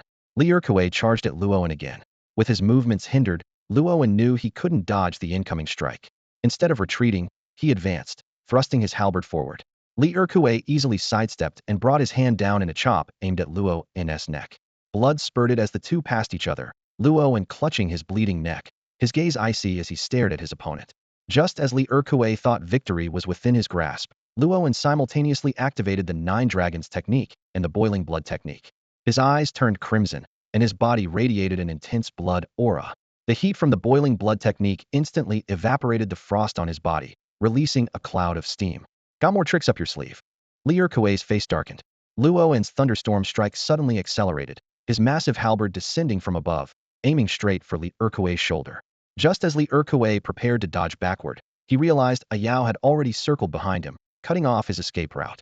"Let's see who's tougher," Luoan roared, bringing the halberd down heavily on Li Erkue's shoulder. Refusing to back down, Li Erkue countered with a powerful punch to Luoan's chest. At that moment, a Yao moved like a serpent, locking his legs tightly around Li Erkuei's waist and crossing his arms to choke his neck. Luoan, fully activating his Nine Dragons technique, withstood the devastating punch. He only staggered back half a step before unleashing the white rainbow piercing the sun, a move he had learned from Ershah. Though it was Ershah's only skill, its power was extraordinary. Combined with Luoan's awakened strength, it pierced straight through Li Erkuei's chest. Let's see who dies first. Both sides had gone berserk, abandoning all defense in a frenzied clash. Luoan's clothes were torn to shreds by icy explosions, blood flowing profusely. Li Erkuei fared no better. Each of Luoan's strikes penetrated his defenses and landed with raw force, while Ai Yao's chokehold nearly suffocated him.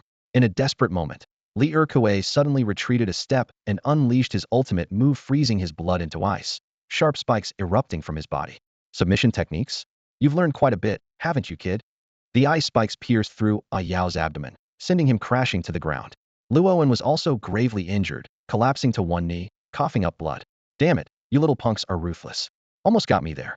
Li Erkuei bent his knees slightly, propping himself up with his hands on his thighs, blood dripping from the corner of his mouth. What kind of martial technique doubles your combat strength? Hand it over, and I'll spare your lives. Greed flashed in his eyes as he observed the pair's extraordinary skills. Aren't you curious why Shaoan can double his strength, but I can too? Ai Yao forced a cold smile despite his injuries. Tiger bro. With a thunderous roar, Ai Yao simultaneously activated the Nine Dragons technique and the boiling blood art. A massive blue-eyed tiger emerged from within him. Dropping to all fours, a translucent, three-turtle tiger materialized behind him, roaring ferociously. Die! Like a tiger descending the mountain, Ai Yao charged at the severely wounded Li Erkuei. The latter tried to evade but was too slow and was slammed against the wall by Ai Yao, who locked his arms around his waist. You're asking for death. Li Erkuei roared, delivering a furious punch to Ai Yao's body. Ai Yao spat up blood but refused to let go. Luoan, finish him. Luoan summoned the last of his strength, hurling his halberd with all his might. It transformed into a streak of white light. Panic finally appeared on Li Erkuei's face. Unable to summon an ice wall in time, he spat blood to form an ice shield in front of him. Clang! The halberd pierced through the ice shield, stopping just an inch from Li Erkuei's forehead. Ha ha ha! Li Erkuei was about to laugh in relief when a sharp, grating noise filled the air.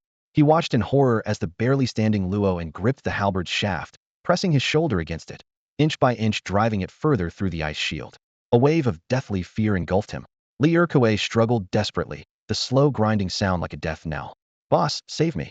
Iron Palm, save me. He screamed, his voice tearing with desperation, but no one answered.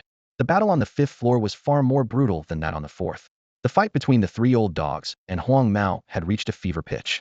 Despite the overwhelming gap in strength between those at the 2nd awakening and 3rd awakening stages, all three combatants were covered in wounds. Huang Mao's body was a mangled mess of blood and flesh, yet he still couldn't shake the astonishing vitality of the three brothers. Even though they had to grit their teeth just to stand, they refused to fall. Meanwhile, on the rooftop, the showdown between Wu Laoda and Lao Chu had descended into sheer madness.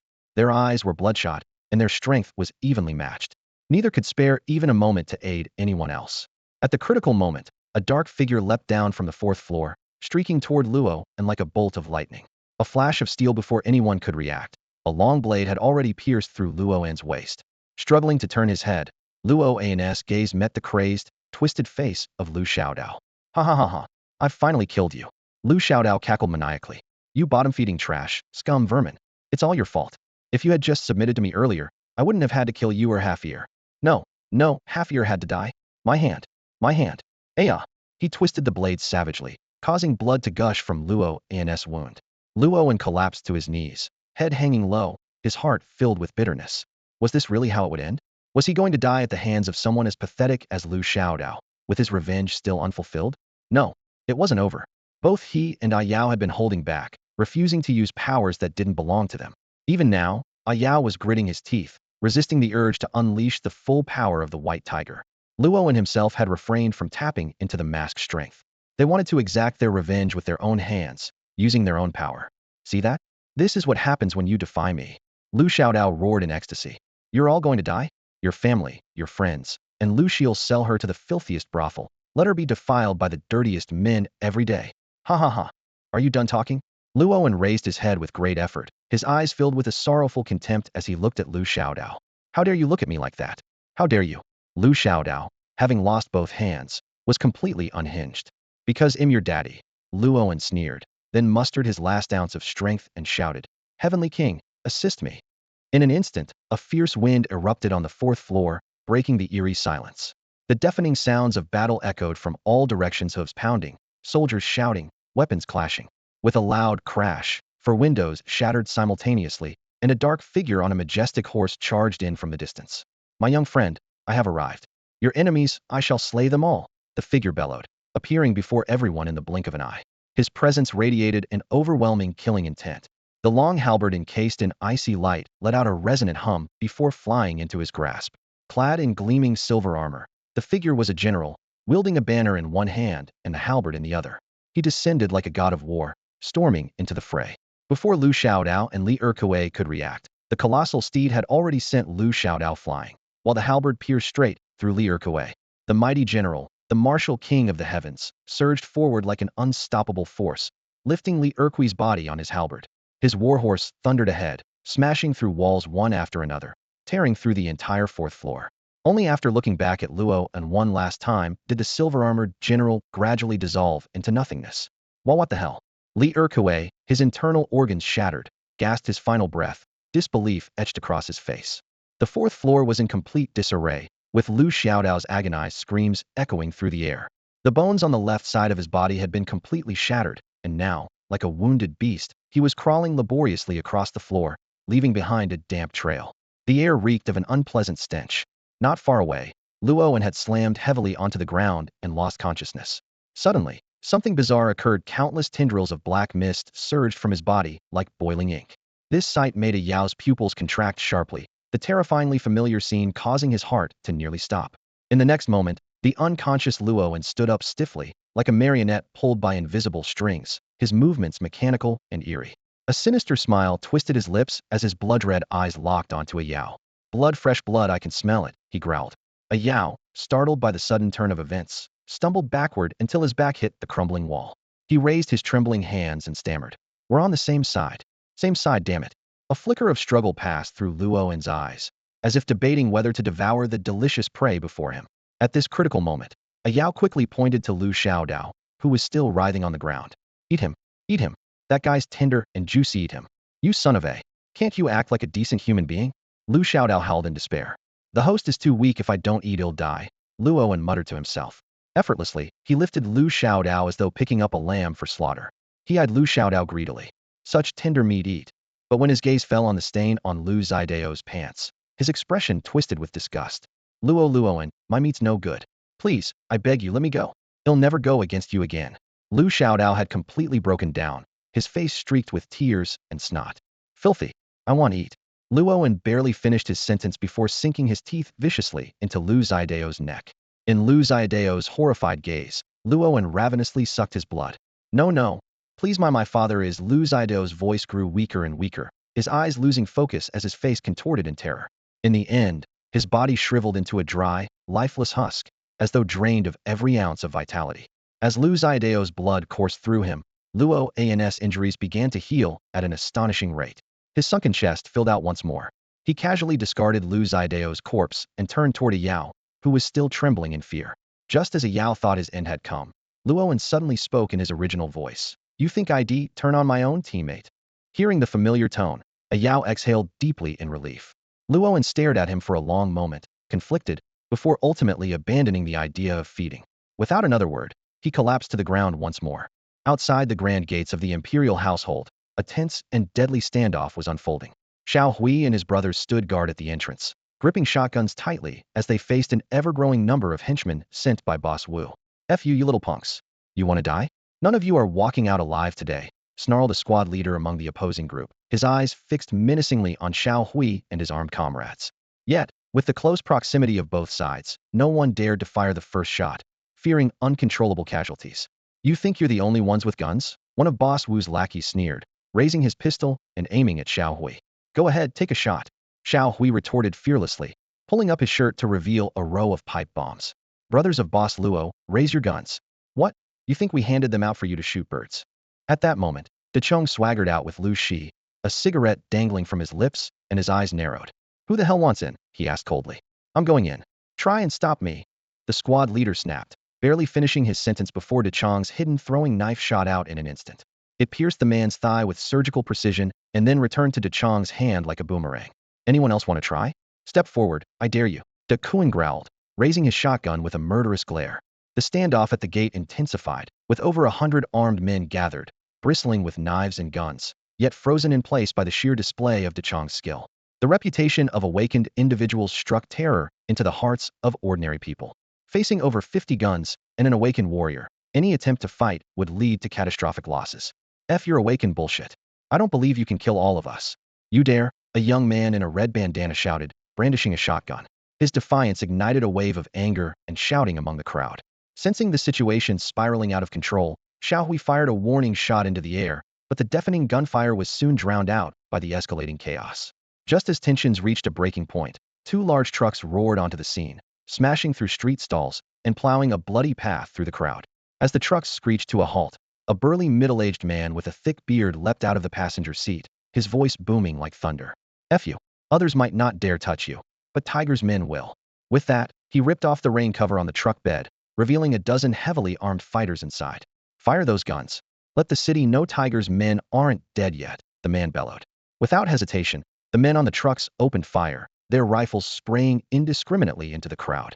The street descended into chaos as people screamed and scattered in all directions, desperately seeking cover. A few of Boss Wu's lackeys tried to resist, but the majority fled in terror.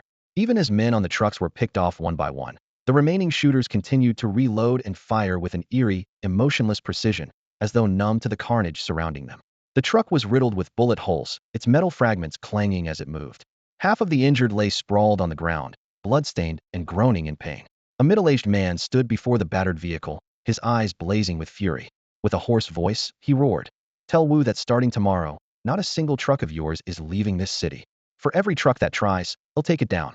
Lu Huzi from Air Yi Mountain is back. If anyone's got a problem with that, come face me." He slapped the dented door of the truck hard, and the driver immediately hit the gas. The two battered trucks roared away, leaving a cloud of dust in their wake, carrying his final, venomous words. "Even if I move an inch, it's because you raised me. Damn, the people outside the city are savage as hell." Kuan muttered as he stared at the corpses and wounded scattered on the ground. Xiao Hui, his hands trembling, lit a cigarette to calm himself and mumbled, "Now I get why Tiger can hold his ground outside the city. With men like these, who wouldn't be intimidated?" Chong glanced nervously at Lu Shi beside him, still shaken. "Good thing I chose to save the boss that day. If they died out there, Tiger's men would have buried me by now." Meanwhile, in the Kong family estate, the atmosphere in the study was heavy with tension. Kong Hong, the youngest and most favored of the family, stood before his aging father, watching the elderly patriarch with concern. "Did that boy from the Luo family really storm in with his men?" the old master asked, turning to his eldest son, a man of low status due to his illegitimate birth. "Yes," the middle-aged man replied in a low voice. "He brought 2 level 3 awakened and 4 level 2 awakened experts. But I think Boss Wu can still hold them off." "Don't you realize who's backing Luoan?" Kong Hung interrupted sharply. "Does he lack powerful men? The patrol army could back him up at any moment. How could Boss Wu's awakened fighters possibly hold off Zhou Zheng's forces?" Kang's second son quickly tried to ease the tension. "The patrol army would need a legitimate reason to get involved." "Calm down, little brother. It's not as bad as it seems. Unless they have solid evidence that Boss Wu killed the soldier," the eldest son added. "As far as I know, old Dao has already been taken to the police station. Even if he wanted to talk, he couldn't." "Do you know who Zhou Zheng is?" Kong Hung shouted, his emotions running high. "He's the kind of man who stormed into the Xiong governor's residence with a blade. If Boss Wu falls there, the Kong family's reputation will be ruined." The third son, a legitimate heir with considerable influence, chimed in. "I've said all along we shouldn't have relied on this Wu. He's too tied to the Li family, and his loyalty is questionable. Now he's dragging us down, and we're completely on the back foot." Unable to counter the criticism, Kong Hung shifted his focus. "No matter whose fault this is, we need to get him out of there first. This is about saving face for our family." The old patriarch watched his sons bicker, then raised a hand to silence them. He understood all too well. The third son wanted to align with Luoan, the fifth son was determined to protect Boss Wu, and the rest were just avoiding taking a stance. "Eldest son," he said, leaning on his cane. "Call Commander Zhou and see where he stands." The eldest son made 4 or 5 calls in his father's presence, but no one answered. The room grew darker with unease. Zhou Zheng's refusal to even pick up the phone made it clear intended to see Boss Wu dead. "Zhou Zheng lost a soldier and is furious," the old master sighed, tapping his cane on the floor. "That was Lu Zaidao's doing." Kong Hung quickly defended. "And I suspect someone's setting us up. Boss Wu didn't even know about the details of the assassination." Third son, this reasoning doesn't hold water, Master Kong said firmly, his sharp gaze fixed on his son before him. Third son is your man. This is practically an open secret. Whatever he does reflects on the Kong family. Unless you completely cut ties with him, we can't distance ourselves from his actions. Trying to keep him while hoping Zhou Zheng won't hold a grudge against us? That's far too naive. Before his words had fully settled, the sharp chime of a phone interrupted. Kong Hing pulled out his phone and answered. Within seconds, he shot to his feet, his face darkened with fury. Tiger's men just slaughtered over a dozen of Ah Wu's guys. The shooter was that bearded Liu who fled 2 years ago, a Class B fugitive brazen enough to drive straight into the city. If Zhou Zheng isn't pulling strings behind this, then who is? Master Kang's brow furrowed deeply, clearly affected by his youngest son's words. He spoke in a low, commanding tone. Call Zhang Si. If they're slapping us in the face, it's about time we hit back. The third son immediately voiced his discontent. How far do you want to take this? As someone advocating for collaboration with Luoan, he was reluctant to let outsiders disrupt his plans. Master Kong gave him a profound look. It's fine to smash their game, but the people must stay alive. If there's justice to be served, let it happen in the police station. He knew all too well the schemes his sons were plotting. Meanwhile, in a high-end entertainment club, Li Gui stood respectfully before a strikingly handsome man. The man, with 2 women draped around him, casually listened to Li Gui's report while his hands roamed freely over the women. I've heard Tiger's men are all desperate outlaws. No wonder he's earned his title as the #1 in Xiangfu. Should we get involved? Li Gui asked cautiously. Zhang Si is personally leading the operation. It seems the Kong family is stepping in to protect their interests. The man pondered for a moment before responding. The city patrol forces can't fully exert their strength here. Adding icing on the cake is nothing special, but offering help in dire times, that's how you become a true benefactor. He paused briefly, then continued. Wait until Zhang Si and the other side are locked in a standoff. Then reach out to Luo and subordinate, De Chong, and see if they need assistance. And what terms should we propose? Li Gui hesitated, unsure. The pill business, I want a seat at that table. Conveniently, I happen to own a pharmaceutical company. We'll start as friends, no rush. The man waved his hand dismissively. Understanding the cue, Li Gui quietly exited the room, carefully closing the door behind him. A fleet of police cars roared onto the scene, screeching to a halt in front of the emperor's residence. Director Zhang stepped out of one of the vehicles, his sharp gaze sweeping over the injured thugs sprawled haphazardly on the ground. Recognizing a few familiar faces among them, his brows furrowed. While instructing his subordinates to call for ambulances, he led his team toward the building, preparing to make arrests. We received a report that someone here has been smashing up shops and causing multiple casualties, Director Zhang said, his eyes like daggers as they locked onto De Chong. Judging by the scene, it's your doing, isn't it? All of you, get down and put your hands up. As the head of the Yuhua District Police Department, Director Zhang was himself a peak-level awakened individual. His commanding presence radiated an oppressive aura, causing cold sweat to drip down De Chong and his men's faces. De Chong knew full well that a fierce battle was raging upstairs, and if the police intervened, Luo and his side would undoubtedly suffer. But confronting an official figure like Zhang, who could crush him with ease, was a dangerous gamble. It wasn't us.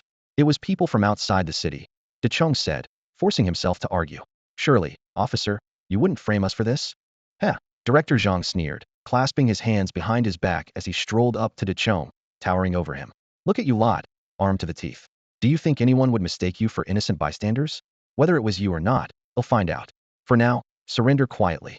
To Zhang, even an awakened individual like De Chong was nothing more than a slightly larger insect. De Chong's brow furrowed deeply, but he didn't dare act rashly. Thinking of resisting, barked the squad leader standing beside Director Zhang. Anyone who resists will be shot on the spot, the deputy squad leader declared, gesturing sharply. The surrounding officers instantly formed a tight encirclement. To hell with this, come on then. De Kuan shouted, raising his gun in defiance. But before he could act, a squad officer shot him in the wrist, causing him to cry out in pain, his face turning pale. This was the stark difference between official forces and underground groups. Officials could fire openly and had countless ways to deal with you, while you were left powerless. At that moment, a convoy of military trucks sped onto the scene. Zhang Kui, flanked by his guards, marched in with long, determined strides, while soldiers quickly set up a perimeter. Deputy Commander Zhang, Director Zhang said with a frown, our police department didn't request military assistance. Isn't this overstepping your authority? Cut the crap. Zhang Kui snapped, standing tall and imposing. Everyone knows it was Wu Li's men who killed my soldiers. Luoan is part of my reserve patrol force, and the commander has specifically authorized him to capture the suspects. Commander Zhang, there must be some misunderstanding, Director Zhang said with a thin smile. Both suspects are already detained in our department. Huh, you don't say. Zhang Kuei retorted mockingly. 2 whole months, and you still haven't figured it out? No wonder the public protests every year. In the tense atmosphere of the crime scene, Director Zhang maintained a professional smile despite Zhang Kuei's obstruction. He spoke calmly. Commander Zhang, please don't interfere with our investigation. You don't have the authority to enforce the law. If you insist on obstructing us, I'll have no choice but to report this and take legal action. Zhang Kuei, with a nonchalant expression, crossed his arms and said, then let our superiors sort it out. Until I get a call from above, I'm not stepping aside. Behind him, 2 armed battalions stood ready, their presence imposing. Director Zhang glanced at the opposing forces, knowing full well that attempting to break through with his limited manpower would be a losing battle. Gritting his teeth, he quickly returned to his car and made a phone call. Within less than half a minute, his confidence visibly returned. He strode back to Zhang Kuei and said, Commander Zhang, you have 10 minutes. Within that time, you'll definitely receive a call. But let me remind you, you don't have enforcement authority. For now, they'll consider you as assisting us in securing the scene, but you're not allowed upstairs. Director Zhang was fully aware that the garrison troops were here to back Luoan. He was also familiar with Wu Li, knowing that Wu Li's awakened subordinates wouldn't be subdued easily in a short time. Deciding not to waste time on further argument, he led his team into a standoff with Deputy Commander Zhang's forces. Meanwhile, Decheng anxiously watched the staircase, realizing he couldn't contribute to the fight upstairs. All he could do was wait nervously on the ground floor. At that moment, Director Zhang smirked with confidence. Commander Zhang, you claim Luoan is one of yours, and he'll accept that. But this ragtag bunch, he gestured toward Decheng and the others. They're not part of your unit, are they? Zhang Kuei glanced at Decheng and his group, but chose to remain silent. Just then, Decheng's phone buzzed. On the other end, Li Gui's calm voice came through. Is now a good time to talk? Decheng hesitated for a moment, puzzled as to why Li Gui was calling at this moment. Assuming it was business-related, he replied, I'm busy. Isn't the real action happening upstairs? Li Gui chuckled softly, clearly well informed about the current situation. Doesn't feel great being watched by the J Bureau, does it? I'd like to have a word with your boss. If we can work something out, the J Bureau won't be an issue anymore. Decheng hesitated briefly, then glanced at the ongoing standoff before heading upstairs with Lu Shi. The fourth floor was a mess. Yao and Luo and had already taken a significant amount of pills to stabilize their injuries. Leaning against the unconscious Luoan, Yao looked up as Decheng arrived. What's the situation downstairs? He asked. Yao understood the challenges Decheng faced on enemy territory and appreciated that he had managed to hold off reinforcements. Decheng quickly explained Li Gui's call. Yao immediately picked up the phone. This is He Yao. President Yao, a pleasure to speak with you. Li Gui greeted respectfully. Known for his keen ability to read people, Li Gui had recognized the extraordinary nature of both Yao and Luoan. Get to the point, Yao said bluntly. President Yao, I like your straightforwardness. He'll be direct as well. Me boss wants to befriend you, Li Gui said with a polite smile in his voice. Isn't this a little too convenient, wanting to make friends now? Yao, though impulsive by nature, was sharp enough to sense the underlying motives. Perhaps it is convenient, Li Gui replied with a chuckle. But it just so happens that my boss has some influence in the city and can help you solve a small problem. Mr. Li, name your terms, Yao said, unwilling to waste more time amid the chaos of the fight upstairs and the tense standoff downstairs. My boss asked me to pass on a message. He has no intention of taking advantage of anyone. Li Gui's voice came through the phone. We'll handle the J Company situation ourselves. Consider it a gesture of goodwill from my boss. Please let Mr. Luo know that once this matter is resolved, would like to invite you all to a meal at Baiyin Tower. Yao frowned slightly, his fingers tapping lightly on the desk. The underlying intention of these words puzzled him. Going to such lengths just for a meal? Clearly, their true motives went far beyond that. As Yao hesitated, Decheng glanced at his watch and leaned in to whisper a few words in his ear. Yao's expression immediately shifted to one of resolve. All right, he'll accept this favor, he said, deliberately avoiding any mention of Luo and S name. He planned to shoulder any consequences himself if their demands turned out to be excessive. At this point, they had no other choice. The patrol army had no legitimate reason to intervene, and his impulsive decision to involve them had put them in a difficult position. But this stalemate clearly wouldn't last long. On the other end of the line, Li Gui quickly dialed another number. Brother-in-law, it's settled. You can proceed on your end. Meanwhile, downstairs, Director Zhang was leisurely glancing at his watch, a knowing smile playing on his lips. Commander Zhang, in 3 minutes, you'll receive the notification, he remarked. Zhang Kuei stood at the entrance, his eyes half closed, saying nothing. Behind him, Decheng's subordinates stood tall and alert, ready for action. Director Zhang strolled up to Zhang Kuei and lowered his voice. Commander Zhang, we've always kept out of each other's way. We have no objections to you expanding into Xiang province. But you've barely entered the city and already offended some people. Not everyone's happy about that. His words carried a veiled threat. Nonsense, Zhang Kuei sneered. If the Kong family really had a problem, they wouldn't have sent a small fry like you. My advice, don't stick your neck out too far, or you won't even know how you went down. He didn't bother to hide his disdain for this messenger from the Kong family. Director Zhang nodded slightly, still smiling. They'll remember that. We'll see how this plays out. Sure, we're no match for the patrol army in a fight, but the tens of thousands of J Company members in the city aren't pushovers either. The two groups stood in silent confrontation, the air thick with tension, as if a single spark could ignite the situation. A few minutes later, Zhang Kuei's phone rang right on time. Zhang Si wore a victorious smile, looking smugly at Zhang Kuei. Commander Zhang, go ahead and answer. Our people are still waiting to go in and catch the criminals, he said, already impatiently signaling his team to prepare for the raid. Zhang Kuei reluctantly picked up the call. On the other end of the line, a deep voice belonging to Chief of Staff Xia from the 9th Army's Command Department of the Defense Force spoke. Is this Zhang Kuei? This is Chief Xia. Yes, sir. Good day, sir, Zhang Kuei replied, standing at attention while shooting a side glance at Zhang Si. The latter stood there with interest, clearly waiting to see Zhang Kuei embarrassed. Good day, my foot. What the hell are you doing? Chief Xia barked angrily.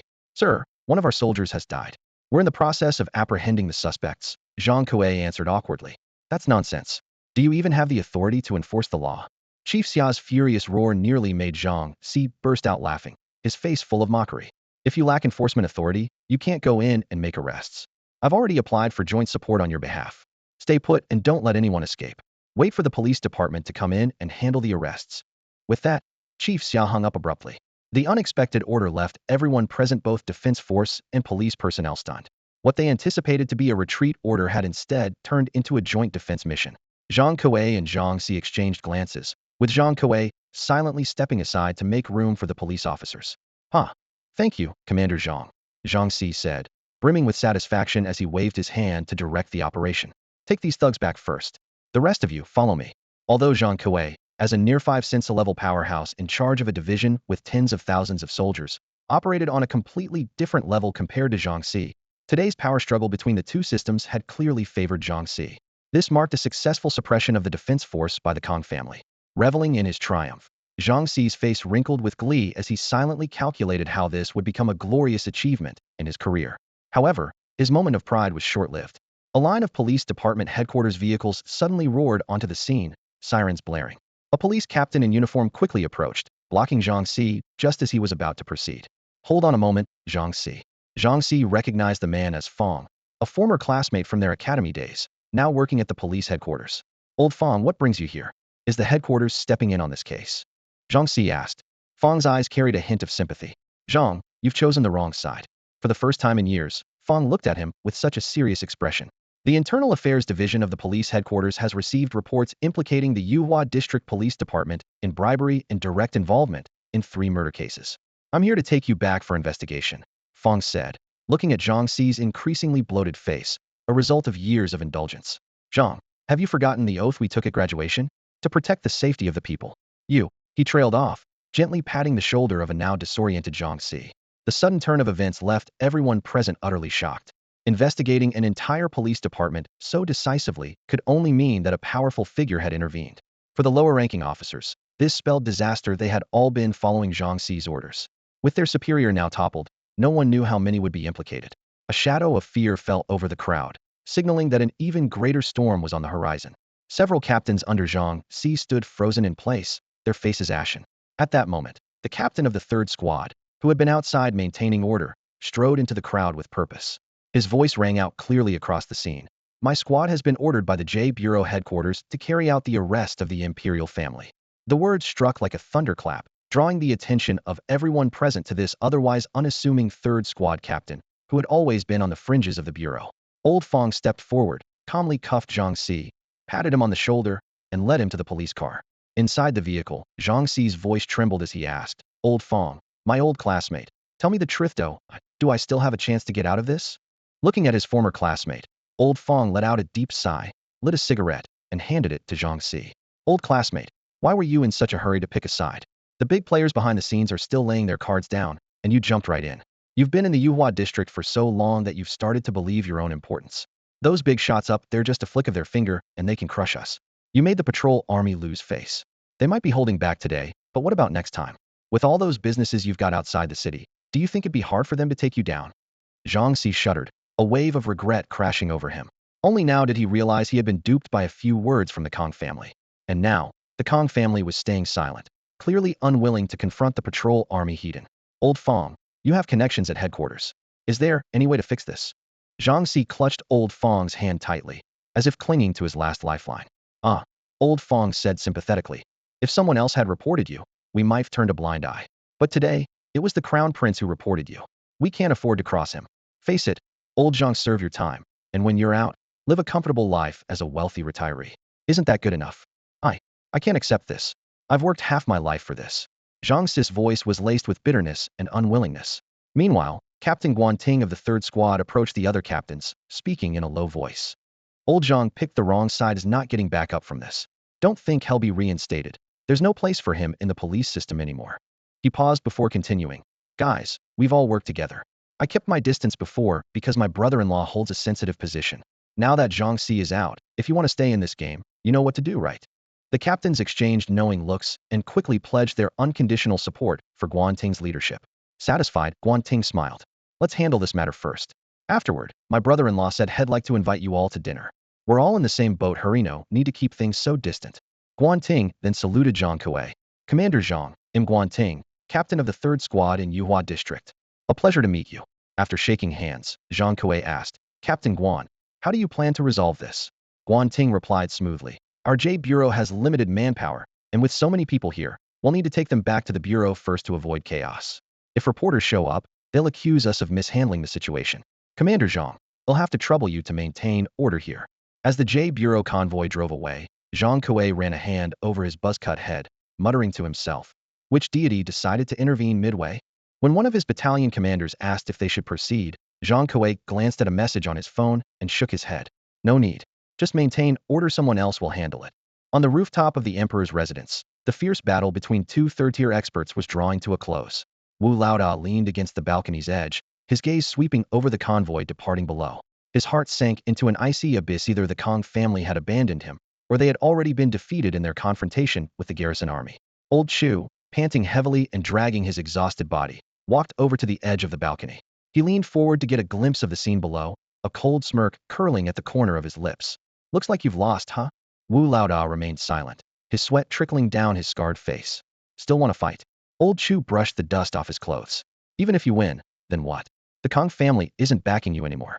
Downstairs, there's the strength of 2 battalions, with Deputy Commander Zhang Kuei personally overseeing it. This is the garrison army's first strike in Xiangfu, warning to everyone. Mess with my troops, and you'll face the wrath of the entire army. Old Chu sat down on a concrete block, his trembling hands lighting a cigarette. Why did you kill Luoan? Was it because of the Lu family? This question pierced Wu Laoda's heart like a sharp dagger. He nearly spat out blood. If he had known that killing a mere student would provoke such a reaction from the garrison army, he wouldn't have done it even if someone had threatened his life. It was all Lu Zidao's doing. But he didn't voice these thoughts, instead replying coldly. Do I need a reason to kill someone? At that moment, the rooftop floor suddenly cracked with a loud crash. Huang Mao, covered in blood, leapt up from the 5th floor. Boss, are you okay? Immediately after, 2 of Wu Laoda's men rushed onto the rooftop, pursued by Batsi and Tai Lei. Finally, the severely injured San brothers, leaning on each other for support, staggered onto the scene. God damn it, you guys are like rabid dogs. De Huang glared at the 3 resilient 2nd-tier fighters in front of him, his spirit on the verge of collapse. In this battle, he 3rd-tier expert had been pushed to such a desperate state. De Huang, his mouth missing several teeth, mumbled incoherently. We took the boss money, so we've got to get the job done. If we don't take you down today, the boss money will have been wasted. Who would dare hire us again after that? Although they had been hired by Dazhong, these lay mercenaries were known for their uncompromising dedication to their tasks. Boss Wu stood at the edge of the rooftop, gazing down at the brightly lit street below through the swirling smoke of his cigarette. This street had once been his domain, a place he thought he could spend the rest of his days peacefully. But now, everything was slipping away. He knew there was no turning back. It felt as though all the strength in his body had drained away in an instant, and he collapsed to the ground. All right, I admit defeat, Boss Wu said, his voice weary. I sent them. It has nothing to do with my brothers. Let them go, and we'll settle this between us. Huang Mao, one of Boss Wu's longtime confidants, helped him up and said urgently, Boss, we can fight our way out. As long as we're alive, we can start over outside the city. They can leave, but you can't. Today you must die. De Huangya, half kneeling on the ground and swaying as he spoke, still managed to sound resolute. We've been fighting all this time, and not one of us has killed anyone. How are we supposed to explain this to the boss? Lao San, the youngest of the three brothers, panted heavily as he spoke. Do you really think we're afraid of you? Keep fighting. Huang Mao glared at the three brothers and was about to charge forward. Just then, a clear, otherworldly whistle echoed from below, sending a wave of unease through everyone present. The sound of leather shoes tapping against the stairs grew louder and closer, drawing all eyes toward the source. I'm a firebird, a blazing firebird. A carefree humming drifted up from the stairwell. A peculiar-looking man stepped into view, a white-haired figure with a distinctive style. His hair was slicked into a side part, with one side covering an eye, giving him the look of a flamboyant rebel. Dressed in a trench coat with his hands in his pockets, he strolled onto the rooftop with a calm demeanor. Behind him were two younger companions, a shirtless, muscular man and a cold, elegant woman holding a longbow. Seriously? Needing a card to use the elevator? What kind of pretentious nonsense is that? Made me climb all those stairs, the man grumbled nonchalantly. The muscular man quickly scanned the debris-strewn rooftop and found a relatively flat rock, placing it behind the flamboyant man. The latter sat down leisurely, crossed his legs, and smiled as he surveyed the crowd. So, does anyone here recognize me?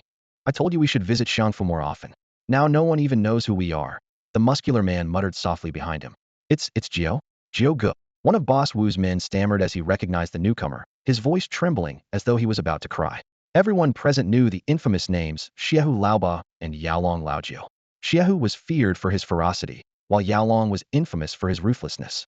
Unlike the tiger-like Xiaohu, who often stayed outside the city, Jiaogu rarely appeared in Xiangfu and showed no interest in territorial disputes.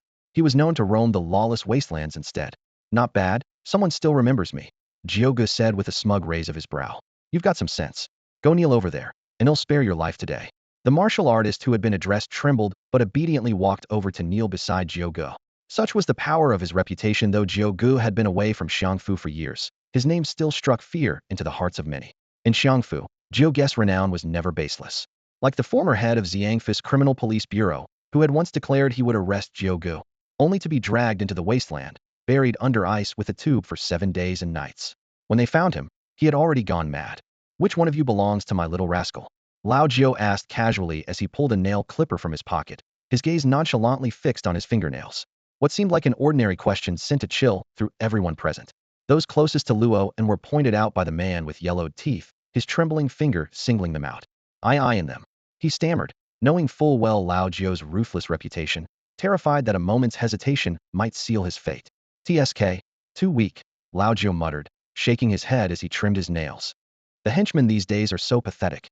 Back in the day, the tough guys under Tiger outside Xiangfu City, even that lunatic Lu Huzi was just middle management.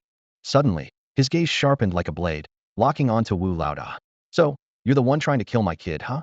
His previously lazy eyes turned piercing in an instant. Noticing the slightest movement from Wu Laoda, Lao Jiao's voice turned cold. Don't even think about running, and don't even think about killing yourself. Run? No one escapes me. Die? If you die, your family and friends won't be spared either. Wu Laoda let out a bitter laugh. You're the elder here. Lay out your terms. Either way, it's death for me. He knew there was no way out today. If Zhou Zheng had come, there might have been a sliver of hope after all. The Kong family might spare him for appearances. But Lao Jiao was different. He didn't even care about the Kong family. Lao Jiao leisurely took off his leather shoe and started trimming his toenails. I ask you answer. Get it right, your brothers live. You die. Behind him, a woman leaned against the wall, watching coldly. Her gaze was like death itself, sending shivers down everyone's spine. Why did you try to kill my kid? Lao Jiao asked calmly. Wu Laoda pressed his lips tightly together, refusing to betray his companions. Even under the immense pressure of the man before him, he held onto his code of honor. It was Lu Xiaodao. Lu Xiaodao borrowed the boss's men. One of the henchmen suddenly broke down and shouted. Shut up, Wu Laoda roared in anger. The henchman, nearly hysterical, cried out. Boss, what's the point of protecting the Lu family now? We're nearly dead already. Lao Jiao smiled as he strolled over to the man who spoke. Not bad. Great answer. But next time, don't be so quick to answer. Thank you, Brother Zhou. The henchman stared at Lao Jiao in dawning horror. Lao Jiao squinted, tapping the man lightly on the forehead with his finger. Instantly, the man's pupils went pale, his face contorted in agony as he clutched his throat with both hands, as if he had seen the most horrifying thing in existence. In overwhelming terror, he ended his own life. Lao Jiao returned to his seat and raised 2 fingers. Second question. Wu Laoda swallowed hard. Though he prided himself as the toughest enforcer outside the city, standing before this ancestor of enforcers, his legs were trembling. Got a cigarette? Lao Jiao suddenly asked. Huh? Wu Laoda froze, completely caught off guard. Old Joe patted his empty pockets and turned to the younger man kneeling on the ground. Got a cigarette? Brother Joe, I don't smoke. With a sharp slap, Old Joe struck the younger man's face, scolding him angrily. Hanging out in this world, and you don't even smoke? No wonder you're just a lackey. Go buy me a pack of white sand cigarettes. He pulled a 100 yuan bill from his pocket and tossed it at the younger man. Can you be serious for once? This is no time to be smoking. A woman behind him scolded in annoyance. Old Joe shrank back like a reprimanded schoolboy, awkwardly shifting the topic as he turned to Boss Wu. Ahem, was it you who planted the bug? Under Old Joe's intense gaze, Boss Wu felt as exposed as if he were standing naked. It was as though Old Joe's eyes could see right through him. Not daring to lie, Boss Wu admitted, I don't know. Xiao Dao borrowed my man, but the bug wasn't planted by any of them. The Kong family? A shirtless man interjected. No, the Kong family doesn't want us to go against Luoan. Boss Wu replied honestly. Old Joe stroked his freshly shaved stubble, pondering aloud. That won't do. Someone's still watching those two kids from the shadows. With their lack of skill, it's only a matter of time before they get taken down.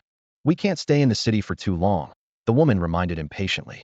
You're in rank fugitive, and he's in a rank fugitive. She gestured toward the shirtless man, clearly worried the two might cause more trouble. The shirtless man grinned mysteriously. I've got an idea. Since we don't know who's behind it, let's make sure they see what happens when they mess with those kids. Whose head should we start with? Old Joe mulled it over for a moment before looking at Boss Wu with a smirk. Let's start with the Kong family. All right, business is done here. I was worried those kids couldn't handle you lot, but since it's all settled, you can go ahead and kill yourselves now. I've got to get out of the city. The crowd exchanged uneasy glances, stunned at how casually Old Joe treated life and death. He patted the head of the kneeling lackey with a smile, while Huang Mao glared at Boss Wu, unwilling to accept his fate. He had only been in the city for a few years and hadn't even begun to enjoy the good life. Even facing someone as formidable as Old Joe, he was ready to fight to the death. As Old Joe checked on the injuries of a few men, Huang Mao suddenly shouted, Run! The other awakened scattered in all directions, their years of teamwork kicking in instinctively to avoid being caught all at once. Old Joe nonchalantly snapped his fingers. Snap! It was as if time froze. The rooftop fell deathly silent. A breeze swept through, but the fleeing awakened were all frozen mid-run, their postures locked in place. The others remained unaffected. Old Chu, witnessing the eerie scene, swallowed hard. Kill them, Old Joe said casually, tapping the forehead of the kneeling lackey. Brother Joe, didn't you say? The lackey looked at Old Joe in disbelief. He had thought he might escape death, but had forgotten that Old Joe never left loose ends. In this line of work, loyalty matters. Your brothers are dead, I'm just saving you from a guilty conscience. Old Joe patted the lackey's shoulder with a tone of feigned sincerity. The shirtless man cracked his neck and summoned a violent surge of energy in his palm. With a light touch, he sent it into the nearest lackey's body. With a loud bang, the two-time awakened exploded like a watermelon under a truck, his blood and flesh splattering everywhere, painting the rooftop red. Whoa! The shirtless man excitedly turned to the woman beside him. I can blow up his left side and leave the right side intact. Want to see? The woman gave him a disdainful glance, unimpressed by his deranged enthusiasm.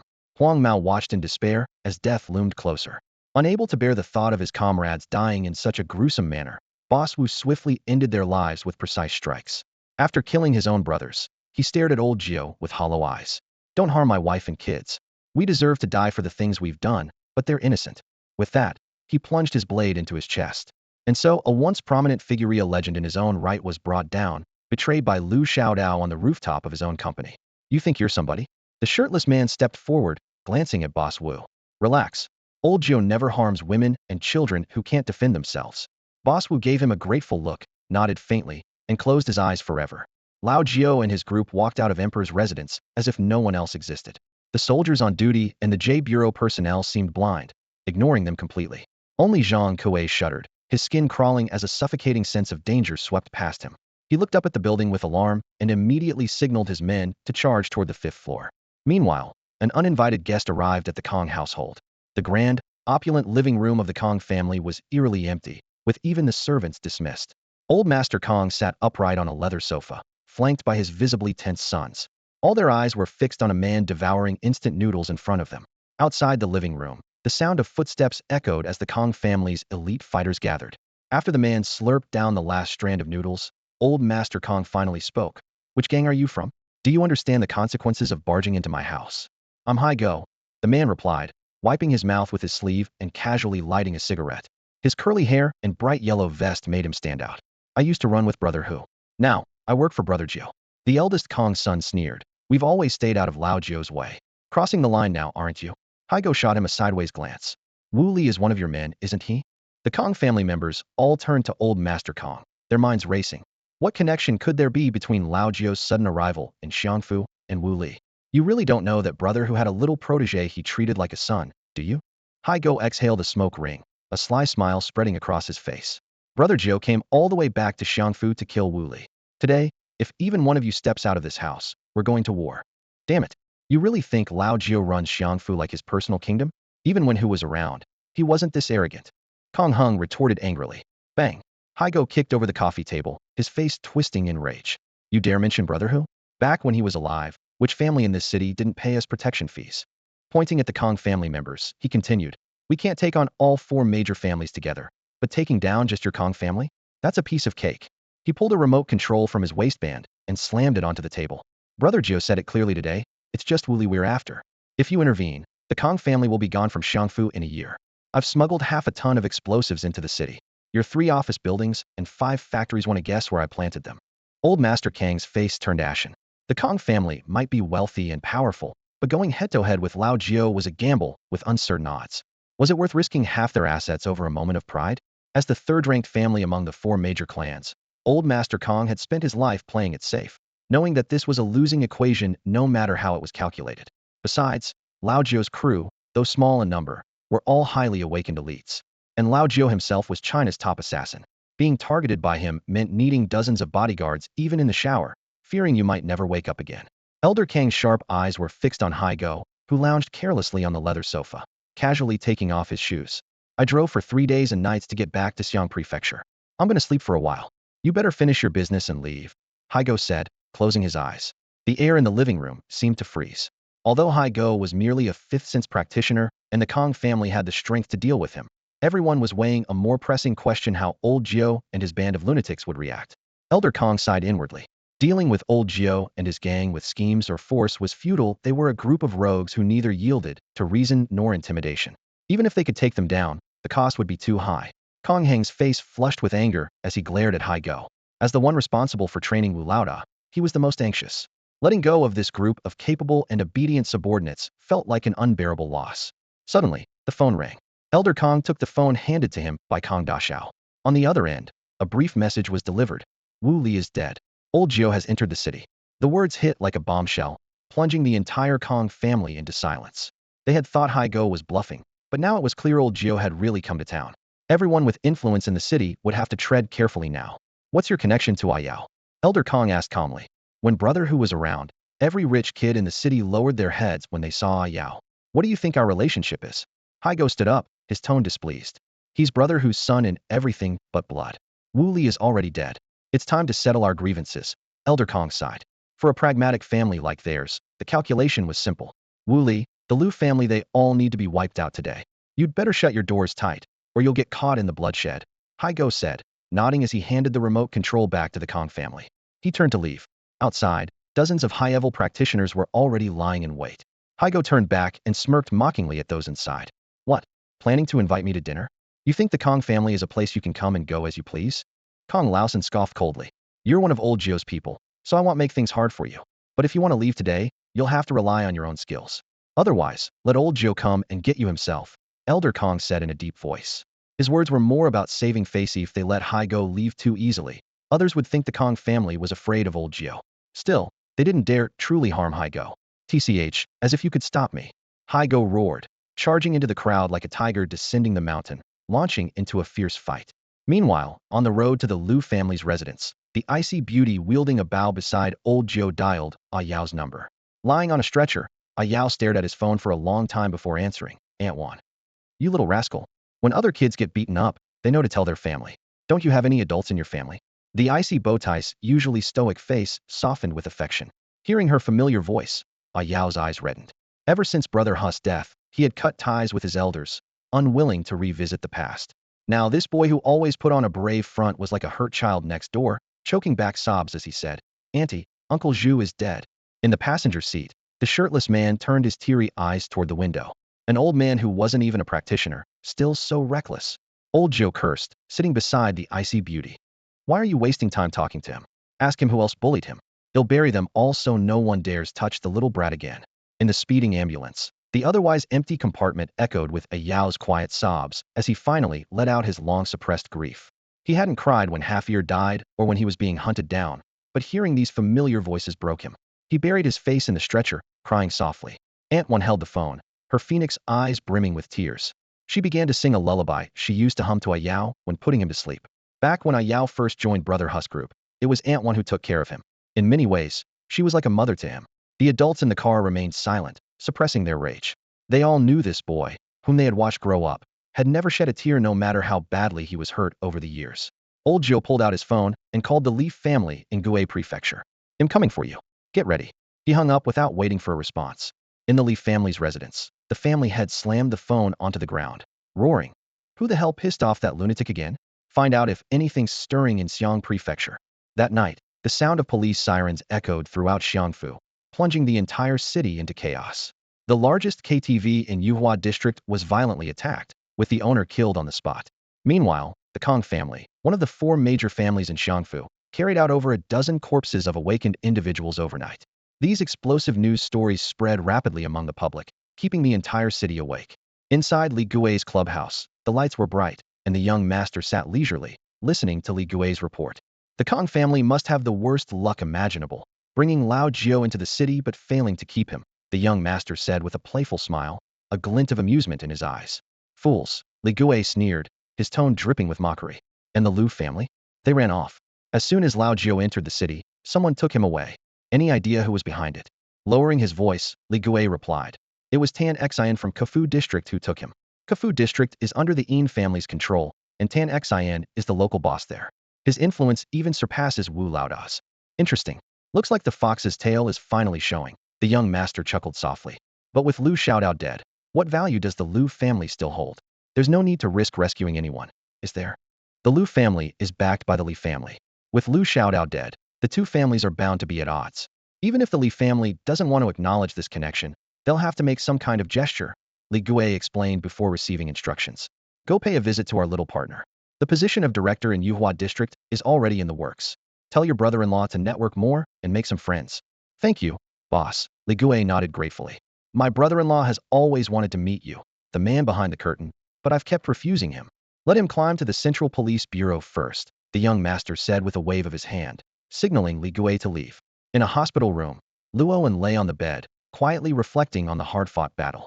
If not for the reinforcements from the patrol army, Hu Ji's brothers breaking up Wu Laoda's men, and Li Gui's boss stepping in at the right moment, he would likely have met his end. Even so, many of his comrades, like De Chong, had been captured and wouldn't be free anytime soon. His awakened subordinates were severely injured, and all his original plans had been thrown into disarray. Lu Shi sat silently by the bed, peeling fruit. From the moment they first met, this boy had always managed to step forward during Luowen's darkest moments, like a ray of light illuminating his bleak life. Zhou Zheng arrived late with his team. As he entered the room, Lu Shi instinctively stood up, but Zhou Zheng signaled for him to sit. Well, risking it all for a beauty, huh? Zhou Zheng teased. Lu Shi blushed bright red, while Luowen quickly changed the subject. Why are you here? Brother Luo got injured. If I didn't come to check on you, wouldn't that seem disrespectful? Zhou Zheng said sarcastically. You can't seem to stop causing trouble, can you? We haven't even started working together, and I've already had to clean up after you multiple times. Sorry, it won't happen again, Luowen admitted, acknowledging his recklessness this time. From now on, just focus on recovering and preparing for the final competition, Zhou Zheng said, arms crossed as he glared at Luowen. The rest will be handled by someone else. You're really lucky having a big shot step in to save you at the critical moment. Luowen had no idea what had happened after he lost consciousness.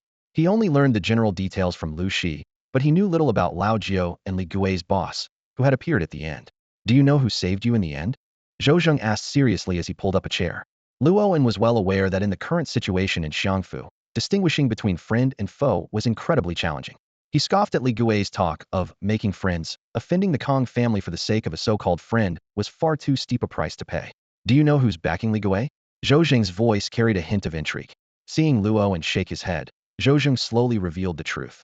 On the surface, Li Gui is just a seemingly legitimate local figure who has indeed been doing well in Xiangfu in recent years. But the timing of his rise is quite telling. It coincided with the arrival of Mayor Gu in Xiangfu 6 months prior. The implication was clearly Gui was highly likely to be one of Mayor Gu's people. Zhou Zheng shifted into a more comfortable position, crossing his arms as he continued. Old Gu, and we have some similarities. We both airdropped here and lack any foundational ties in Xiangfu. The higher-ups probably sent him here with a purpose similar to ours. Why does the higher-up want to take down the four great families? Luowen frowned. In theory, in a post-apocalyptic world, family powers like these are economic pillars. It doesn't make sense for them to be targeted so easily. A cold glint flashed in Zhou Zheng's eyes. Because they meddled in things they shouldn't have. This revelation made Luowen gasp. He had thought the four great families were merely monopolizing the economy, but it turned out they were involved in something far more sinister, acts that harmed their fellow citizens. No wonder the higher-ups were determined to deal with them. Different factions above may have their own agendas, but when it comes to harming the people, there's zero tolerance, Zhou Zhang said with a grim expression. Otherwise, Z Affairs wouldn't have sent Old Gu here, and I wouldn't have been assigned to oversee Xiangfu. Luowen, however, was skeptical of Mayor Gu's capabilities. He's been here for a few years, but it doesn't seem like he's made much of a difference. The four great families are still thriving, aren't they? Zhou Zheng chuckled lightly. You're underestimating Old Gu. 2 years ago, the entire Xiangfu was under the complete control of the four great families. From law enforcement to major departments, their people were everywhere. Over the past 2 years, key figures in various departments have been quietly replaced, and the four great families haven't even found a pretext to retaliate. He gave Luowen a meaningful look. Little brother, political battles don't require swords. Luowen pondered for a moment. Should we cooperate with him, then? The patrol army has already been heavily suppressed. Bringing in a heavyweight like him might not be a bad thing for us. Zhou Zheng solemnly patted Luowen's hand. In principle, I prefer not to. Awakening pills aren't just about economic benefits, they're a gateway to immense political resources. Think about it, though many people up there haven't awakened. How many relatives of leaders haven't awakened? This is something that can change lives. He paused briefly before continuing. But for the greater good, having Old Gu step in is better than letting family powers gain more leverage. Our dispute with Old Gu is a matter of party lines, but at the core, we're both here to serve the people. Family powers, on the other hand, only care about enriching themselves by exploiting the populace. Finally, Zhou Zheng laid down his bottom line. We can reach out and see what terms they're offering, but the largest shareholder in the company must remain us. In the days that followed, Luowen and Yao lived a secluded life, with almost no visitors except for Lu Shi's care. That was until the day before the final competition, when a special guest appeared at the door of the hospital room. Li Guo entered the room carrying a basket of fresh fruit, his face adorned with a kind smile. He sat down by Luowen's bedside, carefully observing the young man from Xiangfu, who had recently gained widespread acclaim. Despite the nearly 20-year age gap between them, Li Guo, a figure of considerable influence, displayed an unexpected humility. Mr. Luo, it's a pleasure to meet you, Li Guo greeted warmly. Luowen also took a serious look at the man who had once extended a helping hand. He cupped his fists and said, Mr. Li, thank you for your assistance with Wu Laoda's matter. You're too polite, Mr. Luo. My boss simply wanted to make your acquaintance. It was no trouble at all, Li Guo replied with a smile, accepting the tea Lu Shi handed him. His gaze lingered briefly on Lu Zai's face, recognizing who she was. Truly a rare beauty, he remarked sincerely. No wonder Mr. Luo risked everything to save you. His compliment was pure and without ulterior motives. While Lu Shi might not be stunning at first glance, there was a timeless charm about her. Blushing at the praise, she hurriedly picked up Luowen's clothes and said softly, "I'll go wash these," before quickly leaving the room. Mr. Li, taking down a commissioner, surely it wasn't just to make a friend, was it? Isn't that too high a price to pay? Luowen asked, testing the waters. Li Guo chuckled. You're overthinking it, Mr. Luo. Even without your situation, the commissioner of Yuhua district was due for a replacement. It was just a matter of convenience. Let's be straightforward then, Mr. Li, Luowen said directly. Seeing Luowen's candid approach, Li Guo dropped any pretense. Mr. Luo, my boss is very interested in your elixirs. Is there any chance we could collaborate? And how would this collaboration work? You must know that I'm with the patrol army, Luowen replied, his tone cautious. Li Guo chuckled again. Such a large pie, surely the patrol army can't eat it all. Their influence is focused outside the city, while we can complement your shortcomings within. As for how to divide the pie, that can be negotiated over time. What benefits do you bring to the table? Luowen asked pointedly. The specifics can be discussed with my boss after you finish the final competition, Li Guo responded smoothly. I'm just the messenger and can't make decisions. Today, I'm here for two things. He paused deliberately.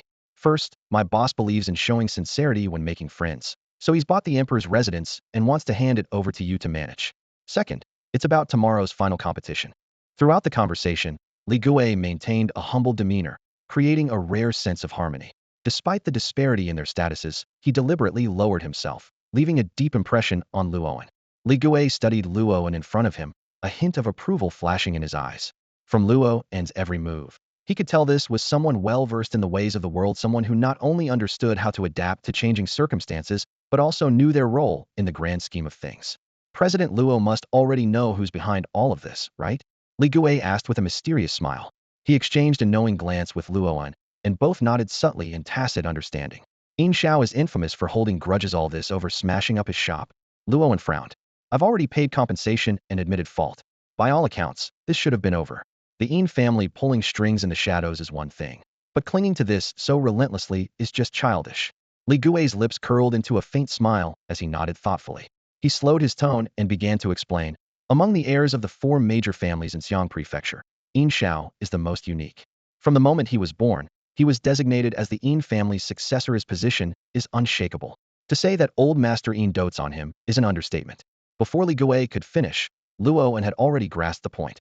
A person raised in the lap of luxury, accustomed to having their way, would naturally tolerate no opposition. Do you know how many people Yin Xiao has killed since he was born? Li Gui asked, his gaze sharp as he locked eyes with Luo, and, just from his servants alone, over 100 have been killed for displeasing him. This man is not someone to be trifled with. He observed Luoan closely, gauging whether this person, favored by his boss, truly had potential.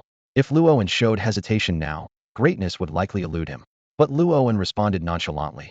I've already swallowed my pride when I needed to. If he insists on coming after me, then once I regain my footing, he'll be the first to take the fight to the Yin family. He knew full well that trying to make amends with the Yin family at this point would only make him appear weak. Better to confront them head on. No wonder Commander Zhou values you so much, Li Gui said with a satisfied smile. You've got spirit, and you've got fight. You're all big shots pulling strings behind the scenes. I'm just a small fry, Luoan replied humbly with a smile. It was the truth. Luoan had been able to take down Wu Laoda with the patrol army's backing only because Wu Laoda was connected to the Kong family. The patrol army's target was the four major families, and Luoan was merely a tool in Zhou Zheng's arsenal. Li Gui pulled a stack of documents from his bag and placed them in front of Luo, and the Yin family has organized a multi-academy competition. During your final evaluation, 10 teams from Lin Prefecture will participate in an exchange. Luoan frowned. The Yin family making a move could only mean trouble. One of the private academies from Gui Prefecture is funded by the Li family. Li Gui, he pointed to a school listed in the documents called Gaian Academy. Word is, they're planning to take you out during the competition. This kid, named Li Xian, has already undergone a second awakening's been specially sent by the Li family. Luoan sneered. Seems like the Li family doesn't think much of me if they're only sending someone with a second awakening. If not for the fact that he had recently advanced to his own second awakening during his time in the hospital, Li Xian would indeed have been a formidable opponent. He's the team captain and will lead the effort to target you, Li Gui said, handing over the detailed documents. They contain comprehensive information about the participating teams, including analyses of their awakened abilities. Clearly, a lot of effort had gone into gathering this intel. I appreciate the goodwill. Let your boss know that after the competition, they'll treat him to a drink, Luoan said, making his stance clear. The gesture of goodwill was too obvious to ignore, and continuing to play coy would be poor form. Smart man. Li Gui stood up, picking up his bag and giving Luo an approving nod. Brother, you've made it this far for a reason. I've seen hundreds of geniuses, and fewer than 1 in 10 survive. You're doing well. Stay in touch. They'll take my leave now, Li Gui said with a final smile before departing. The morning sunlight streamed into the small hospital room, casting a warm and bright glow. Luoan and Yao were preparing to embark on a new journey, their bodies still wrapped in white bandages, a testament to the scars left by their recent battle. Standing by the window, Lu Shi gazed at Luoan, who was packing his belongings. The sunlight illuminated her delicate features, but her eyes were filled with worry. Ever since the incident with Lu Xiaodao, she had come to cherish this person before her even more. Unlike Jiang Nan, who had high expectations for Luoan, Lu Shi only wished for his safe return. Please, be careful out there, Lu Shi said softly, reaching out to straighten Luoan's collar. She hesitated, holding back more words. With the impending battles ahead, she didn't want to distract him. Luoan picked up a short knife from the table and deftly secured it to his belt. Don't worry, they'll be fine, he replied confidently. If you can't win, just retreat. Don't push yourself too hard or not fully recovered yet, Lu Shi urged, her concern evident. Among my peers, there's no one who can beat me, Luoan said with a youthful arrogance, patting Lu Zai's shoulder reassuringly. At that moment, Yao entered the room, his torso bare beneath a black leather jacket, bandages visible around his waist. He knocked on the doorframe and said, Hey, let's go. Don't wander around. Go back to the company and spend some time with your parents. They'll be back tonight, Luoan told Lu Shi. Lu Shi forced a smile and nodded. All right, they'll wait for you. Meanwhile, the sacred Sage Mountain was already crowded with people. As the tallest peak in Xiangfu City, it not only served as the battleground for the graduation competition, but also as the resting place of one of humanity's strongest warriors, the Nine Absolute Hero, King Ao, Yantianwang Wangshihao. This legendary figure had turned the tide of battle during humanity's darkest hour, single-handedly fending off millions of transformed beings, gravely injuring two nine-star transformed beings, and slaying another, before ultimately sacrificing himself to defend Xiangfu. Since that fateful battle, the nine-star ancestors of the transformed beings had never dared to set foot in Xiangfu again. At the foot of the mountain, awakened students from various schools were fully prepared. Particularly eye-catching were the 10 visiting teams directly facing the main stage. These proud prodigies from other provinces carried an air of arrogance, clearly looking down on the local students. Reporters flocked to capture and interview them, while Xiangfu students instinctively kept their distance, pinning their hopes on the dual-awakened Luo and Ai Yao. On the main stage, the leaders of Xiangfu and the heads of the 4 major families had taken their seats, awaiting the start of this momentous graduation competition. For the students, this was not only a crucial opportunity to transcend social barriers, but also a decisive battle that could determine their acceptance into top-tier academies. I heard that Xiangfu has produced 2 dual-awakened geniuses this time. We're in for a treat today. I wonder who these 2 prodigies are. The principal of the Li Family Academy from Guifu, invited as a special guest, sat on the podium with a curious smile. The crowd's attention instinctively turned to Zhou Zheng, seated in the central position of honor. In Xiangfu's upper circles, it was no secret that Luoan and a Yao were under Zhou Zheng's wing. Facing the gazes of the audience, Zhou Zheng merely cast a faint glance without offering any response. Principal Lan, no need to worry. They're likely on their way. The second high school principal interjected at the perfect moment, breaking the slightly awkward silence. Our group of young troublemakers has been itching to see these dual-awakened talents. Let's hope they don't disappoint us, Principal Lan said with a laugh, his tone carrying a hint of anticipation. Zhou Zheng let out a cold chuckle, his gaze settling on the team from Guian Academy. Leading the group was a tall, burly young man, standing at nearly 6 feet tall, with a buzz cut and sharp, chiseled features exuding an air of ruthlessness. His aura faintly hinted at reaching the threshold of a second awakening. This was Li Xian, the talent mentioned in the reports sent by the Li family. Rest assured, Principal, this time, the first place will undoubtedly go to our Li Xian, a confident voice called out. Dual awakened? Let's hope they don't get eliminated in the first round, Li Xian said with a sneer as he turned to face the students of Xiangfu, his entire demeanor radiating provocation. His words immediately drew the attention of the entire crowd. Ah, indeed, a talented young man. The head of the Yin family nodded approvingly. Guian Academy truly produces exceptional talents. At that moment, a commotion broke out in the second high school's formation. Luo Gu, Yao Gu, the boss is here. Amidst the rising cheers, the crowd parted to form a clear path. Luoan and a Yao walked forward at a steady pace under the watchful eyes of everyone present. Huang Mao, leading a group of younger students, rushed forward to greet them, while Xiao Lu excitedly dashed toward Luoan, enveloping him in a big hug. Having not seen her leader in nearly 2 months, Xiao Lu's longing was evident. Luoan gently patted her head. It's been a while. As dual-awakened individuals and the undisputed leaders of the second high school, Luoan and a Yao's arrival instantly electrified the atmosphere. With Huang Mao and his group in tow, they approached the podium. Luoan glanced up at Guian Academy's leadership, a faint smirk playing on his lips. I heard someone plans to stir up trouble in Xiangfu today. Show them who's the strongest school around here. A Yao shouted to the awakened students of the second high school behind him. Second high? Victory. Second high is unstoppable. The thunderous chants reverberated across the venue, filling every student awakened or not with pride. Hands in his pockets, Luoan strode confidently to the front of Guian Academy's lineup, locking eyes with Li Xian. I hear you've come to take me down? Why wait for the competition? How about we settle it right now? Winner gets to move on. His gaze burned with fierce determination. Before their arrival, Li Gui had already informed Luo and of Guian Academy's intentions. Since they were enemies, Luoan saw no need to display any courtesy. The atmosphere in the conference hall was tense, like a drawn bowstring. Luoan fixed a cold gaze on the captain of Guian, who met his stare without flinching and retorted. Bring it on, Xiao Xian. Before the words fully left his mouth, Principal Lan sharply intervened, his stern voice cutting through the tension as he shook his head at the Guian captain, signaling him to stop. Principal Lan was well aware of Guian Academy's true purpose to eliminate Luo and during the competition. If they acted now, in such a public setting, they would have no way to blatantly make their move. But Luoan had a different plan. From the beginning, he intended to leverage the home advantage of Xiang Prefecture to assert dominance over the Guian team. The locals of Xiang Prefecture understood the situation clearly. These 10 visiting teams were all here to provoke, and they were determined to fully support Luo and the other local teams. To hell with it. I've never backed down from a fight. Who's going first?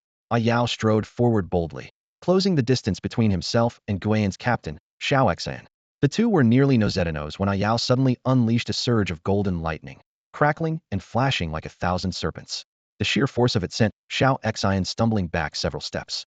This display left both Principal Lan and Xiao Xian visibly stunned. They had assumed that after their previous battle with the Imperial family's team, Luoan and Yao were still at the first awakening stage. Little did they know that following that life-or-death encounter, the two had both broken through to the second awakening stage while recovering in the hospital. Enough! Zhou Zheng shouted impatiently from the podium. Zhang Kuei also stood up, glancing meaningfully at both sides, trying to defuse the situation. Guests have traveled from afar to exchange and learn from us. Show some respect. Huh, bring it on. Yao sneered, completely unfazed by the reporters snapping photos all around. He raised his middle finger toward Xiao Xian's team and declared, I'll take you down first. No matter what benefits the Yin family or Li family promised you, don't think you'll leave Xiang Prefecture alive. Even Jesus can't save you. You're done for. I'm going to use your head to disgrace the Li family. Luoan leaned in close to Xiao Xian's ear, his voice low and menacing. Here in Xiang Prefecture, the Li family doesn't hold as much sway as we do. These words hit Xiao Xian like a bucket of ice water, his face instantly paling. A shiver ran down his spine as he felt multiple hostile gazes locking onto him, each one radiating an undeniable threat. Xiao Xian anxiously turned his head, scanning the crowd for the person targeting him. Soon, he spotted Lao Chu stepping out of the crowd with De Huangya and a few others, all wearing sinister smiles.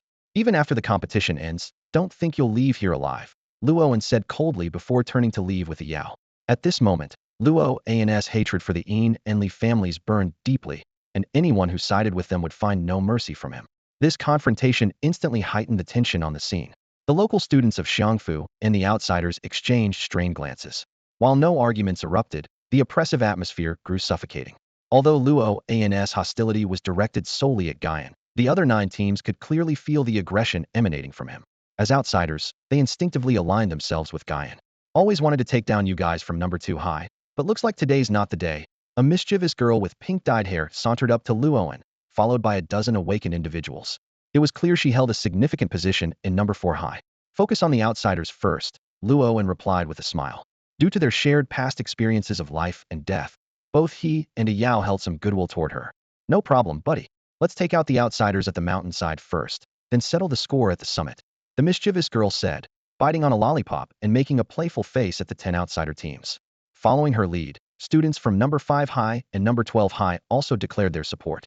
What had previously been an unspoken understanding had now become a clear division into 2 opposing camps due to Luoan and Yao's arrival. The competition rules prohibited direct conflict between schools, but allowing outsiders to take the championship would be a disgrace to Xiangfu. Your brother-in-law sure knows how to stir up trouble, a bespectacled girl with thick glasses and a hefty magic book whispered to her team leader within the Beijing team. The leader was a tall, aloof girl with a high ponytail and a slender Western-style sword at her waist. If my sister didn't pester me every day, I wouldn't bother protecting this fool, the cold girl said, glancing at Luoan, who was busy exchanging pleasantries with the local team leaders. Didn't you all used to dislike her? Asked a burly boy, a head taller than Yao, scratching his head in confusion. She used to take my uncle's last name, Su. Now she's a Wang, part of the Zijin group. It's different, the girl replied with a shake of her head.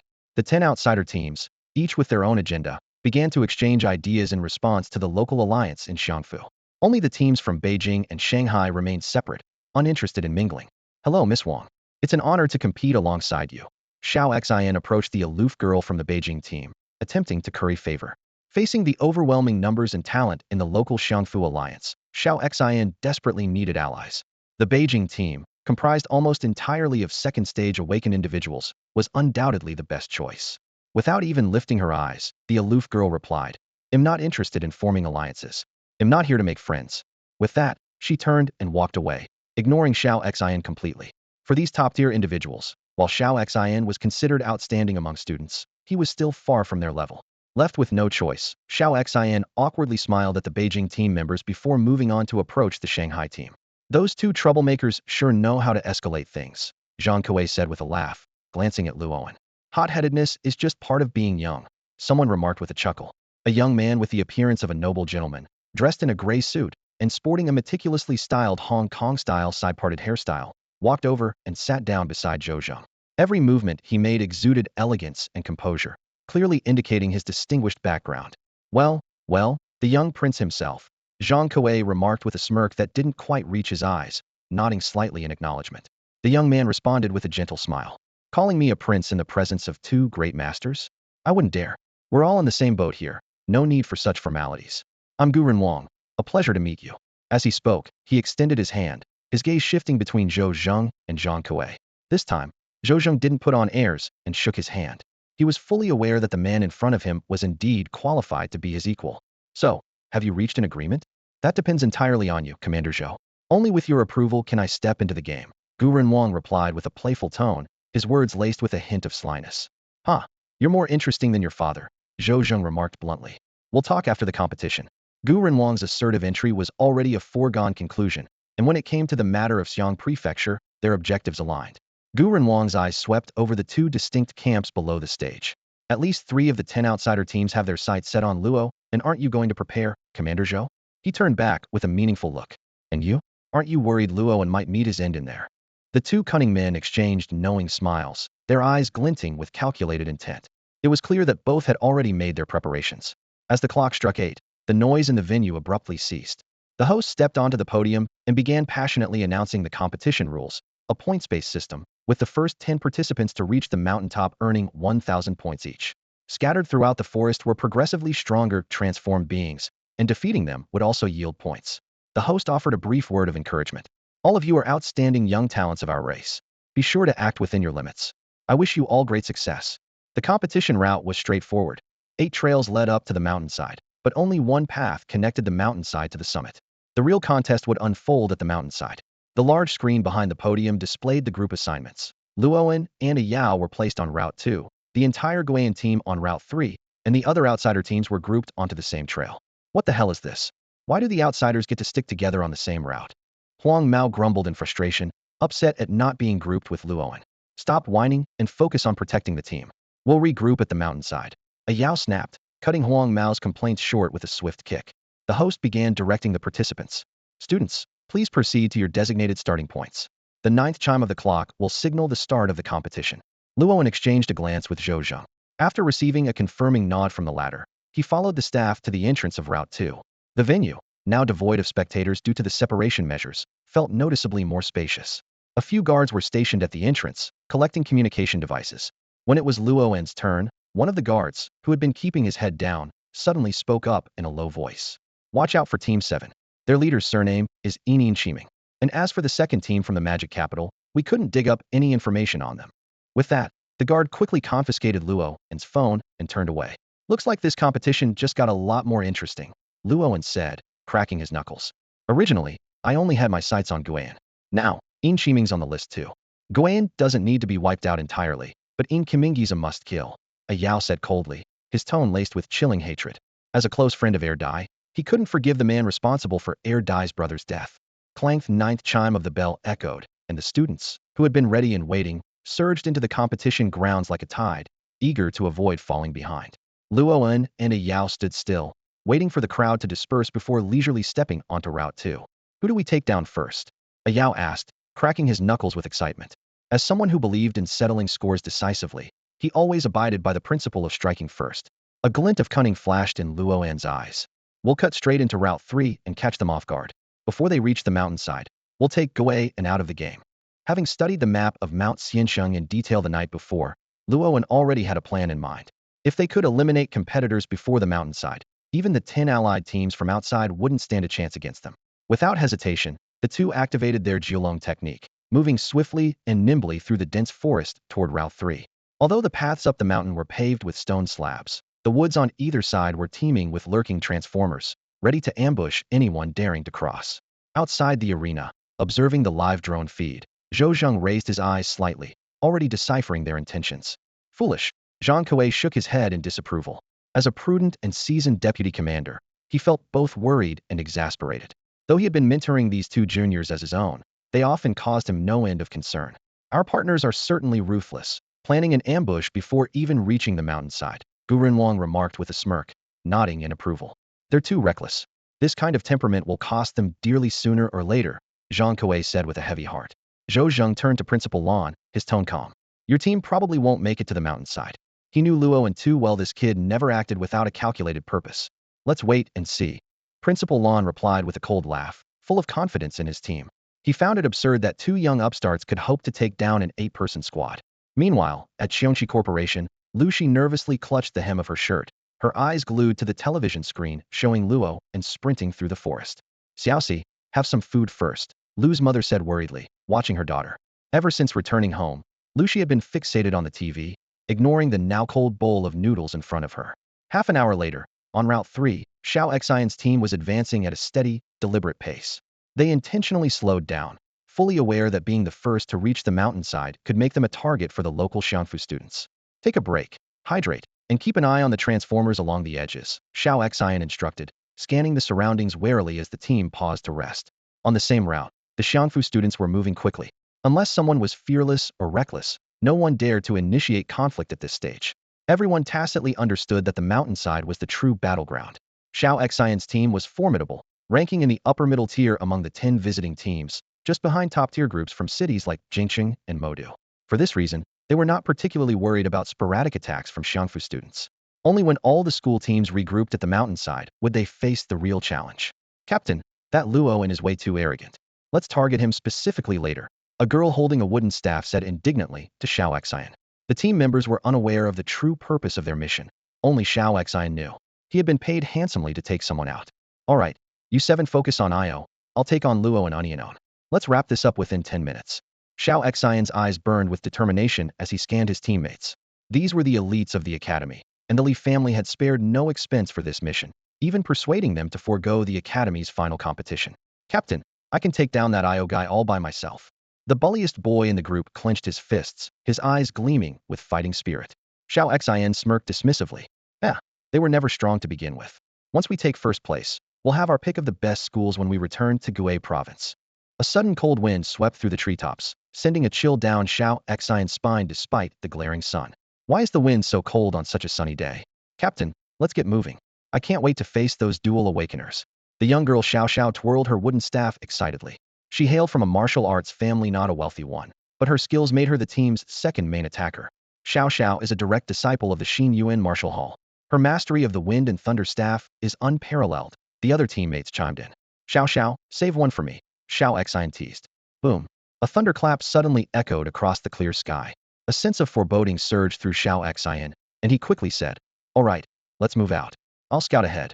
Xiao Xiao carried her staff at the front of the group.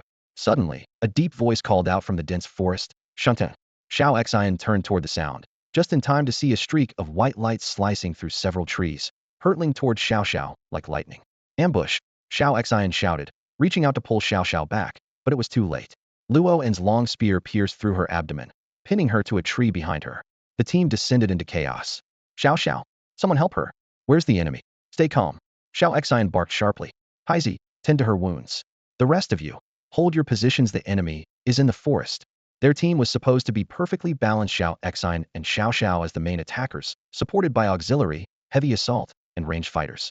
But now, with Xiao Xiao gravely injured, one of their key offensive players was out of the fight. Although Luo hadn't struck a fatal blow and immediate treatment could save her life, she was no longer in any condition to continue the competition. Captain, Xiao Xiao's injuries are severe. She can't go on, Haizi said, wiping sweat from his brow as he worked frantically to stabilize her condition. Xiao Xian clenched his fists, his gaze fixed on the dark forest. Xiao Xiao, can you still fight? Losing her would reduce their frontline combat power by at least 30%. I can still. Xiao Xiao gritted her teeth, pressing a hand to her wound as she struggled to stand. Captain, no. She'll lose too much blood, Haizi pleaded. But Xiao Xian shook his head resolutely. Even if she could only fight for a moment longer, he wasn't willing to give up any chance of victory. She is an awakened, and not just thatched at the peak of her awakening, with a physical strength far beyond ordinary people. Xiao Xian interrupted the group's hesitation with a blank expression and decisively ordered He Zi to carry her and move ahead. Although He Zi was reluctant, he had no choice but to comply. At that moment, the chilling voice of Sheng Tian Luoan suddenly echoed, as if a call from the depths of hell. Xiao Xian's team immediately tensed up, turning sharply to face the source of the sound like startled rabbits, assuming defensive stances. However, it was merely a feint. Within the forest, blinding arcs of lightning surged around a Yao as he darted into their midst like a flash of light. His target was clear, the two ranged skill awakened in the group. A deafening thunderclap struck one of them directly in the face at close range. Damn it! Xiao Xian instantly realized it was a diversionary tactic. His spear lunged forward like a venomous serpent unleashed, aiming directly at Yao. The strike was ferocious, like a raging python baring its fangs at its prey. A cruel smile spread across Yao's face as he grabbed a nearby support teammate to use as a human shield. Xiao Xian hesitated for a moment, but seeing how closely Yao pressed against the teammate, he made a ruthless decision. He thrust the spear forward, intending to pierce through both his teammate and the enemy in one strike. To him, sacrificing two teammates was a small price to pay to complete the mission. Clang! The crisp sound of metal clashing rang out. Xiao Xian's eyes widened in shock as he saw Yao retreat swiftly into the forest, leveraging the force of the spear. A Nepalese combat knife was strapped across Yao's chest, perfectly deflecting the lethal blow. Wow, you really don't hesitate, huh? Being your teammate must be the unluckiest fate ever. Yao's mocking voice echoed from the depths of the forest, nearly pushing Xiao Xian to the brink of losing his composure. Feigning regret, Xiao Xian knelt beside the injured teammate, Dong He, whom he had stabbed, and wailed tearfully. Dong He, don't scare me like this. I'm sorry, he was too cunning, I couldn't control myself. Although the other team members were inwardly displeased, they had no words to argue. Nevertheless, the battle had taken a heavy toll out of their team of 8. 3 were down in an instant. The blow to their morale was undeniable. This brief clash had laid bare the disparity in strength between the two sides. Despite being top performers at their school, the gap between geniuses was still staggering. The disparity between the two sides was as vast as a chasm, whether in mindset, combat experience, natural talent, or skill level. After 2 months of rigorous training under the logistics department, Luoan and Yao had mastered a significant number of combat techniques. Facing this group of students who had only recently awakened their abilities, they were clearly at ease. Leaning against a sturdy tree, Luoan sneered. Xiao Xian, you're truly despicable. Taking the Li family's money to kill us, yet using your own team members as scapegoats. Unfazed by being exposed, Xiao Xian turned calmly to his team and said, don't listen to their attempts to sow discord. They're trying to divide and conquer us. The captain's right, the team echoed in unison. We won't let them succeed. They quickly adjusted their formation, positioning the ranged and support members in the center while the others guarded the perimeter. Xiao Xian's authority within the group was evidently strong, as Luoan's attempt to create division had no effect. But Luoan wasn't in a hurry. The best strategy is to outwit the enemy without engaging in direct combat. With ease, he climbed a towering tree, landing steadily on a thick branch. Standing with his arms crossed, he gazed down at Xiao Xian's group with a composed demeanor. Xiao Xian found himself in a dilemma. Entering the forest could lead to an ambush. Who knew how many people Luoan and Yao had? Yet staying out in the open meant enduring relentless attacks. To make matters worse, there were injured members in his team, slowing them down. Xiao Xian was well aware of the devastating power of Luoan's victory over heaven technique at close range. It was nearly impossible to dodge. Not to mention, Yao was lurking in the shadows, waiting for an opportunity. Attacking from the shadows, is that all you've got? Dare to face me unknown. Xiao Xian shouted furiously, aiming his rifle at Luo and perched in the tree. Luoan, unbothered, put away his long halberd and sat leisurely on the branch. Why should I fight you? Do you really think you can make it to the mountainside alive? At that moment, a young archer in Xiao Xian's team whispered, Captain, I can hit him. Feigning provocation, Xiao Xian called out again. Luoan, are you afraid to fight me unknown? Fight your grandpa. Luoan retorted, raising both middle fingers in disdain. Now, Xiao Xian suddenly darted aside, and a short boy who had been hiding at the back opened his mouth, releasing a sonic attack that hit Luoan squarely. Caught off guard, Luoan clutched his ears in pain, giving the archer the perfect opportunity to release 3 arrows in quick succession, all striking their target. Staggering, Luoan clutched his chest in disbelief as he fell from the tree. Xiao Xian's team erupted in cheers. Captain, let me finish him off, the archer said smugly. What double awakening? All hype and no substance. A so-called genius from Xiangfu? Completely overrated. Be careful, Xiao Xian warned. If anything feels off, retreat immediately, the injured and weakened Xiao added. But the archer, drunk on his apparent victory, scoffed. Anyone hit by my arrows is as good as dead. I'll hang his corpse on the sacred mountain of Xiangfu, where their faith lies. Finally, he shouted provocatively into the forest. Yao, your brother's about to die. Are you just going to stand by and watch? Xiaoxin felt the scales of victory had completely tipped in his favor. A smug smile crept across his lips as he taunted. Heh, I bet you're too scared to show yourself. The surrounding teammates, seeing their once dominant opponent vanish, finally exhaled their long-suppressed frustration. The captain, Chang Gong, quickly strode to the spot where Luo had fallen, carefully scanning the ground. Yet, not even a single drop of blood could be found. A faint breeze rustled through the trees, carrying with it a subtle hint of danger that sent a chill of unease through him. Chong Gong agilely leapt up to the treetop where Luo and had been moments before, meticulously examining the area. After confirming the absence of any blood, he called down, "Boss, he's gone." Xiaoxin's heart tightened, and just as he was about to shout, "Fall back," the words caught in his throat. Everyone froze in place, for the Luo and who was supposed to have fallen was now silently standing behind Chong Gong, his cold gaze fixed on them. Chong Gong felt the chilling presence behind him, a killing intent so intense he couldn't even muster the courage to turn around. Luoan, holding 3 arrows in his hand, looked down at the crouching Chong Gong from above and spoke in an icy voice. "Where were you planning to hang me?" At such close range, Luoan had no concern that his opponent could escape. Chong Gong was on the verge of tears, stammering, I didn't. I was just joking." The ruthless display from Luoan and Yao earlier had left an indelible fear in his heart. "Which hand shot me?" Luoan asked, his expression emotionless, his voice unervingly calm. "Brother, I was wrong. I won't do it again."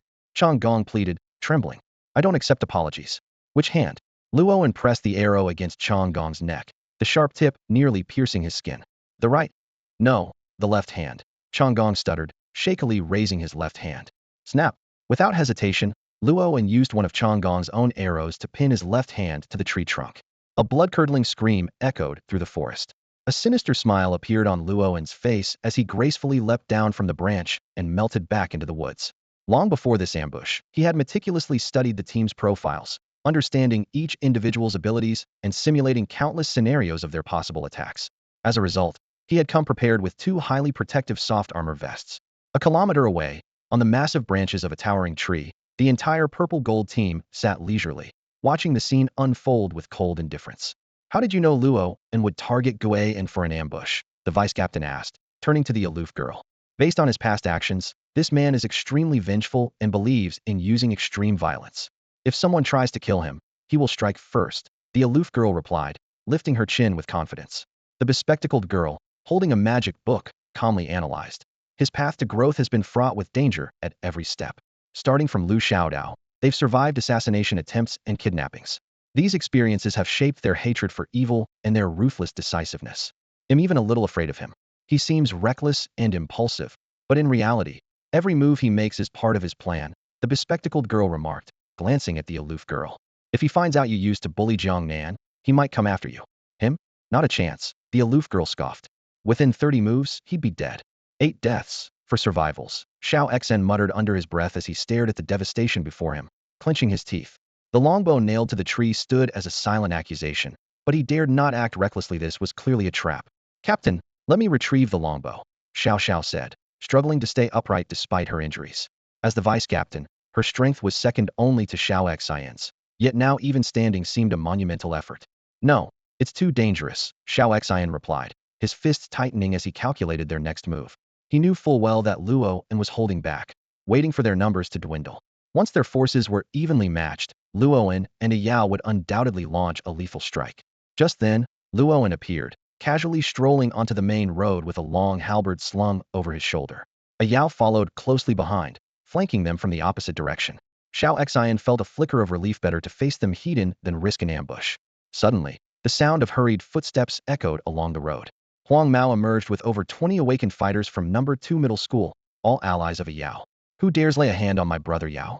Huang Mao shouted, raising his twin blades high. "Are there enough of you for me to cut down?" Guan's group felt as if they'd been plunged into an icy abyss. The situation had become painfully clear. Xiao Lu, overcome with emotion, rushed toward Luo and brother Luo. "Enough with the theatrics," Luoan said, brushing Xiao Lu's hand aside. His gaze shifted to Xiao Xian. "The rest of you can leave, but Yuri dead today." His words ignited a glimmer of hope among the others, sparking unease and hesitation. Xiao Xian scanned his group anxiously, sensing the imminent collapse of their unity. "Huh, you think we're afraid of you?" Xiao Xiao suddenly shrugged off He Zi's support, lifting her staff with great effort. This stubborn girl, unwilling to abandon the longbow earlier, now refused to abandon her captain. "Brother Luo, stop wasting time, just kill him already," Huang Mao shouted, brandishing his distinctive twin blades as he charged forward. With a resounding clash of metal, Xiao Zhao's staff formed an impenetrable barrier on the narrow stone path. Despite her injuries, she displayed astonishing combat prowess. Yao flicked away his cigarette and stepped into the fray with his Nepalese knife, only to be blocked by Xiao Xian's spear. Back to back, Xiao Xian and Xiao Xiao coordinated seamlessly, their spear and staff working in tandem to hold the enemy at bay. Luo frowned, sensing the tide turning against them. If this dragged on, not only could his side suffer casualties, but the rest of Guian's team might also join the fight. Luo let out a thunderous roar. Victory's heaven. Xiao Xian recognized the move instantly and instinctively turned his Hiata fatal mistake, precisely the opening Luo had been waiting for. Luo watched the scene before him with an amused expression, which instantly set off alarm bells in his opponent's mind. In that split second, a Yao swiftly closed the distance, taking advantage of the moment his opponent turned his head and drove his blade straight toward Xiao Xian's vital point. At the critical juncture, a flash of ruthlessness appeared in Xiao Xian's eyes. He suddenly grabbed Xiao Xiao, who was standing nearby, and pulled her in front of him as a shield. A Yao's blade was already in motion and couldn't be stopped. It was about to pierce Xiao Xiao. In the shocked stares of everyone, Xiao Xian abruptly changed his move, shoving Xiao Xiao forcefully toward a Yao before leaping into the depths of the forest to escape. Don't chase him. Luo quickly called out to Huang Mao and the others, who were preparing to pursue. It's too dangerous in the forest, and you're not his match. Besides, he's no longer a threat now. A Yao clumsily caught the frail Xiao Xiao, who had been pushed toward him. Looking at the severely injured woman in his arms, he was at a loss. Xiao Xiao's eyes were filled with despair. The person she trusted most had not only abandoned her, but also used her as a shield against the enemy. The emotional betrayal was far more devastating than the physical pain. Seeing their captain in such a miserable state, the rest of the team had already lost their fighting spirit. A Yao quickly retrieved a medicinal pill from his pocket and fed it to Xiao Xiao, whispering, I didn't mean to hurt you. Luo scanned the group. Who has healing skills? It's no use, He Zi said regretfully. I have support skills, but Xiao Xiao's injuries are too severe. If I'd known, we should have made her withdraw earlier. Let me try, Xiao Lu volunteered, raising her hand. She hurried over to Xiao Xiao's side and summoned a palm-sized flower sprite. Under her command, the sprite flew to Xiao Xiao's wounds, its tiny hands emitting an increasingly bright green light. Gradually, vibrant red, unfamiliar flowers blossomed from the wounds. Their stems intertwined like sutures, compressing the injuries and temporarily stopping the bleeding. Take your people and withdraw from the competition, Luo said to He Zi. The latter nodded silently and pressed the signal device issued by the organizers, signaling their withdrawal and summoning medical personnel. Before leaving, Luo looked down at the weakened Xiao Xiao and said, You followed the wrong person, but you're not bad. Xiao Xiao opened her eyes slightly. Thank you. Next time, they'll come to learn from you again. Suit yourself. Luo led a Yao and the others away swiftly. On the grandstand, Principal Lan and the Yin family looked livid. They had intended to eliminate Luo in one fell swoop, but Xiao Xian had fled without a fight and resorted to such despicable tactics, sacrificing his teammate. This act not only earned the disdain of everyone present, but also thoroughly tarnished the reputation of Guian Academy. Gu Renwang, lounging with crossed legs, gave Principal Lan a meaningful look and asked, I heard this Xiao Xian is one of your top 10 students? He is no longer a student at our academy. Principal Lan replied through gritted teeth. If you don't deal with him, he might not make it out of Xiong Prefecture alive, Gu Renwang said with a smirk. Principal Lan snorted coldly, refusing to respond. Your academy must have a generous budget, Gu Renwang continued. Otherwise, how could you invest so much effort in nurturing someone so worthless? If I were the principal, I'd feel too ashamed to face the audience without ending it all. The remark nearly made Principal Lan spit blood on the spot. Halfway up Mount Xianxing, a 50-meter-wide avenue stretched straight to the summit, standing in stark contrast to the 8 winding paths surrounding it. Despite its width, this avenue was treacherous for a unique reason. The mountain peak was the site of a fallen superpower's demise. Even after a century, the chaotic energy left behind had not dissipated, forming an invisible pressure. With every step closer to the summit, this pressure grew more intense as the elevation increased. At the mountainside, various teams had taken their positions. The visiting teams gathered on the left side of the avenue, while the local teams occupied the right. Only 2 elite teams, the teams from Jingqing and Modu, stationed themselves independently in the corners. The Zijin team, in particular, leisurely set up tents, as if camping. Both local and visiting teams wisely kept their distance from these 2 formidable teams. One team is missing. Didn't we take them out? Huang Mao asked in confusion. The second team from Modu hasn't shown up, Luo replied, frowning slightly and deep in thought. While it was possible for a powerful entity to wipe out an entire team, the lack of any signs of fierce battle among the other teams was suspiciously unusual. At that moment, a boy in a black school uniform from the Modu team stood up and waved toward Luo. His gesture immediately drew the attention of all the other teams. After all, the alliance between Modu and Jingsheng could significantly shift the balance of power in the battle. Come over for a chat, the Modu team captain said, his tone carrying an air of command. Though Luoan was annoyed by the arrogance in the captain's tone, he decided to walk over nonetheless. We can't fight right now. Let's settle this by seeing who reaches the summit first, the Modu captain declared in an uncompromising tone. And why should I agree to that? Luoan replied, hands in his pockets, his gaze tinged with disdain. As someone who had clawed his way up from the bottom, he had never learned to bow to others. Do I need to give you a reason? The Modu vice captain stepped forward, towering over Luo, and this isn't up for negotiation. If you don't agree, we'll fight until you do. Luoan nodded slightly, and turned to walk a few steps away. Just as a smug smile crept onto the Modu vice captain's face, Luoan suddenly spun around, sweeping out his long halberd in a swift, unexpected strike. The sudden attack caught everyone off guard.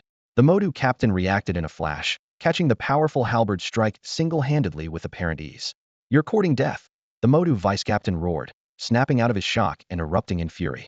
He never expected that Luoan, whose strength was clearly far inferior to his own side, would actually dare to make a move against him. In the eyes of everyone from Magic City Second High, this was simply an incomprehensible provocation. Open fire, the blonde-haired man shouted furiously. The people from Second High immediately raised their weapons, forming a fan-shaped encirclement around Luoan. The air seemed to freeze in an instant, and the local and foreign teams watching the scene couldn't help but tense up. Do you know the consequences of attacking us? The captain of the Magic City team raised a hand to stop his eager vice-captain. And what consequences would that be? A Yao stepped forward without hesitation, his eyes flashing with disdain. This is Xiangfu. If you want to act like a big shot here, you'd better ask if my brothers agree first. The Magic City team members stepped forward one after another, their faces filled with contempt. Captain, teach them a lesson. This bunch of country bumpkins thinks they can rise up against us. This team, made up almost entirely of privileged heirs, had never tolerated defiance. Huh, I grew up outside the city. You think I'm afraid of a fight? A Yao sneered coldly. The situation suddenly grew tense.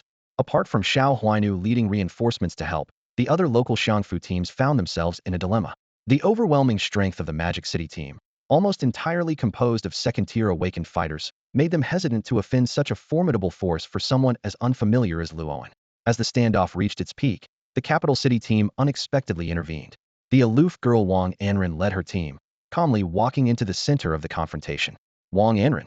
The Magic City captain looked at this unexpected guest in surprise. Whoever lays a hand on him, they'll deal with them, Wang Anren said coldly, as her team immediately drew their weapons. You're getting involved? That's not like you. The Magic City captain said skeptically. Do I need to report my decisions to you? Wang Anren glanced disdainfully at the Magic City vice captain. 3 years ago, you came to the capital and couldn't even get an invite to my family's banquet. And now you think you're somebody. The vice captain's face turned bright red, but he didn't have the courage to argue back. Everyone present knew that, as a member of the prestigious Zijin family, Wang Anren had the power to ruin the vice captain's family with just a word.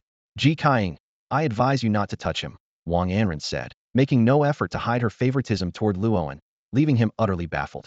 Your brothers might be able to say that to me, but you don't qualify. Ji Kaiying, the Magic City captain, retorted defiantly. Without another word, Wang Anren drew her sword, pointing it straight at Ji Kaiying's throat. The two heirs of powerful families were evenly matched, and for a moment, neither could gain the upper hand. You're protecting him like Thesis he your boyfriend? Ji Kaiying broke the silence, voicing the question on everyone's mind. I wouldn't be interested in him, Wang Anren replied, casting a glance at Luoan, but my foolish little sister is completely infatuated with him. So, unfortunately, he might end up being my brother-in-law. Luoan and a Yao exchanged a look, and the latter gave him a thumbs up. Impressive. When did you manage to win over a lady from a powerful family? What about the class monitor? Luoan simply shrugged. Who's your sister? Su Jiangnan, Wang Anren replied. Since you're from the Zijin team, there's no need for conflict, Ji Changjing said softly, his tone much gentler due to Wang Anren's identity. You don't think we're here for the same reason as Guan, do you? I've invited Tianfu and Wei Fu to deal with the second team. Ji Changjing stood with his hands behind his back, a hint of urgency flickering in his eyes. Luoan and the others cast puzzled glances at him, unsure of the connection between the second team from Modu and themselves. Over the years, many people from Kodao have come to Modu and gradually formed an organization called the Black Dragon Society. Ji Changjing's expression grew serious. The second team is the group responsible for establishing schools for the Black Dragon Society. Their visit to Xiangfu this time is no simple matter. According to the information I've gathered, the Black Dragon Society sent them here to perform some kind of ritual, attempting to steal the national fortune of Huagua by exploiting the luck of an unparalleled powerhouse. While the others hesitated, Luoan was already convinced that the second team was up to no good. Perhaps due to preconceived bias, he had always harbored a dislike for people from Kodao. So, the members of the second team are all those Kodao scumbags? Luoan asked through gritted teeth. Some of them are. They establish schools to recruit the geniuses of Huagua and brainwash them into their own people. Ji Changjing explained, though he didn't explicitly state it. His meaning was clear. I knew those scumbags were up to no good. Luoan cursed under his breath. His mind made up internal conflicts could wait. External enemies had to be dealt with. He turned to the two opposing groups, ignoring the foreign team, and shouted loudly, Second Middle School, assemble. Led by Huang Mao, the second middle school students quickly gathered around. The opposing teams, including the Modu team, grew tense, fearing that Luoan might act impulsively. Boss, who are we targeting? Huang Mao asked eagerly. To him, both Luoan and Yao were leaders he was loyal to. Before the competition, we have a dangerous task to handle, Luoan said gravely. Let me make it clear this is dangerous, with a real risk of losing your life. If anyone wants to back out, you can leave now and just go down the mountain after the competition. His words caused a stir among the crowd. Some students, who either had a distant relationship with Luoan or were simply timid, quietly backed out. In the end, only Huang Mao and a few of Yao's most loyal followers remained. Luoan lit a cigarette, his gaze resolute. There are some Kodao scumbags sneaking up the mountain. I don't care what they're up to, and if they're just here for a meal, I'm going to take their heads off. As a fervent patriot, his hatred for them ran deep, etched into his very bones. Far from deterring Huang Mao and the others, Luoan's words only fired them up further. Luoga, we're with you. One last time, does anyone else want to back out? Luoan turned to Yao. After all, these were Yao's followers, and whether they could be led depended on him. Let's take them down. Yao responded concisely but decisively. His hatred for Kodao stemmed from what he had inherited from Wu Chu. Then it's settled, Luoan said to Ji Changjing before adding. I'm going to find those scumbags and deal with them personally. Has anyone seen the Moda's second team? Yao shouted, his voice carrying across the group. At the mountaintop, a boy who had awakened a speed talent was panting heavily as he pointed to the steps. They've already gone up. I was the first to arrive, but by the time I got here, they were already on top. Yao gripped the knife in his hand tightly, his gaze like lightning as he scanned the crowd. His voice carried an undeniable authority. Listen up, all of you. I don't care if you've got plans against us brothers.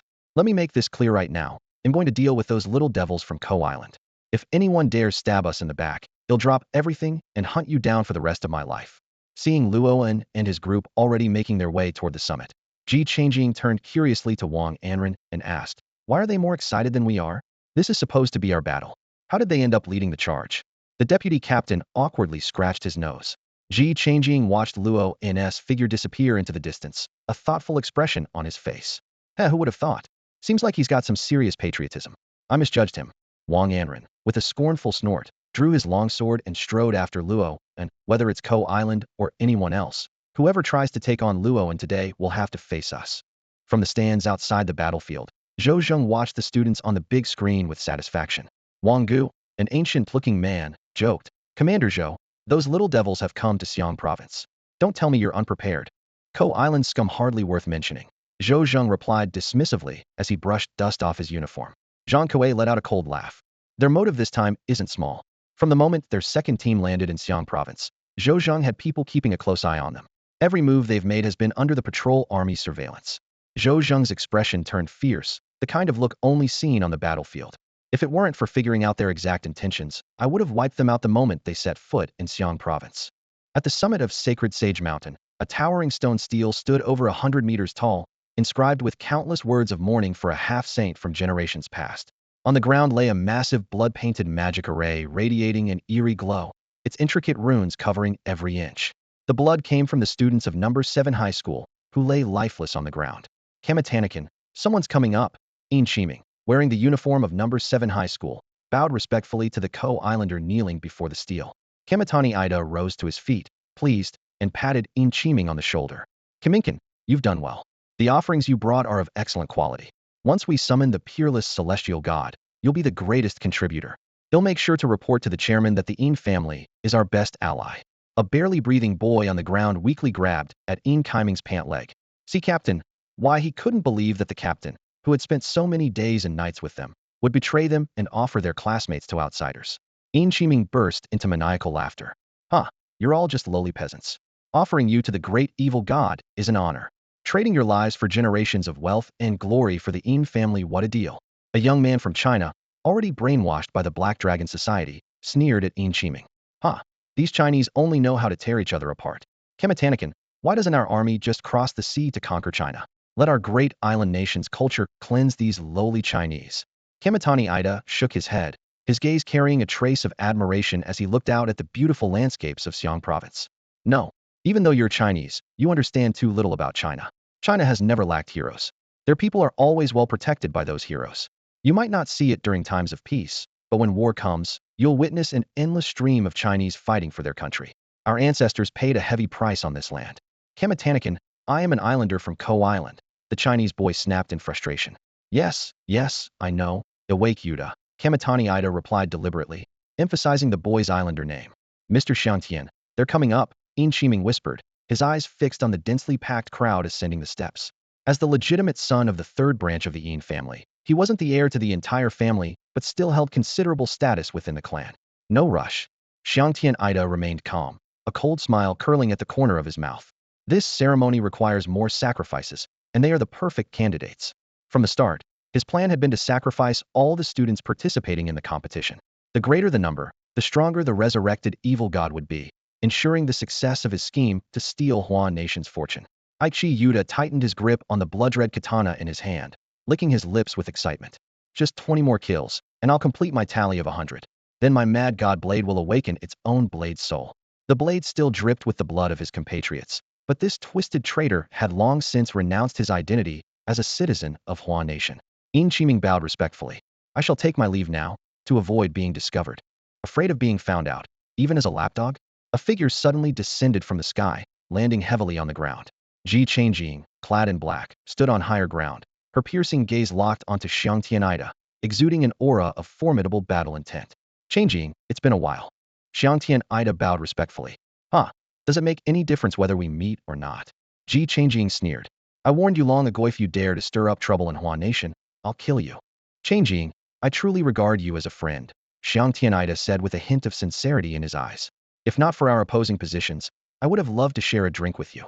As the pride of Magic City, he did hold some admiration for Ji Changjing. I'll pass on the drinking. Luo and Io leaped to the mountaintop, standing shoulder to shoulder with Ji Changjing. The scenery here is nice, consider it your burial ground. Xiangtian Ida sighed. The dual awakened talents of Xiang province. I envy Huan Nation's vastness and abundance, where even geniuses come in pairs. My homeland struggles just to survive. That's no excuse to steal another nation's fortune, Luo interrupted with disdain. No wonder Wu Chu wiped out one of your towns. It must have been to help relieve your survival pressure, Io mocked. Xiangtian Ida's face twisted in rage. You dare insult us?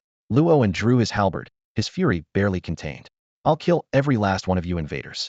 You massacred a town of ours. I'll raise a city of yours. My blade won't rest until you're all dead. How dare you insult the great Kodao? Aichi Yuda shouted furiously, gripping his katana tighter. This traitor, who had forsaken his ancestors, sought only the recognition of Kodao's people. Ji Changjing regarded him coldly. Ergo, your name suits you. You no better than a dog. Don't forget, you're from Huan Nation. Don't call me by my Huan name. Aichi Yuda exploded with rage. I am Aichi Yuda. I should never have been born in Huan Nation, which is why I killed my own parents. I'm a Kodao citizen. So you're just a scumbag who doesn't even acknowledge his own ancestors. Pathetic, Io spat in disgust. A person who betrays their ancestors and compatriots will never gain recognition. On the platform at the mountain's summit, Wang Anren led the Beijing team forward at a steady pace, his gaze sweeping across the Kojima group. A hint of amusement flickered in his eyes. As more and more prodigies from Huagua gathered, Ida Kanda's face lit up with a confident smile. So many geniuses converging here, right? Seems fate is on my side, he said, turning earnestly to Ji Changjing. Changjing-kun, this is my final invitation. With your talent and ability, if you join us, you can name your terms. Ji Changjing regarded him coldly. As the heir of the powerful Ji family, he was a paragon of both strength and heritage. However, Kanda Ida had clearly overlooked one crucial fact: someone born with such extraordinary gifts and pride would never stoop to an act of betrayal against their lineage. I am from Huagua. My ancestors were from Huagua, and my descendants will be from Huagua, Ji Changjing said, shaking his head slowly, his eyes filled with disdain. The scraps you're offering aren't even worth my pocket money. As the scion of a family with deep roots and prestige, his pride would not allow him to bring dishonor to his clan.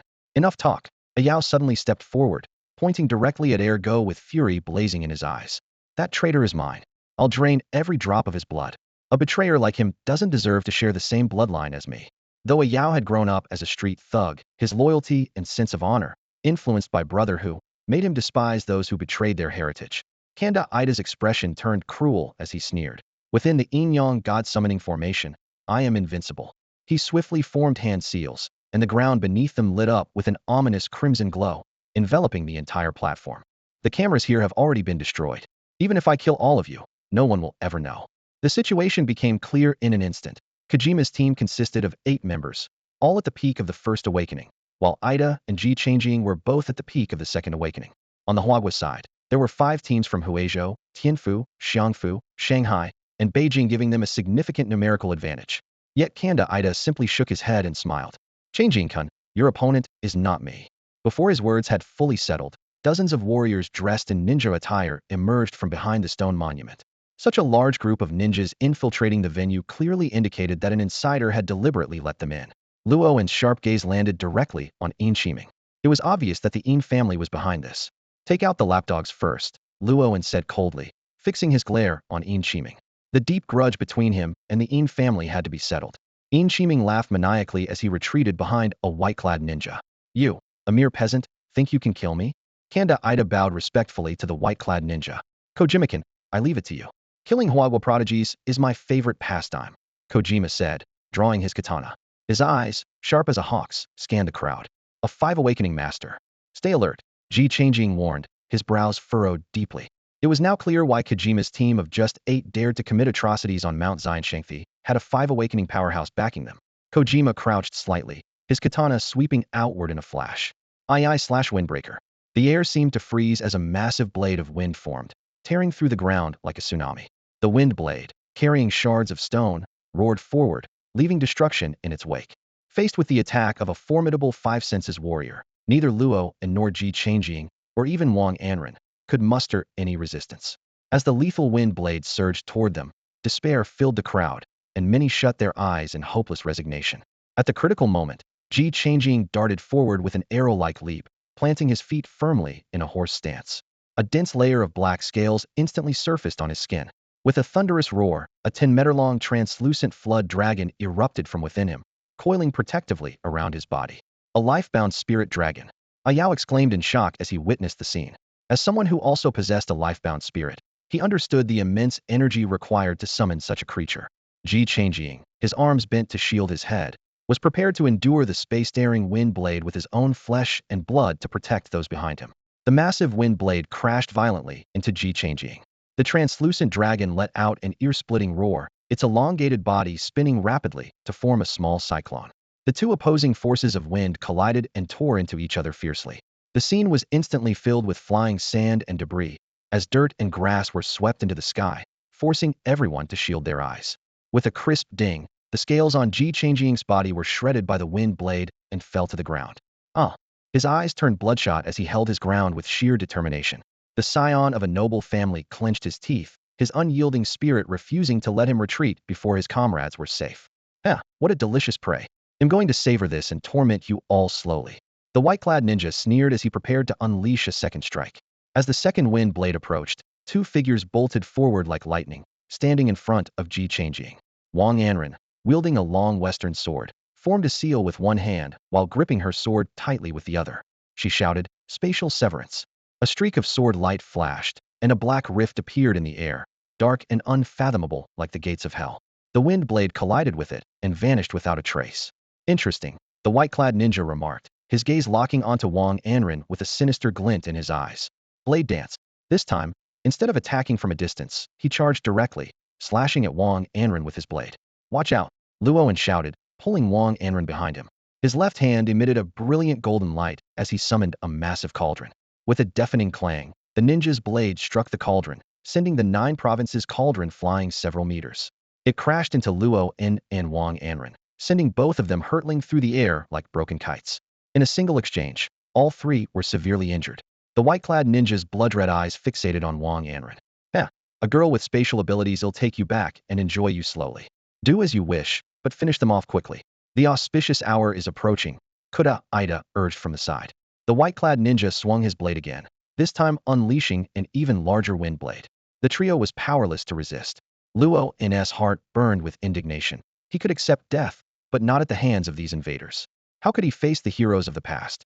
At that moment, a soft snort echoed, and the entire space froze. Unlike old Nine's immobilization technique, This was true temporal stasis. Everything halted. The airborne wind blade, drifting leaves, and swirling dust all came to a standstill. A slender middle-aged man in white emerged slowly from a towering stone monument, hands clasped behind his back. His translucent figure left no sound or trace as he moved. Luo's first thought was clear. This was no mortal being. Mere island barbarians dare to cause havoc in my Huagua? The man in white surveyed the crowd of Japanese adversaries, his eyes filled with defiance and fury. How could the men of Huan Nation allow themselves to be slaughtered like livestock? He sneered coldly. If you delight in bullying the weak, then what harm is there in me killing you? He shifted his gaze to the white-clad ninja, who had lost all his former arrogance. Even though immobilized and unable to move, the fear emanating from him was palpable. The seemingly frail and scholarly man in white now exuded a towering, oppressive aura, as if standing in his presence alone was insurmountable. With a simple flick of his finger, the ninja's blood evaporated instantly, leaving behind nothing but a dried corpse. The sight filled Luo and the others with immense satisfaction. Our vast and mighty nation stretches across fertile lands for thousands of miles, yet not an inch is for you despicable invaders to set foot on, the man in white declared, raising his finger once more. From the depths of the ground came a hellish wail, chilling and unearthly. You seek to use my power to resurrect an evil god. Today, I will slay your so-called god before your very eyes. He lowered his hand and began walking toward the massive stone monument, only to halt abruptly. Turning to Luo and with a look of surprise, he said, "The Nine Dragons technique?" Luo, too, sensed a familiar energy emanating from the man, identical to his own Nine Dragons technique.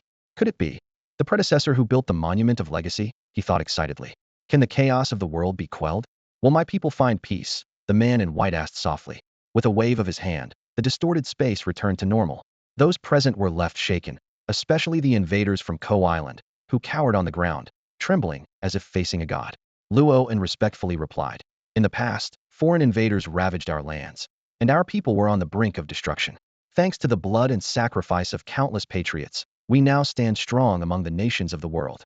Alas, I am but a lone soul, no longer able to protect my people," the man in white said as his figure began to fade.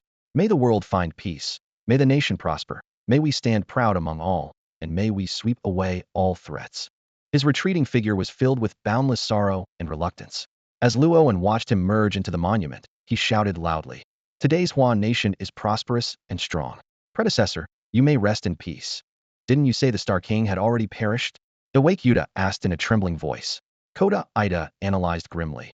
The ritual to summon the true god must have accidentally awakened a fragment of his soul. Although the ritual remained incomplete, the appearance of the Star King had already disrupted their plans.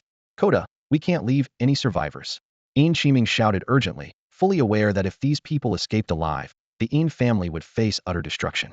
Urga gripped his katana tightly and agreed. "They're all gravely injured. We can't afford to fail now." Luo struggled to his feet and retorted, "Afraid of you? Do you think you can even leave Xiang Prefecture alive?" Koda Ida's face darkened, knowing they had no future in Huan Nation after this. Yet, with unwavering resolve, he declared, "Kill them. For the rise of Ko Island. Even if we all die today, we must complete the mission." A Yao raised his blade and charged forward. Koda Ida glanced at Ji Changjing and remarked wistfully, "Changjing, how I envy you. Your land is always protected by heroic souls." Luo, his face twisted in a demonic fury, suddenly sprouted crimson claws from his hands and was the first to charge at Ergo. On the battlefield, a Yao raised his arm and shouted, leading Huang Mao and the others as they plunged into the enemy ranks. Chaos erupted as the two forces clashed. Luo faced Ergo Hedon, while a Yao went directly for Ein Shiming. Meanwhile, Ida Koda drew his blade and charged at Ji Changjing, who roared in anger as scales reappeared over his body. At the center of the battlefield, Wang Anren stood with her sword in hand, surrounded by the tight protection of the capital's soldiers. "Why are you all crowding around me? Go fight the enemy," she shouted angrily, pushing her teammates away. "You're injured. You should retreat from the battlefield," the vice captain said, looking worriedly at his childhood friend, Wang Anren. "The Wang family has only souls that die in battle, not people who retreat." Wang Anren struggled to her feet. "Do you know where the name Zijin comes from? It's what our family earned through blood and battle." She raised her voice and declared, "Sons of the Wang family, do not disgrace the glory of our ancestors. Bodies may fall, but our spirits will never perish." Hearing her words, the descendants of the Zijin household moved without hesitation, following Wang Anren into the fray. Ji Changjing glanced at the scene and thought to himself, "Now I understand why Zijin has stood strong for so many years. Even a wealthy young lady is willing to risk her life. With a family spirit like this, How could they ever fall so easily? Elsewhere on the battlefield, Luoan, wearing his demonic mask, was shrouded in black smoke. His eyes burned with madness as he clashed fiercely with Yoda Awake, who wielded a katana. After a dozen exchanges, Yoda Awake managed to slash Luoan's chest, leaving a gash an inch deep. "You're too weak," Yoda Awake sneered. Yet, the sight of Luoan's growing frenzy only intensified his unease. Blood streaming from his chest seemed to fuel Luoan's madness, and the red eyes on the demonic mask burned even brighter. Luoan lunged again, his claws slicing through the air, leaving streaks of black energy. Yoda Awake dodged effortlessly. "Too slow. Good thing I joined the Black Dragon Society. Are all of Huagua's so-called geniuses this pathetic?" Suddenly, Luoan's eyes turned blood red. Without warning, he drove his claws into his own chest, his blood soaking his clothing instantly. Yoda Awake froze in shock. The ability of the demonic mask activated, and from every wound on the battlefield, streams of blood connected to Luoan, making his presence even more terrifying. Mad God Slash. Sensing danger, Yoda Awake's katana gleamed coldly as he struck. But in the blink of an eye, Luoan disappeared, reappearing behind him. In a low voice, he whispered, "Too slow? Relentless, sever tendons and bones." Yoda Awake spun around, swinging his blade. Luoan neither dodged nor flinched, his claw striking straight for Yoda Awake's head. The blade struck, but the claw stopped. Yoda Awake stared at Luoan in disbelief. His strike had been lethal, yet Luoan had not evaded it in the slightest. Blood poured from Yoda Awake's head, blinding his vision, and through the haze, he could see his own blood being drawn continuously into Luoan. "You awakened a restoration skill?" Seeing Luoan's unusual state during the battle, where his vitality seemed to grow stronger with every strike, Yin Chiyotai's face was filled with terror. Faced with his questioning, Luoan did not respond. Instead, he slowly opened his mouth, revealing flickering, ominous black flames twisting within. Sensing an imminent, deadly threat, Yin Chiyutai instinctively turned to flee. However, the half-crazed Luoan wasn't about to let him escape. With a single leap, Luoan landed heavily on Yin Chiyotai's shoulders. The immense force drove the latter straight into the ground. Accompanied by a deafening crash, the ground caved in, forming a shallow pit several meters wide. Crack! The sharp sound of bones snapping echoed as Yin Chiyotai's legs shattered under the horrifying pressure. "No, no, don't kill me, please. Don't kill me." Yin Chiyutai dragged his broken legs, writhing on the ground like a worm. Luoan, his expression cold and unfeeling, pressed his foot against Yin Chiyotai's back. The sinister black flames in his mouth poured out, cascading down onto Yin Chiyotai's back. The moment the flames touched his body, he let out a blood-curdling scream. The fire burned through his flesh like corrosive acid, and in the blink of an eye, half of Yin Chiyotai's body was reduced to bare, gleaming white bones. "Don't kill me, I beg you. We're kin. We're of the same blood." Yin Chiyutai clasped his hands together, pleading desperately. "You betrayed your people," Luoan said coldly, his gaze fixed on the traitor writhing on the ground. He did not strike again, merely waiting silently for the man to succumb to agony and meet his end. In his final moments, Ergo's consciousness drifted back to his childhood, to the small home he had desperately wanted to escape, to the father who seemed stern but secretly bought him popsicles, to the mother who always pretended to be tough but saved the best things for him. All of it flashed before his eyes. In a daze, he saw his parents standing in the distance and reached out a trembling hand. "Dad, Mom." The Black Dragon Society had blinded him for so long enough for him to forget who he truly was. "I'm sorry." With this belated apology, Ergo drew his last breath. On the battlefield, Luoan surveyed his surroundings. The air was filled with the chaos of combat. Ji Changjing was locked in a fierce duel with Xiang Tian Ida. Seeing Luoan approach to assist, Ji Changjing immediately roared, "Stay out of this. I swear I'll kill this little bastard myself today, so he'll never dare set foot in Huagua again in his next life." Realizing he might provoke the wrath of the furious elder, Luoan quickly backed off. As he turned toward Wang Anren, however, she scowled and snapped, "Stay away from me with all that blood on you." Luoan glanced at the ninja head dangling from her waist and was momentarily speechless. "This is a badge of honor, it's a family tradition," Wang Anren said matter-of-factly as she sliced off another ninja's head and carefully placed it into a pouch at her waist. "These young masters and ladies from prestigious families are all a real piece of work," Luoan muttered under his breath, shifting his gaze to Yin Qiming, who was engaged in a heated fight with a Yao.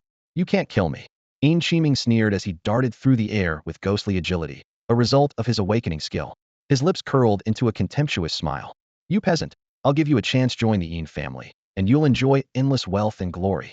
Though Yin Qiming possessed considerable strength, his body had long been weakened by indulgence in wine and women, leaving him without the resolve to fight to the death. His mastery of movement techniques was impeccable, allowing him to dodge every attack with ease and confidence, leaving Yao's strikes futile. You're nothing. Yao roared in anger.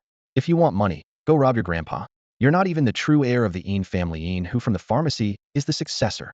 You can't kill me, so stop wasting your energy. Yin Qiming taunted as he continued to evade. Even if I can't kill you, I'll try. You need to pay for what you did to Air Dai's brother. Yao's fury burned hotter with every missed attack. Air Dai. Yin Qiming paused, searching his memory. You assaulted a female student at a KTV and killed her boyfriend. Oh, that time. Yin Qiming said nonchalantly, recalling the incident among his many misdeeds. He shrugged innocently. That girl kept crying afterward and refused the money I offered. What else could I do? He licked his lips, a glint of excitement in his eyes. But I must admit, I enjoy the ones who resist fiercely. You bastard. Yao's gaze flicked to Luo and in the crowd, who was waiting for an opportunity. A plan formed in his mind. With a burst of energy, he activated the blood-boiling technique of the Nine Dragons skill, increasing his speed several-fold. Yin Qiming was caught off guard by the sudden acceleration. He scrambled to dodge, but Yao pushed his speed even further, a streak of lightning relentlessly chasing him. Forced into a corner, Yin Qiming leaped into the air, unaware that he was playing right into Yao's hands. A chilling sense of danger surged behind him, making Yin Qiming's hair stand on end. He felt like prey locked in the sights of a predator. With nowhere to leverage himself midair, Luo struck from behind, slamming him to the ground. The two worked in perfect sync. Luo held Yin Qiming's legs tightly, while Yao gripped his head. Go to hell. When you get there, make sure to apologize properly, Luo said, his voice icy and menacing. I was wrong. I was wrong. Yin Qiming screamed in terror, sensing the excruciating pain about to tear through his body. Spare me. I'll go down and apologize to that girl and her boyfriend. I promised Air Dai I'd take your head, and I never break my word. With a thunderous crack, blood sprayed high into the air. Yao held Yin Qiming's severed head aloft while he and Luo tore his body in half. Holy crap, that's brutal. A bespectacled girl in the capital's team muttered as she controlled monsters from her magic book to attack their enemies. She turned to Wang Anren and complained, how does your sister like someone this savage? Wang Anren's brows furrowed slightly as she watched Luo, who was still clutching half of Yin Qiming's body. Got a bag? Yao asked, holding Yin Qiming's head as he approached Wang Anren, who had 7 or 8 bags hanging from her. I'm running low myself. Here, take one, Wang Anren replied, tossing him a burlap sack. Miss Su Jiangnan is so gentle. How can her family be so crazy? Yao whispered to Luo during a brief pause in the battle. Before Luo could respond, Wang Anren spun around furiously, her eyes blazing with anger as she glared at the two of them. You're all just as bad. How dare you talk about someone behind their back? Luo cleared his throat awkwardly and quickly dragged Yao away, looking for other opponents on the battlefield. Meanwhile, Kuda Ida's teammates were under heavy attack from multiple squads as soon as the battle began. Although the students had only recently awakened their abilities, every one of them was an elite, far beyond the strength of ordinary people. On the other hand, the ninjas had refrained from sending true powerhouses into Xiangfu out of fear of alerting the authorities. The one skilled fighter among them, the white-clad ninja, was dispatched effortlessly by Ao Xing Tianwang with a snap of his fingers. More and more ninjas fell on the battlefield. Kuda Ida anxiously kept his gaze fixed on the erased core. Blood from the fallen flowed steadily toward the center, and if not for Luo's continuous blood absorption, the required amount would have already been reached. You're finished. Ji Changjing's teammates surrounded Kuda Ida after dealing with their own opponents. Stay back. I'm taking him down myself, Ji Changjing roared. Though he was slightly stronger than Kuda Ida, an earlier injury from the white-clad ninja had prolonged the fight. Kuda Ida sneered as he parried Ji Changjing's strike and leapt toward the erased core. Changjing-kun, even on Kutu Island, your strength is top-notch. That's why you must die today. If you're allowed to grow stronger, you'll become a major threat to Kutu Island. With that, he knelt down and slowly drew a short blade from his waist. What is he doing now? Yao watched the bizarre scene warily. He's going to commit seppuku, Luo said, a sense of foreboding rising in his chest. While it wasn't unusual for those from Kutu Island to use their short blades for ritual suicide, the timing of this act seemed far too suspicious. Who cares? Brothering, take him out now. Some of us are seriously injured and need treatment. Yao urged. TSK, who would have thought Ji Changjing had such a great physique, the bespectacled girl said, her eyes lighting up as she stared at Ji Changjing's bare upper body, his black scales shimmering under the light. His tall, muscular frame and chiseled features made him undeniably attractive, second only to Yao in Luo's opinion. Stop drooling. Wang Anren shot her a disdainful look. By now, everyone who had finished their battles had gathered. Ji Changjing didn't make a move, as Kuda Ida was already trapped with no way to escape. Changjing-kun, from the moment I set foot in Huan Nation, I considered you my equal. Today, I will personally send you off. The Yin-Yang summoning array is complete. By sacrificing my life, the great evil god will be resurrected, and my mission will be fulfilled. Kuda Ida's eyes burned with madness. Everyone's expressions darkened. Most of them were already injured, and they couldn't afford another major fight. Stop him, Luo shouted, disregarding Ji Changjing's hesitation as he hurled his spear. Great Hirano Masakato, rise again. Kuda Ida chanted an eerie incantation. Even as the spear pierced his chest, he forced himself to utter the final word. A look of relief and triumph spread across his face. Changjing-kun, in the next life, I hope we can be friends. With that, his head drooped, lifeless. Who's Hirano Masakato? The students stared at Kuda Ida's corpse in confusion. A ghost from Kutu Island, Luo replied grimly. A rebellious general from the Heian period, before the apocalypse. He said to harbor immense resentment, making him Kutu Island's most fearsome, vengeful spirit. His explanation sent a chill through the group. What kind of terrifying entity would these Kutu warriors be willing to die for just to summon? Bro, a blonde-haired boy rushed to Ayao. A deep and gruesome knife wound visible on his chest. Ayao quickly handed him a few pills and instructed, take care of the other injured. The battle was nearing its end, with all the ninjas defeated. However, the students had paid a heavy price, and only the leaders from each school were still standing. Outside the mountain, technicians discovered that all the cameras on the mountaintop had been destroyed. They reported that a barrier had appeared, preventing entry. Security forces, police, and the patrol army quickly surrounded the barrier, sealing off the area completely. At the foot of the mountain, Zhou Zheng sat leisurely, watching the footage on his phone. Didn't all the cameras get destroyed? Zhang Kuei asked in confusion. I planted microcameras on them. Otherwise, if one of those brats gets killed, how would we figure out who did it? Zhou Zheng replied with a half-joking tone. You're as sharp as ever, Gu Renwang said with a sigh. Hey, I'm only a few years older than you, little bro, Zhou Zheng replied with a smirk. How did you know that? Ji Changjing looked at Luo curiously. Information about events before the apocalypse was now scarce, yet Luo seemed to know it all. Their conversation was abruptly interrupted by a terrified scream. A student, trembling, pointed at Ida Koda's corpse within seconds. His body had shriveled into a dried husk. Blood gushed from his wounds and flowed directly into the array's focal point. Everyone, get out of here now. Wang Anren commanded decisively. Though the exact danger was unclear, the students were no longer in any condition to fight, and staying here was extremely perilous. The group bolted downhill but quickly ran into an invisible barrier. No matter how hard they tried to breach it, the barrier remained unyielding. It's a barrier, Ji Changjing said, running her hand along the ripples in the air. Break it together, Wang Anren ordered in a low voice. Exhausted but determined, the group launched coordinated attacks, all to no avail. It's useless, Luo said, exhaling a puff of smoke as he sat on the steps. To break the barrier, you have to destroy the array's focal point. Seeing the confused looks from Ji Changjing and the others, the reclusive man, once obsessed with studying various arcane arts, shrugged. I can identify its location, but I can't dismantle it. The Onmyoto techniques used on Kojima are derived from Taoist practices in China. They've been modified, but the foundation remains the same. Damn it, then let's smash the focal point. Ayao turned and headed toward Ida Koda's body. Just then, an eerie wind swept through the silent forest. Blood visibly seeped into the ground below. The howling wind bent the trees at the mountaintop, and dust filled the air, blinding everyone. A strong scent of blood surged from the array. Ji Changjing and the others watched in horror as the ground turned into a churning pool of blood. Countless arms and heads emerged faintly from the crimson depths, accompanied by wails that sounded like they came from the depths of hell. A massive hand reached out from the blood pool, its size rivaling that of a pickup truck. Everyone retreated to the edge of the barrier, helplessly watching the small plaza transform into a blood-soaked pit, filled with howling vengeful spirits. Thunder roared and struck the ground, but the barrier absorbed every bolt. Luoan took a deep breath and shifted into a fighting stance. The big boss is about to make its entrance. A colossal wraith, towering 40 to 50 meters high, began to rise, drenched in blood. Its face was grotesque, with lantern-sized eyes glowing ominously, and its gaping mouth was as dark as an abyss. The monster, clad in samurai armor, had a massive sword hanging from its waist, extending dozens of meters. Roar, the wraith let out a deafening howl and began grabbing the corpses of fallen ninjas, stuffing them into its mouth like a ravenous demon starved for centuries. Witnessing this horrifying scene, the students' legs gave out, and they collapsed to the ground in despair.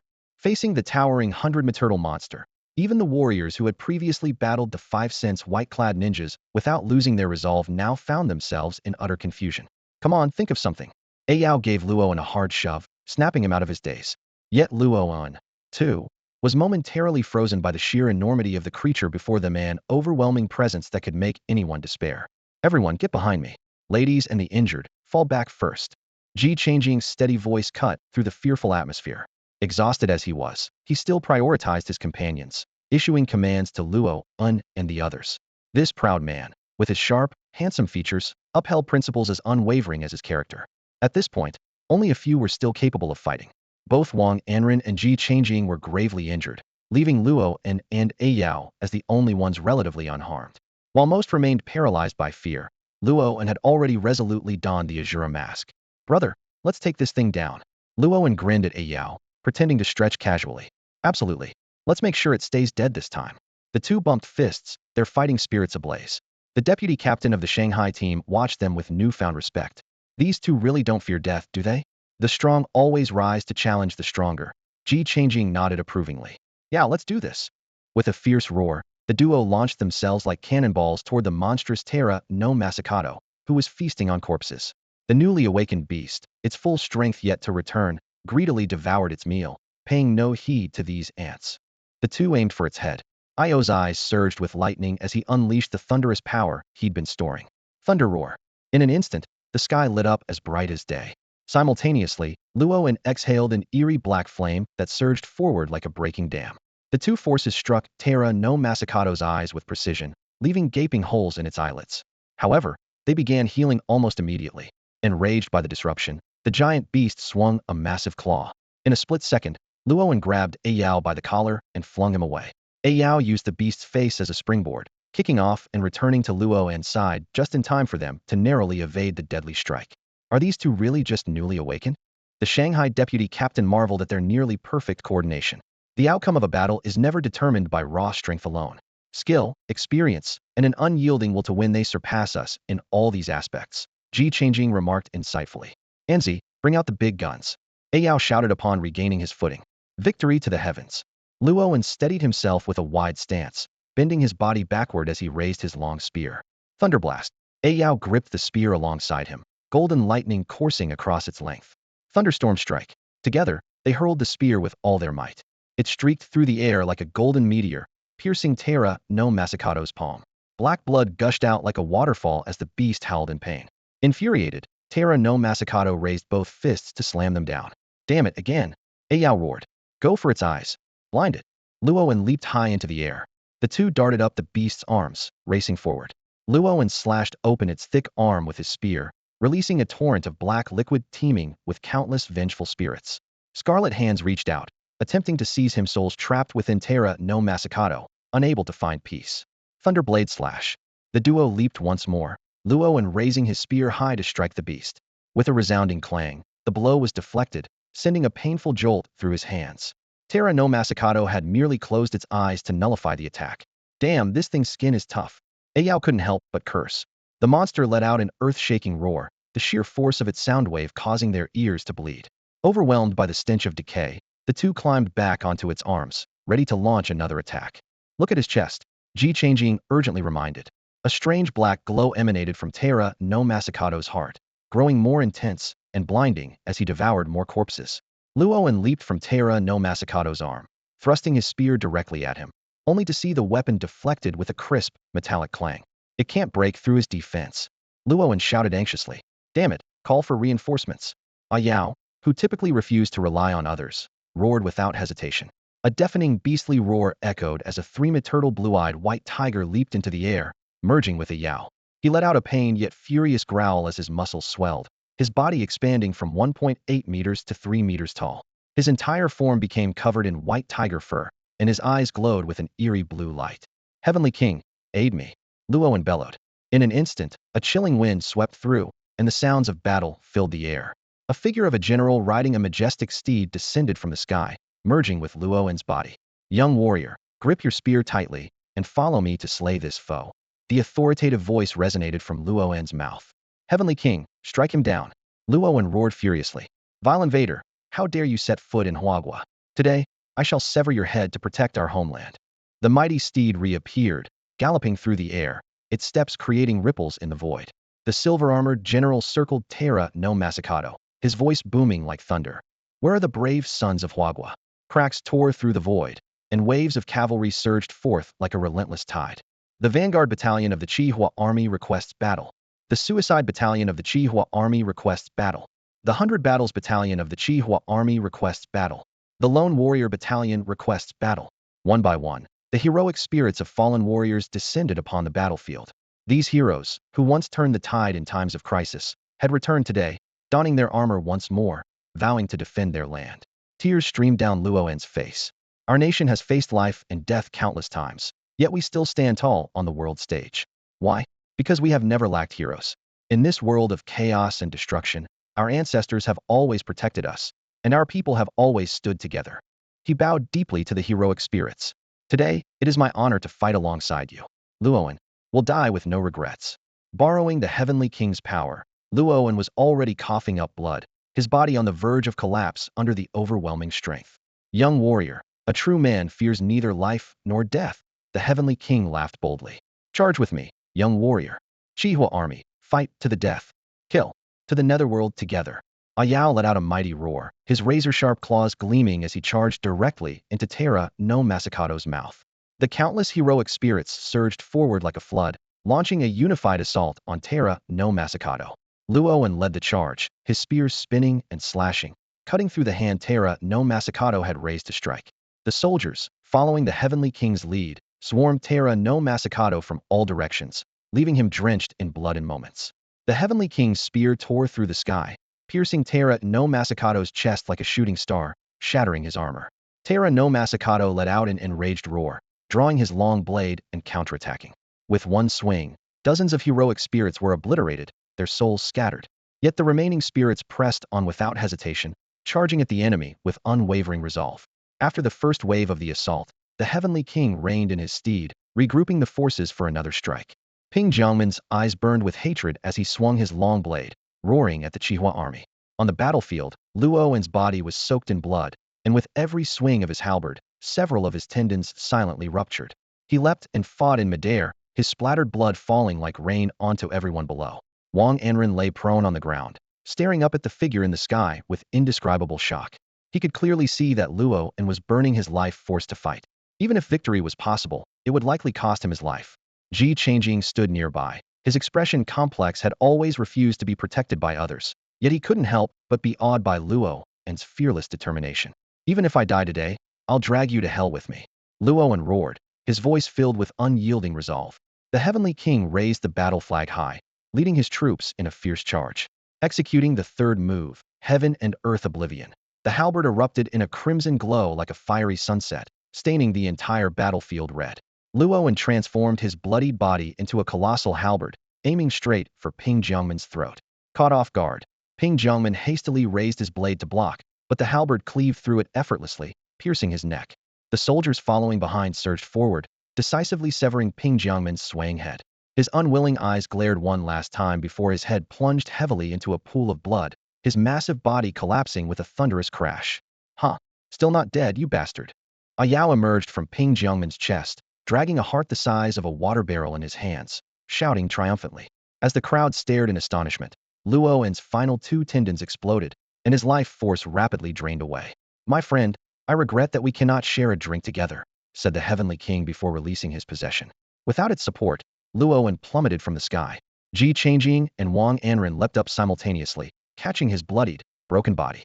A Yao dropped the heart and frantically shoved handfuls of elixirs into Luoen's mouth. The vice-captain of the Modu team forced a calm demeanor. They say troublemakers live forever who won't die so easily. By now, everyone had long forgotten their differences in allegiance.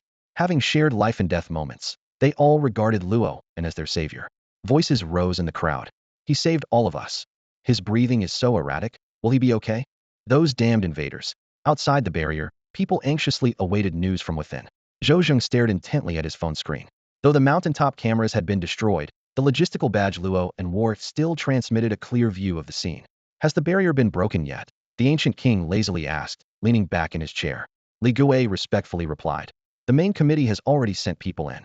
It's only a matter of time before the barrier is breached. Zhou Zheng handed his phone to the ancient king with a meaningful look. Things inside are wrapping up, but what's outside is just beginning. With Luoen's life hanging in the balance, Zhou Zheng's killing intent burned fiercer than ever. The ancient king cast a glance at the Een family members, who were chatting and laughing nearby. Inside the barrier, there were awakened ninjas and an evil god. To Een Hu and the old patriarch, this was not only a chance to eliminate Luo, but also an opportunity to ally with the Black Dragon Society, killing two birds with one stone. They were already plotting their next steps to ensure no evidence was left behind. Release the giant beast, Zhou Zheng said coldly. When Zhang Kuei expressed concern, Zhou Zheng could no longer hold back. That kid is on the brink of death in there. I have evidence of the Een family's collusion. They must die. He immediately ordered the logistics division to secretly mobilize into the city, instructing Zhang Kuei to personally secure all exit routes, ready to act the moment the competition ended. Even when Li Gui reminded him that the Een family had 800 awakened fighters in Xiangfu, Zhou Zheng's fury did not waver. Even if they had 8,000, I swear I'll kill them. The ancient king nodded in agreement. Then let's start the fight early. Gui, deal with the group in Kafu district. The headquarters will coordinate with you. Wait for my call. Zhou Zheng gave his final, chilling order. The security company will be suppressed by the logistics division.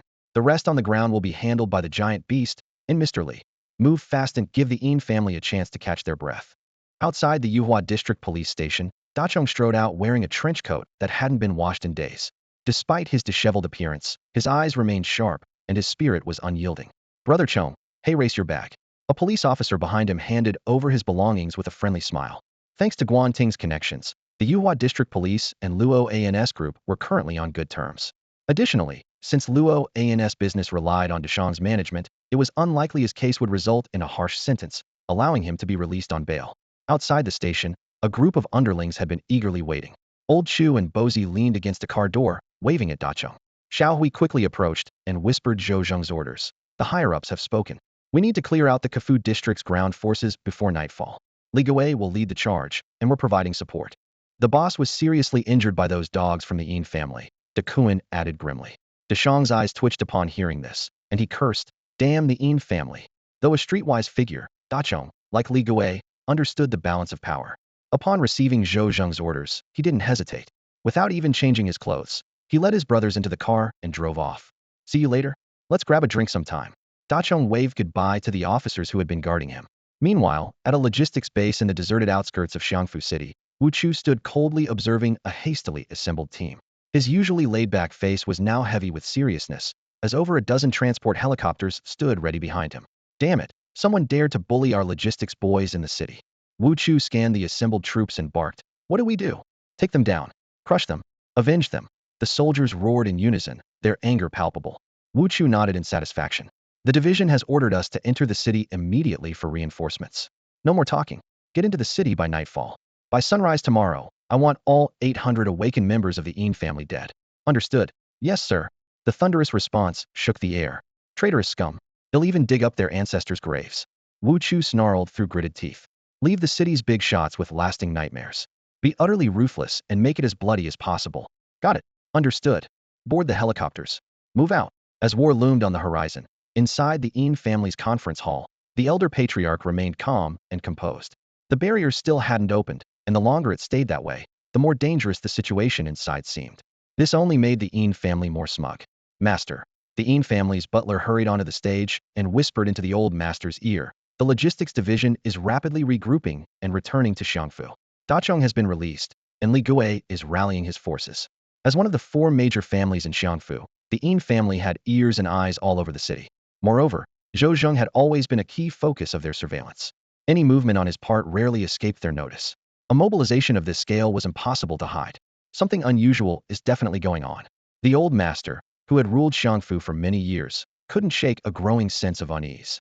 Could it be that the situation inside the barrier has been exposed? Inhu asked in confusion. Unlikely, the old master replied, frowning. I specifically instructed Qi Ming not to interact too much with the Black Dragon Society's people.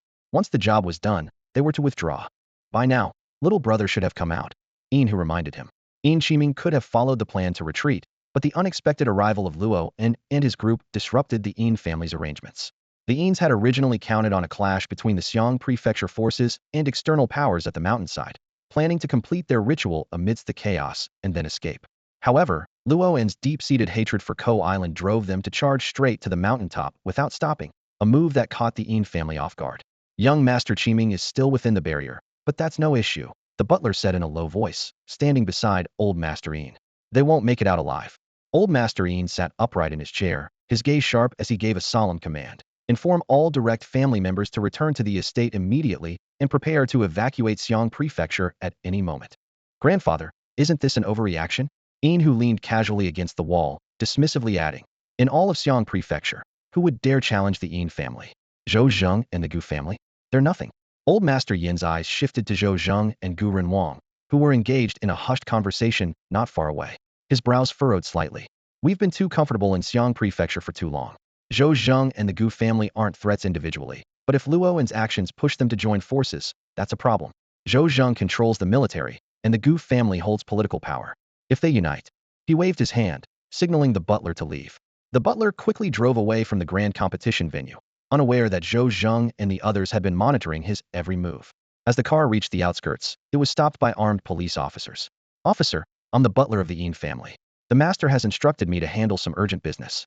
Please let me pass, the butler said, habitually invoking the Ian family name, which had always been sufficient until now. Today, the officers met him with cold indifference. A middle-aged captain chewing on a piece of corn strode over with a sneer. The Ian family? Who cares about the Ian family? I'm the captain of the Special Affairs Unit under the Xiong Prefecture Police Bureau, and I've never heard of you. The roads close said no one gets through. The butler's heart sank. The Special Affairs Unit was no ordinary police force. It was an elite team of awakened individuals who reported directly to the Central Bureau. More importantly, this unit was a private force established by Gu Renwang himself. The captain wiped his greasy hand on the butler's pristine suit, taunting him. Don't bring up the Ian family here. That name means nothing to us. Be smart and head back to the venue, or he'll detain you on the spot. The Ian family wouldn't dare come to get you. The butler nodded tactfully. Understood. I'll return immediately. When the butler returned to the venue to report the situation to Old Master Ian, the latter's unease deepened. Turning to Gu Renwang, he asked gravely, Young Master Gu, what's the meaning of this? Why has the venue been locked down? Aren't you afraid of causing public panic? Gu Renwang turned around slowly upon hearing this, a faint, playful smile lingering at the corner of his lips. You must be mistaken, Mr. Ian. I'm just an ordinary citizen with no official position. How could I possibly have the authority to lock down the venue? Why don't you give my father a call and ask him what's going on? Mr. Yin's expression darkened as he let out a cold laugh. Young Master Gu, surely you're joking. Who on this stage would dare claim you're just an ordinary person? If your father were to lock down the venue, it would definitely stir up a major incident. Then go report him, Gu Renwang said nonchalantly, shrugging his shoulders. Maybe you'll manage to bring my old man down, and you can take his place as mayor. This defiant attitude left the Ian family members present feeling uneasy, as if they were sitting on pins and needles. The once lively and cheerful atmosphere froze instantly, and everyone turned their confused gazes toward the young man who had suddenly chosen to provoke the Ian family. Off to the side, Zhou Zheng casually lit a cigarette and asked with a smirk, Mr. Ian, why are you in such a rush to head home? Is your wife having a baby? The competition results aren't even out yet. Why not sit down and wait? What my family does is none of your business. Ian, who had been pampered and smooth sailing all his life, couldn't help but retort, his face full of indignation. Mr. Ian quickly raised a hand to stop his grandson, forcing a strained smile as he sat back down. Zhou Zheng's gaze turned icy as he stared at the Ian family members. Oh, don't worry. You don't need to report to me. But without my approval, even if you want to go home to take a dump, it won't happen. Sensing the tension, one of the event organizers hurriedly stepped forward to mediate. Please, let's not argue. You're all respectable people, and there are so many eyes watching from the audience. But Zhou Zheng refused to back down. He knew that if the Ian family realized their scheme had been exposed, it would be much harder to bring them down. Rising slowly to his feet, he crushed his cigarette underfoot and sneered. Respectable? The Ian family. They're nothing but traitorous dogs. He then turned to the staff member beside him and instructed, play the footage. The next moment, the large screen lit up, displaying a video from Zhou Zheng's phone. It was the evidence Luo had captured on the mountaintop roof of Ian Qiming colluding with the Black Dragon Society. The revelation hit the crowd like a bombshell. All eyes locked onto the screen, watching the incriminating footage of Ian Qiming conspiring with the Black Dragon Society. The room erupted in shock and disbelief. That was Ian Qiming's personal decision. He was threatened by the Black Dragon Society. Ian, who interrupted anxiously before even finishing watching the footage, his face filled with urgency. Clearly, he was eager to distance the Ian family from the matter, fearing they would be accused of collusion with the enemy. Zhou Zheng narrowed his eyes and asked slowly, isn't Ian Qiming from the Ian family? Also, how do you know they are from the Black Dragon Society? This series of questions left Ian who at a loss for words, realizing he had slipped up. At that moment, the elder of the Ian family stepped forward, shielding his grandson, with a deliberate smile on his face. Commander Zhou, please don't make baseless accusations. While Qiming is a member of the Yin family, we truly had no knowledge of his actions. If the Yin family had nothing to do with it, why are you in such a rush to leave? You might as well sit down and explain slowly, Gu Renwang said leisurely, taking a sip of water, his tone carrying a hint of mockery. The stage fell into dead silence, but the audience below erupted like a powder keg. Angry shouts and curses filled the air. Yin family, you traitorous bloodsuckers. Your whole family deserves no peace. None of the four major families are any good. Arrest those Yin scumbags. The scene quickly descended into chaos, resembling a boiling marketplace. At that moment, the captain of the Special Operations Unit of the General Bureau appeared on the scene. With a meaningful smile, he addressed the elder of the Yin family. Elder Yin, regarding Yin Qiming's actions, we'll need you to come to the General Bureau to provide an explanation. Faced with such a perilous situation, the elder remained composed. He nodded slightly and said, I will personally explain everything to Mayor Gu and give the people of Xiangfu a proper account. Grandfather, you can't go. Yin Hu hurriedly tried to stop him, but was gently pushed aside. They won't do anything to me, the elder said to Yin Hu in a low voice. You are now the head of the Yin family, and you must remain calm. Do not act recklessly until I return, understood? As he spoke, he gave Gu Renwang a meaningful glance, clearly seeing through the latter's plan to manipulate public opinion to detain him, leaving the Yin family leaderless. Yin Hu's bloodshot eyes glared at Zhou Zheng, filled with intense hatred. Zhou Zheng, however, shifted his attention to Gu Renwang, impressed by his tactics. From the timely arrival of the General Bureau personnel to the elder's impending detainment, everything seemed meticulously planned. Young Master Gu, quite the strategy. When did you learn about the Black Dragon Society? Zhou Zheng asked with a smile. It was clear this wasn't a spur-of-the-moment decision, but a long-laid scheme. Gu Renwang avoided answering directly and instead posed his own question. The elder of the Yin family is their pillar of strength. Now that I've taken him away, how many rounds do you think Yin Hu can last? Zhou Zheng glanced at the now visibly unsettled Yin Hu and replied indifferently. Yin Hu has some cunning but lacks vision.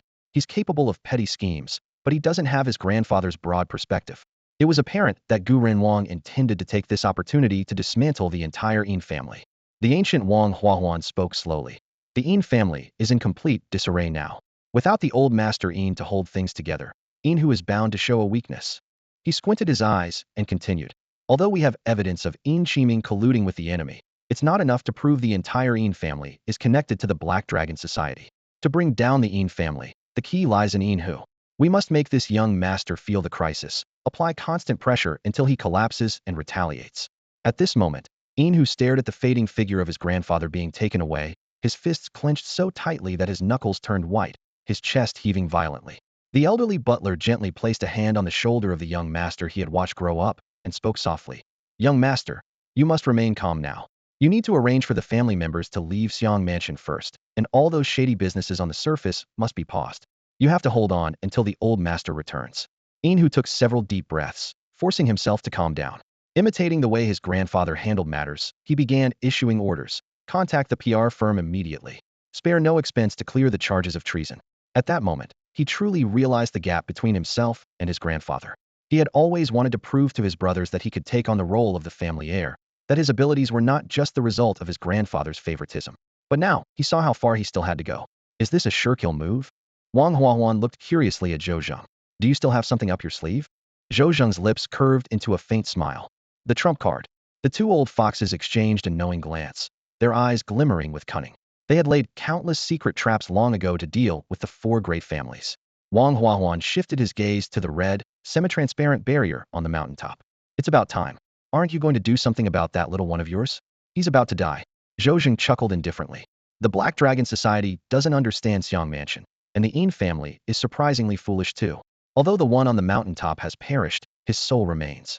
What demon or ghost would dare to act recklessly there? Inside the barrier, Wang Anren and the others anxiously scanned their surroundings. Though Hirakawa Masakato had been slain, the barrier remained intact.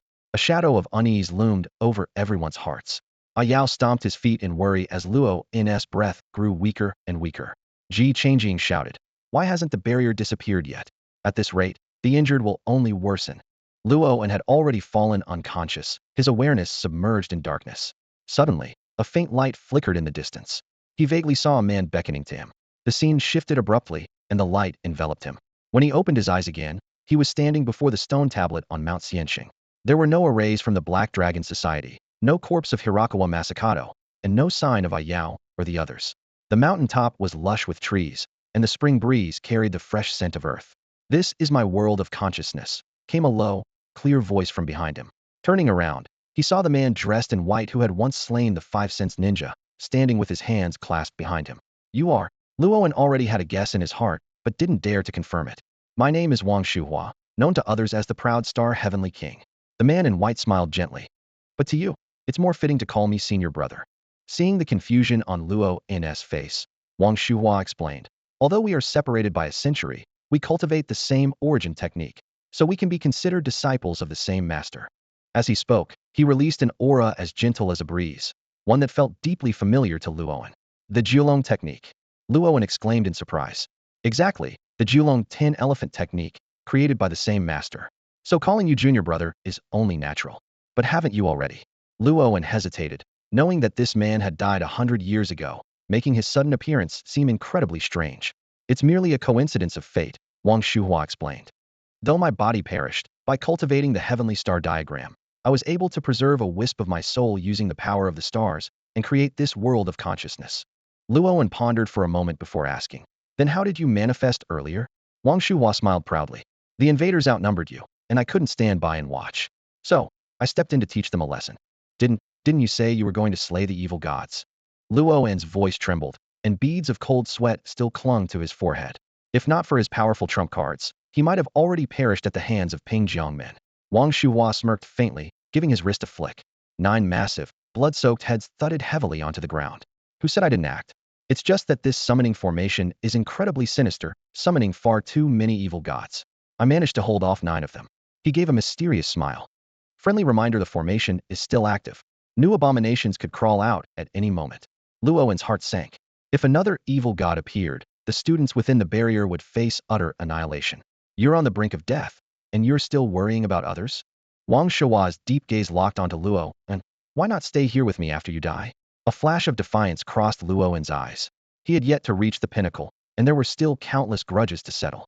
How could he fall here? "I'm not ready to die," he declared firmly, thinking of Yao and the others. "Why?" Wang Shuhua seemed to see through everything. With a wave of his hand, a chair materialized out of thin air.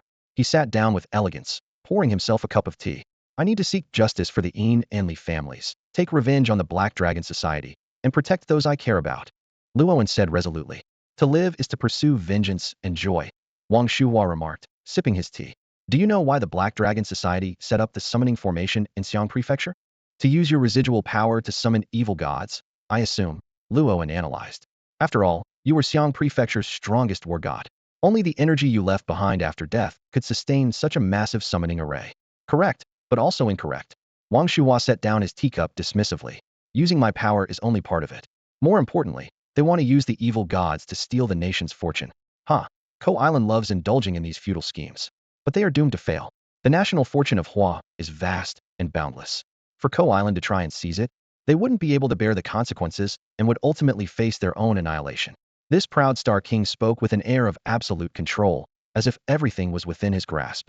"I brought you here to turn their own tactics against them. If these scum dare to dance on my grave, they'll make graves bloom across Ko Island." The tone of this peerless 9 awakening powerhouse carried a hint of pettiness. Wang Shuhua pointed to a particularly bright star in the sky. "That is my natal star. I'm planning to hurl it at Ko Island. What do you think?" Faced with such an insane proposal, Luoan swallowed hard, secretly impressed. "I only have a wisp of my soul left, so I can't guide my natal star myself. But if you cultivate my heavenly stars diagram, you can lend me a hand. Once the star is in position, it'll obliterate Ko Island in one fell swoop." Wang Shuhua spoke of destroying an entire nation as casually as if he were discussing the weather over tea. Although Luoan hadn't spent much time with this proud Star King, the most widely circulated tales about him in Xiang Prefecture were of his vengeful nature and his unyielding hatred of evil. Once, when a foreign awakened being went on a killing spree in Xiang Prefecture, the proud Star Heavenly King initiated a year-long pursuit. In the end, not only did he slay the being in their homeland, but in his fury, he set fire to 10 cities, nearly eradicating the entire foreign race. Since then, Xiang Prefecture has become a forbidden zone for them, with even the most reckless mercenaries among them not daring to set foot there. "Using your natal star to destroy Ko Island, that means..." Luoan's words trailed off, his brow furrowing deeply. "I'm just a remnant soul at worst. I'll vanish into nothingness." Wang Shihao crossed his arms, a trace of pride flashing in his eyes. "When I was alive, which petty scoundrel from Ko Island dared step into Xiang Prefecture? I must settle this score. The thought of Xiang Tainiyingta resurrecting the evil god with his power only fueled his rage. Enough talking. If you delay any longer, you'll really die. With a wave of his hand, Wang Shihao brought Luo and uncontrollably before him. Since you're my junior disciple, I'll now pass on the celestial star chart and the entire nine-dragon technique to you, so our sect's legacy won't end. Do you know the name of our sect? The proud star Heavenly King said with pride. Our Taigu sect has been passed down since ancient times, with only one disciple per generation, each a hero of humanity. But now, with the converters wreaking havoc, the old rules can be broken. No matter their age or gender, any one of our people can now learn our sect's techniques. Wang Shihao's expression turned solemn as he instructed, if you learn my martial arts, you must continue the path I couldn't finish. Protect Xiang Prefecture, protect Huagua.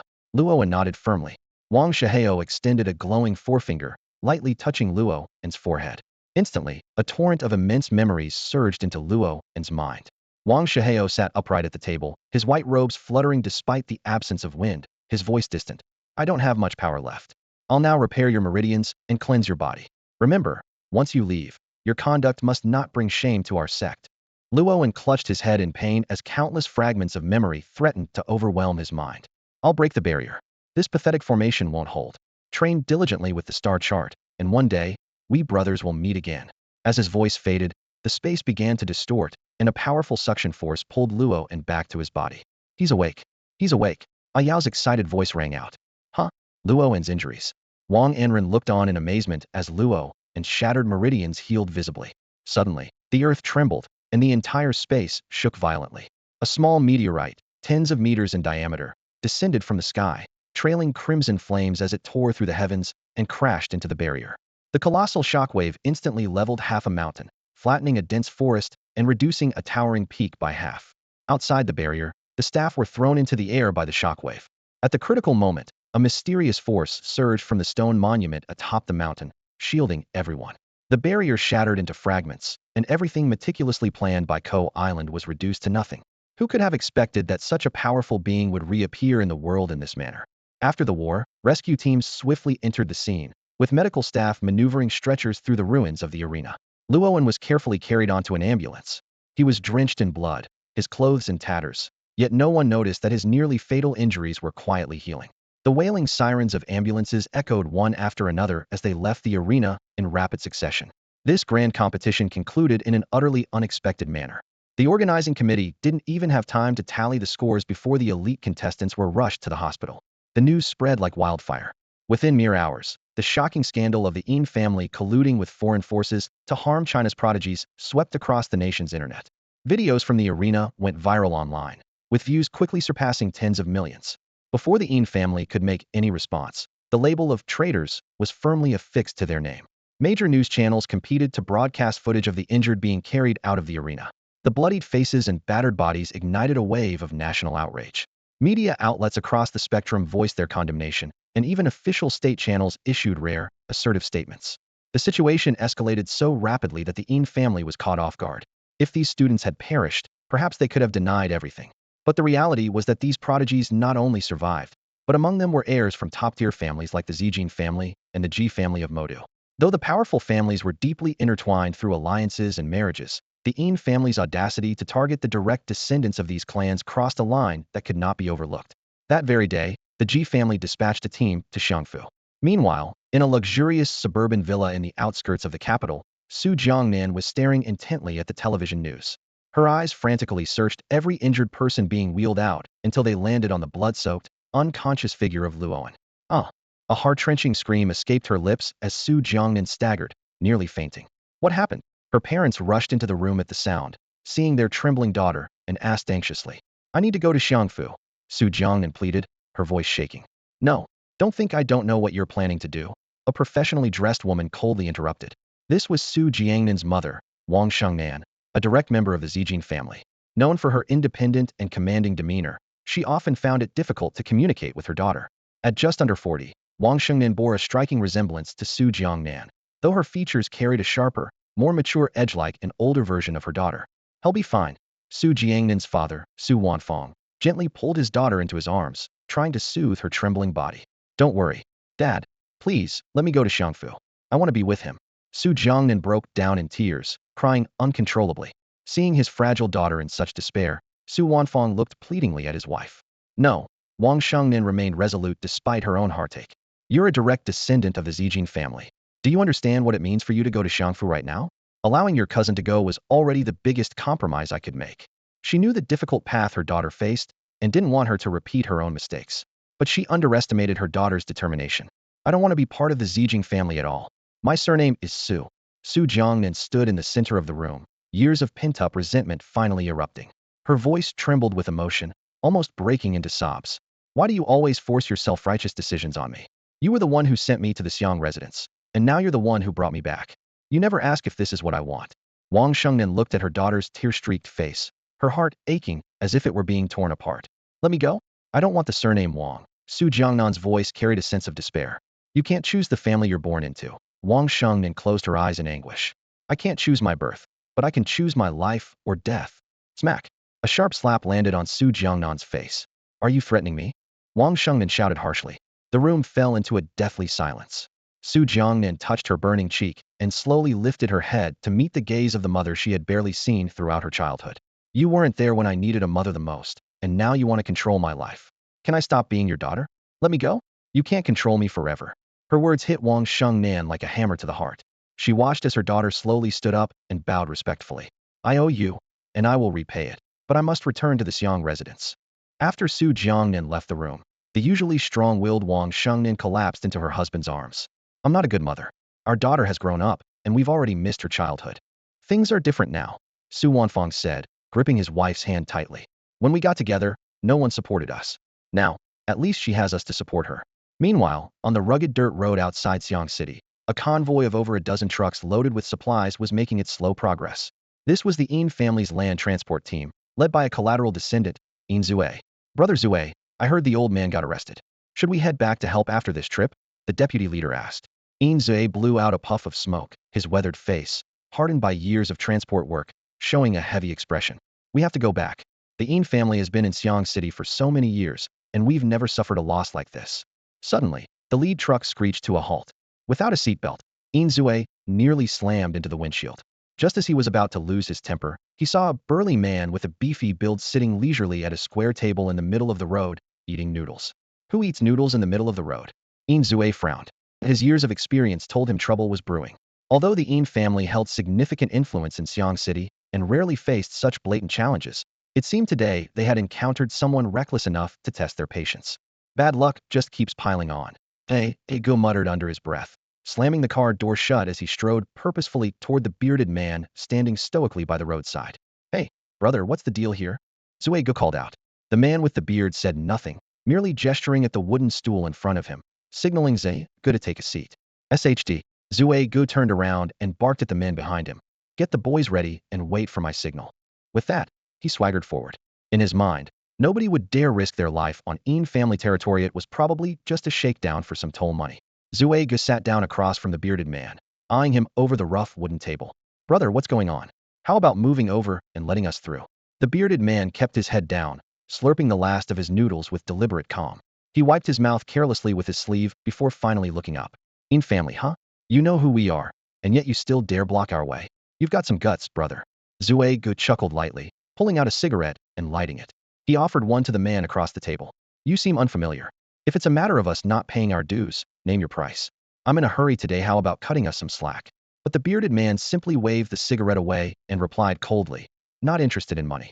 I'm here for the Yin family. Call your people. Zue Gu froze, the man's words not quite sinking in. What do you mean? You want to go up against the Yin family? What do I mean? FCKU. The bearded man suddenly erupted in anger.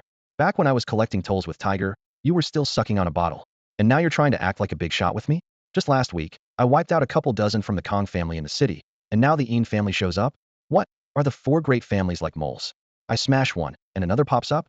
Zue Ji's heart sank as realization dawned. This was Lu Huzi, the ruthless figure who had recently made a name for himself in the Xiang province underworld. Call your family. Lu Huzi said impatiently, waving a hand dismissively. Let them know who the hell just hijacked your goods. Zue Gu, have you thought this through? The consequences of crossing the Yin family. Before the sentence was finished, Lu Huzi slammed the table and stood up abruptly, his face twisted in fury as he roared. The Yin family? What the hell are they? Go tell your people this. I'll smash every single one of their businesses outside the city. If they're unhappy, let them gather their men and come at me. I'll show them who rules outside Xiangfu City. Zue Gun nodded gravely and, without hesitation, dialed a number in front of Lu Huzi. He reported briefly, "Young master, someone wants to take the goods." Then he quickly explained the situation in detail. Lu Huzi snatched the phone from him and bellowed, "Who the hell are you in the Yin family?" "In who?" came the reply from the other side. "Huh, you think you deserve to call yourself a tiger?" Lu Huzi sneered. "Change your name right now. Your old man is about to die in prison, and you're not far off either. Today, I'm taking your goods. If you've got a problem, come find me outside the city." Lu Huzi. With that, he smashed the phone onto the table and turned, shouting angrily, "Everyone, get the hell out here. Let the Yin family see who runs things outside the city."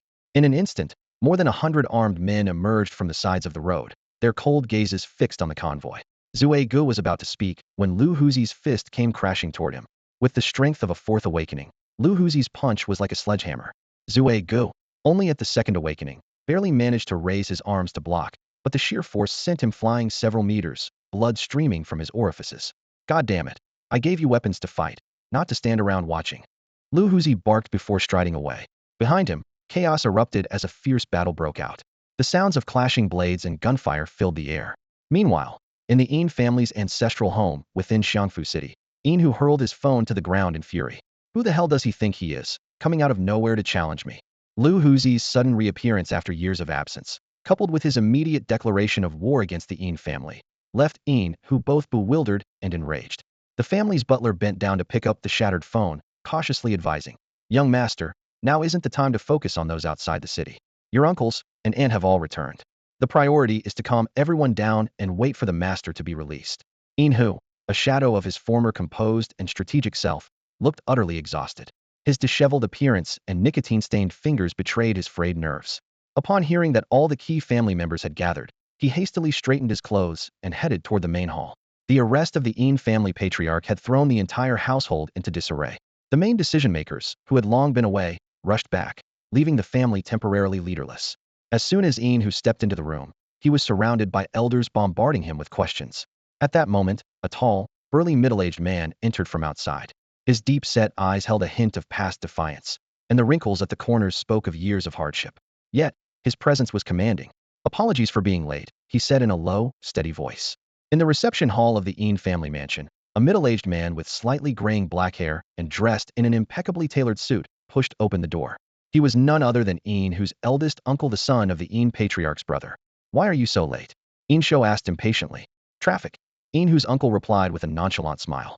"All right, let's start the meeting," Lu said, waving his hand dismissively as he sat down with an air of authority. Yin sat at the head of the table, his gaze sweeping over the uncles and elders present. "Uncles, though Grandpa has been detained, they won't find evidence linking the Yin family to the Black Dragon Society. During this period, no matter how much the other side provokes us, we must endure." "Endure?" Yin slammed the table, standing up abruptly. "How can we endure? They've already humiliated us to the extreme. Don't you know they're already gathering people against us?" As the father of Yin Shiming, who had been brutally killed, Yin's anger was palpable. Suppressing his own frustration, Yin leaned forward, gripping his uncle's hand. "Third uncle, my cousin won't have died in vain. Once Grandpa is released, we'll avenge him. Do you think we can just rebuild everything if it's destroyed? Do you even understand how much money our operations on the ground bring in every year?" Yin rolled up his sleeves, his fury unabated. "They won't touch second brother's legitimate business, but they're targeting my territory? What am I supposed to do if I can't meet the year-end targets?" "Third brother, this is a time for us to stick together," Yin interjected, cutting off his brother's tirade. He noticed the change in Yin's expression. "Stop obsessing over your own little domain. The entire city is against us right now. What do you suggest we do?" Yin crouched in front of Yin, his tone earnest. "Uncle, until Grandpa is released, we can only defend ourselves. We can't strike back. I promise you, I will give you a proper explanation for my cousin's death. When Grandpa is out, I will personally lead the charge against Luoan. You are my only family left, and I don't want anything to happen to any of you." Moved by his words, Yin patted Yin on the shoulder. "All right, you're the younger generation. I won't make things difficult for you. For now, I'll support you.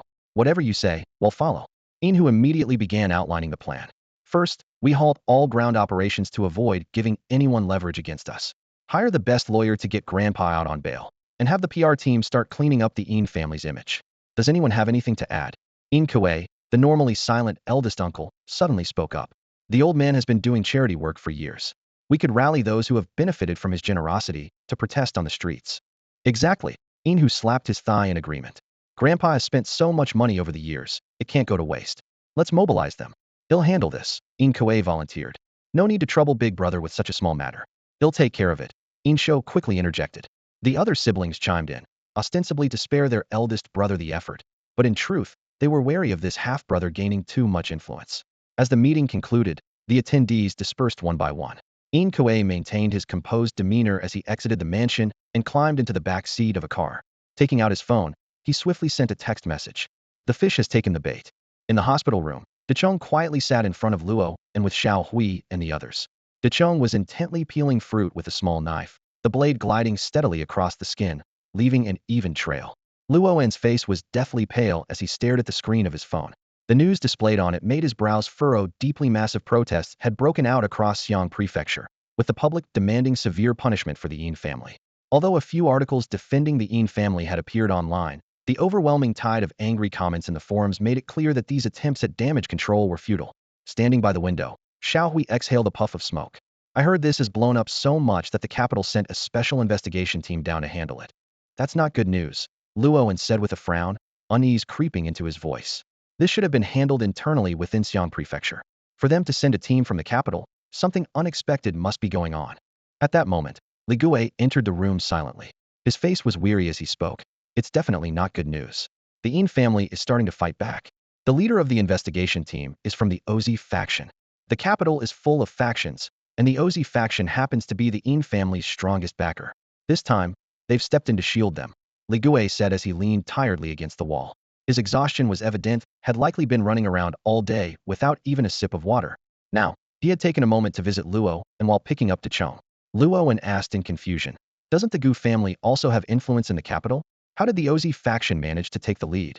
Li Gui hesitated before answering. The factions in the capital are too complex. Even the Gu family's faction isn't confident they can completely take down the Yin family. I suspect some sort of deal was struck behind the scenes, allowing the Ozi faction to step in.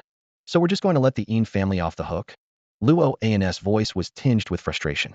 The higher-ups have only made a temporary compromise to let the Ozi faction handle this. But whether they can actually clean up the mess is another matter, Li Gui explained with a shrug. Politics is all about interests. Since they couldn't ensure the complete downfall of the Yin family in one go, they likely exchanged this for other benefits and are waiting for the next opportunity. Still, even if the Yin family survives this, they'll pay a heavy price. Old Master Yin made just one phone call before entering the police station, and that call saved the entire Yin family. The old man really knows how to play his cards, Li Gui remarked with a sigh. Anyone who's reached this level isn't easy to deal with. As long as the investigation team can frame this as Yin Kaiming's personal actions, the Yin family won't face total annihilation. Throughout the conversation, Dechong kept his head down, remaining silent as he awaited Luo's instructions.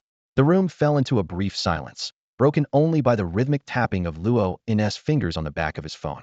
Finally, Luo slowly opened his eyes, a cold glint flashing within them. Once the investigation team arrives in Xiang Prefecture, I want full surveillance on their every move. You're not thinking about assassinating the investigation team, are you? Li Gui asked in shock. Having worked with Luo for a long time, he knew such a move was entirely within his capabilities. Am not. Just do as I say, Luo replied lazily, unwilling to elaborate further. Now go and get to work. Dechong stood up and carefully adjusted the blanket on Luo's bed before nodding silently in agreement. Though he didn't speak, his heart burned with rage. The Yin family had been behind the assassination attempt on Luo in the past, and now they had caused him such severe injuries. Dechong could hardly wait to settle the score. The Yin family's influence was deeply entrenched within Xiangfu City. On the surface, they operated as a glamorous company, but behind the scenes, they controlled a vast network of underground businesses. The most iconic of these was the Bar Street in Kefu District, which was also the first target in Li Gui's plan. I could clean out the Yin family's turf on my own, Li Gui said, glancing at Dachong with a sharp glint in his eye. But bringing your people from Luan along is my way of giving you a share of the spoils. Luan smirked faintly. We're not interested in any territory we take over, he replied, fully aware of his limitations. We're working with what we've got. This time, we're just here to assist. No merit, no reward. He knew all too well that Dachong was already struggling to manage the Emperor's Street, and giving him more territory would only be a burden. Knowing when to advance and retreat, Li Gui said with a thumbs up, before changing the subject. However, after we deal with the Yin family, they'll need your help cleaning up the situation on Emperor's Street in Yuhua District. Although Dachong had taken over the Emperor's Street, the area was still crowded with hundreds of gambling dens, KTVs, bars, and other entertainment venues, as well as dozens of local gang leaders who had yet to be subdued. Let's go. Don't keep the police waiting too long, Li Gui said as he stood up and walked out of the room. Dachong, shall we? And the others hoisted their black duffel bags, nodded at Luan, and followed him out in single file. Kafu District, one of the 4 core districts of Xiangfu, had long been infiltrated by the Yin family to the point of being impenetrable. They controlled both the underworld and the legitimate fronts. The nominal leader was Tan Xin, but the real power lay with Yin Shou. Yongshou Street, named after Yin Shou, was the largest entertainment hub in Kafu District, rivaling the scale of Emperor Street. Unlike Boss Wu, who only controlled the largest KTV, the Yin family's reach extended into every corner of Yongshou Street. At this moment, Yongshou Street was swarmed with armed police officers, over 100 of them, densely packed. A police officer holding a megaphone shouted at the Yin family's lackeys standing in opposition, "Disperse immediately. Starting today, Kafu District will be under a week-long anti-vice and anti-gang operation. Anyone who doesn't leave will be arrested." TCH, the police? What a joke. I've been looking for a place to eat anyway. Go on, arrest me. A young man with a cigarette dangling from his lips arrogantly stretched out his hands. Yeah, go Sanzi, you're the man. Sainer looking good. The surrounding lackeys immediately cheered him on. The young man, known as Sainer, scanned his fellow lackeys with satisfaction, secretly pleased to have his moment in the spotlight. These low-level thugs had never taken the police seriously, confident that the authorities wouldn't dare arrest them all. Well, you've got some nerve. Suddenly, the crowd parted, and Guan Ting emerged with his hands in his pockets, leading the Special Affairs Task Force. Grabbing Sainer by the collar, he shoved him toward the officers behind him. You're so eager to go to the station? I'll grant your wish. Take him to the Yuhua District Police Station. Damn you. Think you can get away with this just because of the law? Guan Ting sneered, pointing at Sainer. If you can make it through the night without trying to kill yourself, they'll make you the station chief. Sainer's heart sank. As a seasoned street thug, he immediately realized that Guan Ting was making an example out of him. If it had been the local Kafu District Police, he might have had some leverage, but being sent to Yuhua District meant he'd be at their mercy. The officer behind Sainer patted his shoulder, a cold smirk on his face. Kid, I hope your bones are as tough as your temper. I love breaking bones the most. Sainer shuddered inside, his eyes darting around before a sudden idea struck him. They're not Kafu District Police. They have no authority to arrest me. Help me. His voice trembled slightly, but he deliberately raised his volume. His shout was like a spark igniting a powder keg, and the thugs of Yongshou Street instantly grew restless. The crowd surged, and a barrage of random objects, beer bottles, stones, trash can lids began flying toward the police. Amid the chaos, the officer swiftly unlocked Sainer's handcuffs. Then, without warning, he slammed his own head hard against the car door, blood immediately streaming down his forehead. Assaulting an officer! Assaulting an officer! He bellowed, pointing at Sainer with his bloodied face. Guan Ting's face twisted with fury, his eyes dark and menacing. You little punk. Attacking the police. Beat him. At his command, the officers armed with batons surrounded Sainer in an instant. The air was filled with the blur of swinging batons and Sainer's anguished screams. These officers, all loyal to Guan Ting, were far more ruthless than the street thugs. Within minutes, Sainer was barely clinging to life. Guan Ting grabbed the barely conscious Sainer by the collar and threw him in front of the crowd. Set up your cameras. I dare anyone here to play hero. If you try, they'll make it my sole mission to ruin you. His words were like a bucket of cold water poured over the crowd. The scene fell eerily silent. Most of the people present were low-level lackeys, eking out a living under the Yin family's control, paying their dues to run small businesses. No one wanted to be the scapegoat for the Yin family, and even less did they want to draw Guan Ting's wrath. Everyone had skeletons in their closets. The ringleaders went mute, and many of the more timid ones quietly retreated into the depths of the crowd. Seeing this, Guan Ting grew even more smug. He pointed at the group of thugs and cursed loudly. Where's your loyalty? Where's your backbone? Take a good look, though. You see a single Yin family loyalist here? If anyone's stupid enough to take the fall for them, step forward. At that moment, it was true there wasn't a single Yin family member in sight. Tan Xin's closest associates were all holed up in the center of the street, watching the confrontation unfold from the safety of a private KTV lounge. Guan Ting, well-versed in the rules of the streets, knew exactly how to handle this crowd.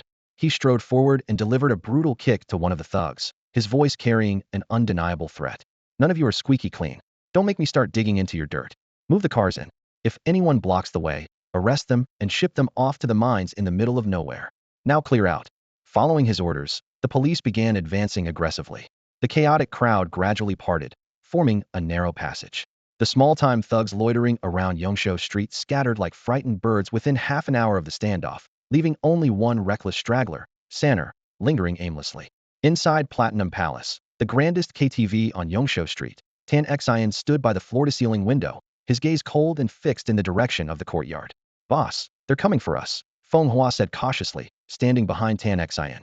Tan Xian let out a soft sigh, took out his phone, and dialed Inshou's number. On the other end, Inshou gave a curt instruction. Get out of town and lay low. Once the old man is out, everything will be fine. As the Yin family's top enforcer, Tan Xian had long since lost count of the lives he had taken.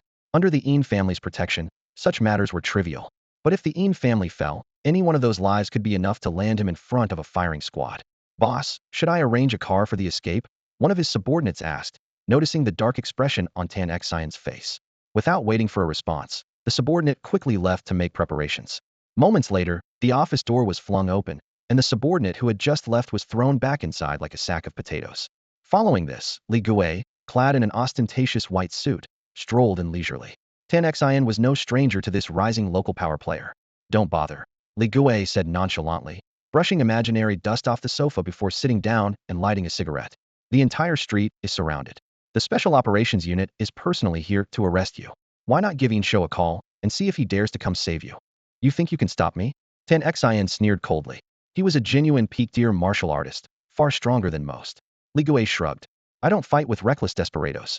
We're not the same. He motioned towards the door, and 7 or 8 highly skilled fighters filed in, blocking all exits. Want to talk? If not, I'll leave. I'm just curious, Li Gui said confidently, his gaze fixed on Tan Xian. With the Yin family facing such a huge crisis, you're not even trying to hide. What? You think the Yin family is invincible? It dawned on Tan Xian that he had been far too complacent. After following the Yin family for over a decade, he had never seen anyone dare to challenge them. This time, the sudden attack had caught them completely off guard. The old man was arrested at noon, and by evening, the ground-level forces were already being purged too fast for anyone to react. The Yin family has sat in Xiangfu for too long. Maybe it's time for them to move, Li Gui said, crossing his legs. Think about becoming a state witness, perhaps? Are you out of your mind? Tan Xian snapped angrily. He was already tied to the Yin family. Confessing would be a death sentence. Besides, what if the Yin family survived this? Then let me rephrase, Li Gui interrupted, raising a hand. Why not go in first? And if the Yin family is truly on the brink of collapse, then consider talking. I know what you're worried about. Your wife and nephew are already under my protection. Before he could finish speaking, Tan Xian's face flushed with rage, and he charged forward, landing a punch squarely on Li Gui's face. Though he hadn't used his full strength, the blow was enough to make Li Gui spit out a mouthful of blood. I'll let that one slide, Li Gui said, wiping the blood from the corner of his mouth, his eyes suddenly sharp. But try that again, and I'll make sure your whole family reunites in the afterlife. The Yin family is in such deep trouble, and they haven't even thought about protecting your family. Why are you still pretending to be loyal? Are you really willing to sacrifice your wife and child for the Yin family? Go inside and think it over. As Li Gui turned to leave, Tan Xian called out after him. You're so sure the Yin family will fall? CNM. Li Gui suddenly turned his head and shouted at Tan Xian, his voice echoing throughout the Platinum Palace. His gaze was sharp as a blade as he fired off 4 consecutive questions. Do you know why I dared to come here today to persuade you to surrender? Do you know how long I've been watching you? Do you know how many years my boss has been preparing for this? Do you know how your elder brother died? These 4 pointed questions struck directly at Tan Xian's core, leaving him momentarily stunned. It was clear that Gu Renwang had meticulously planned this confrontation, and the final question hit Tan Xin's most vulnerable spot, his elder brother, who had mysteriously died 5 years ago. Despite investigating the case for years, Tan Xian had found no leads, yet here was Li Gui, seemingly aware of the truth. The Yin family's main force isn't me. Coming after me is pointless, Tan Xian shouted at Li Gui's retreating figure. Though he held a position of authority on the surface, his actual power was only marginally stronger than Wu Laodas. The real control of the Lei faction lay with Inshou. After stepping out of the Platinum Palace, Li Gui let out a quiet sigh of relief and pulled out his phone to report. Boss, I've made contact. Find a way to make him talk. I want him to take down Inshou. Gu Renwang's voice came from the other end of the line. Li Gui hesitated for a moment. He's still relatively loyal to the Yin family. It might be difficult to get him to talk in the short term. 3 days. No matter what it takes, make him talk, Gu Renwang commanded firmly before ending the call. Li Gui sighed, rubbing his temples as he glanced at his brother-in-law, Guanting. Brother-in-law, did Tan Xian run off? Guanting asked. Where could he run to? You figure out a way to make him talk, Li Gui replied decisively, passing the responsibility to Guanting. Hurry up and get moving. Dechong is about to make his move. At the end of Yongshou Street, in a narrow alley, a large group of men dressed in black stood in orderly formation, resembling a long, dark serpent. A light drizzle fell, adding to the cold, oppressive atmosphere of the night in Xi'an Prefecture. The men raised black umbrellas, and the scene was heavy with tension and silence. Man, look at their setup. That's some serious display of power, Xiao Hui whispered to Dakuan, pointing at Li Gui's crew. We're not that bad either, Dakuan retorted, glancing at his own ragtag group of brothers. Many were dressed sloppily, with some in short sleeves paired with padded pants, lounging carelessly on the ground. Frustrated, he kicked a few of them. Get up, all of you. Look at them, damn it. You're embarrassing the boss. At the front of the group stood Dechong, carefully reviewing the documents in his hand. The papers detailed the allegiances of various leaders on Yongshou Street who were loyal to the Yin family and needed to be eliminated, and who could potentially be swayed to their side. Li Quan, Li Gui's cousin and one of his top subordinates, stepped forward and spoke softly. Brother Chong. Despite being part of Li Gui's inner circle, Li Quan had not awakened and thus remained a minor leader. Since the last major conflict, Dechong had become noticeably more composed. He had come to realize that while he was a direct subordinate of Luoan, his strength was insufficient. Many tasks that should have been handled by him had required Luoan's personal intervention. Now, Dechong focused entirely on carrying out the boss's orders meticulously, fearing he might otherwise be discarded. The J Division has withdrawn, Li Quan whispered. Dechong nodded in acknowledgement and waved toward the distance. A van pulled up, and two men retrieved weapons from the vehicle. Everyone, line up and take one. Dakuan stepped forward and grabbed a shotgun. Although he and Xiao Hui had taken the awakening pills, neither had fully awakened yet, leaving them reliant on firearms for now. Do the job right, and the boss will reward you. Screw it up, and don't expect any mercy from me. Got it. Dechong turned to address the group. Understood? Xiao Hui will lead one team, Dakuan another, and Xiao Quan, you'll take Li Gui's men. By dawn, this street needs to belong to Gu. Got it. Got it. They shouted in unison before following Dechong as they marched toward Yongshou Street. At the end of Yongshou Street, outside the entrance of the Prince Bar, after JC left, a few idle henchmen dragged chairs to the doorway, opened some beers, and chatted casually. Under the dim streetlights, a long, narrow shadow gradually came into focus. The henchmen looked up to see a tall, thin, and sleazy-looking young man swaggering toward them, leading a group of people. Who goes there? The lead henchman instinctively reached for his gun, but before he could aim, a loud bang shattered the quiet of the night. Xiao Hui, holding a shotgun still trailing smoke from its barrel, strode forward confidently and stopped in front of the henchman. What's the deal? Want to try your luck? The henchman swallowed hard. Only now did they notice the 30 or so men standing behind Xiao Hui, each armed with a firearm and exuding a menacing aura. Thanks to newfound financial backing, Dechong's crew had upgraded from wielding knives and clubs to a full arsenal of weapons. No, sir. I made a mistake, the henchman stammered, his face twitching in fear, before dropping to his knees. Xiao Hui snorted disdainfully and led his group straight into the bar manager's office. Before the bar owner could react, Xiao Hui had already planted himself in front of the desk, his feet propped up on it, shotgun aimed squarely at the owner's chest. Who let you in here? Do you even know whose turf this is? The owner, though an awakened one himself, felt his bravado deflate as he glanced at the three burly, intimidating men waiting just outside the door. Why don't you tell me whose turf this is? Xiao Hui said mockingly. The owner took a deep breath. This is the Yin family's turf. Listen, brother, take my advice back out now while you still can. The Yin family? They're nothing, Xiao Hui sneered, pressing the shotgun harder against the owner's chest. You've got 3 minutes. Call the Yin family and see if they dare show up to fight me. Tonight, I'm here to step all over the Yin family. The owner's mind raced. Recalling how JC had earlier taken one of Tanzin's awakened subordinates, he quickly realized this was all aimed at the Yin family. Brother, you're not here for me, are you? I'm just a small fry. No need to go this far. My boss wants to see you. Head over to the Platinum Palace. Not just you, the bosses of every joint on this street are coming. All right. Heh, you guys are playing at a level way above me. I want no part of this, the owner said, visibly relieved upon realizing he wasn't being singled out. At the Platinum Palace, the few henchmen left to guard the place after the Special Affairs Task Force took away the awakened ones were no match for Dechong's crew.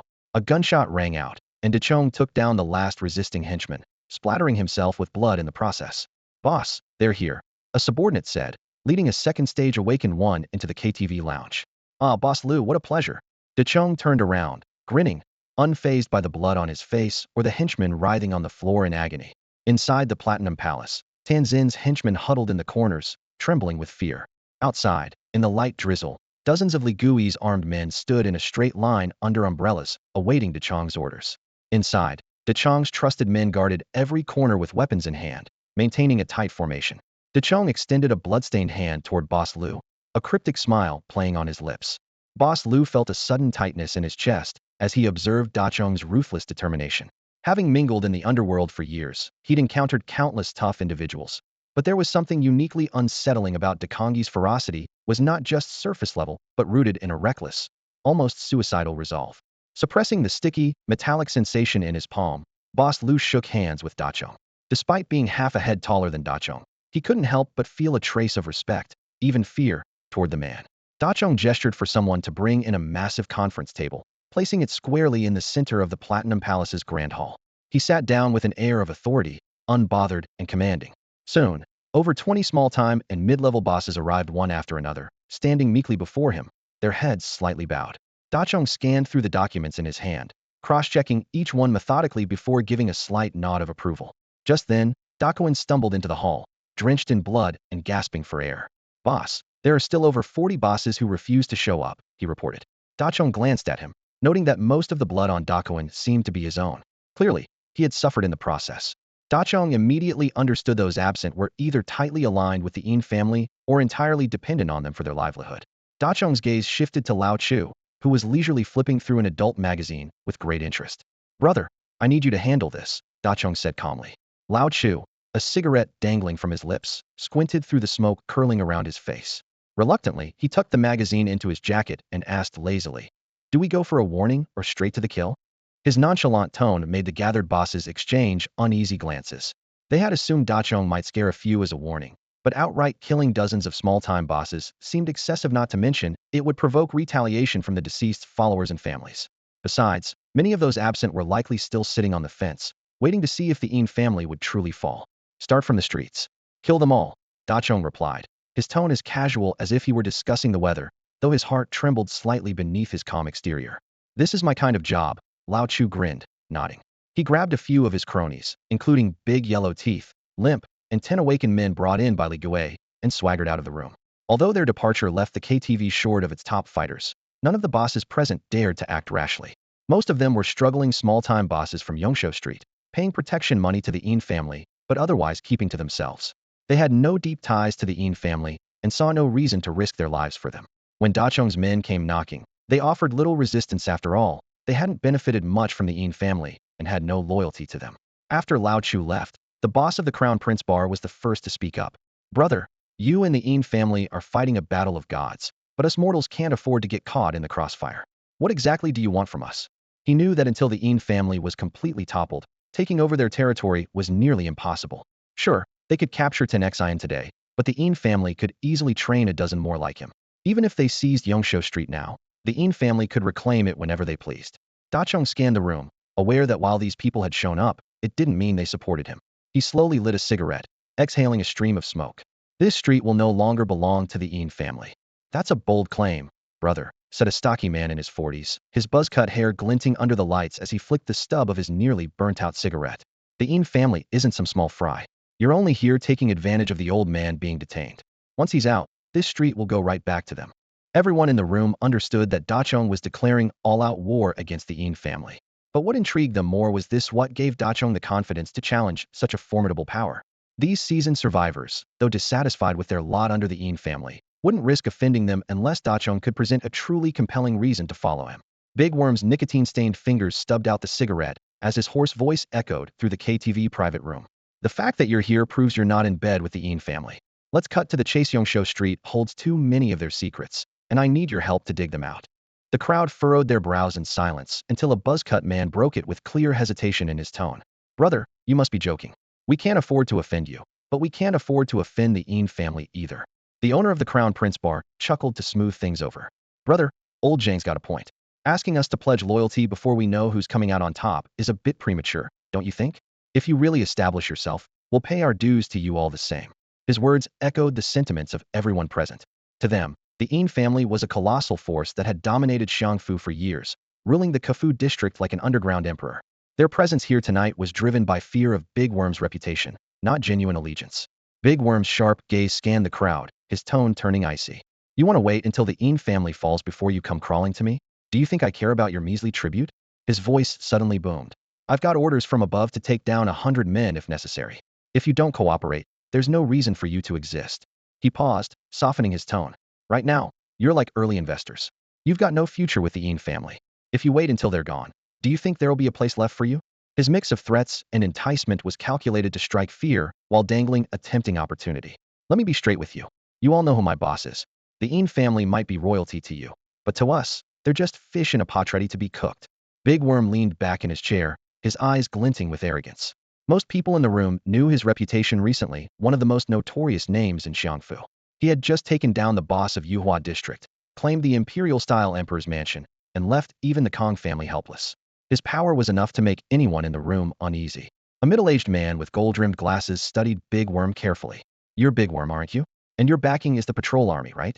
From the moment he entered, the man had been observing Big Worm's calm demeanor, a confidence that clearly came from solid support. My boss' surname is Luo, but for this job, I'm borrowing his forces. Big Worm lazily tapped the table with his fingers. Your future boss' surname is Gu. Now, tell Mato you want to remain small-time operators on the Een family's turf, or rise to the top in Xiangfu. The room fell silent. Big Worm didn't rush them, casually instructing his men to prepare some food for him. After some hushed discussions, the man with gold-rimmed glasses finally voiced the group's collective concerns. If we cross the Een family, none of us will survive. Forget about rising to the top, we won't even be able to stay in Xiangfu. The buzzcut man chimed in. Exactly. You've got connections, Brother Worm. Worst case, you can retreat to Yuhua district. But our businesses are here, where could we possibly go? Their worries were valid. As long as the Een family remained standing, the outcome was uncertain. If the plan failed, Big Worm could retreat unscathed, but for those with families and livelihoods rooted here, the risks were far greater. If we lose in the end, you all come back with me to Yuhua district. I'll give you half a street to manage, Dachong said, sitting in the KTV private room, addressing a group of underground venue bosses. Although he currently only controlled one establishment, the Emperor's home, his words carried undeniable confidence. My boss has the patrol army and the Gu family backing him. What does the Een family count for? Dachong stood up, planting both hands firmly on the table as his sharp gaze swept across the room. Gentlemen, you have two choices. Join us now and take a gamble, or wait until the Een family falls and see if there's still a seat for you here. The choice is yours. A subordinate brought over a bowl of noodles, and Dachong took it, focusing on eating as though the chaos around him was of no concern. Meanwhile, the other bosses huddled together, whispering, their expressions varying from doubt to contemplation. Suddenly, a series of gunshots and explosions erupted outside, accompanied by the sounds of fierce fighting. Inside the private room, silence reigned, starkly contrasting with the chaos beyond. The shouts and clashes outside rattled everyone's nerves, yet Dachong remained calm, head down, eating his noodles as if nothing were happening. Among the group, the man with gold-rimmed glasses was a figure of some influence. After finishing his third cigarette, he finally made up his mind to speak. Our resources are limited. Taking down the Een family with just us is a pipe dream. I want to know what your plan is. With this statement, he had effectively positioned himself against the Een family. Dachong nodded approvingly. Good question, Boss Zhou. The Een family's reputation is already in shambles. We've chosen Yongsho Street as our point of attack because it's where their dirtiest dealings take place. You've all been around long enough to know the kind of filth they hide there. Do I really need to spell it out? You plan to smear the Een family? The owner of the Taizi bar frowned. The Een family is already accused of colluding with enemies. What's the point of piling on more dirt? Dachong set down his chopsticks. Collusion is one thing, but being traitorous scum who exploit and harm the common people is far worse. Sure, the accusation of collusion damages their reputation among officials, but it's distant from the everyday lives of ordinary folks. Expose how they harm the people, and that's a whole different story. The other bosses suddenly understood. Dachong intended to leverage public outrage to completely crush the Een family. While the charge of collusion might weaken them politically, stirring up the masses would ensure their total downfall. If the Een family doesn't fall, what guarantees can you give us? Boss Zhou asked, his polished demeanor masking a sharp mind. If the Een family doesn't fall, I'll be the first to go down. It won't affect you, Dachong reiterated. I'll still give you half a street in Yuhua district. But honestly, I don't think the Een family can survive this time. Boss Zhou locked eyes with Dachong for a long moment. Seeing the unwavering determination in his gaze, he finally nodded. All right, I'm in. If we want to turn things around, we have to take risks. This time, I think it's worth the gamble. Seeing Boss Zhou agree, the other bosses quickly followed suit. If Boss Zhou thinks it's doable, we're in too. We'll be counting on you, Brother Chong. The events unfolded rapidly, like a chain of falling dominoes. A group of small-time bosses began reporting clues about the illegal dealings of the Een family. While everyone was well aware of the shady activities the Een family engaged in behind closed doors, concrete evidence was still required to secure a conviction. This echoed the ancient strategic reasoning of King Wu and King when they sought to dismantle Ensho's power. De Chong meticulously documented the testimonies and the locations of the Yin family's underground trade operations with his claw-like handwriting. He then carefully tucked the files into his bag. "All right then, gentlemen, follow me," he said with a satisfied smile, leading the group out. Just then, chaotic footsteps and pleading voices echoed from outside. "Brother Chong, I'm sorry I'm late. Brother Chong, please save me. I didn't get the notice earlier, but I'm here now to switch sides." One by one, opportunists came rushing in to pledge their allegiance. Their sudden change of heart wasn't due to a moral awakening, but rather because Lao Chu had already begun a bloody purge on the streets. The thick scent of blood wafted down the street, sending chills down everyone's spines. Lao Chu started his slaughter at one end of the street and worked his way down. Those who had been waiting for the Yin family to step in or simply watching from the sidelines were now struck with panic. They had assumed that even if De Chong took over the street, he would still need them to manage things and wouldn't go to such extremes. They hadn't expected De Chong to forego negotiations entirely and resort to ruthless violence. In truth, De Chong had no other choice. To uncover the Yin family's illegal operations, he needed the cooperation of this group. But with time running out, he was forced to take such extreme measures. As the bosses followed De Chong out of the KTV, they were met with the gruesome sight of corpses strewn across the street. Their faces turned pale instantly. "Brutal, he's actually killing them. Is that old Wu over there?" One of the newly defected bosses whispered to Boss Zhou, a man with gold-rimmed glasses. "Heh, the tides are turning," Boss Zhou replied with a bitter smile, shaking his head. "If we hadn't reached an agreement with him, would that have been our fate?" The owner of the Crown Prince Bar muttered anxiously, unable to finish his sentence. At this point, no one dared to question De Chong's authority. It was clear what their fate would have been had they not cooperated. Although the group of bosses were all awakened individuals, and many of the most powerful ones led by Tanzin had already been arrested by the authorities, there were still plenty who had slipped through the cracks. In theory, De Chong's team of awakened individuals shouldn't have been able to suppress all of them. But this was a psychological battle. They feared not De Chong himself, but the power behind him. None of them could be sure there weren't more awakened reinforcements lying in wait outside. After all, the patrol army had no shortage of awakened members. Their fears were soon validated. Following Lao Chu's rampage, Li Gui dispatched dozens more awakened individuals to reinforce the effort. De Chong quickly led the group of bosses away from Yongshou Street and returned to the emperor's residence. Zhou Zheng, Gu Renwang, Li Gui, and Ayao had been waiting in the office for some time. De Chong, seizing the opportunity, deliberately brought the newly defected bosses to meet these influential figures. This move not only showcased the strength of the power backing him, which rivaled that of the Yin family, but also subtly emphasized his own standing among these leaders. In stark contrast to the desolation of Yongshou Street, the area surrounding the emperor's residence was bustling with activity. The streets were filled with people, and the flow of traffic was constant. Inside the emperor's residence, De Chong settled the newly aligned bosses and hurried to the 5th floor to report his progress. The large man handed a thick document folder to Zhou Zheng. Inside were the latest investigation materials on the Yin family. The information showed that the Yin family was involved not only in illegal gambling and prostitution, but also in organizing a case of young girls being trafficked outside the city. Although the location where the girls were being hidden was still unclear, the identity of the handler, Hua Xiaoxian, had been confirmed, and the investigation was ongoing. As for the mysterious substance known as happiness powder, only the core members of the Yin family knew the location of the warehouse. "Good work," Gu Renwang nodded approvingly as he glanced at the large man. Rubbing his temples, Zhou Zheng closed the folder. "These pieces of evidence aren't enough. Everyone in the underworld dabbles in this kind of thing. The key is to uncover the location of the happiness powder warehouse and identify the person in charge. Before the investigation team arrives, we must solidify Yin Shou's crimes. Anyone from the J department willing to talk?"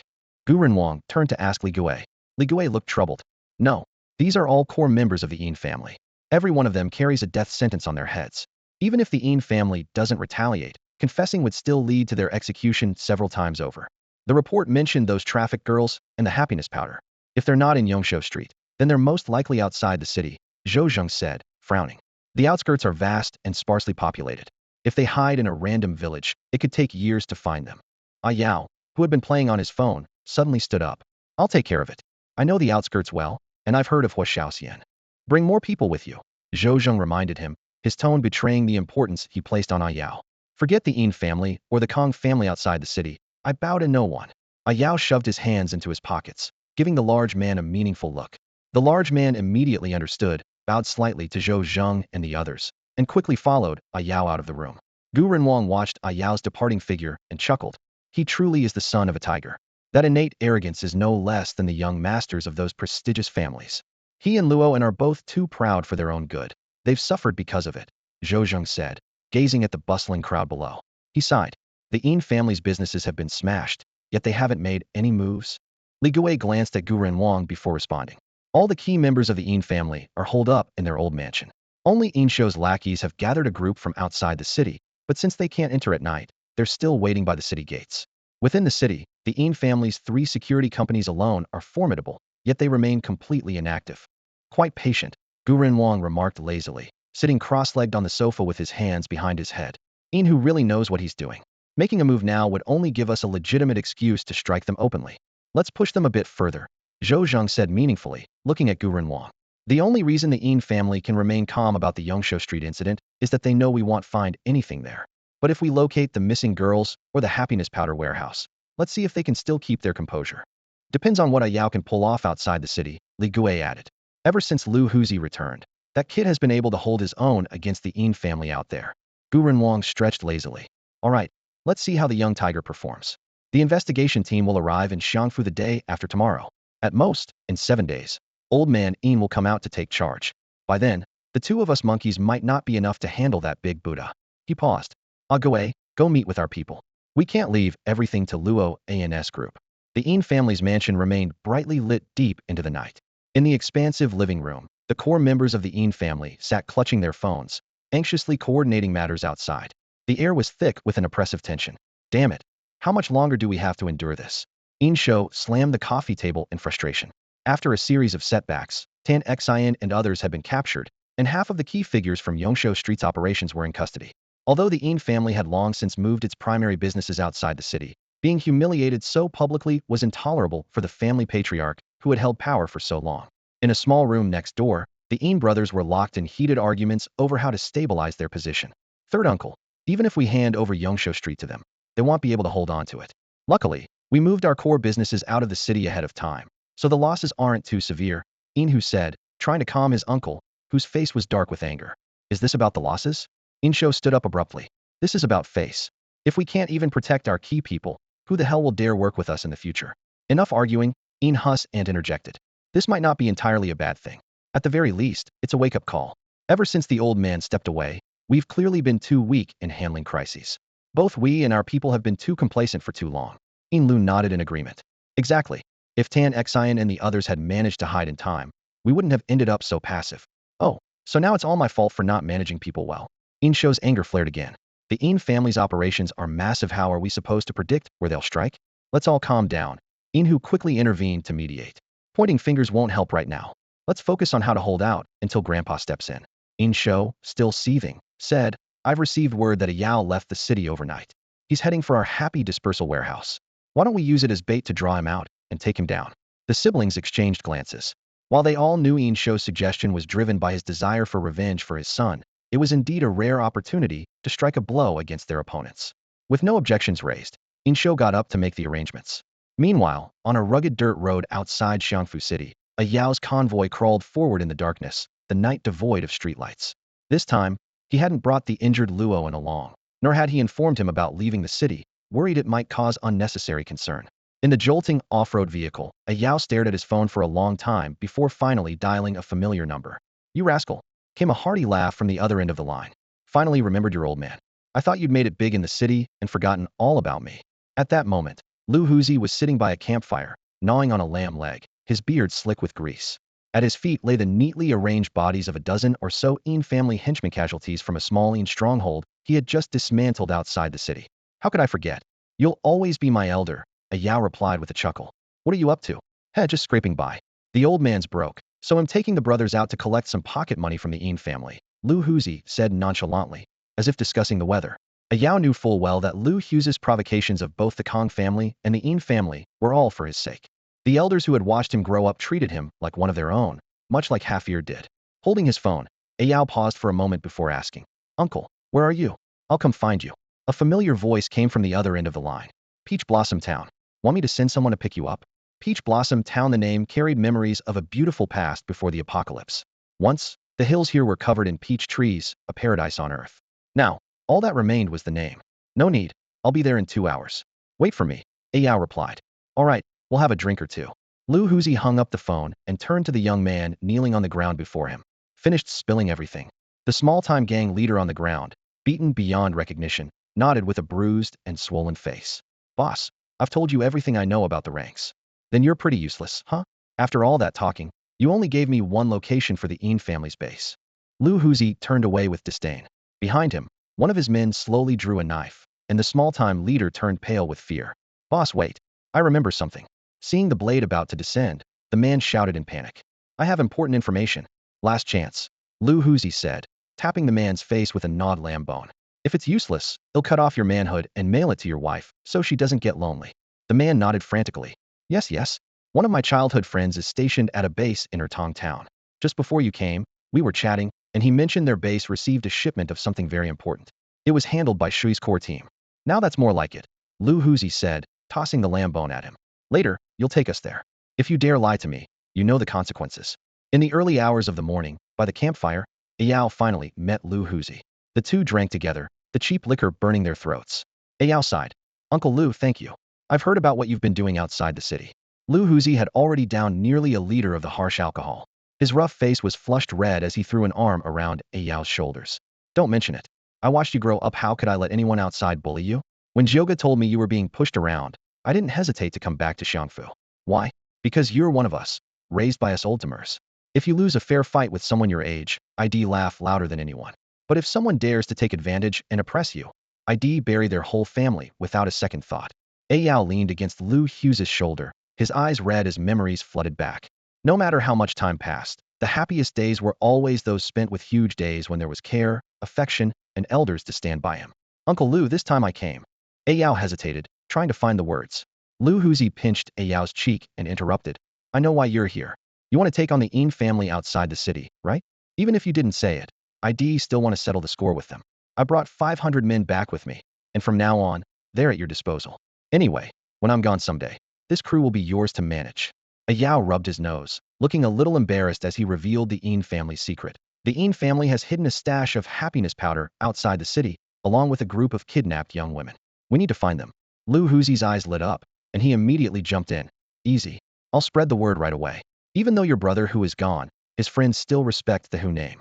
Give me 3 days, and I'll help you track them down. As he spoke, he beckoned to a trembling Een family underling squatting nearby.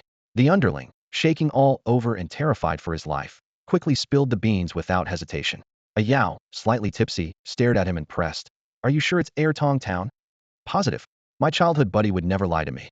That place has always been one of the Een family's secret bases. The underling swore, pounding his chest. Having been through so much, Ayao was no longer as reckless as before. Instead of rushing in, he cautiously said, call your buddy and confirm it. The underling quickly pulled out his phone, dialing several times with no answer. Just as Lu Huzi was about to lose his temper, a young man's deliberately hushed voice finally came through on the other end. Damn it. Su Chong, are you trying to get yourself killed? The voice hissed urgently. I told you not to contact me these days. All the bosses are here, and we're not allowed to communicate with anyone outside. They're about to confiscate our phones. Su Chong's eyes lit up, and he immediately glanced at Lu Huzi for guidance. Seeing Lu Huzi's nod, he began probing. Hey, brother, what's going on? Why all the commotion? I came into some money and was planning to take you into town to have some fun with Xiaohua. There was silence on the other end for a moment, but temptation got the better of the man. He finally shared, I'm not sure what kind of goods it is, but some powder spilled during transport. Uncle Yes in charge of the shipment. As he spoke, a rough voice suddenly barked in the background. Xiao Mao, who are you talking to? Just my childhood friend, Su Chong, the squad leader from Peach Blossom Town, the man stammered. Before he could say more, the call abruptly ended. Ayao and Lu Huzi exchanged a knowing glance, both convinced the information was legitimate. By now, Su Chong had been stripped down to his underwear, trembling as he stammered. Boss, my friend wouldn't lie to me. I can guide you there. Ayao ignored him and turned to Lu Huzi, analyzing the situation. Uncle, could this be a trap set by the Een family? Doesn't seem like it, Lu Huzi said thoughtfully. We took down Peach Blossom Town just a few hours ago, and no one escaped. The Een family wouldn't have had time to set this up. All right then, uncle. Let's move in and take them down, Ayao decided firmly. Although he only had a dozen men with him, with Big Bug as the sole awakened, Lu Huzi's main force was more than enough to handle the situation. Lu Huzi stood in the center of the room, his gaze falling on his 2 trusted subordinates. Xiaolun, Xiaohuan, come here, he called toward the door. These are 2 brothers I picked up in the no man's land, Xiaoluan and Xiaohuan. Both are 3rd tier awakened. This time, you 2 will accompany me. The main force stays put. We don't want to alarm the Een family. Chao Huan's eyes lingered on a Yao for a moment before a warm smile appeared on his face. This must be the young prince, right? Quite impressive. These subordinates had been recruited by Lu Huzi during his escape and had fought alongside him for years. They had long heard of a Yao's reputation.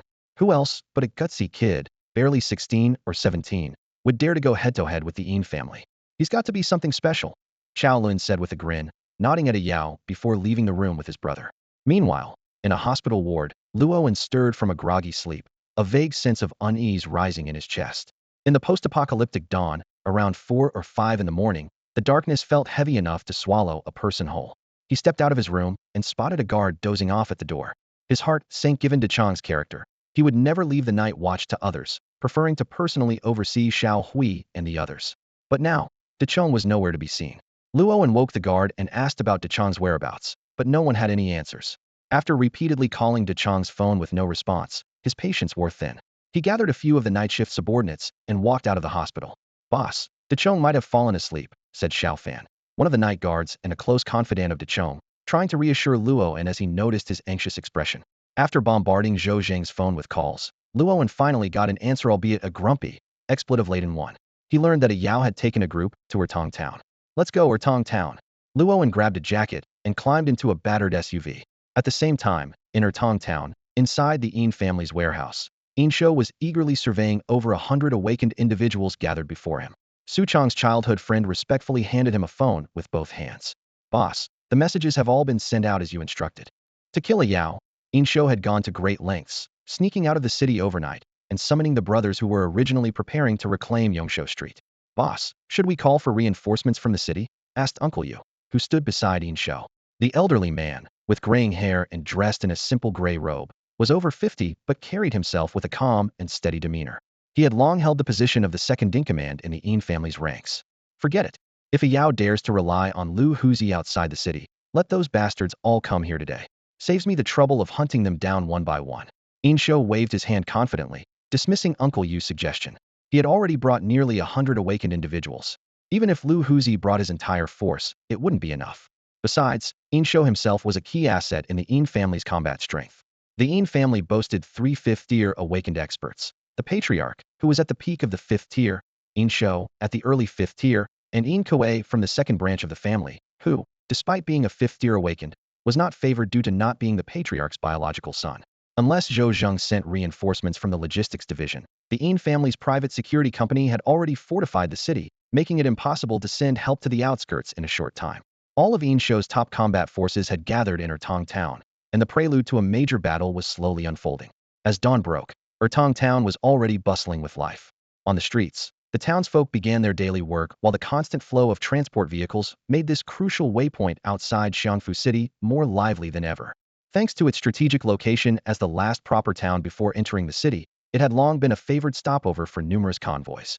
5 trucks covered with black tarpaulins slowly rolled in and stopped in front of a local inn. The driver rolled down the window, stuck his head out, and asked, "Is there a place to park?" The innkeeper, who was busy at the entrance, noticed the convoy and broke into a wrinkled smile. Yes, plenty of space. Just go around to the back. There's a dedicated parking lot." With that, he eagerly led the convoy. Once the trucks were parked, the innkeeper hurried forward to greet them. "Are you here for a meal or planning to stay the night?" A heavily intoxicated man with a bushy beard, known as Lu Huzi, stumbled out of the truck, his face still flushed from drinking. He casually tossed a few large denomination bills to the innkeeper and said, "For food." Looks like you've had quite a bit to drink," the innkeeper said, taking the money with an even broader smile. "Would you like to rest a bit? We also have some girls here, and I promise their quality is top-notch." Lu Huzi waved him off dismissively and entered the inn with 5 or 6 fierce-looking men trailing behind him. A scarred man named Su Chang, who looked pitiful and downcast, sat beside Lu Huzi and pointed across the street. "It's that freight station over there." The innkeeper, noticing the bulging waists of the group clearly carrying weapons wisely, placed some food on the table and discreetly stepped away. Across the street stood the Grand Yin family freight station, spanning thousands of square meters, with several of the Yin family's men stationed at the entrance as guards. Lu Huzi turned to one of his men, a burly fellow wearing white gloves and a white towel around his neck. "Guangzi, go check it out." Guangzi nodded and headed over. A small crowd of drivers waiting for work had already gathered at the freight station's entrance. Guangzi blended in, pretending to look for work, and enthusiastically offered cigarettes to the guards at the gate. "Get lost," one of the guards barked impatiently. The other drivers in line smirked, amused by the scene. Buddy, this is Een family territory. They only work with contracted fleets. You freelancers better look elsewhere, one driver kindly advised. Unfazed, Guangxi pulled out a red envelope and slipped it into the guard's pocket. I was sent by Brother Su Chong. I'm here to see his old friend, Brother Mao. The guard's demeanor softened immediately. Patting his weapon as a warning, he said, "Fine, follow me in." Mao just stepped out for some business, but he'll take you to see the supervisor. Just don't be nosy today. As they walked through the bustling freight station, Guangxi discreetly observed the personnel and layout. Despite the activity outside, only a few people were stationed inside. The guard led him to the warehouse area. The Een family sure knows how to do things in style. These warehouses are impressive, Guangxi said, feigning amazement. The guard puffed up with pride. And this is just the smallest one. See that one over there? The warehouse over there is bigger, but you might not dare to transport the goods inside, the lackey said with a meaningful tone.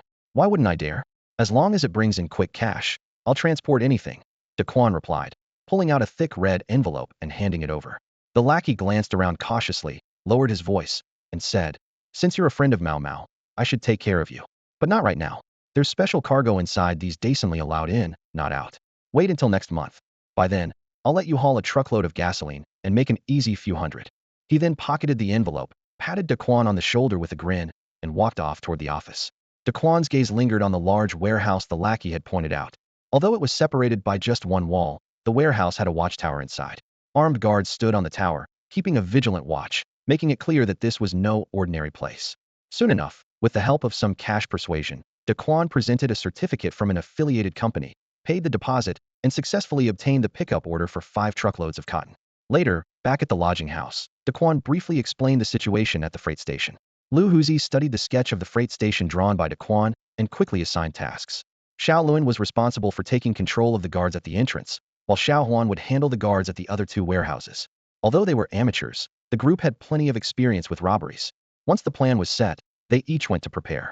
At noon, 5 large trucks slowly approached the back gate of the freight station. Over 20 armed guards inspected Daquan's paperwork before allowing the trucks to enter the yard. In front of the 3 rectangular warehouses, the trucks waiting to load were neatly lined up in the cargo yard. The lackey swaggered over with a cigarette dangling from his lips, tapping on Daquan's truck door. "Brother, I had to hand out 2 packs of cigarettes to let you cut the line." He rubbed his fingers together, hinting for a bribe. "All right, let me see," Daquan said, pretending to search under his seat. Suddenly, he pulled out a shotgun and pressed it against the lackey's forehead. The lackey froze instantly, staring blankly at the barrel aimed between his eyes. 5 truckloads of cotton, and you had the nerve to take an $800 envelope from me?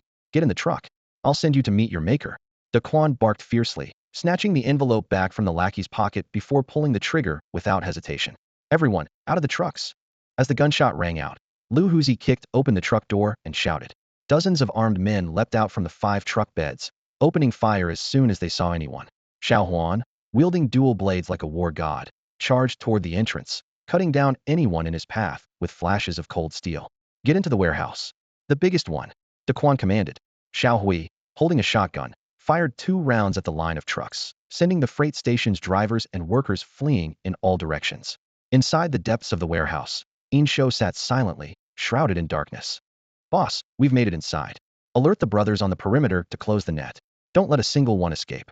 Xiao Wu and Xiao Lu stood in the courtyard, awaiting orders from Lu Huzi. As mid-level leaders of the team with second-tier awakening abilities, they were eager to take action. At Lu Huzi's command, Xiao Wu delivered a heavy punch to the thick warehouse door. Immediately after, Xiao Lu drew the massive broadsword strapped to his back, hacking at the door repeatedly. After more than a dozen strikes, he finally carved out a hole large enough for a person to pass through. "I'll go in first," Xiao Lu shouted, impatiently squeezing through the opening. Lu Huzi's men were already divided into 5 groups, stationed methodically around the area. 2 groups held off the Een family's henchmen at the entrance, while the rest stood guard at the warehouse door. "Little brother, have you found it?" Xiao Wu called out from the doorway into the pitch-black warehouse. But the silence inside was unnerving, and a sense of foreboding crept into Xiao Wu's heart. After several unanswered shouts, he gritted his teeth and crawled into the warehouse himself. "Boss, something feels off," Daquan muttered uneasily, standing beside Lu Huzi.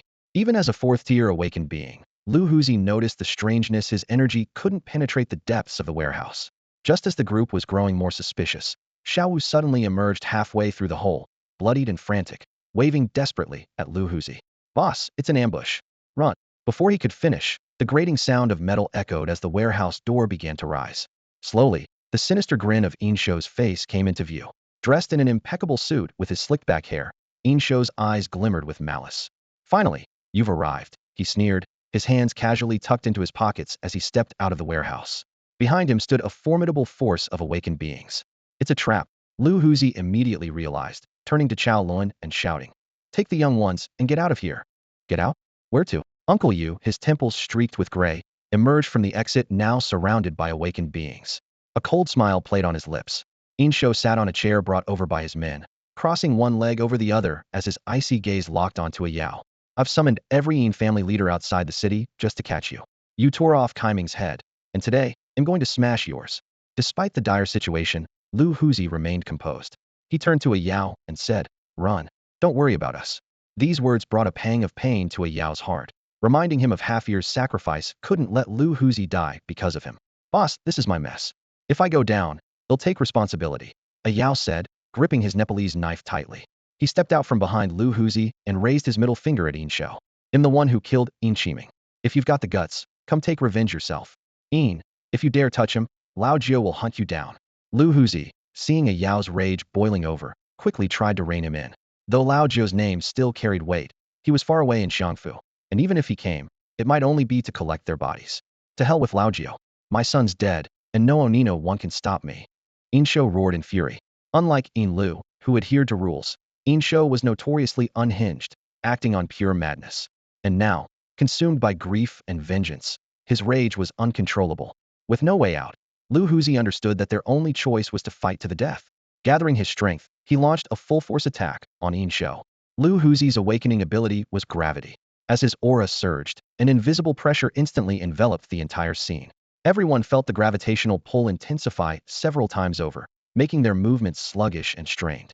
However, just as Lu Huzi charged toward his target like a tiger descending the mountain, a figure darted in front of him at lightning speed. It was Uncle Yu in his long robe, seemingly unaffected by the gravity.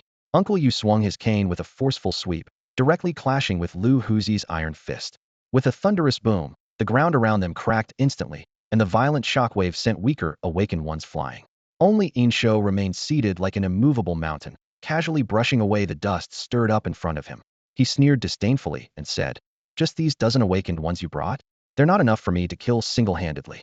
At that moment, Lei Hoe Yao leapt out from behind Lu Huzi, hurling a bolt of lightning imbued with fury directly at Insho. Yet Insho didn't even raise a hand. An invisible barrier deflected the lightning effortlessly, dispersing it in an instant. "Is that all you've got, kid?" Insho sneered, his eyes narrowing. He wasn't in a hurry to kill Yaohan facing his enemies. He preferred to savor their torment. "Kid, fall back and look for a chance to escape." Lu Huzi shouted anxiously when he saw Yao attempting to confront Insho Heaton. Uncle Yu seized this fleeting opening, his cane slicing through the air with precision, unleashing a strike called One Sword to rule the Central Plains. The sword-like energy transformed into a dragon, aiming directly for Lu Huzi's vital points. Lu Huzi's eyes narrowed as he deftly dodged, quickly positioning himself between Yao and Insho. Uncle Yu was relentless, his cane dancing like a dragon in flight, each move executed with unmatched skill. Lu Huzi had no choice but to focus entirely on defending himself. The two figures clashed and intertwined, their attacks as fierce as a storm.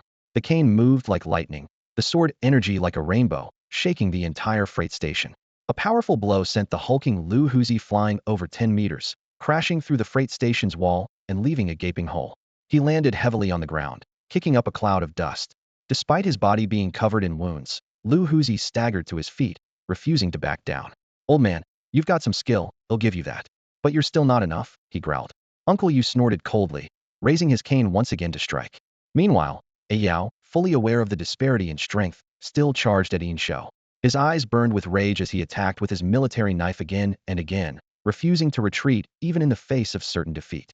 Insho dodged effortlessly, his gaze filled with mockery and contempt, deliberately refraining from counterattacking. Sweat dripped down Yao's face as his expression turned increasingly despondent, yet he gritted his teeth and pressed on. He had resolved to fight to the death, refusing to surrender. "Still not giving up?" Insho mocked. Yao raised his head, staring directly at him, his eyes blazing with unyielding determination. "Go ahead and kill me if you dare.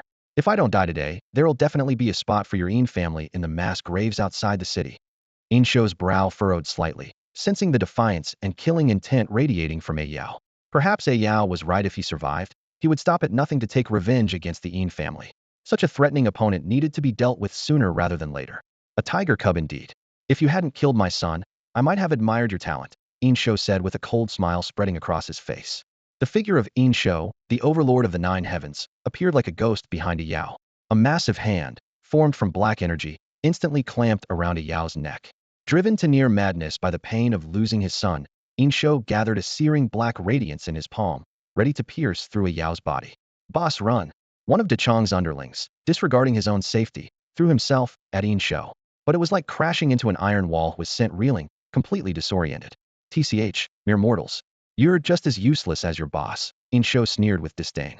From the very beginning of the fight, this group of underlings had been battered and bruised. Against an awakened being like Insho, they were less than cannon fodder.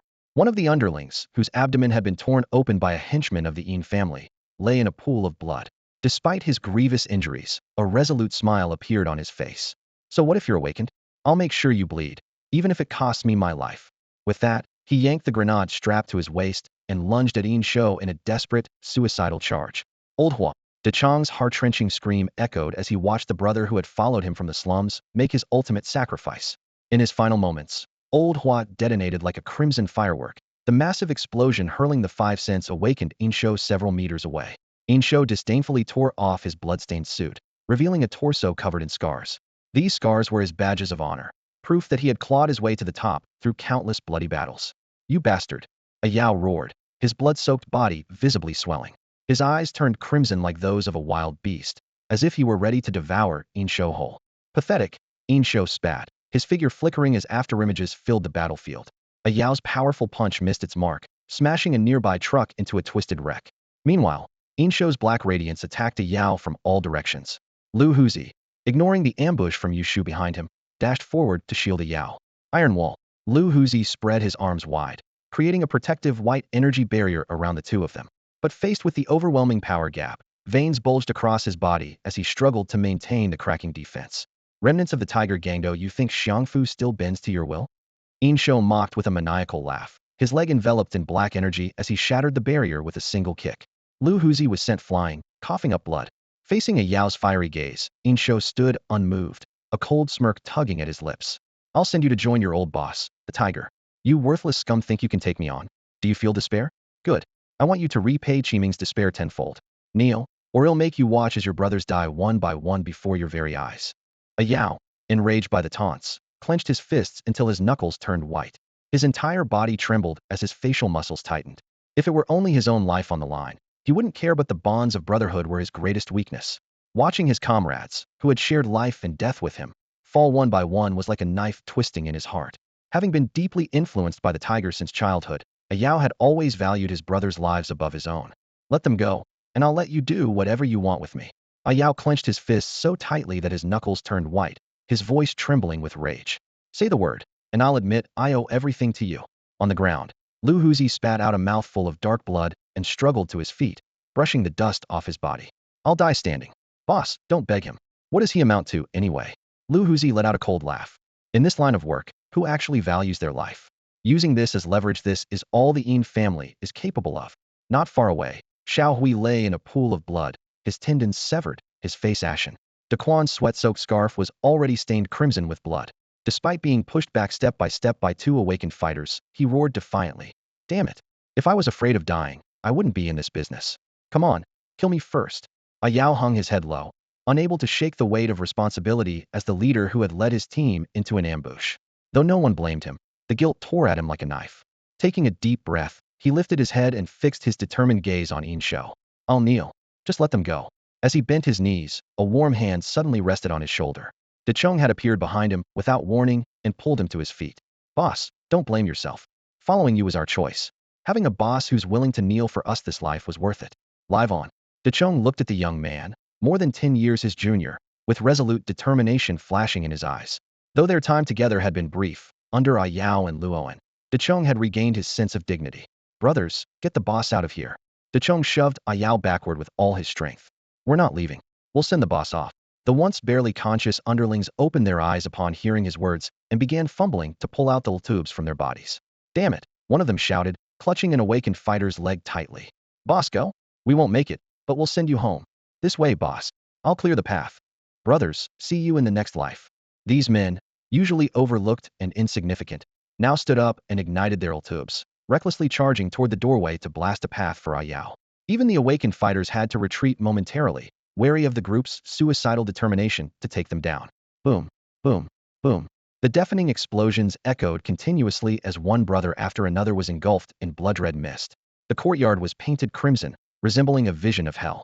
Ayao stood frozen, his body trembling, until Daquan hoisted him onto his shoulder and charged toward the exit. Stop them!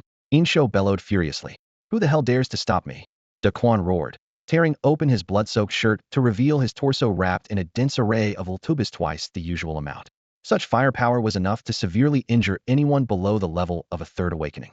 With a death wish in his eyes, Daquan charged like a raging tiger, enduring the attacks around him as he reached the wall. Boss, I'm sorry. I can't take you all the way out. He crouched down, cupping his hands to lift Ayao. Climb over me and jump out. Shaolin, take the kid and go. Lu Huzi blocked Insho's path and shouted, everyone retreat. Think you can escape? Uncle Yu appeared behind Daquan without a sound, driving his cane mercilessly through Daquan's chest. Blood gushed from Daquan's mouth, his heart nearly shattered by the blow. Struggling, he lifted his head to look at Ayao, whose face was streaked with tears.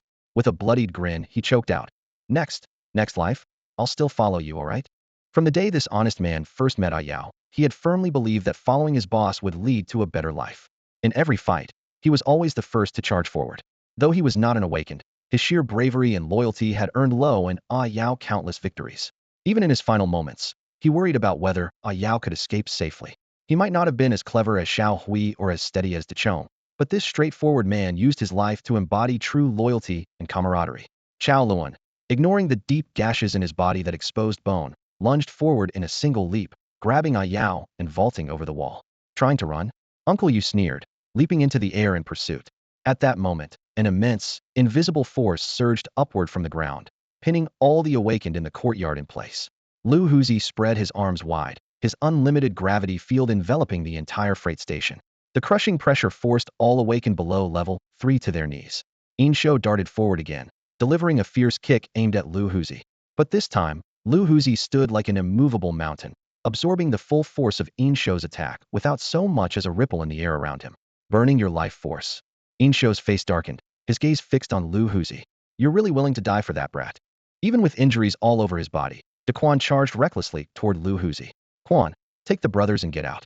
I'll hold them off, Lu Huzi said, fully aware that even if Insho didn't kill him, the cost of burning his life force meant he wouldn't survive much longer. Looking at his comrades, his voice was resolute as he gave his final instructions. From now on, support Ayao well. With every ounce of his strength, Lu Huzi unleashed his gravity field, immobilizing everyone below level 4. They could only struggle helplessly against the overwhelming force. Seizing this brief opportunity, Lu Huzi's brothers broke through and fled. Insho stood in the courtyard, watching as the gravity field unleashed by Lu Huzi distorted and twisted the surrounding vehicles. Even as a formidable fighter with heightened senses, Insho found himself struggling against the oppressive force, shifting his feet to maintain balance. The onlookers were stunned. Lu Huzi was burning his life away to unleash this deadly attack. Even someone like me would risk it all to avenge my son. What's giving up my life for my boy worth anyway? Lu Huzi, already at the end of his strength, blood streaming from his 7 orifices, let out a chilling laugh. His words made Insho pause for a moment. On the streets, Lu Huzi's ruthless reputation rivaled that of the Yin family. Yet, this notorious outlaw was willing to sacrifice everything for his younger kin. By the wall, Dakun's lifeless body remained frozen in a pose of defiance, arms outstretched, as if still holding something up. The ground was scarred with craters from the explosive blasts. Looking at those who had died for Ayao, Insho couldn't help but feel moved. For people like us who live by the blade, I've got to respect you all. I won't kill you. Withdraw your power. Save your breath. Lu Huzi was already at death's door, beyond caring about life or death. For the first time, Insho felt a glimmer of respect for an enemy, silently brushing past him. Damn it, too weak. Kid, don't blame me. This is all the time I could buy. Lu Huzi spat out a mouthful of blood, collapsing to the ground as he gasped for air.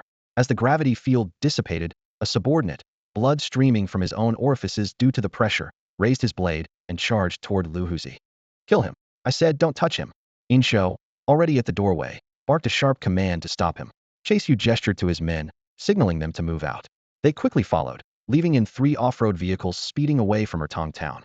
The atmosphere in the cars was suffocating. Everyone understood that with the speed of awakened beings, it was only a matter of time before they were caught. Let me out. They're after me.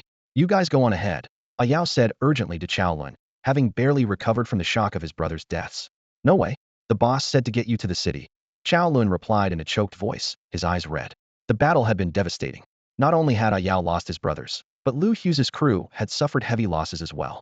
The Chow brothers bit back their tears and slammed the gas pedal to the floor. Boss, in this life, living by the blade means carrying both a knife and your head in your hands.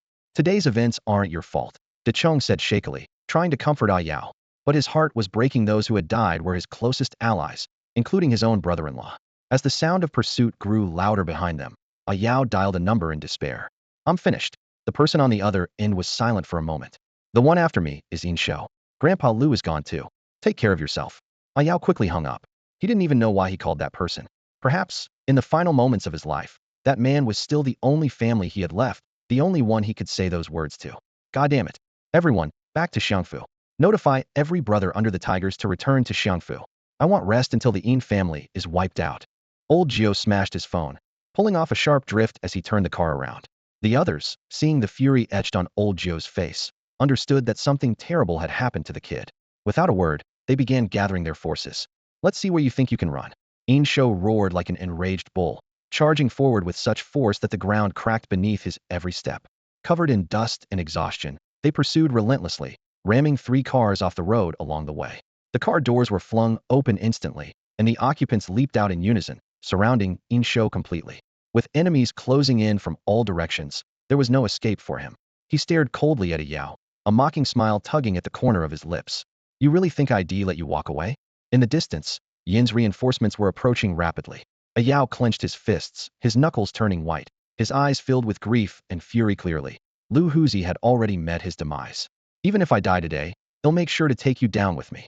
In Shou sneered and crooked his finger. Avenging Lu Huzi, are you? I'll give you the chance. In that split second, a streak of white light shot in from the distance. But this time, the spear missed its mark, swatted away by a single palm strike from In Shou.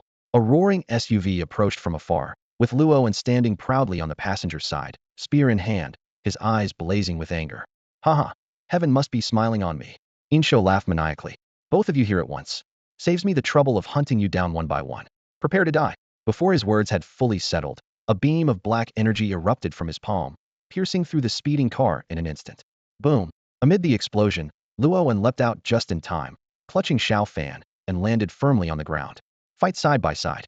Yao roared, his voice thunderous as his body transformed into a towering 3-meter giant.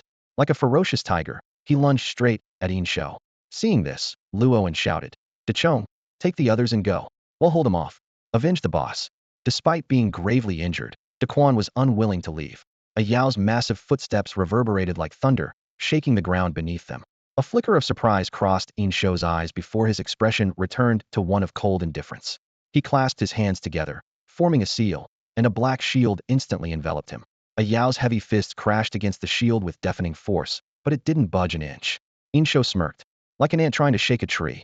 Even with Yao channeling his 9-dragon technique and blood boil art, pushing his strength to near peak second awakening, he was no match for In Shou, who stood at the 5th awakening. At that moment, De Quan, ignoring his injuries, charged forward with a fist glowing golden, like a meteor hurtling toward In Shou. Pathetic. In Shou countered with a punch of his own. De Quan's right arm shattered on impact, bone piercing through flesh in a gruesome display. King of Heaven, aid me. Luo howled to the skies. He had already sought help from Zhou. Now, he could only hope reinforcements would arrive in time. A majestic figure descended from above, merging with Luo An's body. The Heavenly King, sensing Luo An's condition, cautioned, Young one, your old wounds haven't healed. You must not overexert yourself. You have only one move, use it wisely, or it will cost you your life.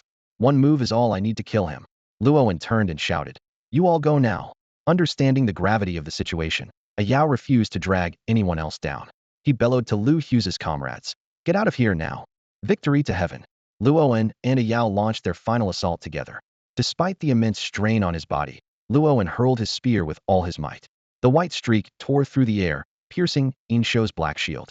Under the terrifying force, the shield cracked inch by inch.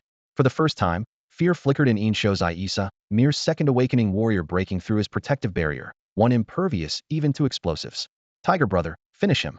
blinded by hatred. A yowl roared as the white-eyed tiger emerged from within him, snarling as its enormous form loomed over Insho. Its massive claws descended, ready to crush him. You dare challenge me? Humiliated by the destruction of his shield, Insho erupted in fury. Instead of retreating, he charged forward, meeting the tiger's claws heat-in with a devastating punch. Insho's hands underwent a sudden transformation, as black skin quickly gave way to scales. Unlike Ji Changjing, whose entire body was covered in scales, Insho's mutation was limited to his hands. This was his awakening skill, Demonic Thunderclap Hands, a special ability that could pierce through any defense, rendering all barriers useless before him. The black, monstrous hands shot forward like lightning, piercing through the tiger claw and slamming heavily into a yow's chest. At the same time, the razor-sharp claws of the blue-eyed white tiger shredded Insho's protective barrier, leaving a deep, vicious scar across his cheek. A yow's massive body crashed to the ground with a heavy thud, rapidly shrinking in size. The blue-eyed white tiger glared at Insho with unwilling defiance before retreating into a yow's body. Just then, a cold flash streaked through the air with a sharp, piercing sound. A long sword grazed Insho's shoulder and struck Luoan, impaling him. The force of the impact sent Luoan flying, landing heavily beside a yow. From above, Uncle Yu descended gracefully, landing steadily behind Insho. The corners of his wrinkled eyes lifted slightly in a smug expression. No wonder Little Who always said we couldn't let you go. If left unchecked, you would become a grave threat to the In family in the future. Insho touched the wound on his face left by a yow's claw and chuckled nervously. I was indeed careless just now. If he were at an advanced second awakening, even third awakening, I would have been in serious trouble. Curse you. If you're so capable, just kill me already. A yow's bloodshot eyes burned with fury, the deaths of Dakuin and Lu Huzi stabbing deep into his heart. At this moment, he sought nothing but death. Seeing a yow struggling to rise, Uncle Yu formed a sword seal with his hand and waved casually. A sharp sword hidden within his cane shot out and pinned a yow to the ground. Without my master's consent, even death is not an option for you, Uncle Yu said coldly, gazing down at the two men with indifference. Though the brothers Chao Huan were severely injured, the sight of a yow's plight ignited their fury. Without hesitation, they lunged at Insho. Uncle Yu's eyes narrowed slightly as his fingers moved deftly, casting the technique, Soaring Dragon, Dancing Crane. Countless sword shadows erupted from his cane, soaring skyward. In an instant, a torrential rain of swords descended like a galaxy spilling forth, engulfing everyone in its path. Already at their limits, the group could not withstand the attack and were pinned to the ground one by one. Tisk, missed the mark, Uncle Yu muttered, a glint of coldness flashing in his eyes. I intended to pierce your hearts with 10,000 swords. Humph, Insho snorted coldly. Killing them outright would be too merciful. Hunched over, Uncle Yu lowered his voice. Forgive my overstep, Master Yin. It's just that I watched Qiming grow up. I couldn't help but seek vengeance on his behalf. At the mention of Yin Qiming's name, a murderous glint burned brighter in Insho's eyes. My young master Qiming had a bright future ahead of him, all ruined by you vermin. He assaulted someone and killed them to cover it up. Didn't he deserve to die? A yow retorted sharply. Two mere impoverished students. Qiming was just having some fun. It was those students who didn't know their place, Uncle Yu replied flatly, as though discussing the lives of ants. If you want revenge, you should be after me. I was the one who killed that student, and when his brother came for vengeance, I injured him as well. Pity I couldn't finish the job. Uncle Yu raised his sword finger regretfully. I'll first sever your limbs and take you back to Qiming's grave for a blood sacrifice. Let's see if Zhou can save you this time.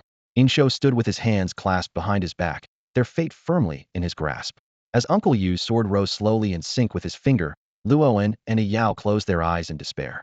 A yow, unwilling to accept his fate, whispered to Luoan. I'm sorry for dragging you into this again. My damned impulsiveness. Damn it, you're my brother. If we die, so be it. When we reach the underworld, we'll deal with Yin Qiming again. Luoan forced a smile as he spoke. Around him, injured comrades lay sprawled in every direction, blood staining the ground. Faced with Yushu at the 4th awakening level and Insho at the 5th, there was no chance for anyone to escape. There was no way Zhou could arrive in time. The giant insect was pinned to the ground, unable to move, and turned its head with difficulty to look at Luo and Boss.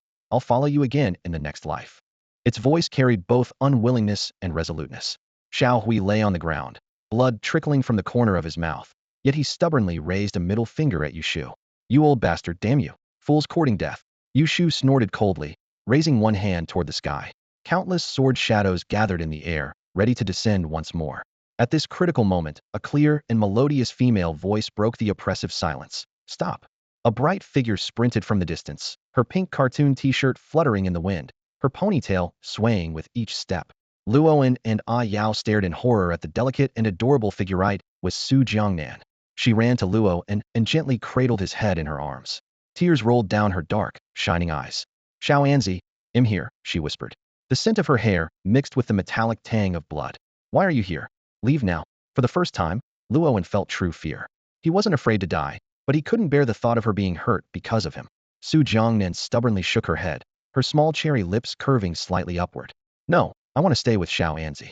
A cruel glint flashed in Yushu's eyes. Ah, such a pretty girl. If the young master were here, he'd surely like her. Let's offer you as a sacrifice to him. He raised his right hand, and tens of thousands of energy swords hung suspended in the air. Instinctively, Su Jiangnan shielded Luo and with her body. However, the anticipated rain of swords never came. Instead, a terrified shout erupted from Yushu. Everyone looked up to see the energy swords in the sky shattering one by one. Yushu himself suffered a backlash, coughing up a mouthful of blood. In the distance, 5 limited edition luxury cars approached. Insho watched the convoy warily. Who's there? A cold voice drifted from inside one of the cars. You don't need to know who I am. Just understand that Jiangnan is someone you can't afford to offend. What explanation does the Yin family have for laying a hand on my daughter? The Yin family doesn't owe anyone an explanation in Xiangfu. Insho, though suspicious, responded with defiance. Years of unchecked dominance in Xiangfu gave him the confidence to stand his ground. Because my surname is Su. Su Jiangnan glared at Insho, her clear voice carrying an undeniable authority. Insho was momentarily at a loss for words. Yushu quickly leaned in and whispered in his ear. The Su family of Su Mansion. That name caused Insho's expression to change drastically. Under the current head's leadership, the Su family had quietly risen to the status of an almost top-tier clan. We, the Yin family, have no dealings with the Su family. In Xiang Prefecture, the Su family's reputation won't save anyone my family has decided to eliminate. Insho coldly stared at Su Jiangnan, who was lying on the ground, his tone carrying an undeniable resolve. At that moment, the door of a luxury car slowly opened. A chilling aura instantly enveloped the entire scene. A long, slender leg stepped out first, followed by a stunning figure that caught everyone's attention.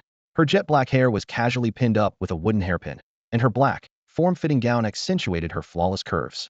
Her face was as cold as ice, and her gaze carried an air of disdain for everything around her. Just by standing there, the surrounding grass and trees visibly withered, and within a radius of 10 meters, life seemed to drain away. Each step she took exuded a deadly elegance, and an invisible pressure pushed everyone toward the ground, as if the heavens themselves were collapsing. Insho's pupils constricted sharply when he caught sight of the bright red Pinyin sword emblem on the woman's chest. It was the insignia of the direct line of the Zijing familia, symbol of supreme power belonging to one of the 4 great noble families. The Zijing family, a name that could strike fear into any household, had the power to annihilate the century-old foundation of the Yin family with just a single word. Zijing. Insho, usually arrogant and overbearing, struggled to force out these 2 syllables. In the blink of an eye, the woman appeared before Insho, the air around her seeming to warp and twist. Chaolun dared not lift his head, burying his face deeply into the dirt, overwhelmed by the oppressive aura emanating from her. It was a presence so powerful that even the thought of looking up was unbearable. If you know my name, why are you not kneeling? Her voice was sharp and commanding, cutting through the air like a blade. Insho clenched his fists tightly, his face turning red with humiliation. The indignity nearly drove him mad, yet he dared not show even the slightest resistance. Very well.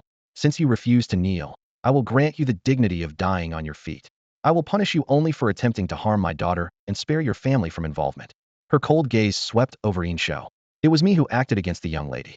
This has nothing to do with uncle, you started to plead, but a crushing pressure, 100-fold stronger than before, forced him to his knees. The ground beneath him caved in, blood trickled from the corner of his mouth, and sweat poured from his face in large droplets. When speaking to me, you kneel. Her voice grew even icier. Yes. Uncle Yu gritted his teeth and responded. Mother, please save Xiao Anzi.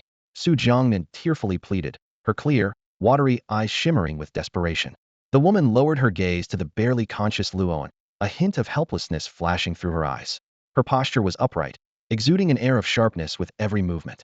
At this moment, she studied the disheveled young man on the ground with a scrutinizing look. He won't die? My daughter traveled all this way to see you, and yet this is the state you're in. Her tone carried disappointment. The moment I arrived at Xiangfu, I saw you lying here like a dying dog. How could that not chill my heart? Luoan awkwardly shrank closer to Su Jiangnan's embrace. The woman cast a cold glance at Insho's face, which had been scratched by a Yao, and said indifferently, You have some brute strength, I suppose. However, I have no interest in your petty squabbles. In fact, I wouldn't mind if you killed him. She pointed at Luoan, her voice suddenly icy. But anyone who disrespects my daughter deserves to die. Insho looked at this formidable woman with unwillingness in his eyes. Yet in her presence, he didn't even dare to raise a hand. It wasn't just because she represented Zijin, but because of the suffocating pressure she exuded, a force so overwhelming that even the patriarch of the Yin family wouldn't last 10 moves against her. Senior, Your Excellency, please show mercy. I'm willing to take 3 strikes from you. If I survive, I hope you'll forgive our earlier offense. Insho racked his brain for this compromise. The woman frowned, effortlessly grabbing Insho by the neck and lifting him off the ground. He struggled painfully, his face turning red, as helpless as a fish on a cutting board. Weaklings have no right to negotiate. She suddenly turned to Luoan, a peculiar glint in her eyes. If I kill him, will you leave my daughter? Luoan, though eager to end Insho's life, could never accept such a trade at the cost of losing Su Jiangnan. Jiangnan is not a bargaining chip. You don't kill him, and I'll kill him myself. You? The woman sneered. What makes you think you can? She had considered eliminating this boy who had taken her daughter away countless times, but had held back out of consideration for her daughter's feelings. Within a year, I will kill him, Luoan replied firmly. Fools rush in where angels fear to tread. What if I throw the entire Yin family into the equation? She raised the stakes. Within a year, the Yin family will fall, Luoan declared unwaveringly. The woman smirked with a trace of amusement. And if you fail, you'll leave my daughter? And if I succeed? Luoan countered. Then you'll have earned the right to step near Zijin's threshold, the woman said proudly. I hold no animosity toward you, but I want you to understand the gap between us. The Yin family, which now tramples you into the ground, can't even enter Zijin's gates. Do you understand? She glanced at her stubborn daughter with a trace of pity. Even a prestigious family like the Su family had spent over a decade earning Zijin's acknowledgement. In her eyes, while Luoan might have some talent, Zijin was never short of prodigies. For someone without power or influence to dream of catching Zijin's attention was pure folly. In 3 years, I will make Zijin notice me, Luoan said with unshakable determination. Mom, even if Luoan has nothing, I still want to be with him. Su Jiangnan finally mustered the courage to speak up. The woman looked at her defiant daughter and sighed inwardly. 3 years is too long. I'll stay in Shangfu for 1 month. If you can bring down the Yin family within this month, I won't stand in your way. She released her grip, letting Insho collapse to the ground, gasping for air. Congratulations, you've earned yourself a chance to live. But if you fail to kill him within this month, I'll wipe out your entire family. On the way back to the city, inside a luxurious car, Su Jiangnan clung to her father Su Wanfang's arm, pleading coquettishly, Dad, help Xiaoanzi. Su Wanfang stole a glance at his wife, who was resting with her eyes closed beside him, and hesitated. Your mom will be angry.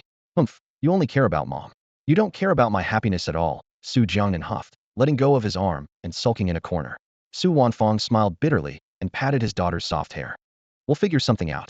What kind of solution? Ahem, no cheating, or I'll take you back to Zijin right now.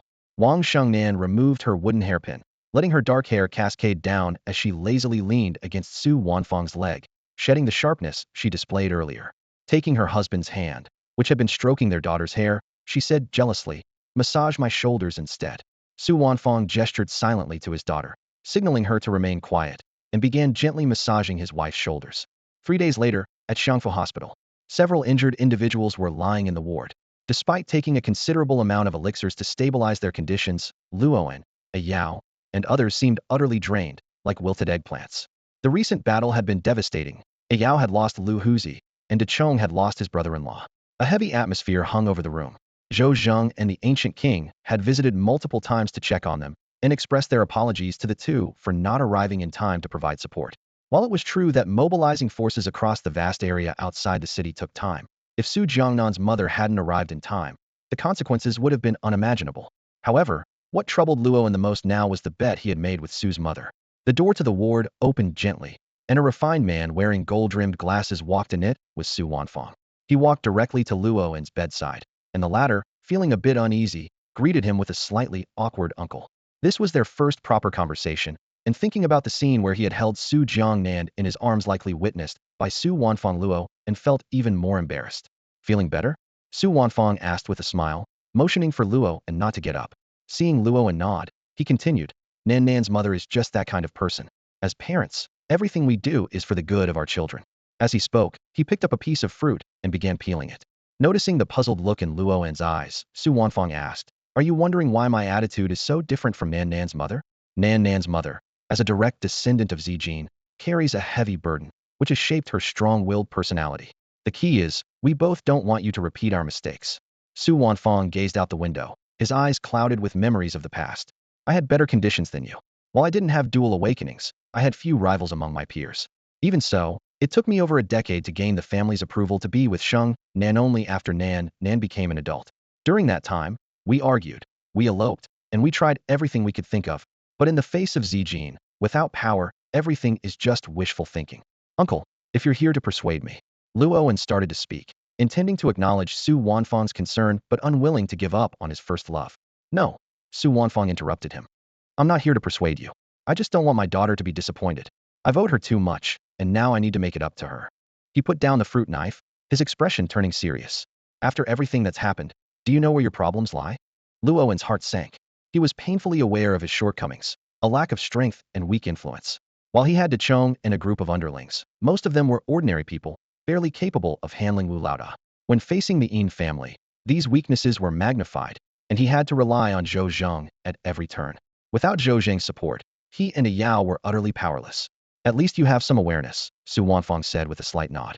In the hospital room, Su Wanfang gazed at Luowen, his fingers lighting a cigarette as he exhaled a slow stream of smoke. His eyes were profound, and his tone steady as he analyzed. The path you're about to take is harder than mine. I had the foundation of the Su family's generations of accumulation, while you're starting from scratch. But that, in itself, is your advantage. He paused briefly before continuing. Although I control the Su family, it doesn't belong to me alone. Many decisions require the family's collective discussion. But you're different. He gave Luowen a meaningful look. When you say you want to take on the Yin family, your people will tie L-tubes to themselves and follow you into the fray without hesitation. Their support for you is unconditional, and that is your greatest strength. As for how to make them stronger, the key lies in funding. Choosing to focus on pharmaceuticals is the right direction. As someone who's been through it, I have a few pieces of advice for you. Seeing Luo nod thoughtfully, Su Wanfang continued. First, invest every resource in yourself and your subordinates. Money is worthless if it sits idle, but when used in the right places, it will flow back to you endlessly. Second, you have the ability to mass-produce awakened individuals, but the potential of your cauldron is far from fully developed. Su Wanfang's words struck deep, and Luowen suddenly realized the truth. He indeed hadn't delved deeply enough into the cauldron's potential. Despite having the capability to make Chang's subordinates all awakened, he had prioritized supplying the higher-ups with pills, leading to the current predicament. If the people accompanying a Yao were all awakened, maybe they wouldn't have to risk their lives with L-tubes tied to them, Su Wanfang sighed. Everyone outside says Chang's brothers are lunatics who even eat with L-tubes strapped on. But who knows that this is their only choice? Think about why heirs of wealthy families progress so quickly. Isn't it because they rely on a massive amount of resources and medicine? You can also refine such pills. If all else fails, buy them with money. With two powerful backers, money won't be an issue. Don't feel embarrassed. Collaboration is about mutual benefit, and your value far exceeds what you imagine. 2 hours later, Su Wanfang quietly left the hospital. Meanwhile, Luo An's eyes grew brighter, his once muddled thoughts now crystal clear thanks to the man's guidance. At the same time, in the stronghold of Air Tong Town outside Xiangfu City, the severely injured Lu Huzi lay weakly on a bed. When the equally battered Uncle Yu brought him medicine, Lu Huzi turned his head stubbornly and asked, "What's the meaning of this?" Uncle Yu, pale from the injuries head sustained during his fight with Wang Shengnan, replied calmly, "The boss told me to bring it. Take it or leave it." With that, he placed the medicine beside the bed. During the brutal battle at the freight station, Lu Huzi had nearly fought himself to death. Just when he thought his end was near, Inshou arrived in time to save him. Trying to use me to threaten my boy? Dream on. Lu Huzi turned his face away defiantly. Standing by the bed, Uncle Yu looked at the stubborn man and spoke in an even tone. "Suit yourself. But in all these years, I've never seen the boss soften. The fact that he saved you is probably because he sees you as someone in the same boat." After a pause, he continued, "The young master was the boss' only child. The boss was always too busy with his career to spend much time with him. After the young master was killed, I watched the boss age 10 years overnight. He never says it, but I know he loved the young master deeply. Just like you're willing to risk your life for that brat. In that moment, the boss probably saw you as a kindred spirit, and that's why he showed compassion." Having said his piece, Uncle Yu no longer paid attention to Lu Huzi and turned to leave the room. In the corner of the freight station, Xiao Mao crept up to Uncle Yu like a sly rat. Glancing around to ensure no one was nearby, he lowered his voice and asked, "Uncle Yu, do you think I can get promoted to work in the city this time?" Uncle Yu gave him a distracted glance and replied perfunctorily, "The boss has plans. You did well this time, and once everything's settled, your contributions will surely be recognized." With that, he turned and got into the car, heading back to the city, clearly unwilling to entertain his subordinate any further. Seeing this, a few lackeys gathered around, grinning as they teased. Xiao Mao, looks like you're on your way up. Feeling smug, Xiao Mao pulled out some cigarettes and handed them to his brothers, though his eyes kept darting toward the group of awakeners lounging in the warehouse, playing cards and drinking. Shoo, the awakener bosses are still here, he whispered.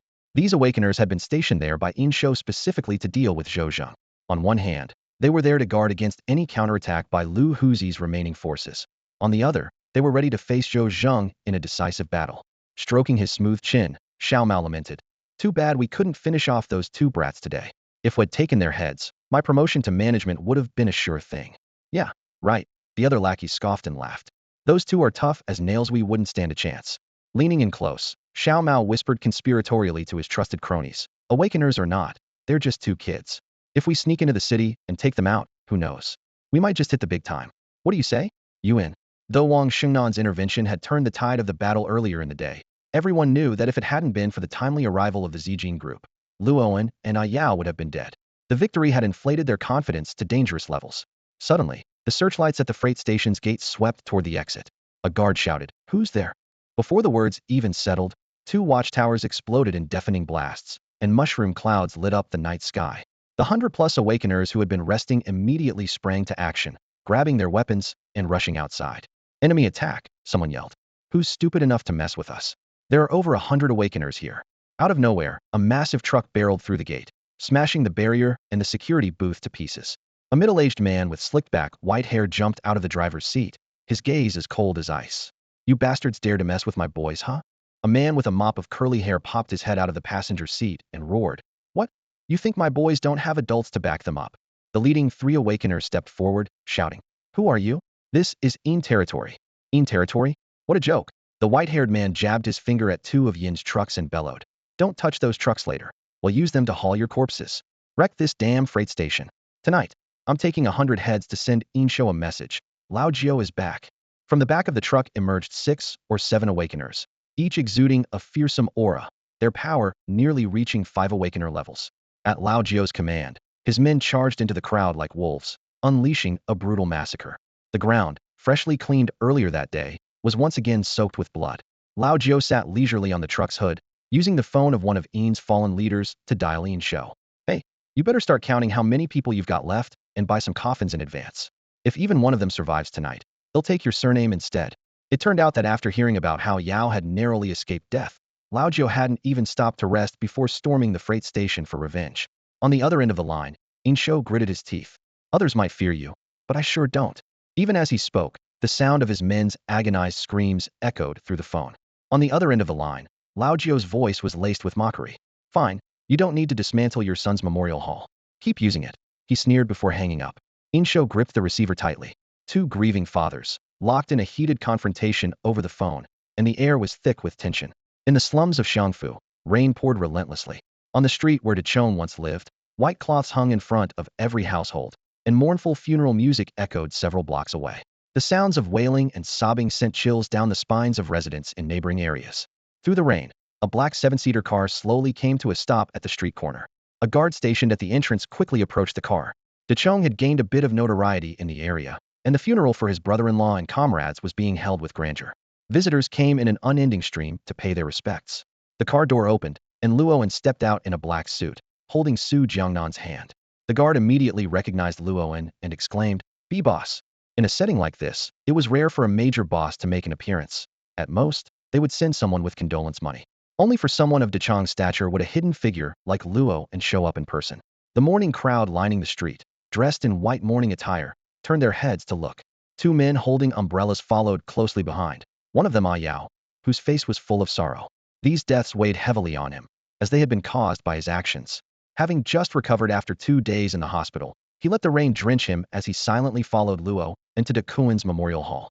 Dechong, joined by Xiao Hui and a few other brothers, stepped forward to greet them, equally surprised to see Luo and his group.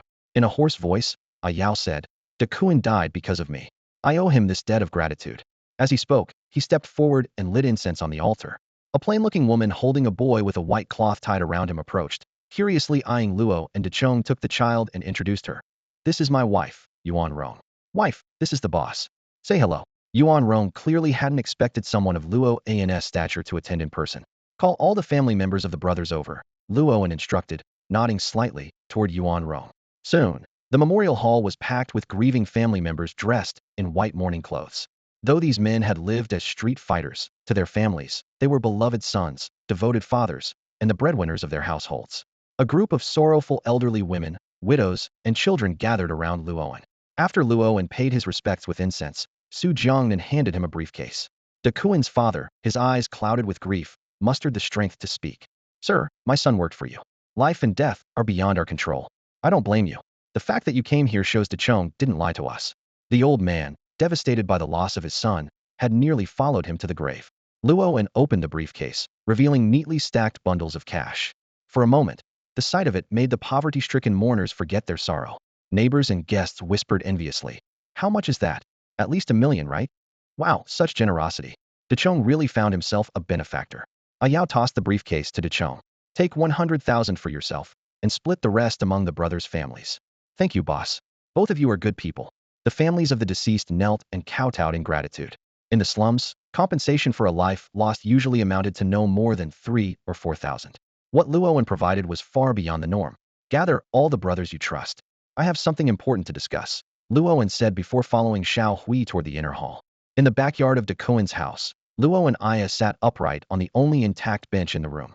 The space was packed with over 30 young men dressed in simple clothing. Their eyes focused intently on Luo, and standing next to him was De Chong, his gaze sweeping over this group of carefully selected core members from the slums. Living this life is a gamble with death. You've all seen the consequences of bad luck.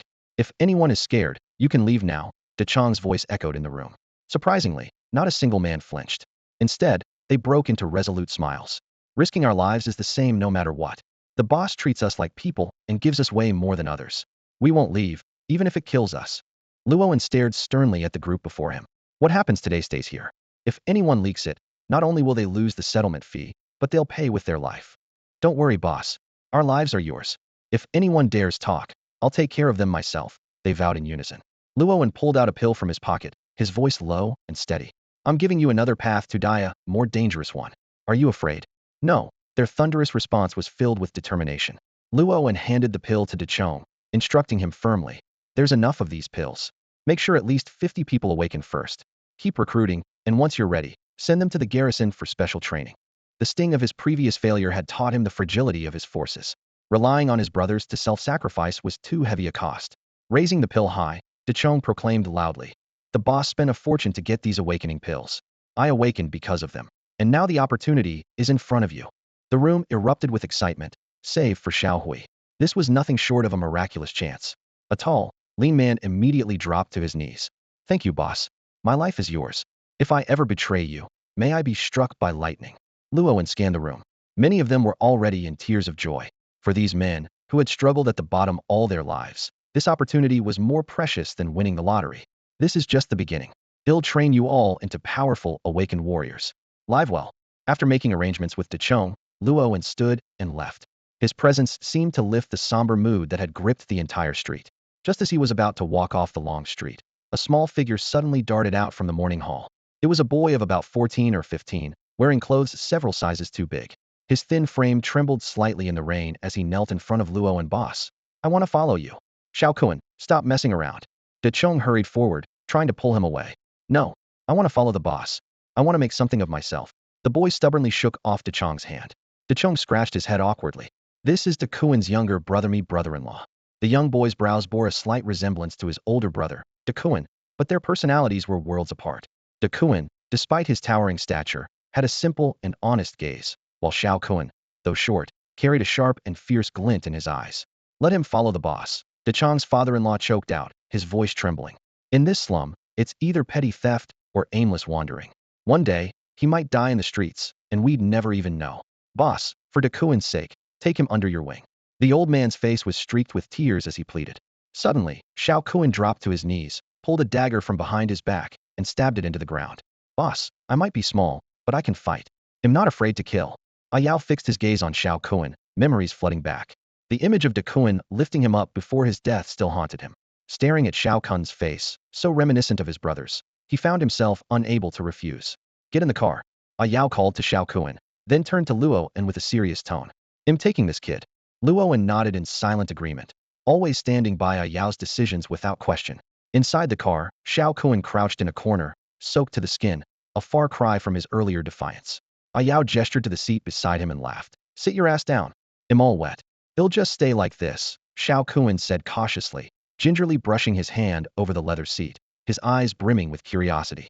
"Boss, this seat even has lights." Coming from the slums, he was awestruck by the luxury of the Zijin family's car. "How about you go back to school?" Yao asked, hoping to steer Xiao Kun away from the tragic path Kun had taken and towards a better future. But Xiao Kun shook his head repeatedly. "Boss, I already got expelled. I'm done with school. I want to stick with you. I'm not afraid to take hostages if I have to." "Damn it, sit down." Yao cursed, pointing at the seat beside him, exasperated. "Any reliable people left in Lu Hughes's crew?" Luo asked, holding Jiang Nan's hand thoughtfully. After their previous ordeal, he was determined to expand their awakened forces to 200 members, all trained under the patrol army. "Chao Lun has already taken his men into the city. He'll handle the rest," Yao replied. He was determined to take over Lu Hughes's team. Without a leader, the crew risked being dismantled by the Yin family, and Lu Hughes's core members didn't seem to oppose him. Luo had ordered a massive purchase of materials to refine pills that could enhance their strength. The startup funds Zhou Zheng had provided were being spent rapidly, yet Zhou Zheng showed no objection. "Before the investigation team arrives in Xiangfu, let the Gu family and Zhou Zheng keep the Yin family occupied. We need to solidify our foundation. Let's hope the pills turn out to be effective." "Your stuff is way too unpredictable," Yao teased. Jiang Nan, who had been silent until now, suddenly spoke up. "Actually, you could reference potion formulas. If the materials are the same, the results should be similar." Her words struck a chord with the two men. While pills and potions were different, their fundamental principles were alike. They both involved extracting the essence of materials. The ancient Wang family had a pharmaceutical factory. It shouldn't be too hard to find some formulas. "You're amazing, babe," Luo exclaimed, planting an excited kiss on Jiang Nan's cheek. "Ugh, you two are disgusting," Yao complained, pulling Xiao Kun into a side hug. "Right, boss, I can only help you fight, not entertain people." Xiao Kun shuddered, goosebumps rising all over as he wriggled free from Yao's grasp. That's all for today. Thank you so much for watching. I hope you guys enjoyed. If you wish to have another part of this recap, please give us at least 1,000 likes. Please don't forget to comment and subscribe to our channel for more content like this. Until next time.